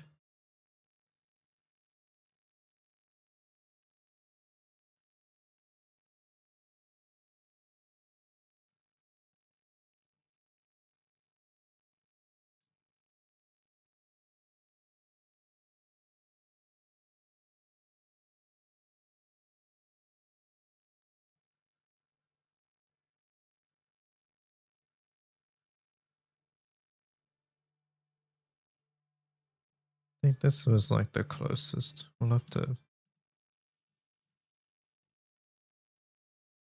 I think this one did work. I remember trying this. It did work. So it's fine enough for now. Alright, VMT done. Next, Subby.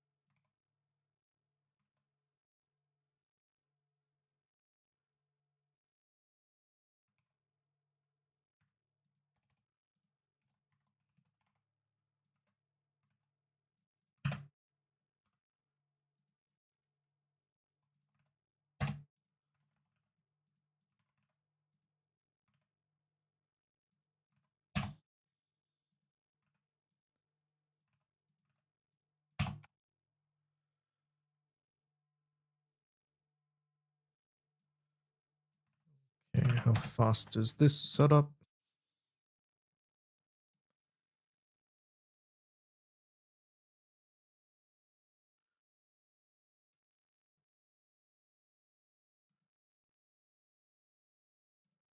$25.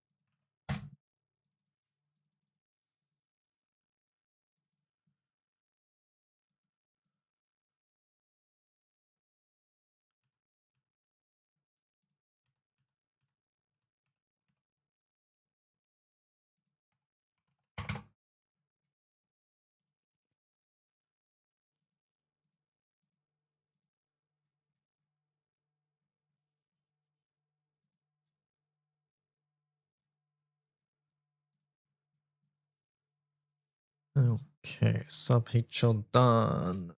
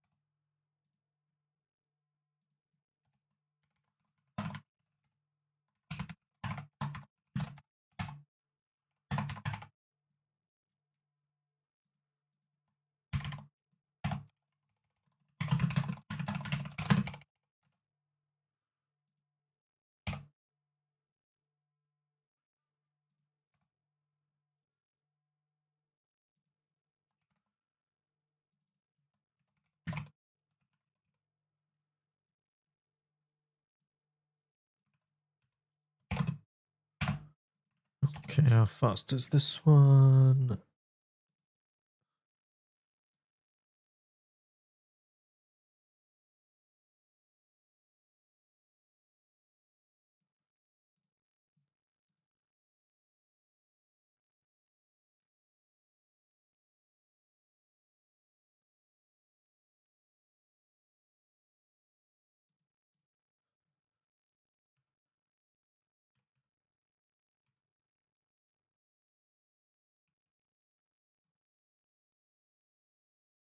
$17.08.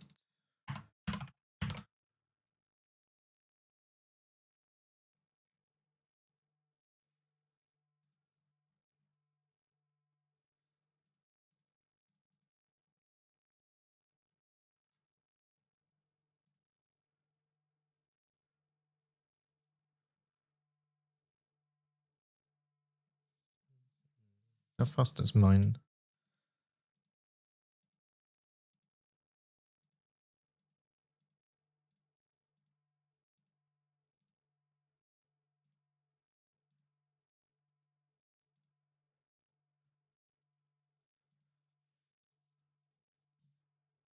Me try to get this one on the wiki.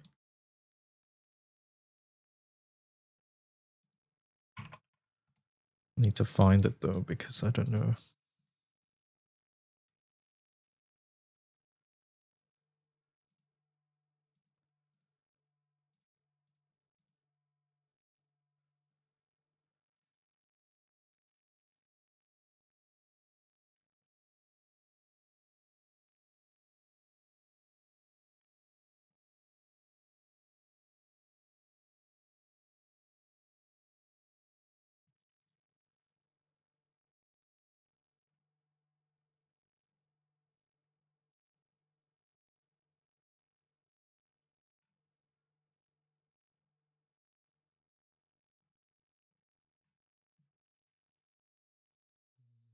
Can't find it.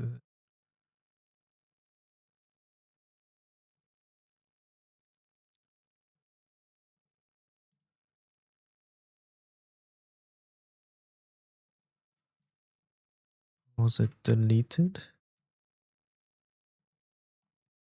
What's vein in Japanese?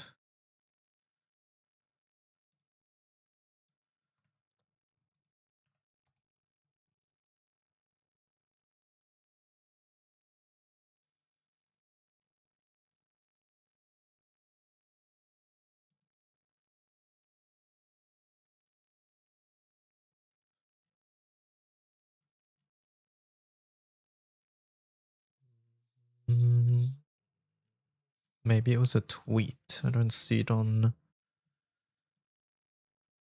the YouTubes. Is there any other icons? Give me a moment.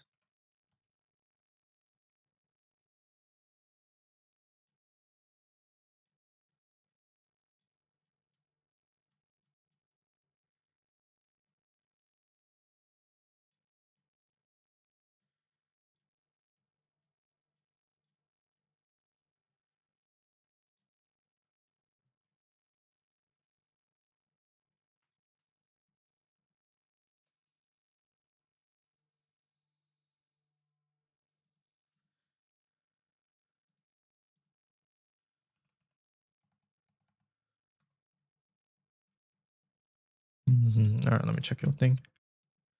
Is there any other icons?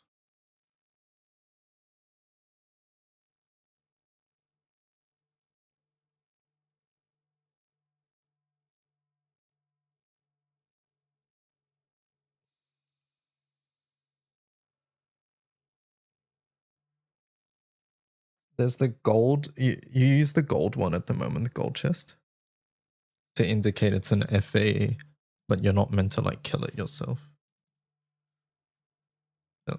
Like it's not a solo. It's just join FA, like Subby as an example.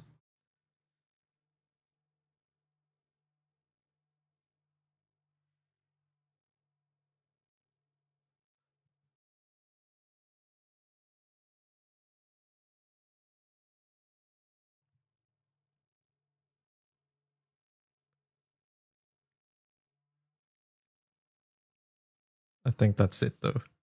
Unless you want to make new ones like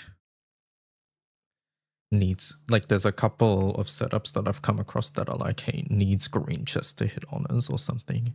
And that's currently just in the comments. If you want that at the top, then maybe that should be an indication. But I don't know how you make this look neat with so many icons.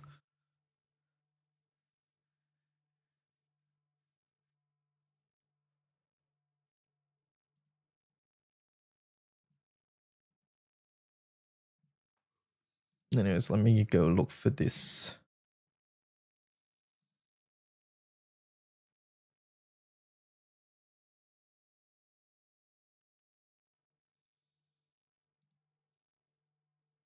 Let me go look for...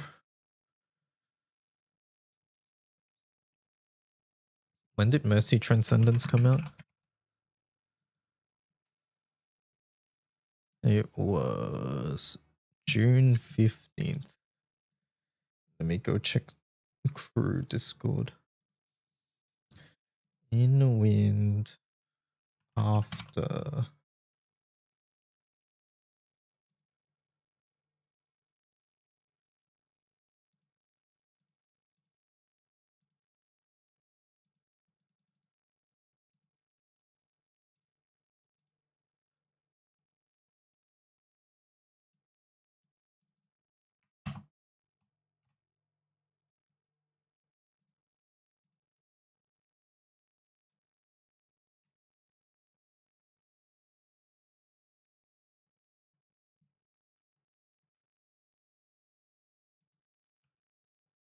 Nope, that's a Vesusia setup.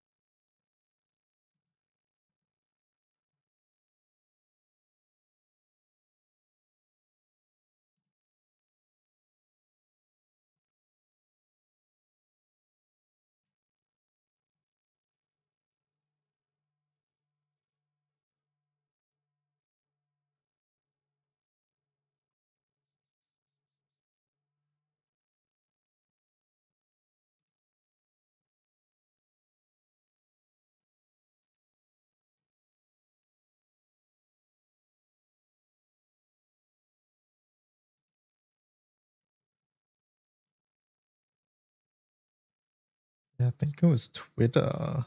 Oh, wait, no. Found it.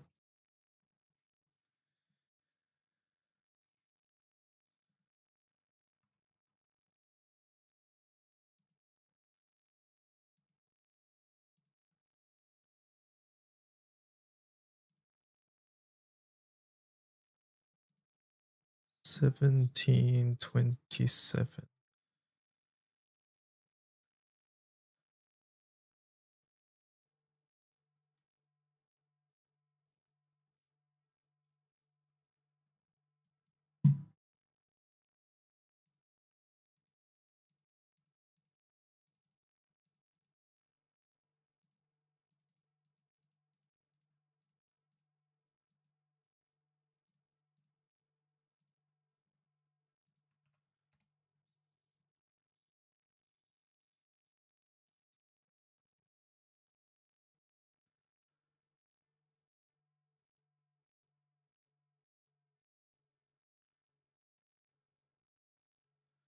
Bloop, bloop, bloop, bloop, bloop.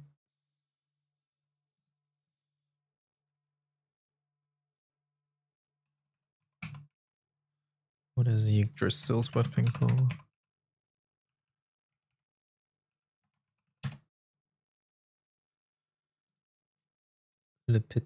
Yeah, petite.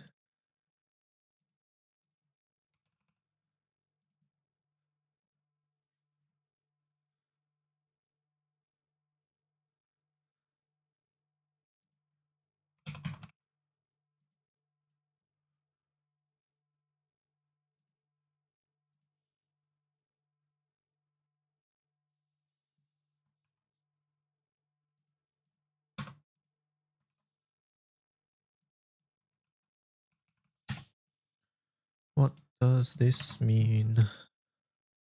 Gokuha. Chat, what the hell does Gokuha mean? That's skill?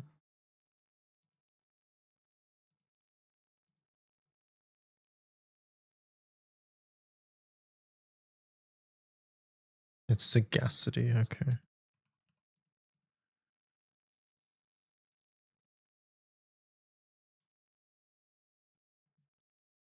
It's that right there. Sagacity makes... Wait, sagacity doesn't make sense because we have double bow. It's extremity, yeah.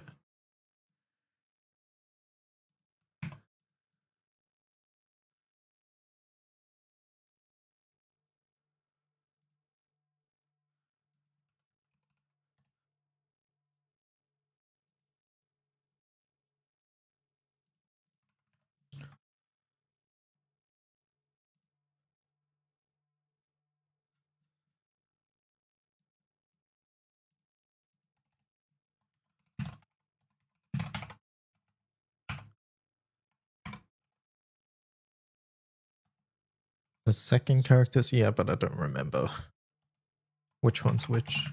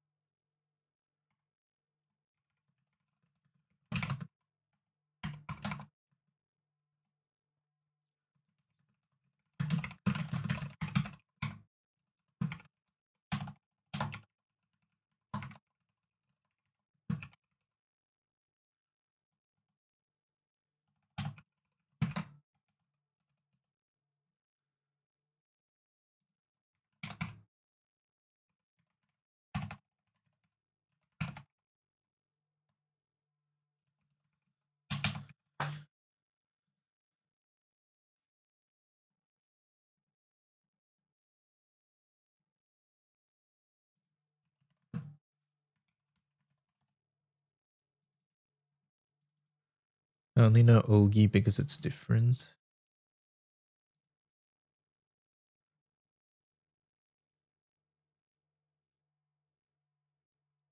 Just throw the second character onto translation.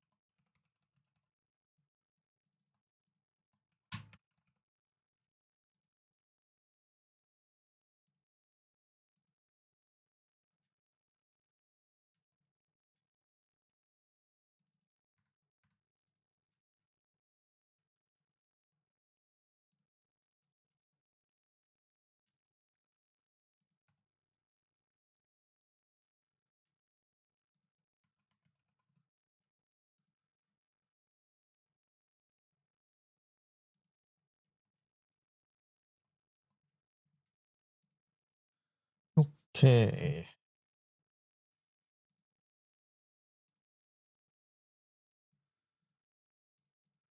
That's done. Yay. Okay, Windows done. We're 2/3 of the way through before we go back and edit all the setups, but all the setup templates. But for now, the bulk of the work is done.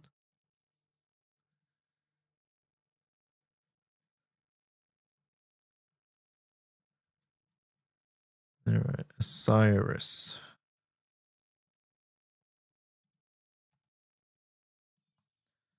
Full auto now becomes setup tab FA.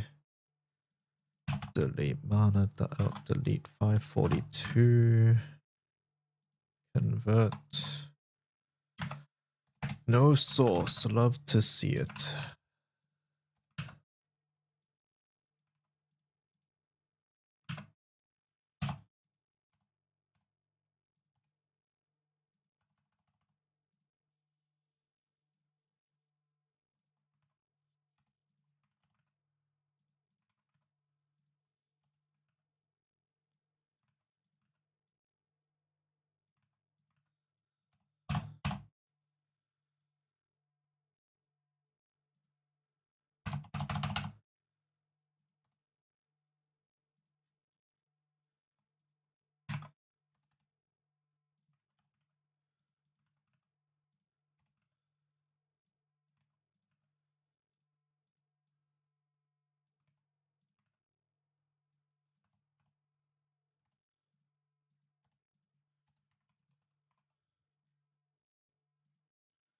I spent the last hour and a half remaking every single one of my grids just for organizational purposes.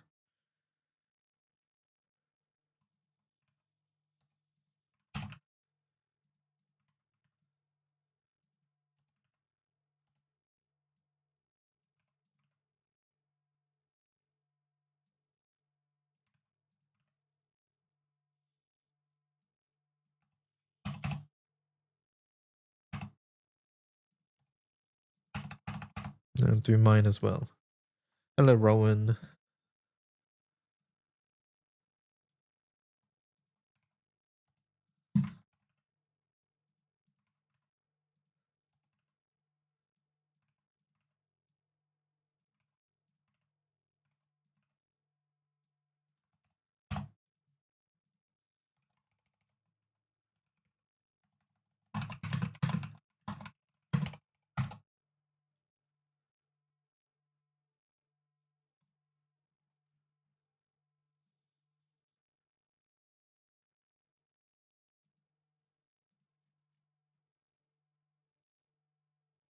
Is this Ogi on? It is Pandemonium. Oh, sorry, I guess it doesn't matter. This is a Splitting Spirit. Okay, probably is Ogi. Was mine really Ogi on?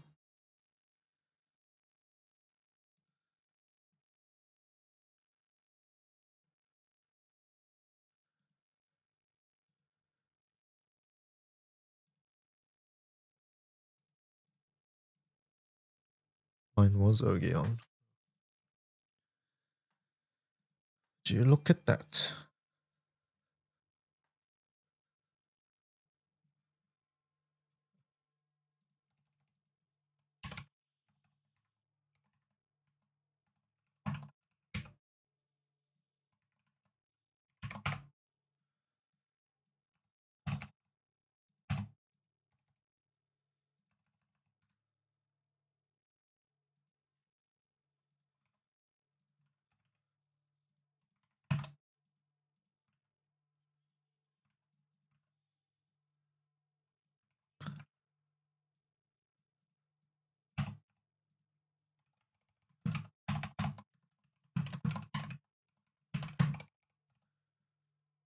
Do you guys think Eniad FA is gonna have like a similar requirement as M2?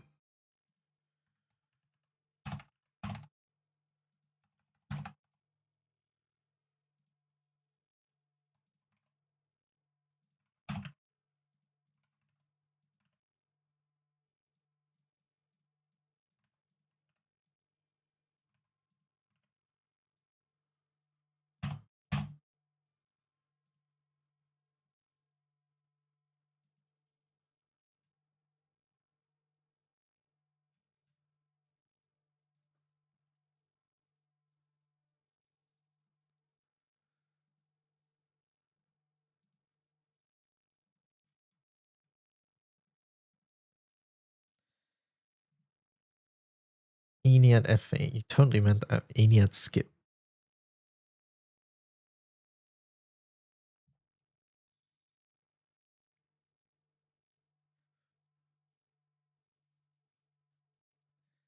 Ennead skip.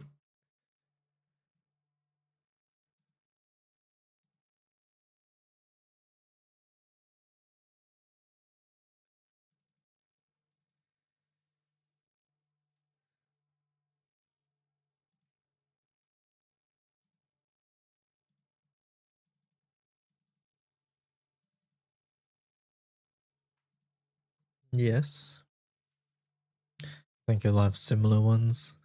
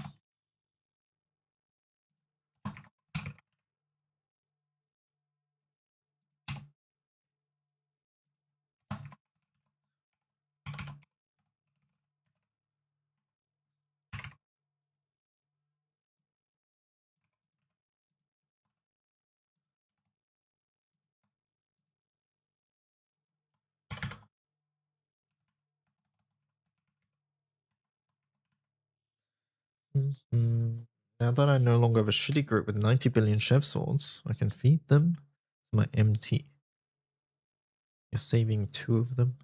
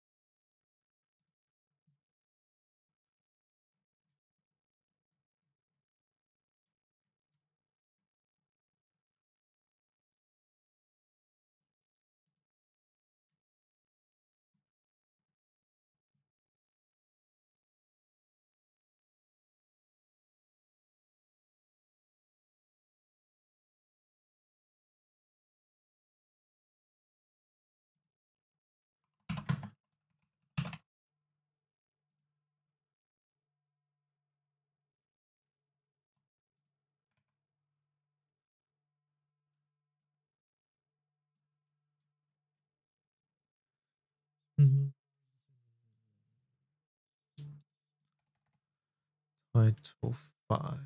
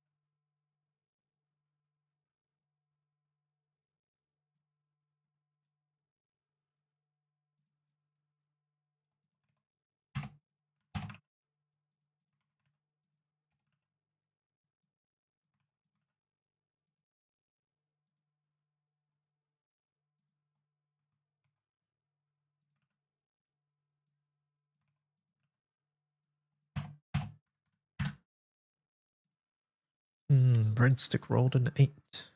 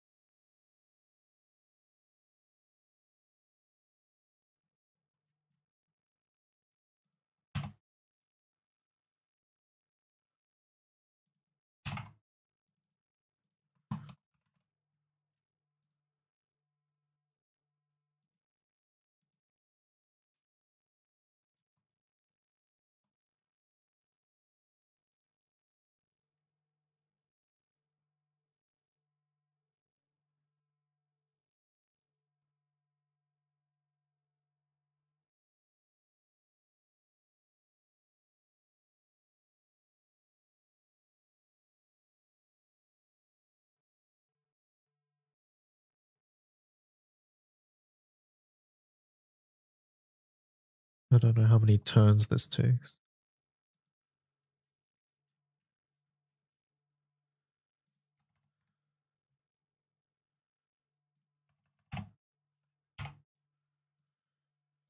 Curious question, still a little new, but when should I use sunstones? I would be very frugal about them at the start, and I would only spend them if the material, like if it's a part of the cost of whatever you're doing. So for example, the evoker, the Arcarum summons, they require sunstones as part of their recipe.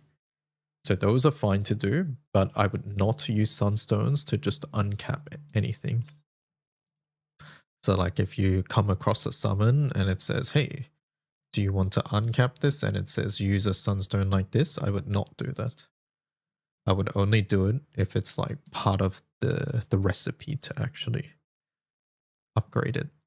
The menu will be entirely different. Essentially, that will be Arcarum. Arcarum things. Recipe, I see you, Mr. Teacher. I don't get it.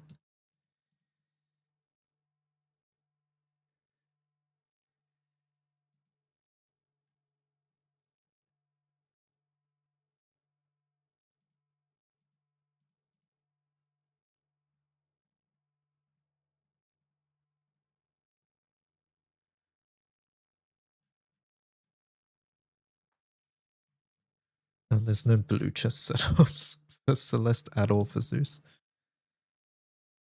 Using simple everyday words to describe game systems.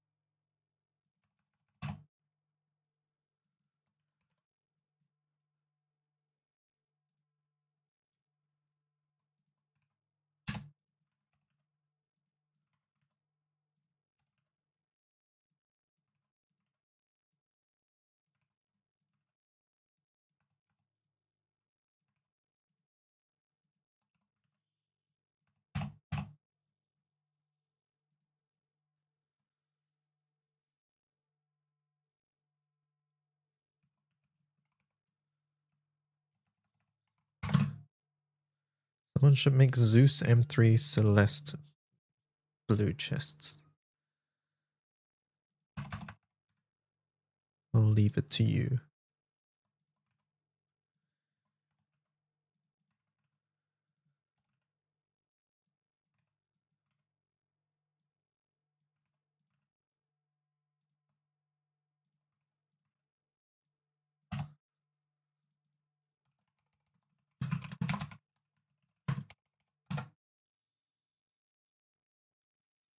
What about Odious? Oh, is there none for Odious too? I think Odious is the more pressing issue, probably.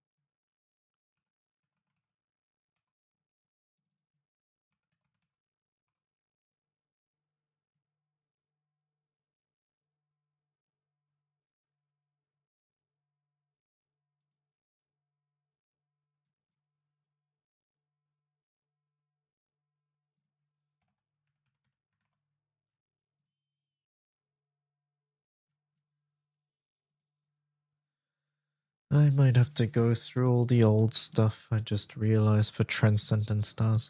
Fuck me. I mean the grid, silly. I barely stepped foot into Arcarum. I mean, I did clear the beginning part. I'm on the world beyond, but thank you for the advice. I'll hold them until I get some summons. Yeah. Wait, save them for the Arcarum summons. How do I progress in Ragnarok? Do I just increase my rank until I'm given a new mission? I'm a bit stuck. I don't know what you've done, but just make sure you go to Folka, make sure you go to Seed Hollow, run around a bit. There will be like in Folka, there's a quest in front of the quest counter, and in Seed Hollow, it's on the way from the Grand Cipher to the quest counter. There's a Haven along the way there. But other than that, yeah, I don't know what you're stuck on. If you haven't done Conflux, make sure you go do Conflux as well. Things like that.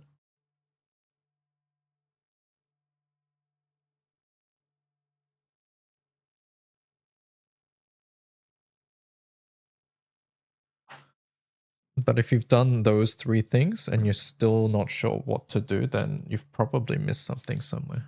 But yeah, Volca, Seed Hollow, Conflux. Those should be like the 3 spots where you get given the quests.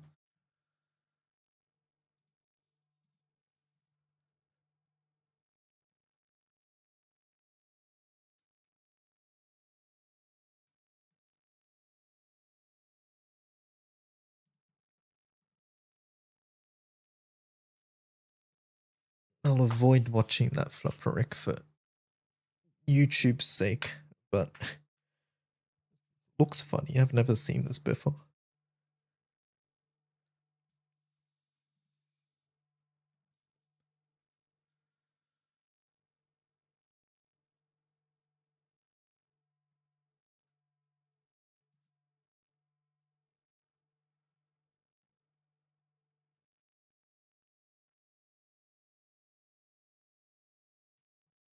I've got 3 memories so far. Well, what's the last story thing you've done? There shouldn't, like, there's a story quest, and the only reason I can see you getting...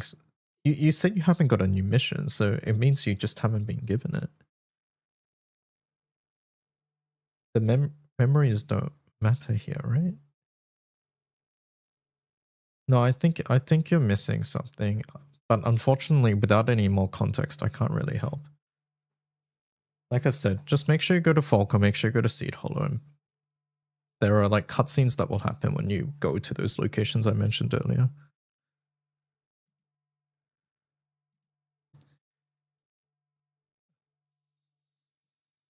Okay, we just did Zeus Celeste Arta. Let me just quickly go back and double check some of these. Yeah, we lost stars. Fuck me. We lost a lot of stars. Well, let me go back.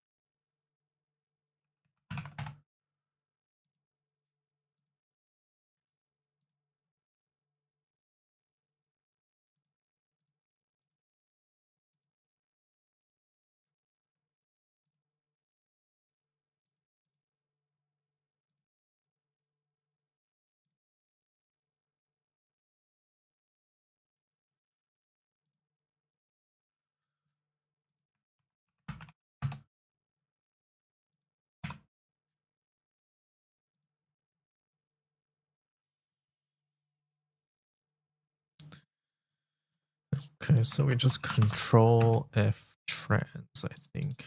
Then see if anything comes up. I think that's the play.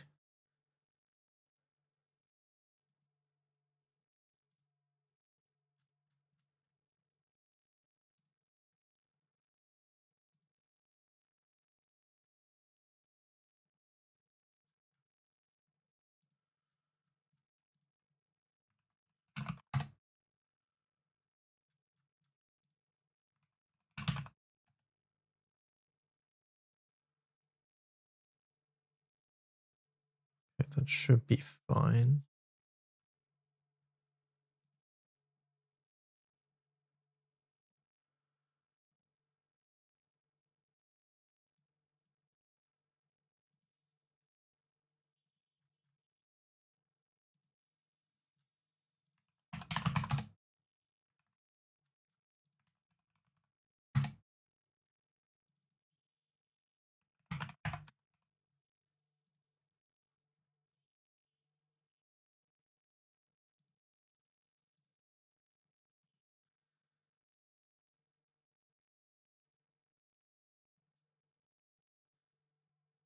Here we are.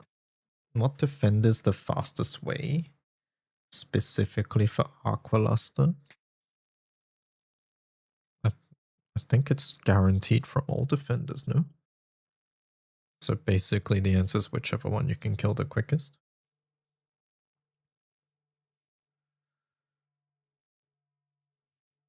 Kira needs sub-heat shell help.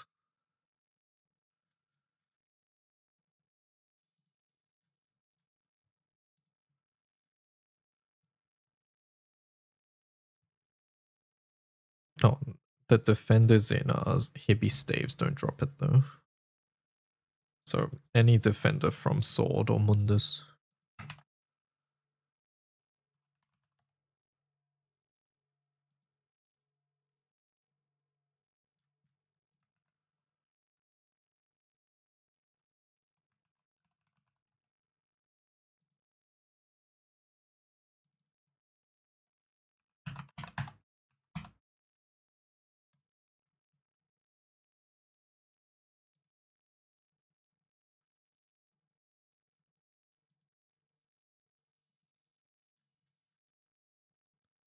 Any of the water defenders. Oh wait, which one? To farm luster, Aqualuster, yeah, water.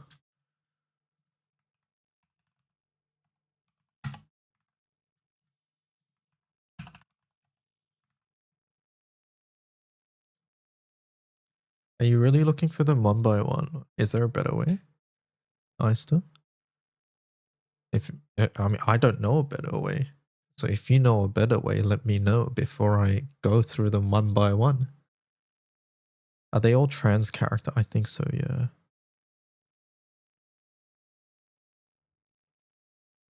Well, trans char is the only way it breaks.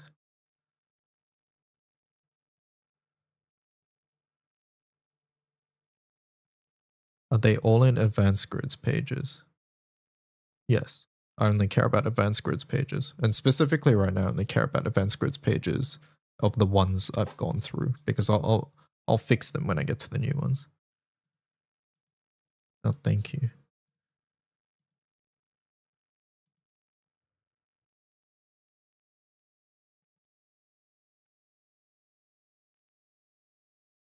Then change to 2 and so on and so forth. Perfect.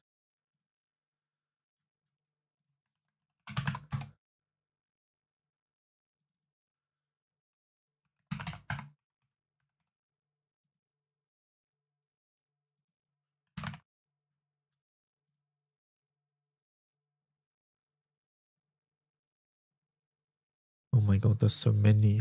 And this is just one? Okay, some of these I have not gotten to be fair.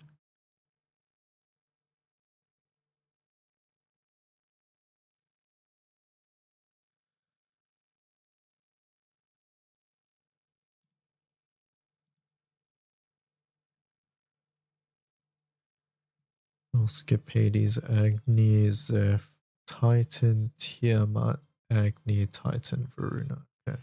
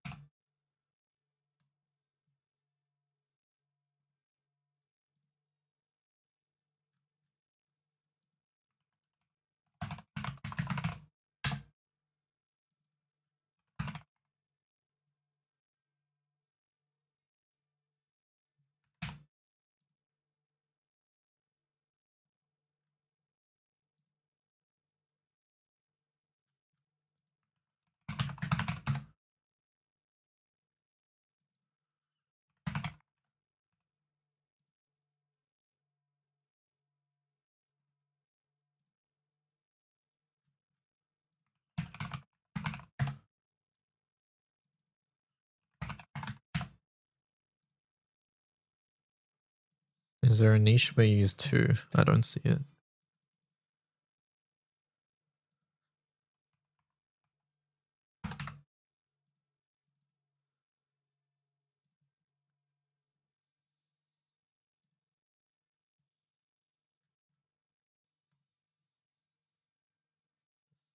If I had one, would I keep it separate? Possibly.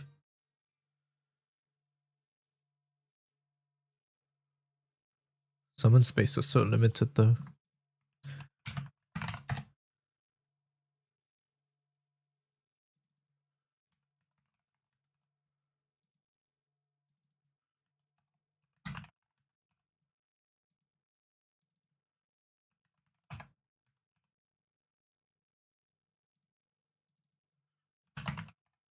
Oh, you can't even use 2. Oh, well, there you go.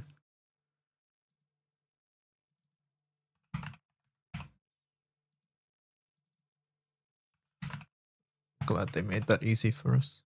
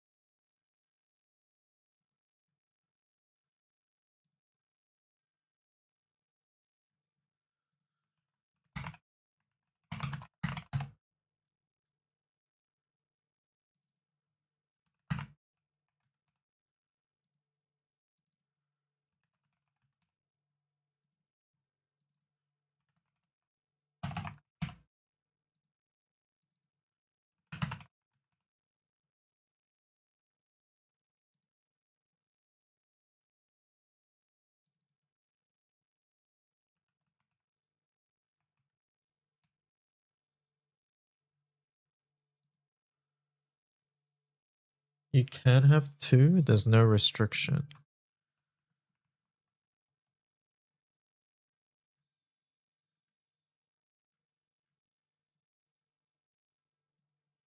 Gameplay notes, only one copy of this summon can be equipped in the grid.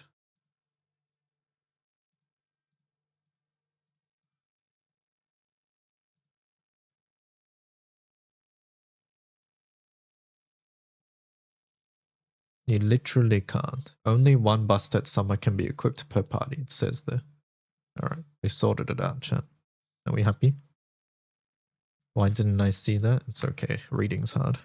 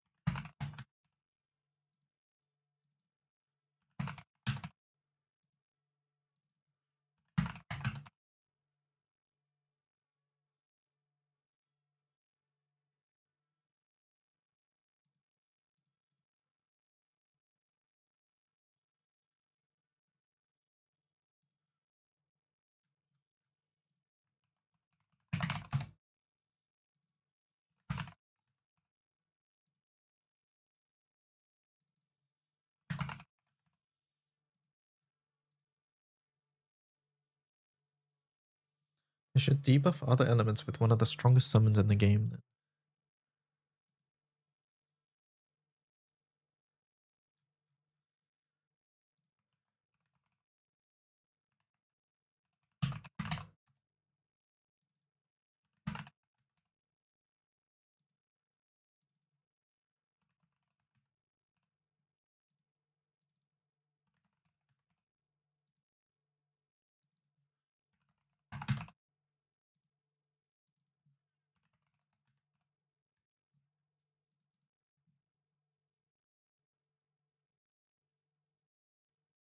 Edit conflict.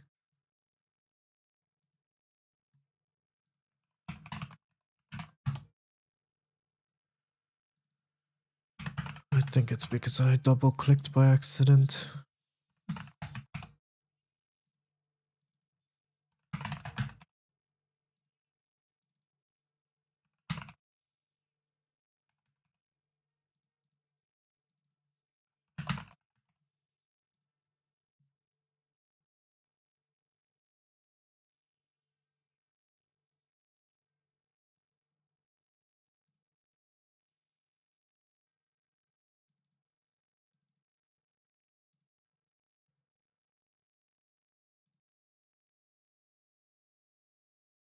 You don't have to redo edit conflict, just scroll down to copy your changes. Oh, was there another window below? That's what I thought. But I thought something with the new editor fucked it up. It still annoys me so much that when I control F, it doesn't highlight. Katrin tried fixing it, but it seems like it didn't stick. Because it highlights, then it disappears.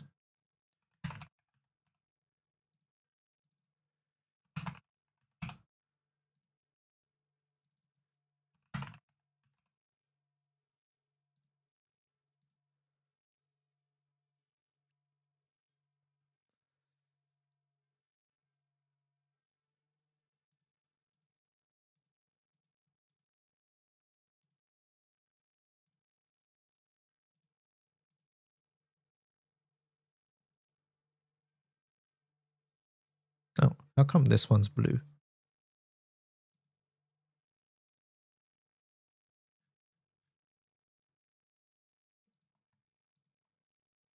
Style manual teams. Mine highlights. Is it your common CSS? Does yours highlight in orange or blue?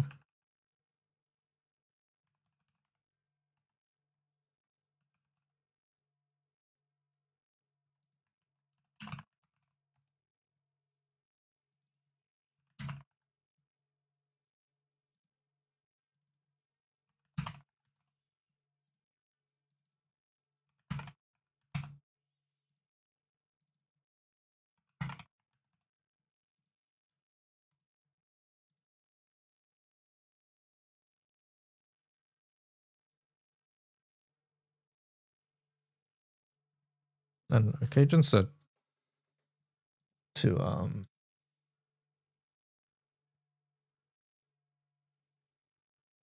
okay, I didn't change the titles here, huh? Hold on.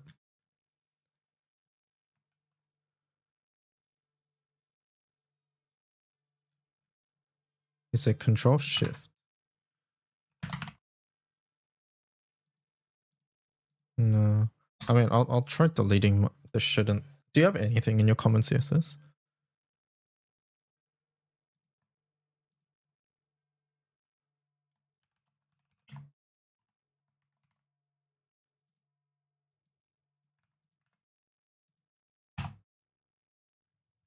No.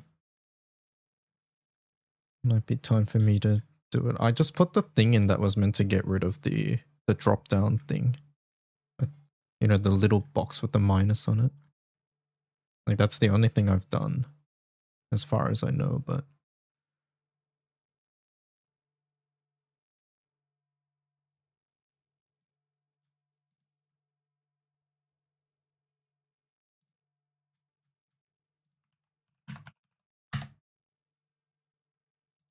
no, now it's fine.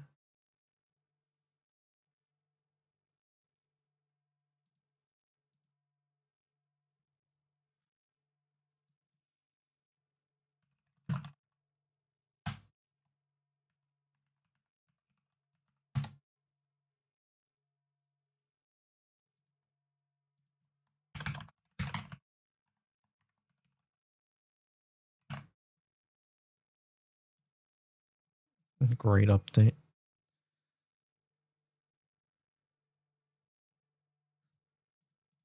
Did you want me to change these all to blue? If they're blue chests? Or is there going to be a way to do this automatically?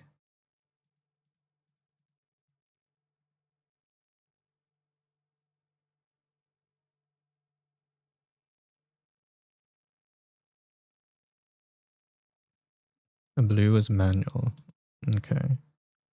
Yeah, I get that, but like, did we want to change? Like, is that something I needed to do as I was going through? Basically, is what I'm asking.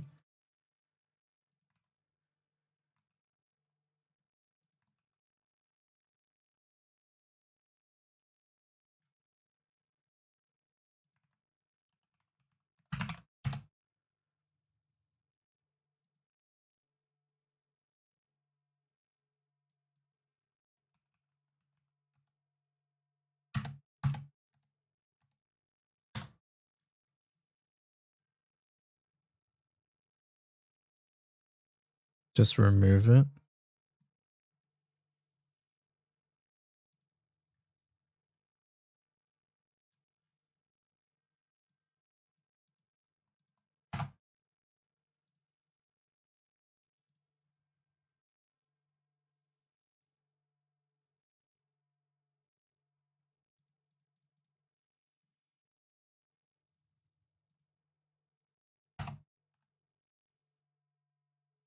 Wait, can't I just search trans char and it's fine? Or does that not work, Oyster? Or maybe it doesn't. It does not. Guys, I tried Michael prank on my mom. Hey mom, Michael. Huh? It's just a Michael prank. I don't like that name at all. Sorry. This is how I feel interactions with DY will go whenever I'm anxious about DMing him.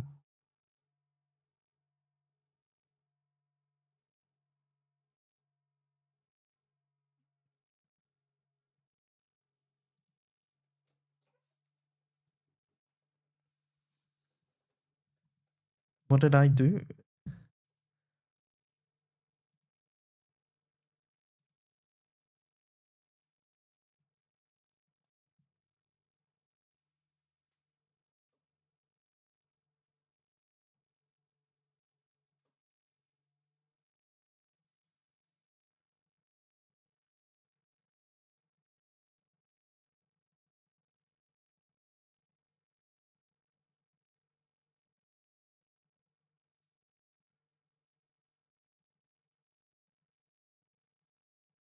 Oh my god, there's so many.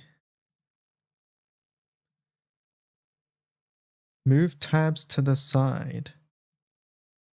No.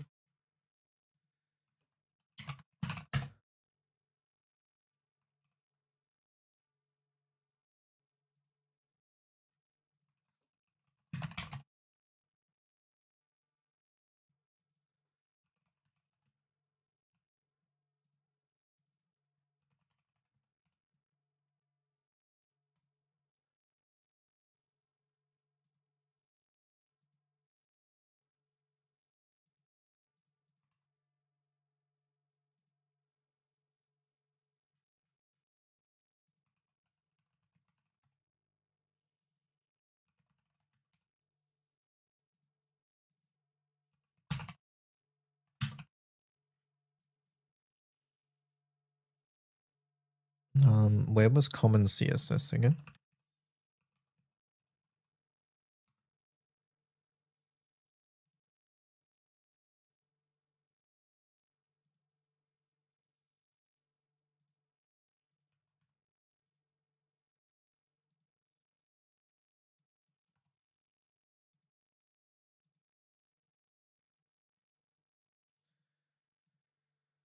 My user page.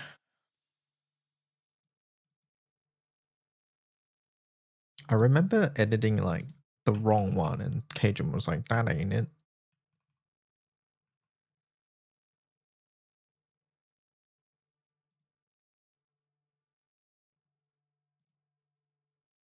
Yeah, so I have this. That's the only thing I have. But there was another one.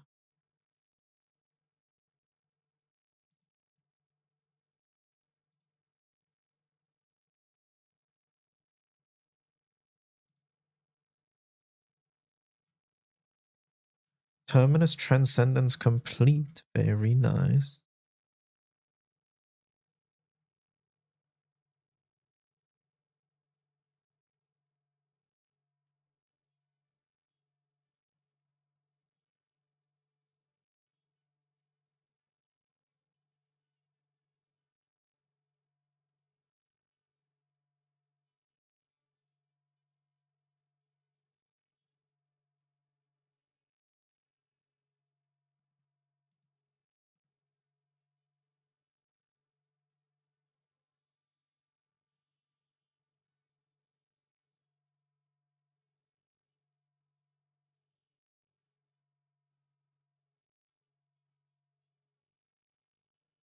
You have custom CSS as well. Yeah, where's that?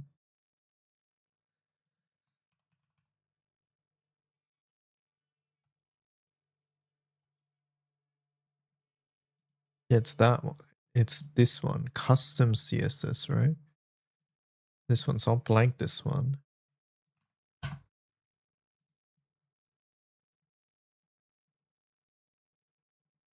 I don't know, whatever. We'll leave it.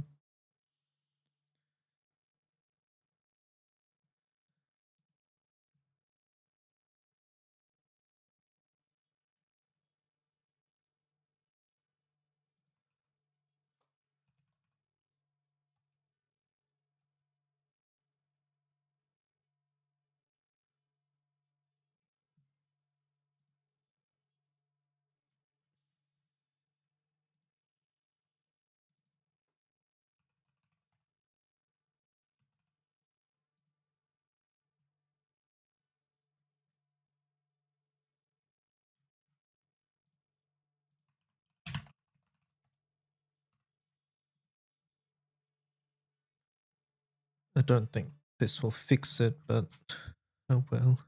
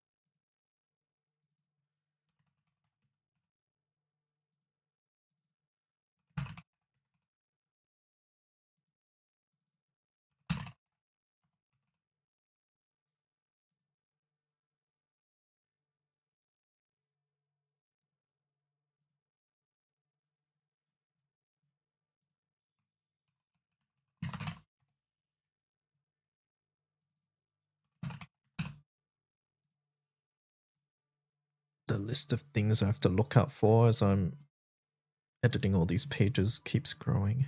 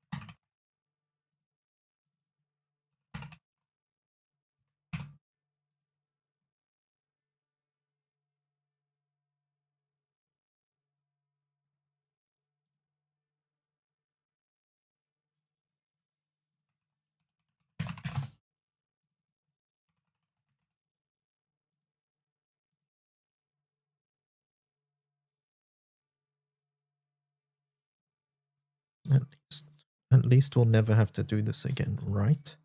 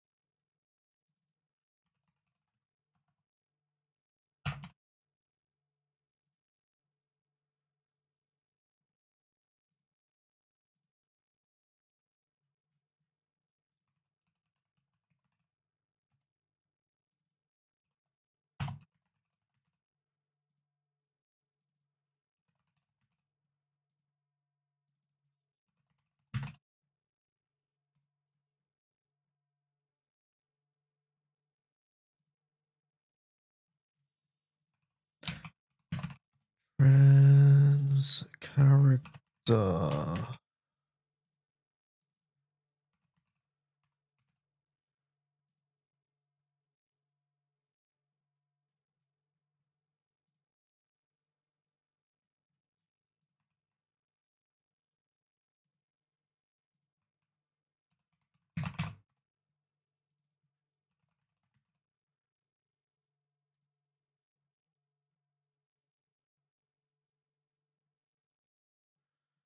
Okay, now 3.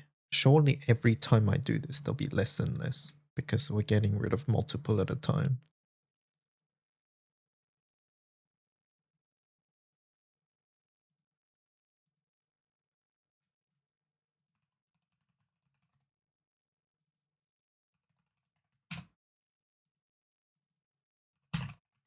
Yeah.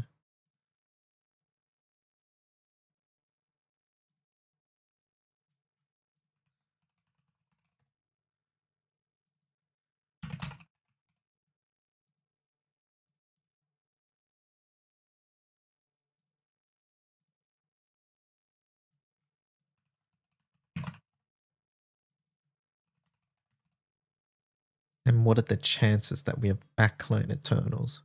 Surely not that high.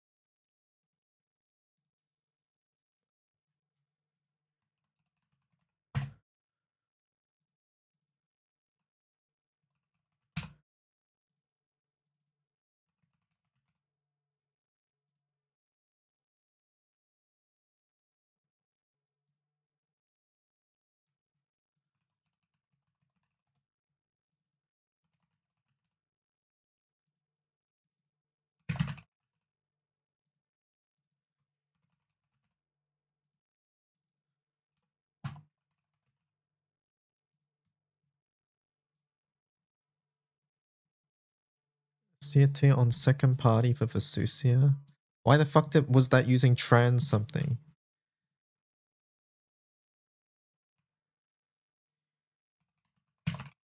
Why was it not using up uncapped character?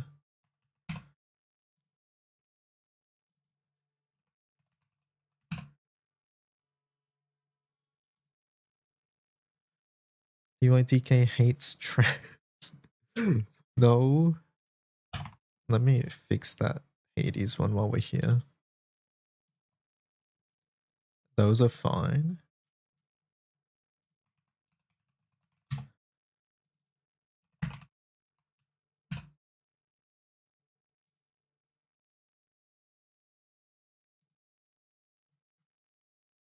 This is Blue Chest Title 1 Beatrix.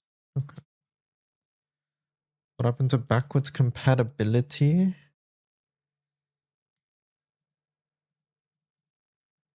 Alright. So we did 1, 2, 3. Now we're up to 4.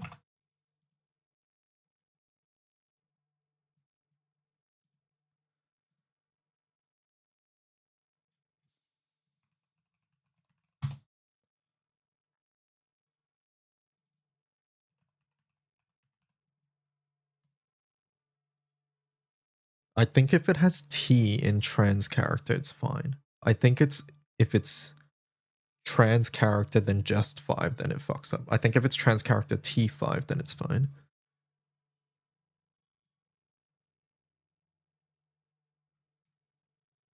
So that might be what's going on.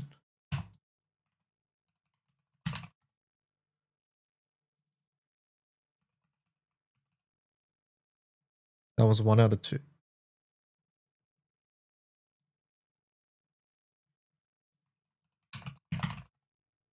Thank you.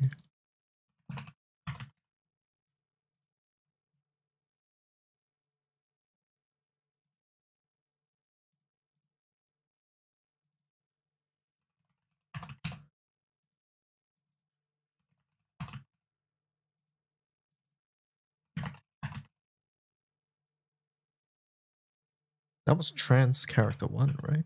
What? How did that... What? How did we miss that?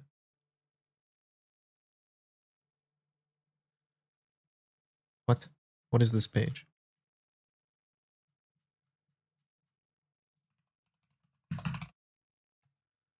We. Yeah, when I mess up, it's us.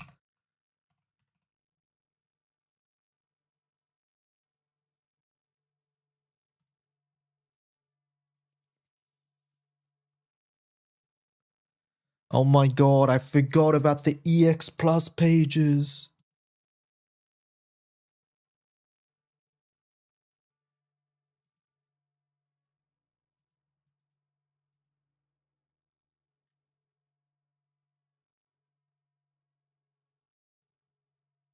We do the grids first. So 1 step at a time. One step at a time.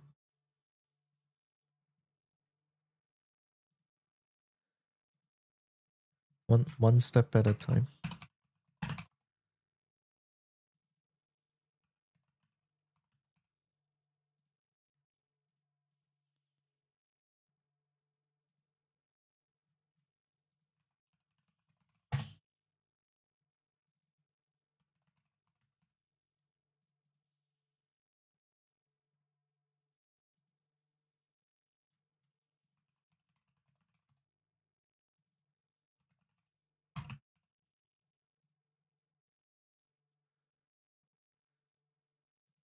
Is there more?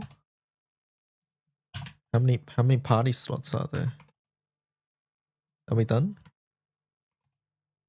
We're done, right? Okay, thank you, Oyster.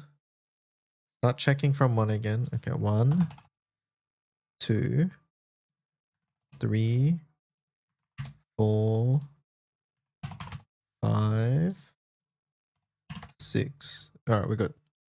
We're good. And this means that none of the Lumia and Hades pages have it either, so we can't fuck it up there. So it's something I don't have to think about anymore, thank God. Alright. I might have forgotten to change the tab name for some of these, which is where all of this sort of started from, so I might have to just quickly peruse those once we're done. Like I forgot the CRT page earlier. I don't think I would have missed many of them though. What about 7 and 8? I thought we checked it.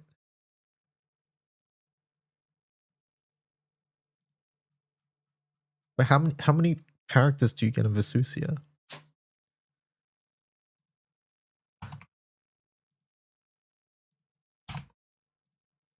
Alright, we're done. Hello co-op, how's it going? Alright, full auto changes to setup tab, FA, 139 out of there, line break there. Convert this. It's going good, that's good to hear.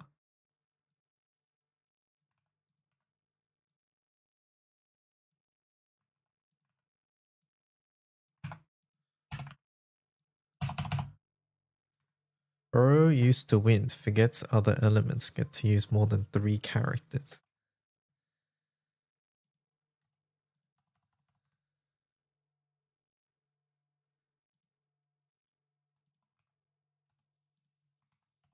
You made a big cookie. Is it enough to share with everybody here?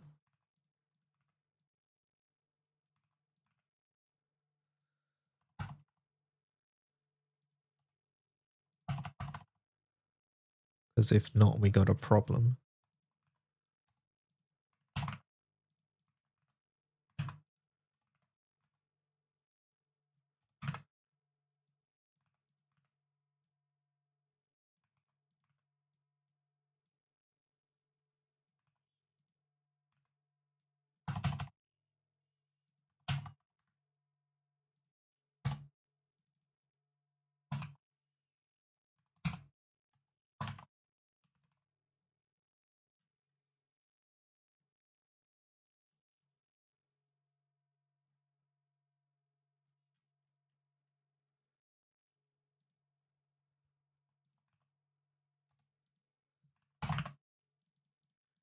It really is funny to see that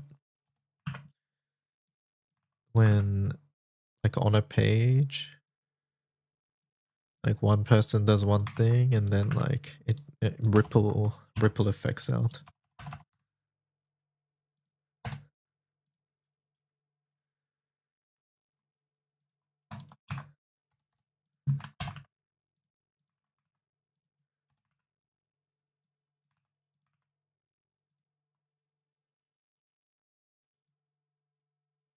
Like on this page, all the sources are at the bottom because the top one happened to do that. Well, not even the top one, I think, but one of them happened to do that.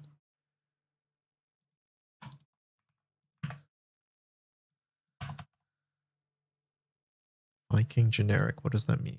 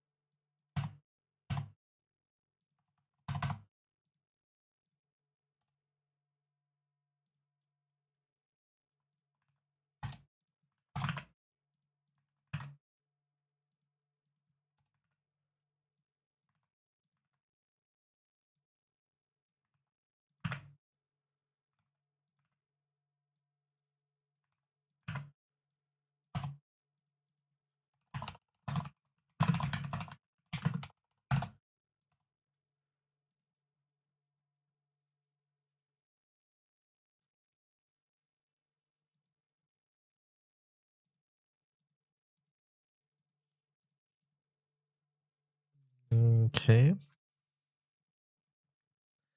You.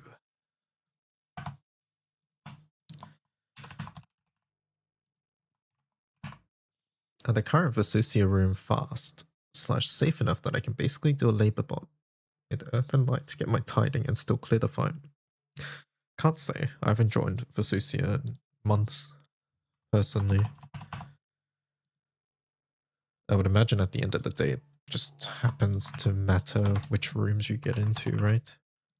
I think if it's your host, you can just type like 8 turn or something, however many turns you take to get to it in the room title, and then, you know, people will join knowing that, and that would be relatively safe.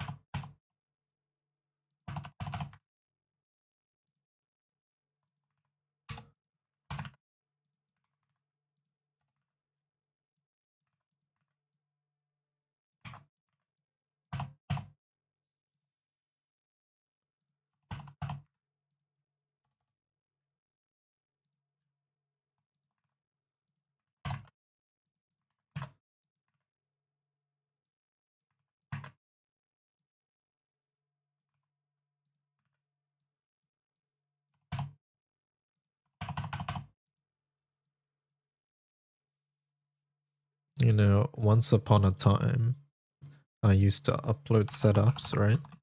And then people thought, hey, only certain people are allowed to upload setups. Thankfully, that notion's gone now. But yeah, there was a time where many setups were from me.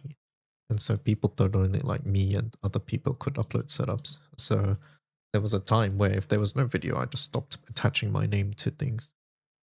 So some of these no names, like no source things, are going to be me. But then that also meant other people just upload with no source as well, because they saw another one that do it like that. So it had an adverse effect, which I did not intend.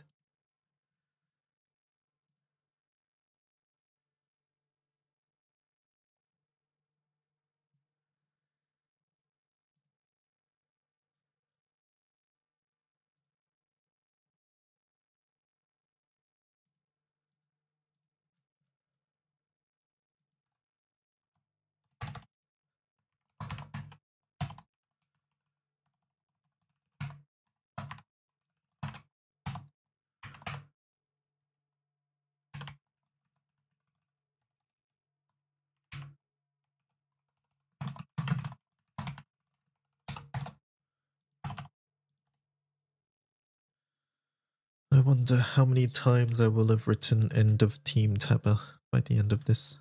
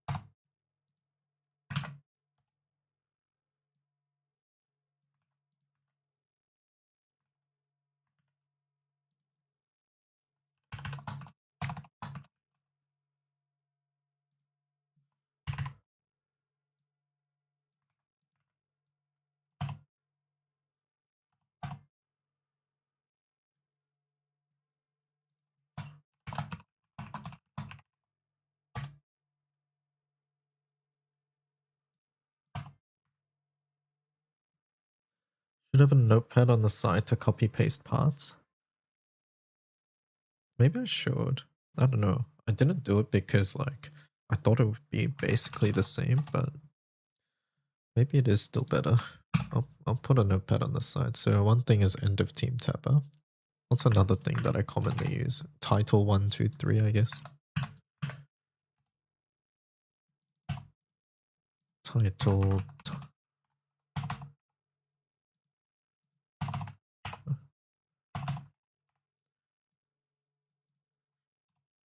I guess as I see more, I'll do more.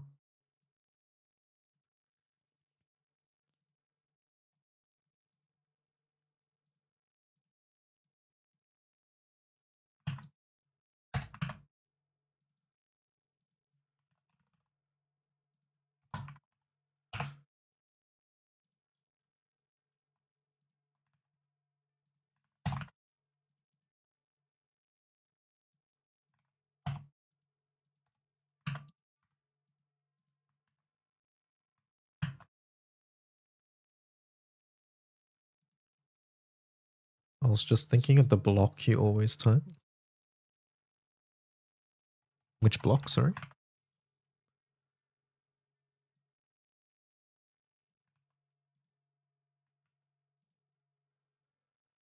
Oh, like this one?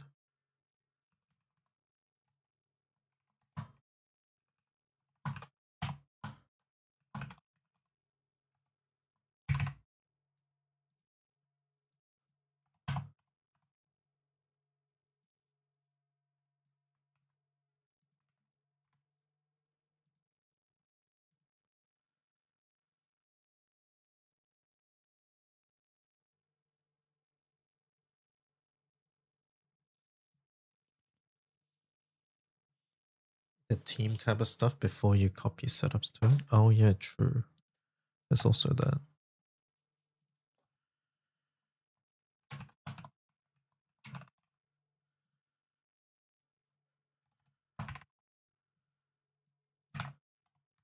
Yeah, I guess I can put all of that together. Yeah. Thoughts?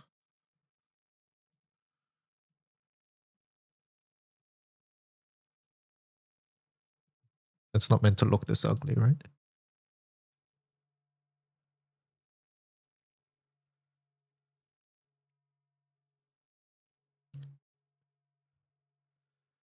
Um,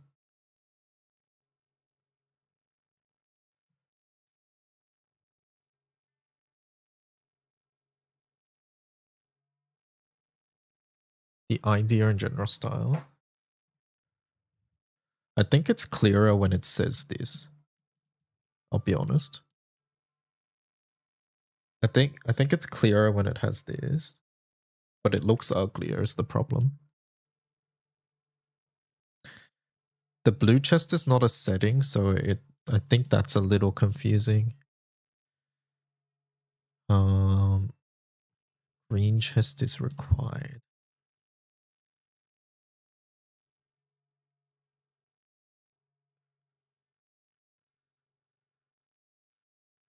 The general style. I don't mind it. I understand what you're trying to do, and I get it.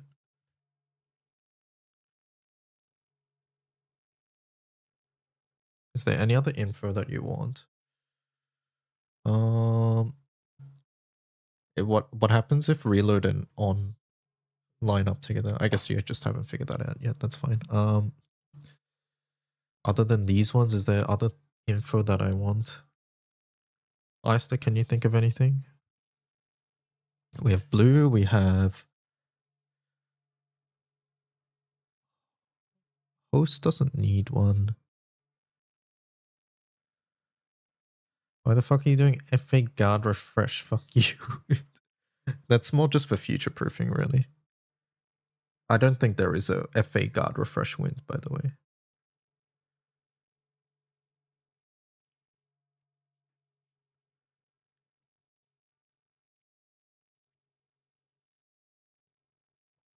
I think the overall design needs a bit of work, but yeah, I don't mind it. Basically, you want to show the options and then highlight what it is, basically, right? So that the box size is always the same.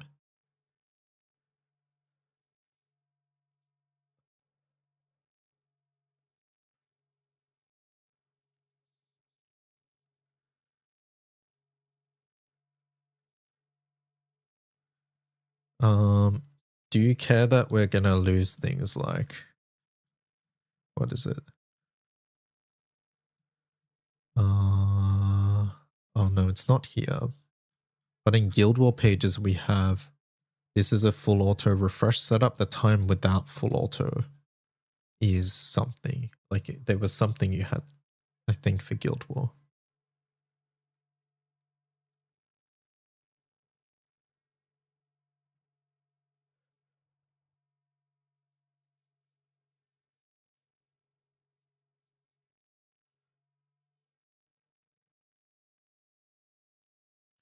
Okay, but are you putting that time anywhere? For this, no.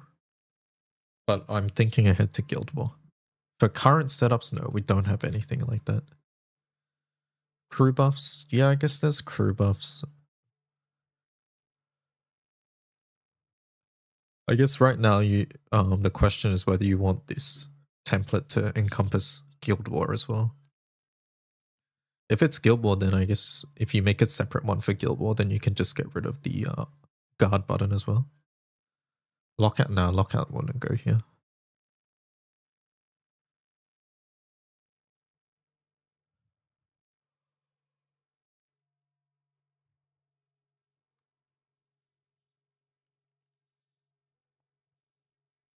It looks a little messy at the moment. That's my initial reaction though, Mikin.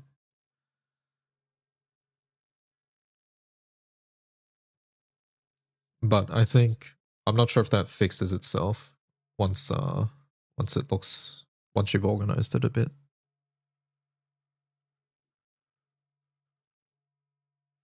Messy how? It's just a lot of shit.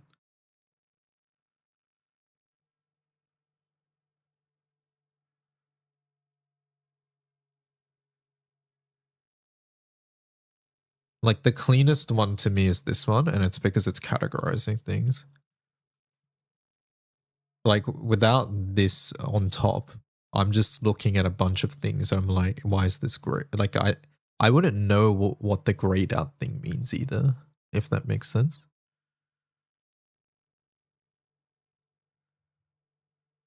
I honestly, I would just take out the thing that's actually just not being used. Right, so like under charge attack settings, if it's hold CA, I think like just auto CA not being there is better.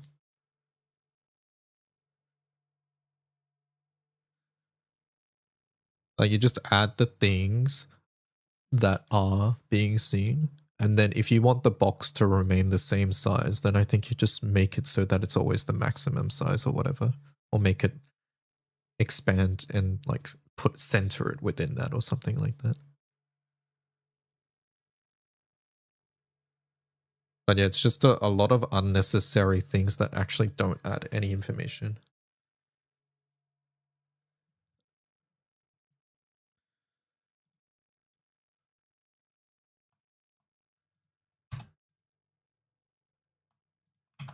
Alright, Concordia.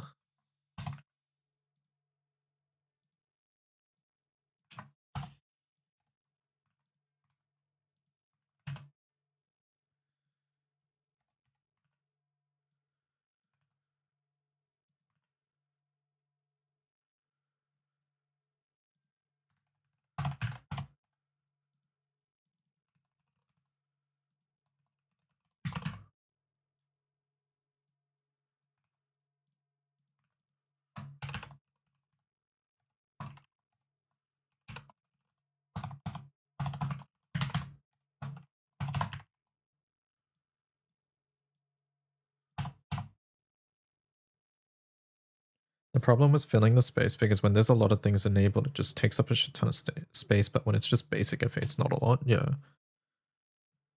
I think you just adjust off the most common one, which is like probably 2, which is full auto, maybe 3. Blue chest, full auto, and a CA setting.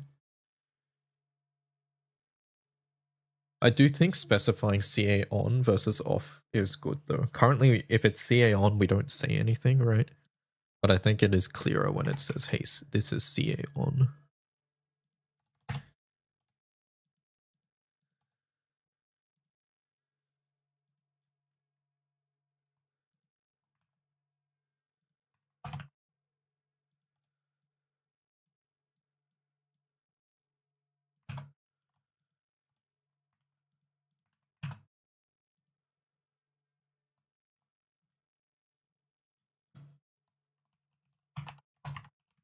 I don't know. I have empty horse brain, so I guess like try both and see which one looks better.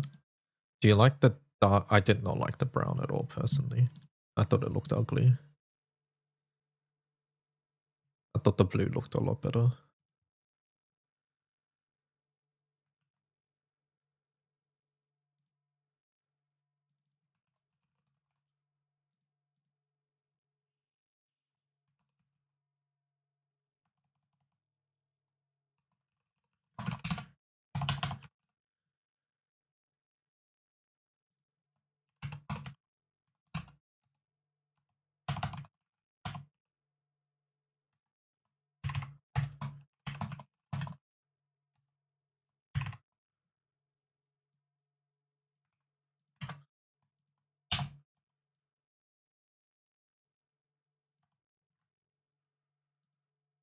Lumi up. What am I looking at?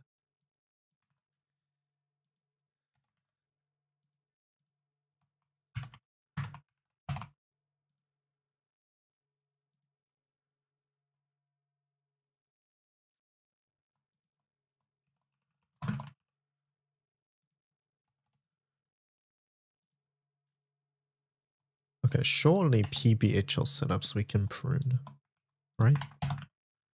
We don't delete setups often, but PBHL ones.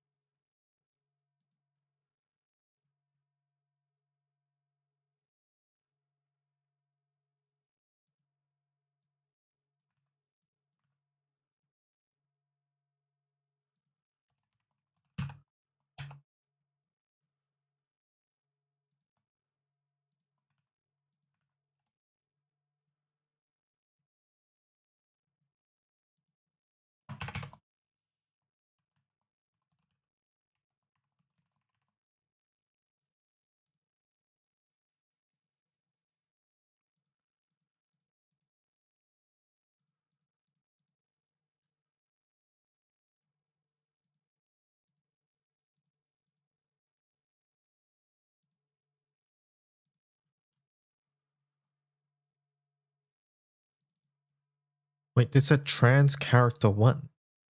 Why did it not pick up earlier?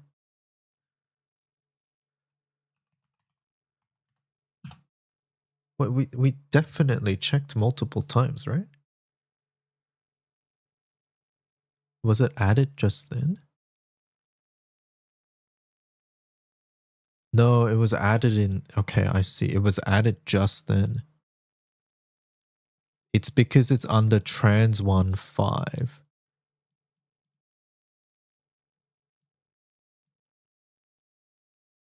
Wait, does that mean trans character 1 tier 5 doesn't work?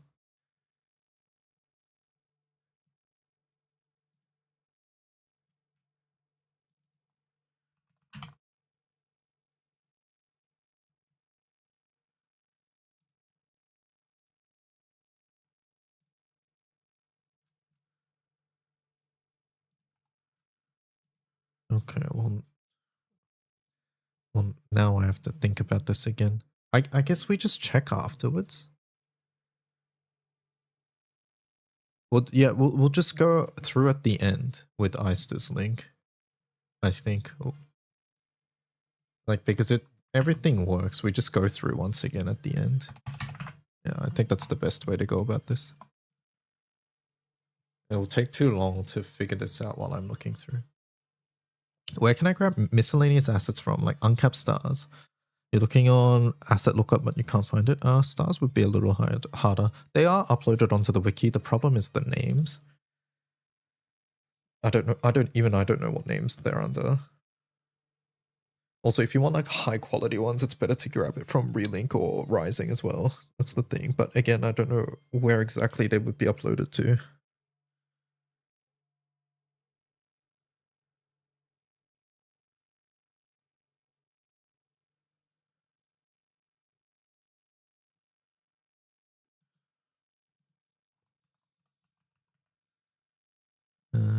Give me a moment, real fast chat.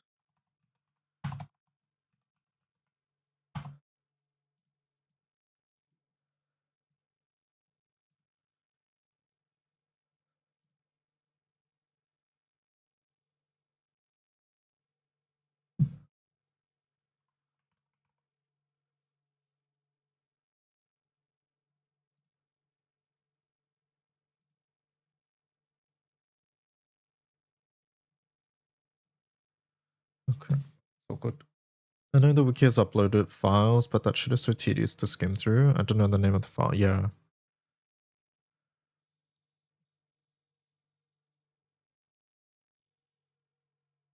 Yeah. They're there. it's more about how you get there. And that unfortunately I'm not too sure either.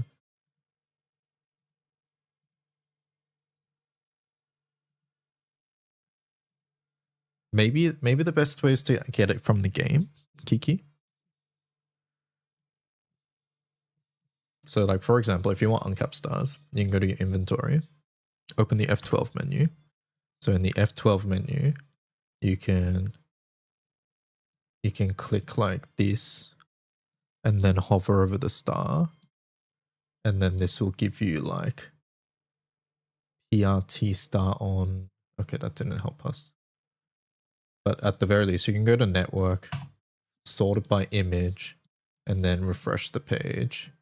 And then it'll be one of these stars. Or like one of these images will be the star rather. And you can just scroll through to see which one it is. Like there's all the stars right there. This might be your best bet.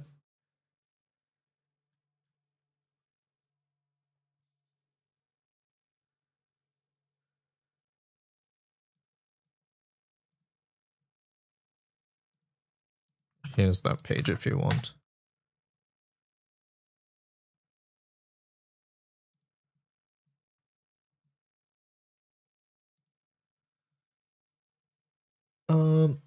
Should I bring my Switch 2 to work tonight or no? Are you allowed to play games?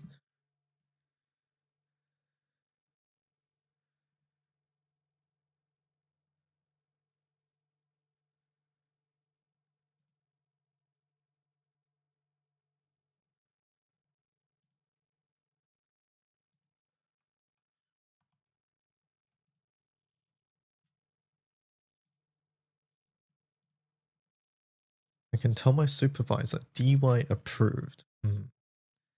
See, I don't know if that's going to fly with your supervisor. I feel like it wouldn't. I feel like you might get in trouble. But I guess if it's fine, there's no harm, right? Don't you work at an airport? If this is for uploading to the wiki, maybe just ask or look at template icon. That's a good point as well. Kiki. Is this for personal use or what is this for?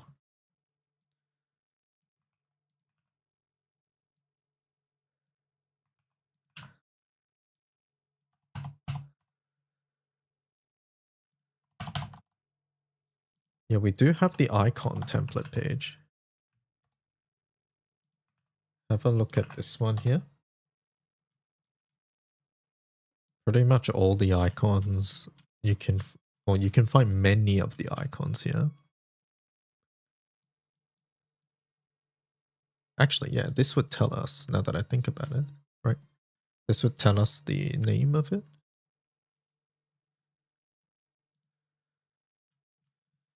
Like the file.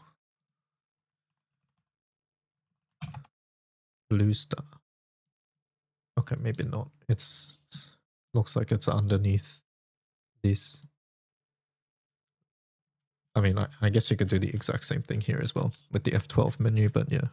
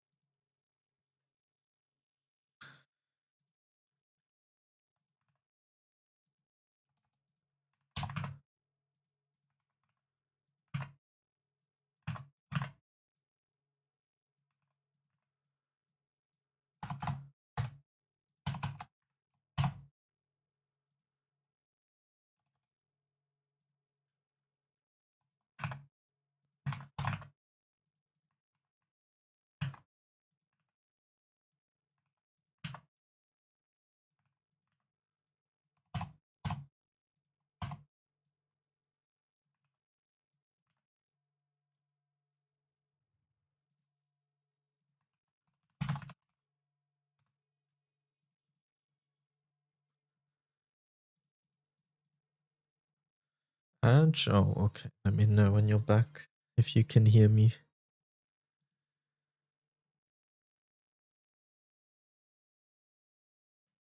That template page might be better. You're back? Okay, has all the stars, yeah. I was just asking if this was for the wiki or personal use, because yeah, we do have them on the wiki. Under a template, so you can just call that template whenever you need it.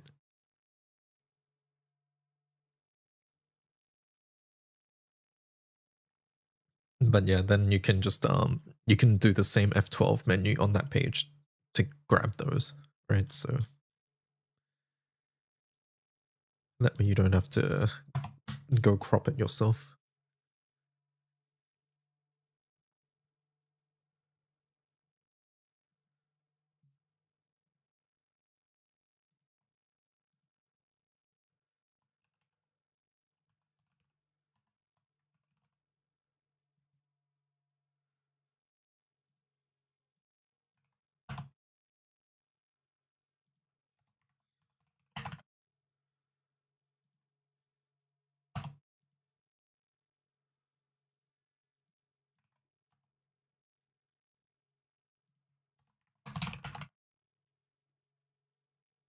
This track is so good.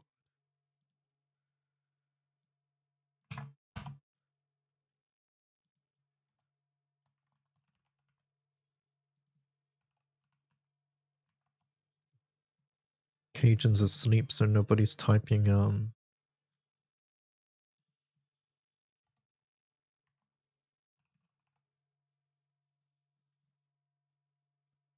yeah, please.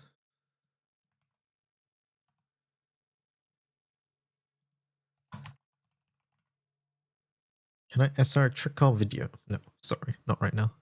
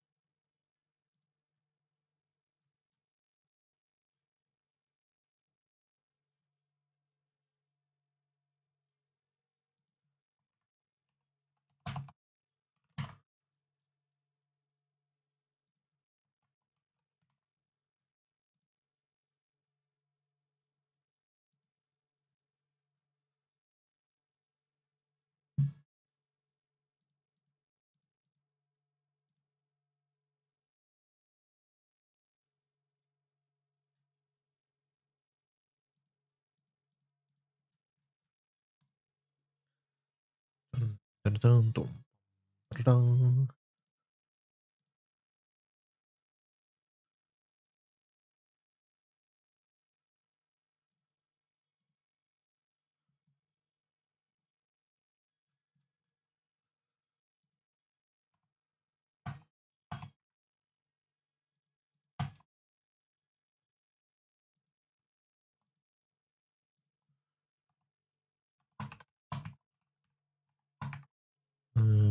What is this again?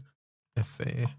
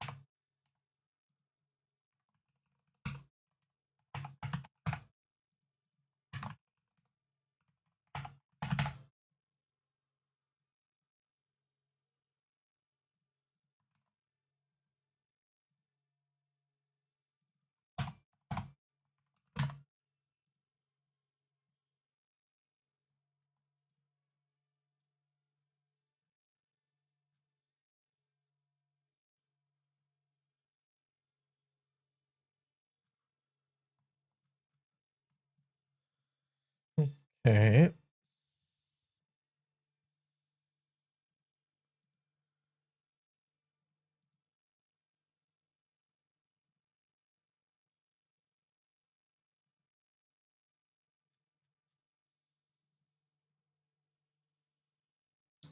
Paladin wing route.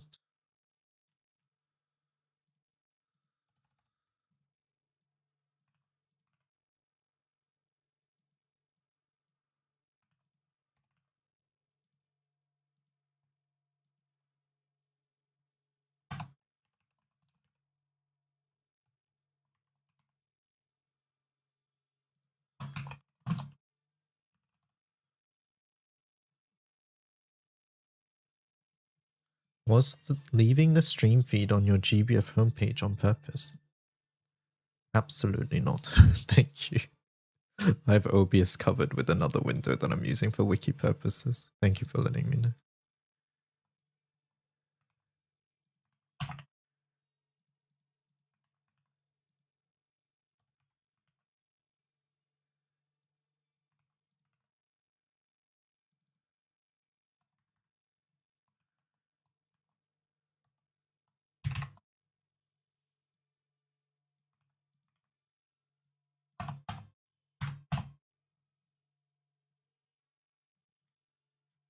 Bro, there's no time on this either.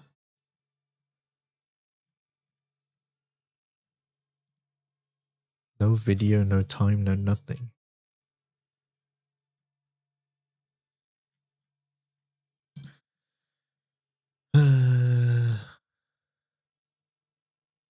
was Cajun. Wait, no, I think it was me. Oh no, I think it's when we were moving it.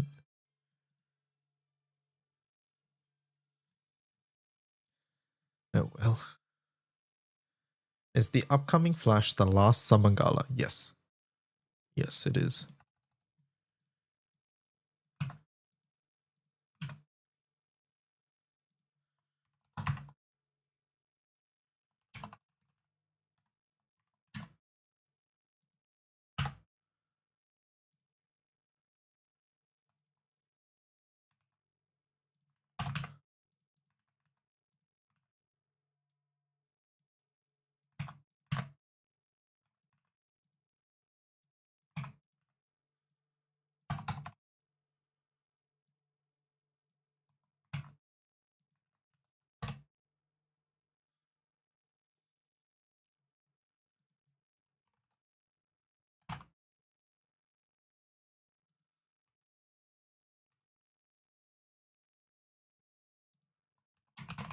You're tired. Me too.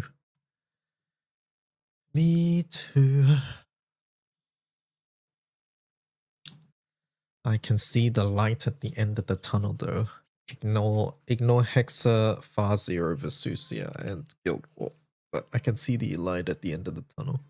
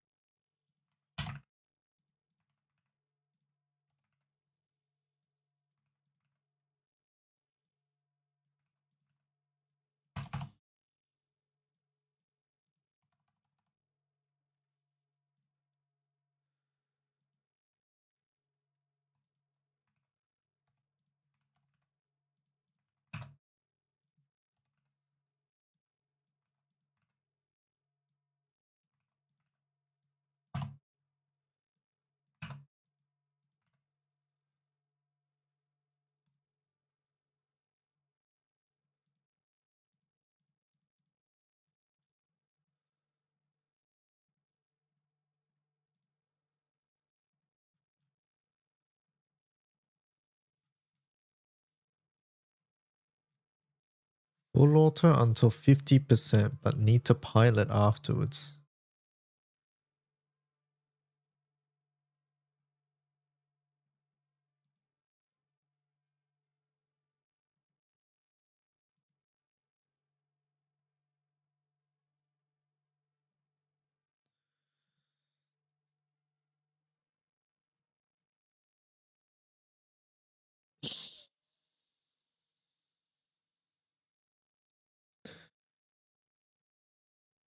I'm going to explode.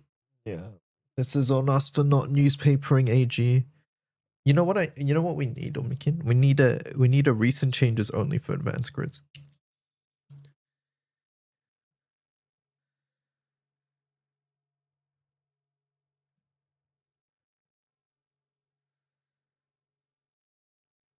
I wonder if that's possible.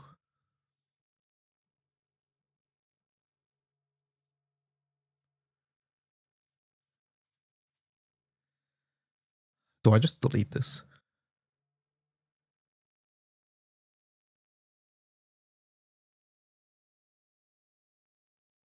It's literally one of the few examples I list not to say in the description.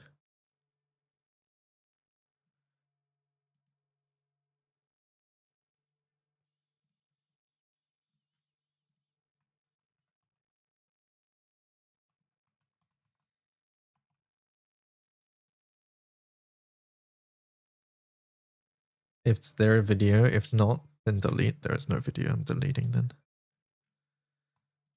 No video. Not even a source, so yeah.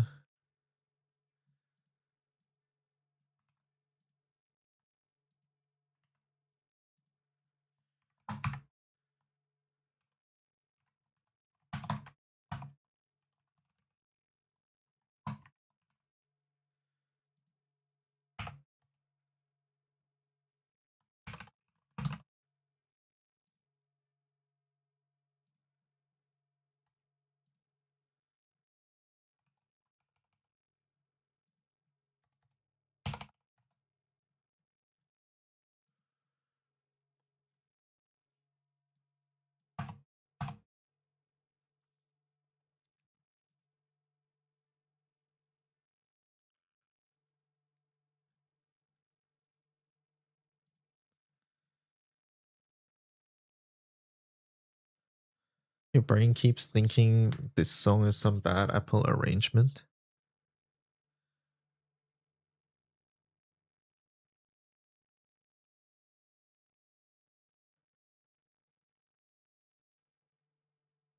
That about needs to be updated. Oh yeah, true.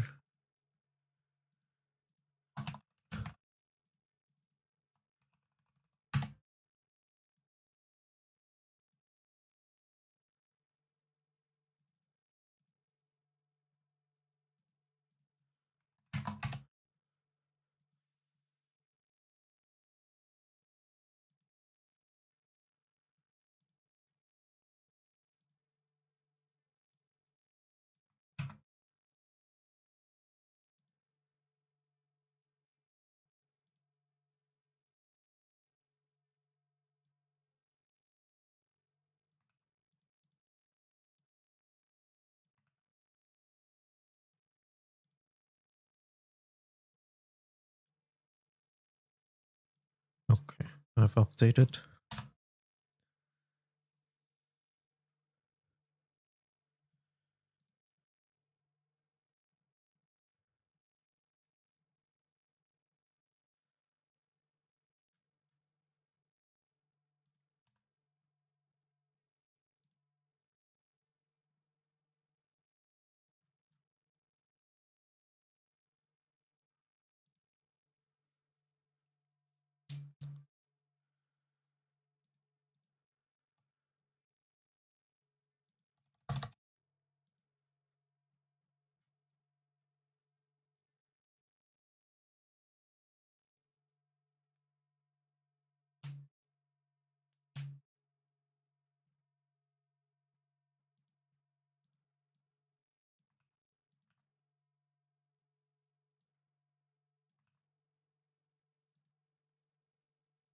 What am I looking at? Full auto, okay. Full auto.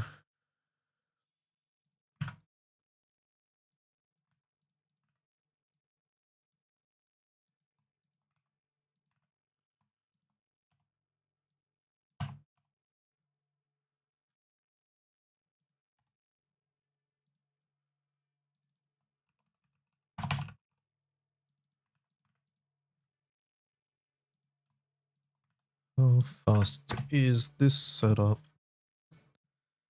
No, 7 minutes, 6 seconds.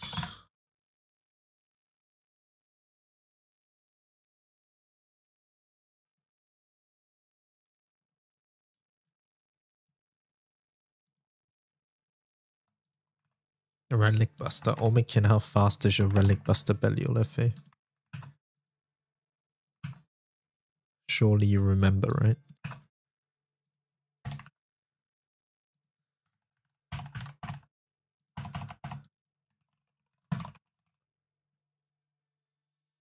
I'm going to bed.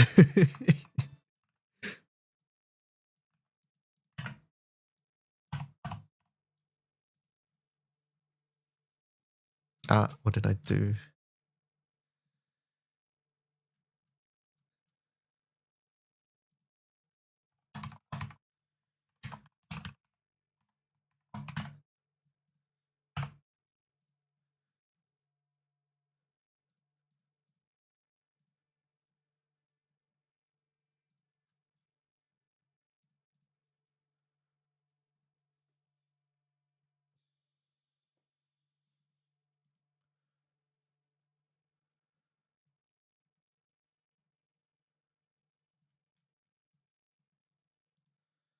Augustia.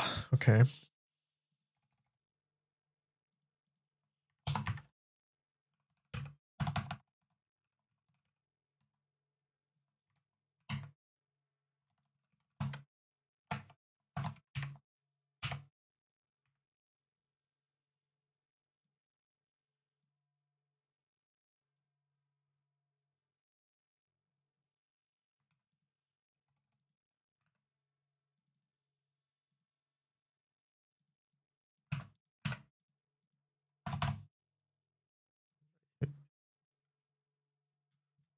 Okay, I see.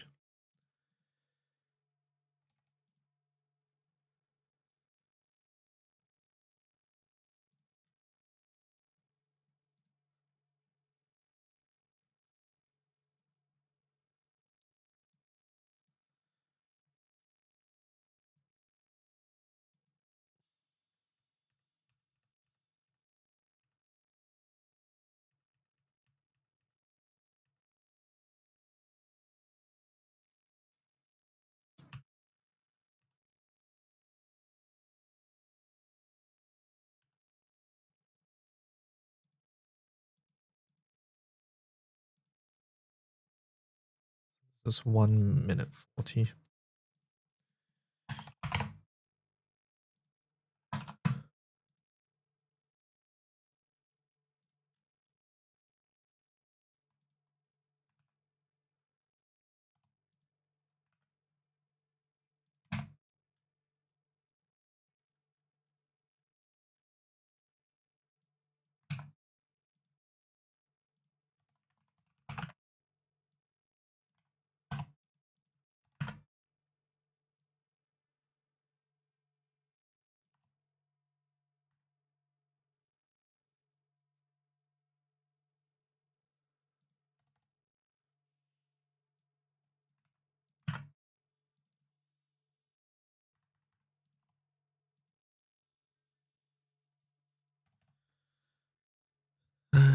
One person puts 4 turn in the time, everybody else does it.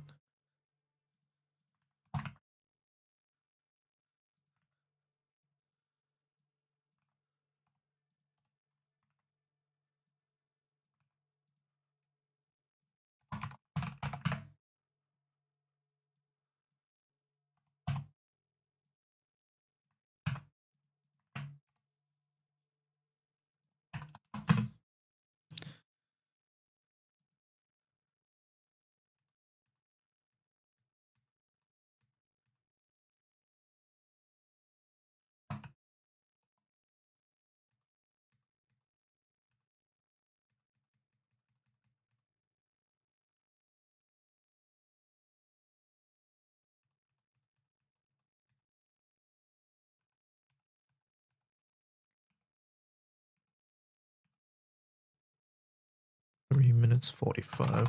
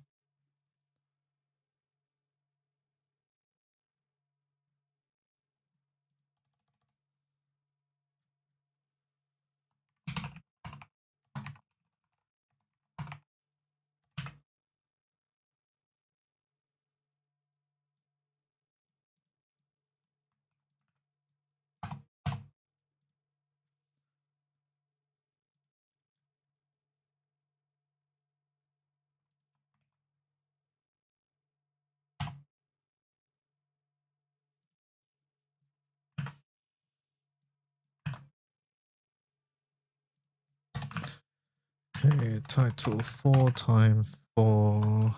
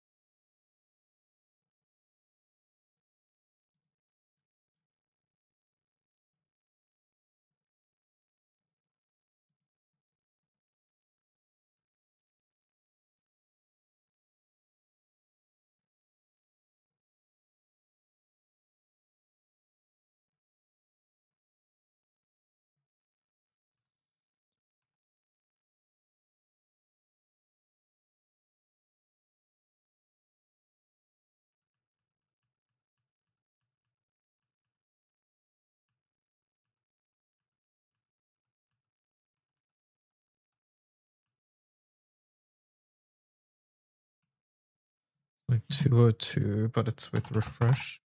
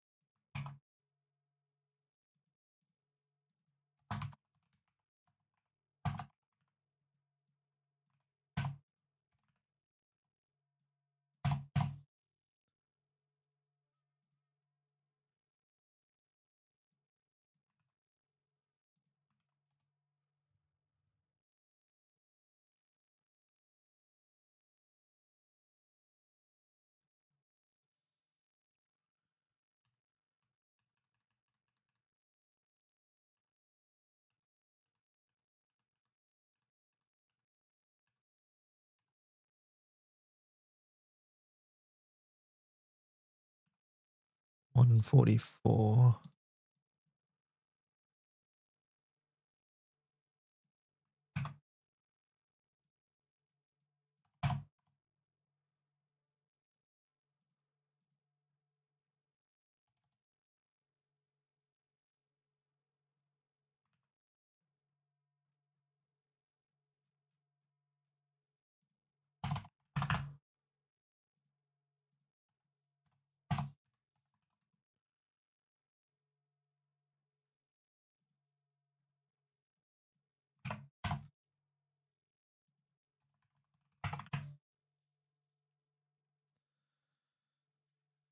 Okay, now this is FA.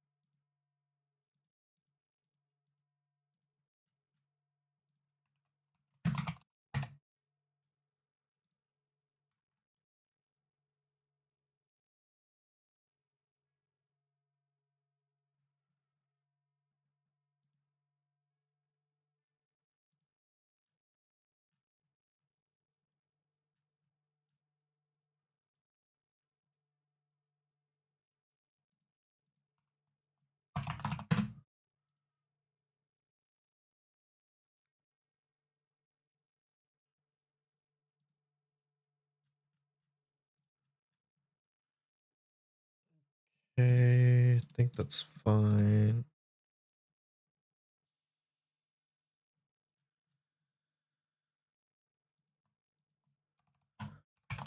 Let's stand up.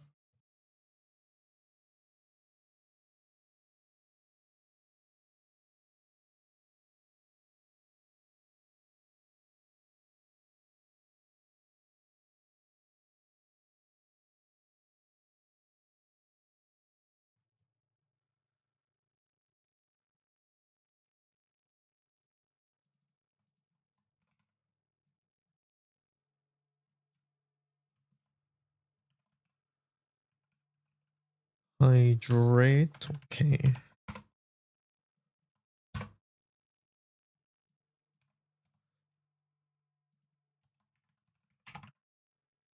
Hmm.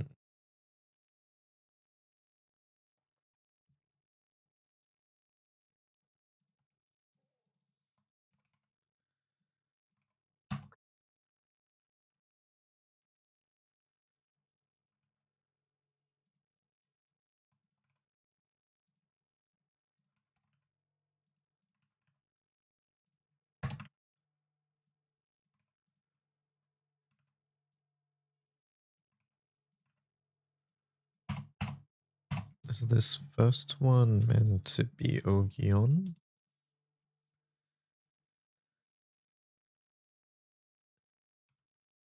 No, it's Ogi off as well.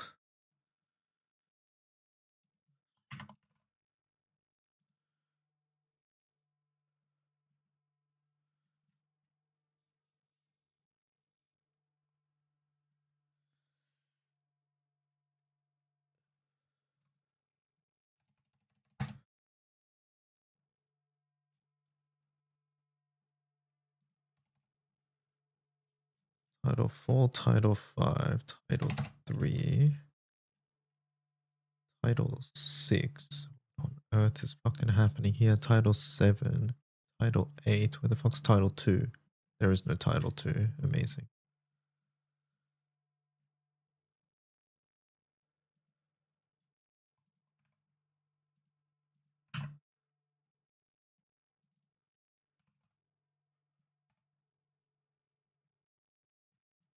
Oh wait, it was up there. It's fine.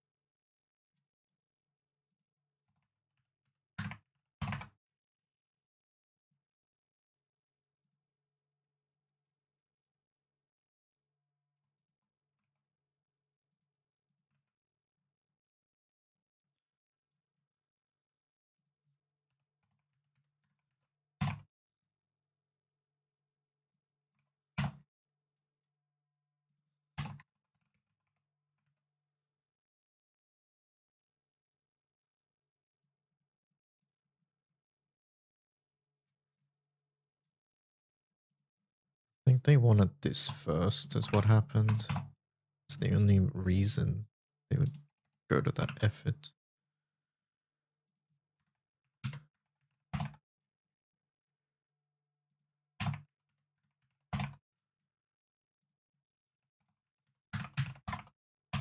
I don't like that time and actions are mixed on this page. It feels dumb. Can't do anything about it.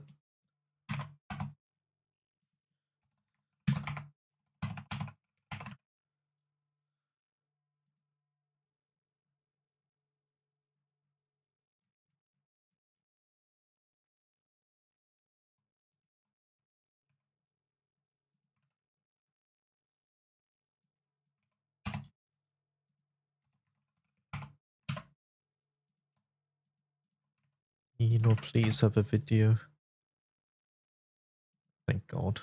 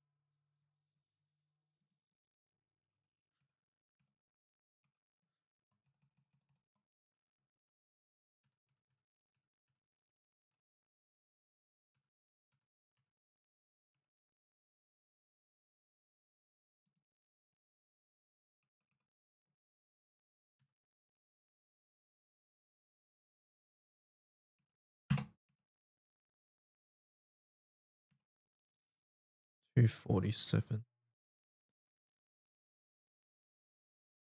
45.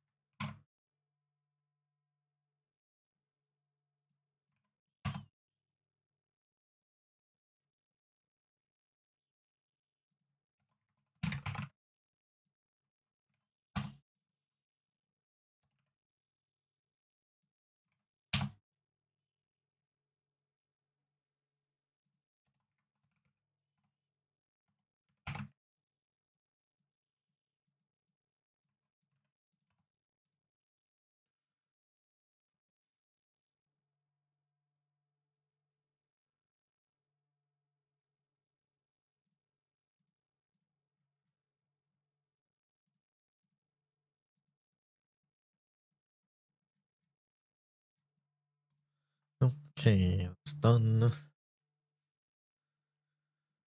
Augustia done. MMT.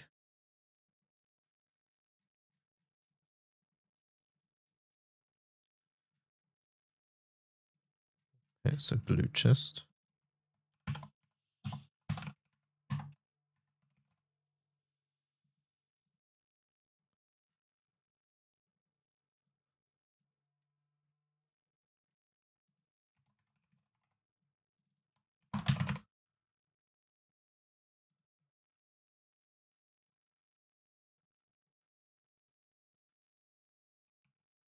Starts at 8 seconds in.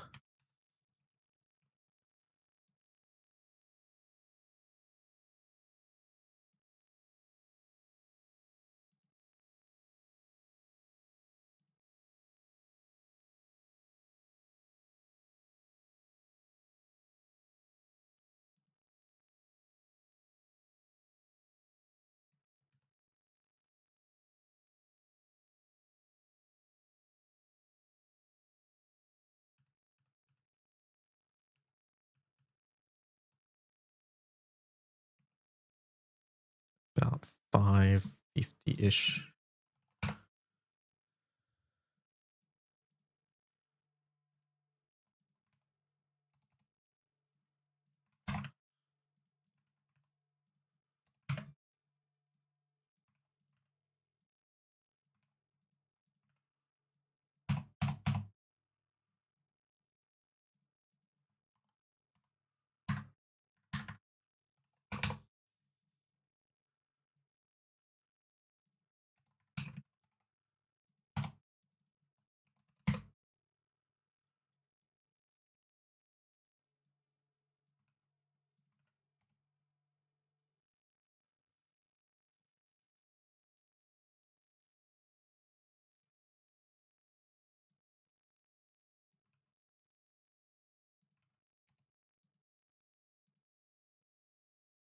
Wait a second, was this the same video?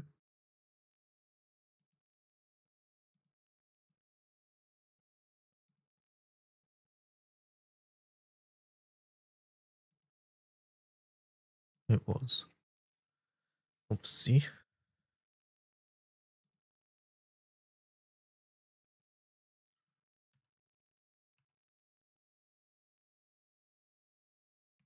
About 2-ish.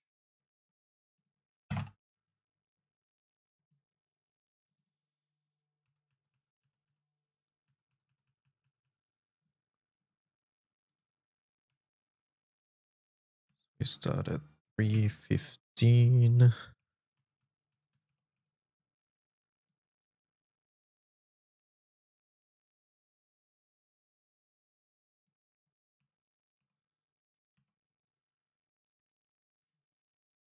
About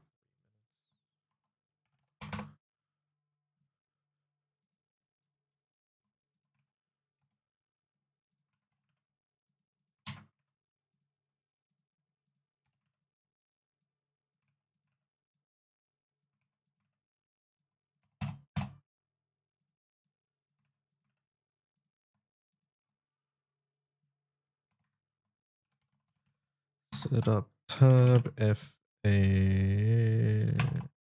Don't need the time there.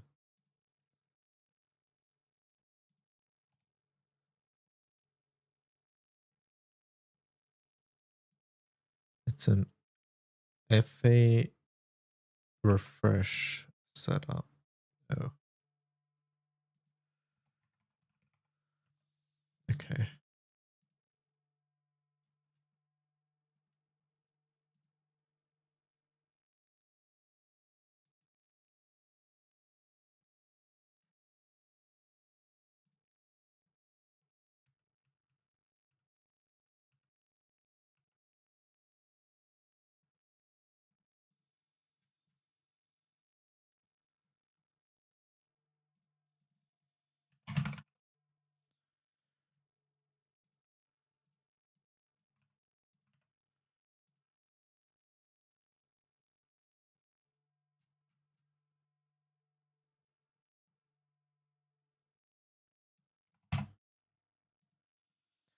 Keyboard jump scare.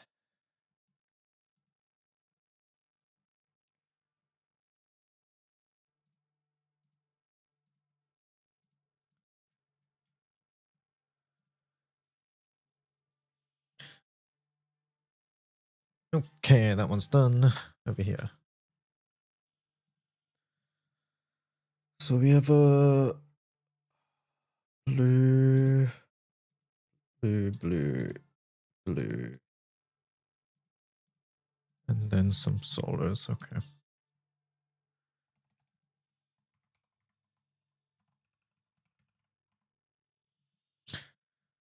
Why do you do that, man?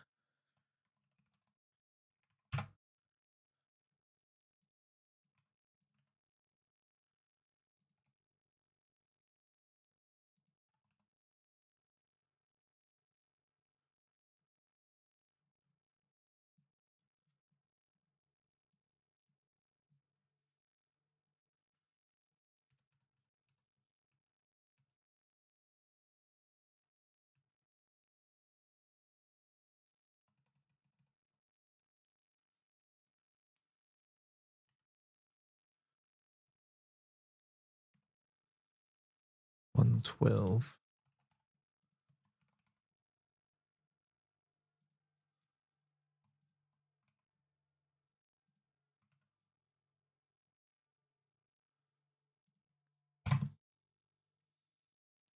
Stand up. I'm already standing up. I'm one step ahead of you.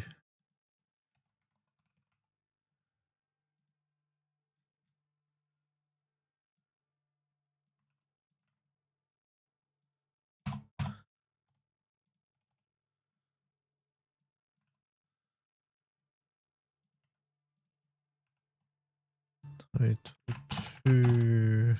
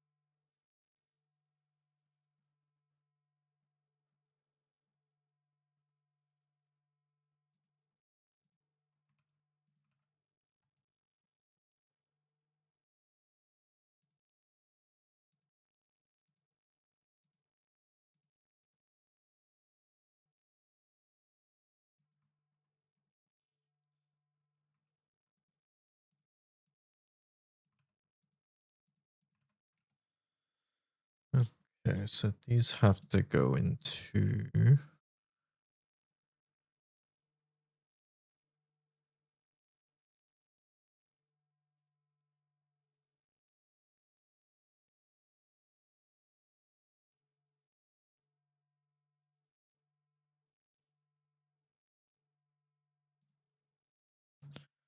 $110.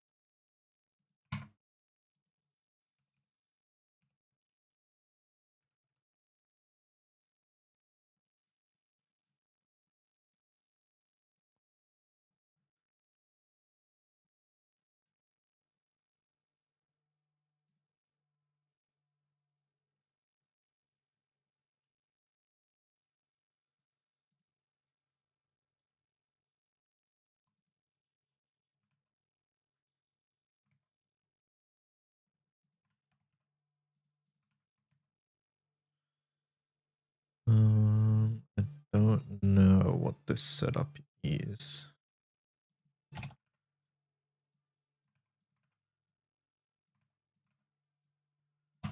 Pretty sure this was manual though.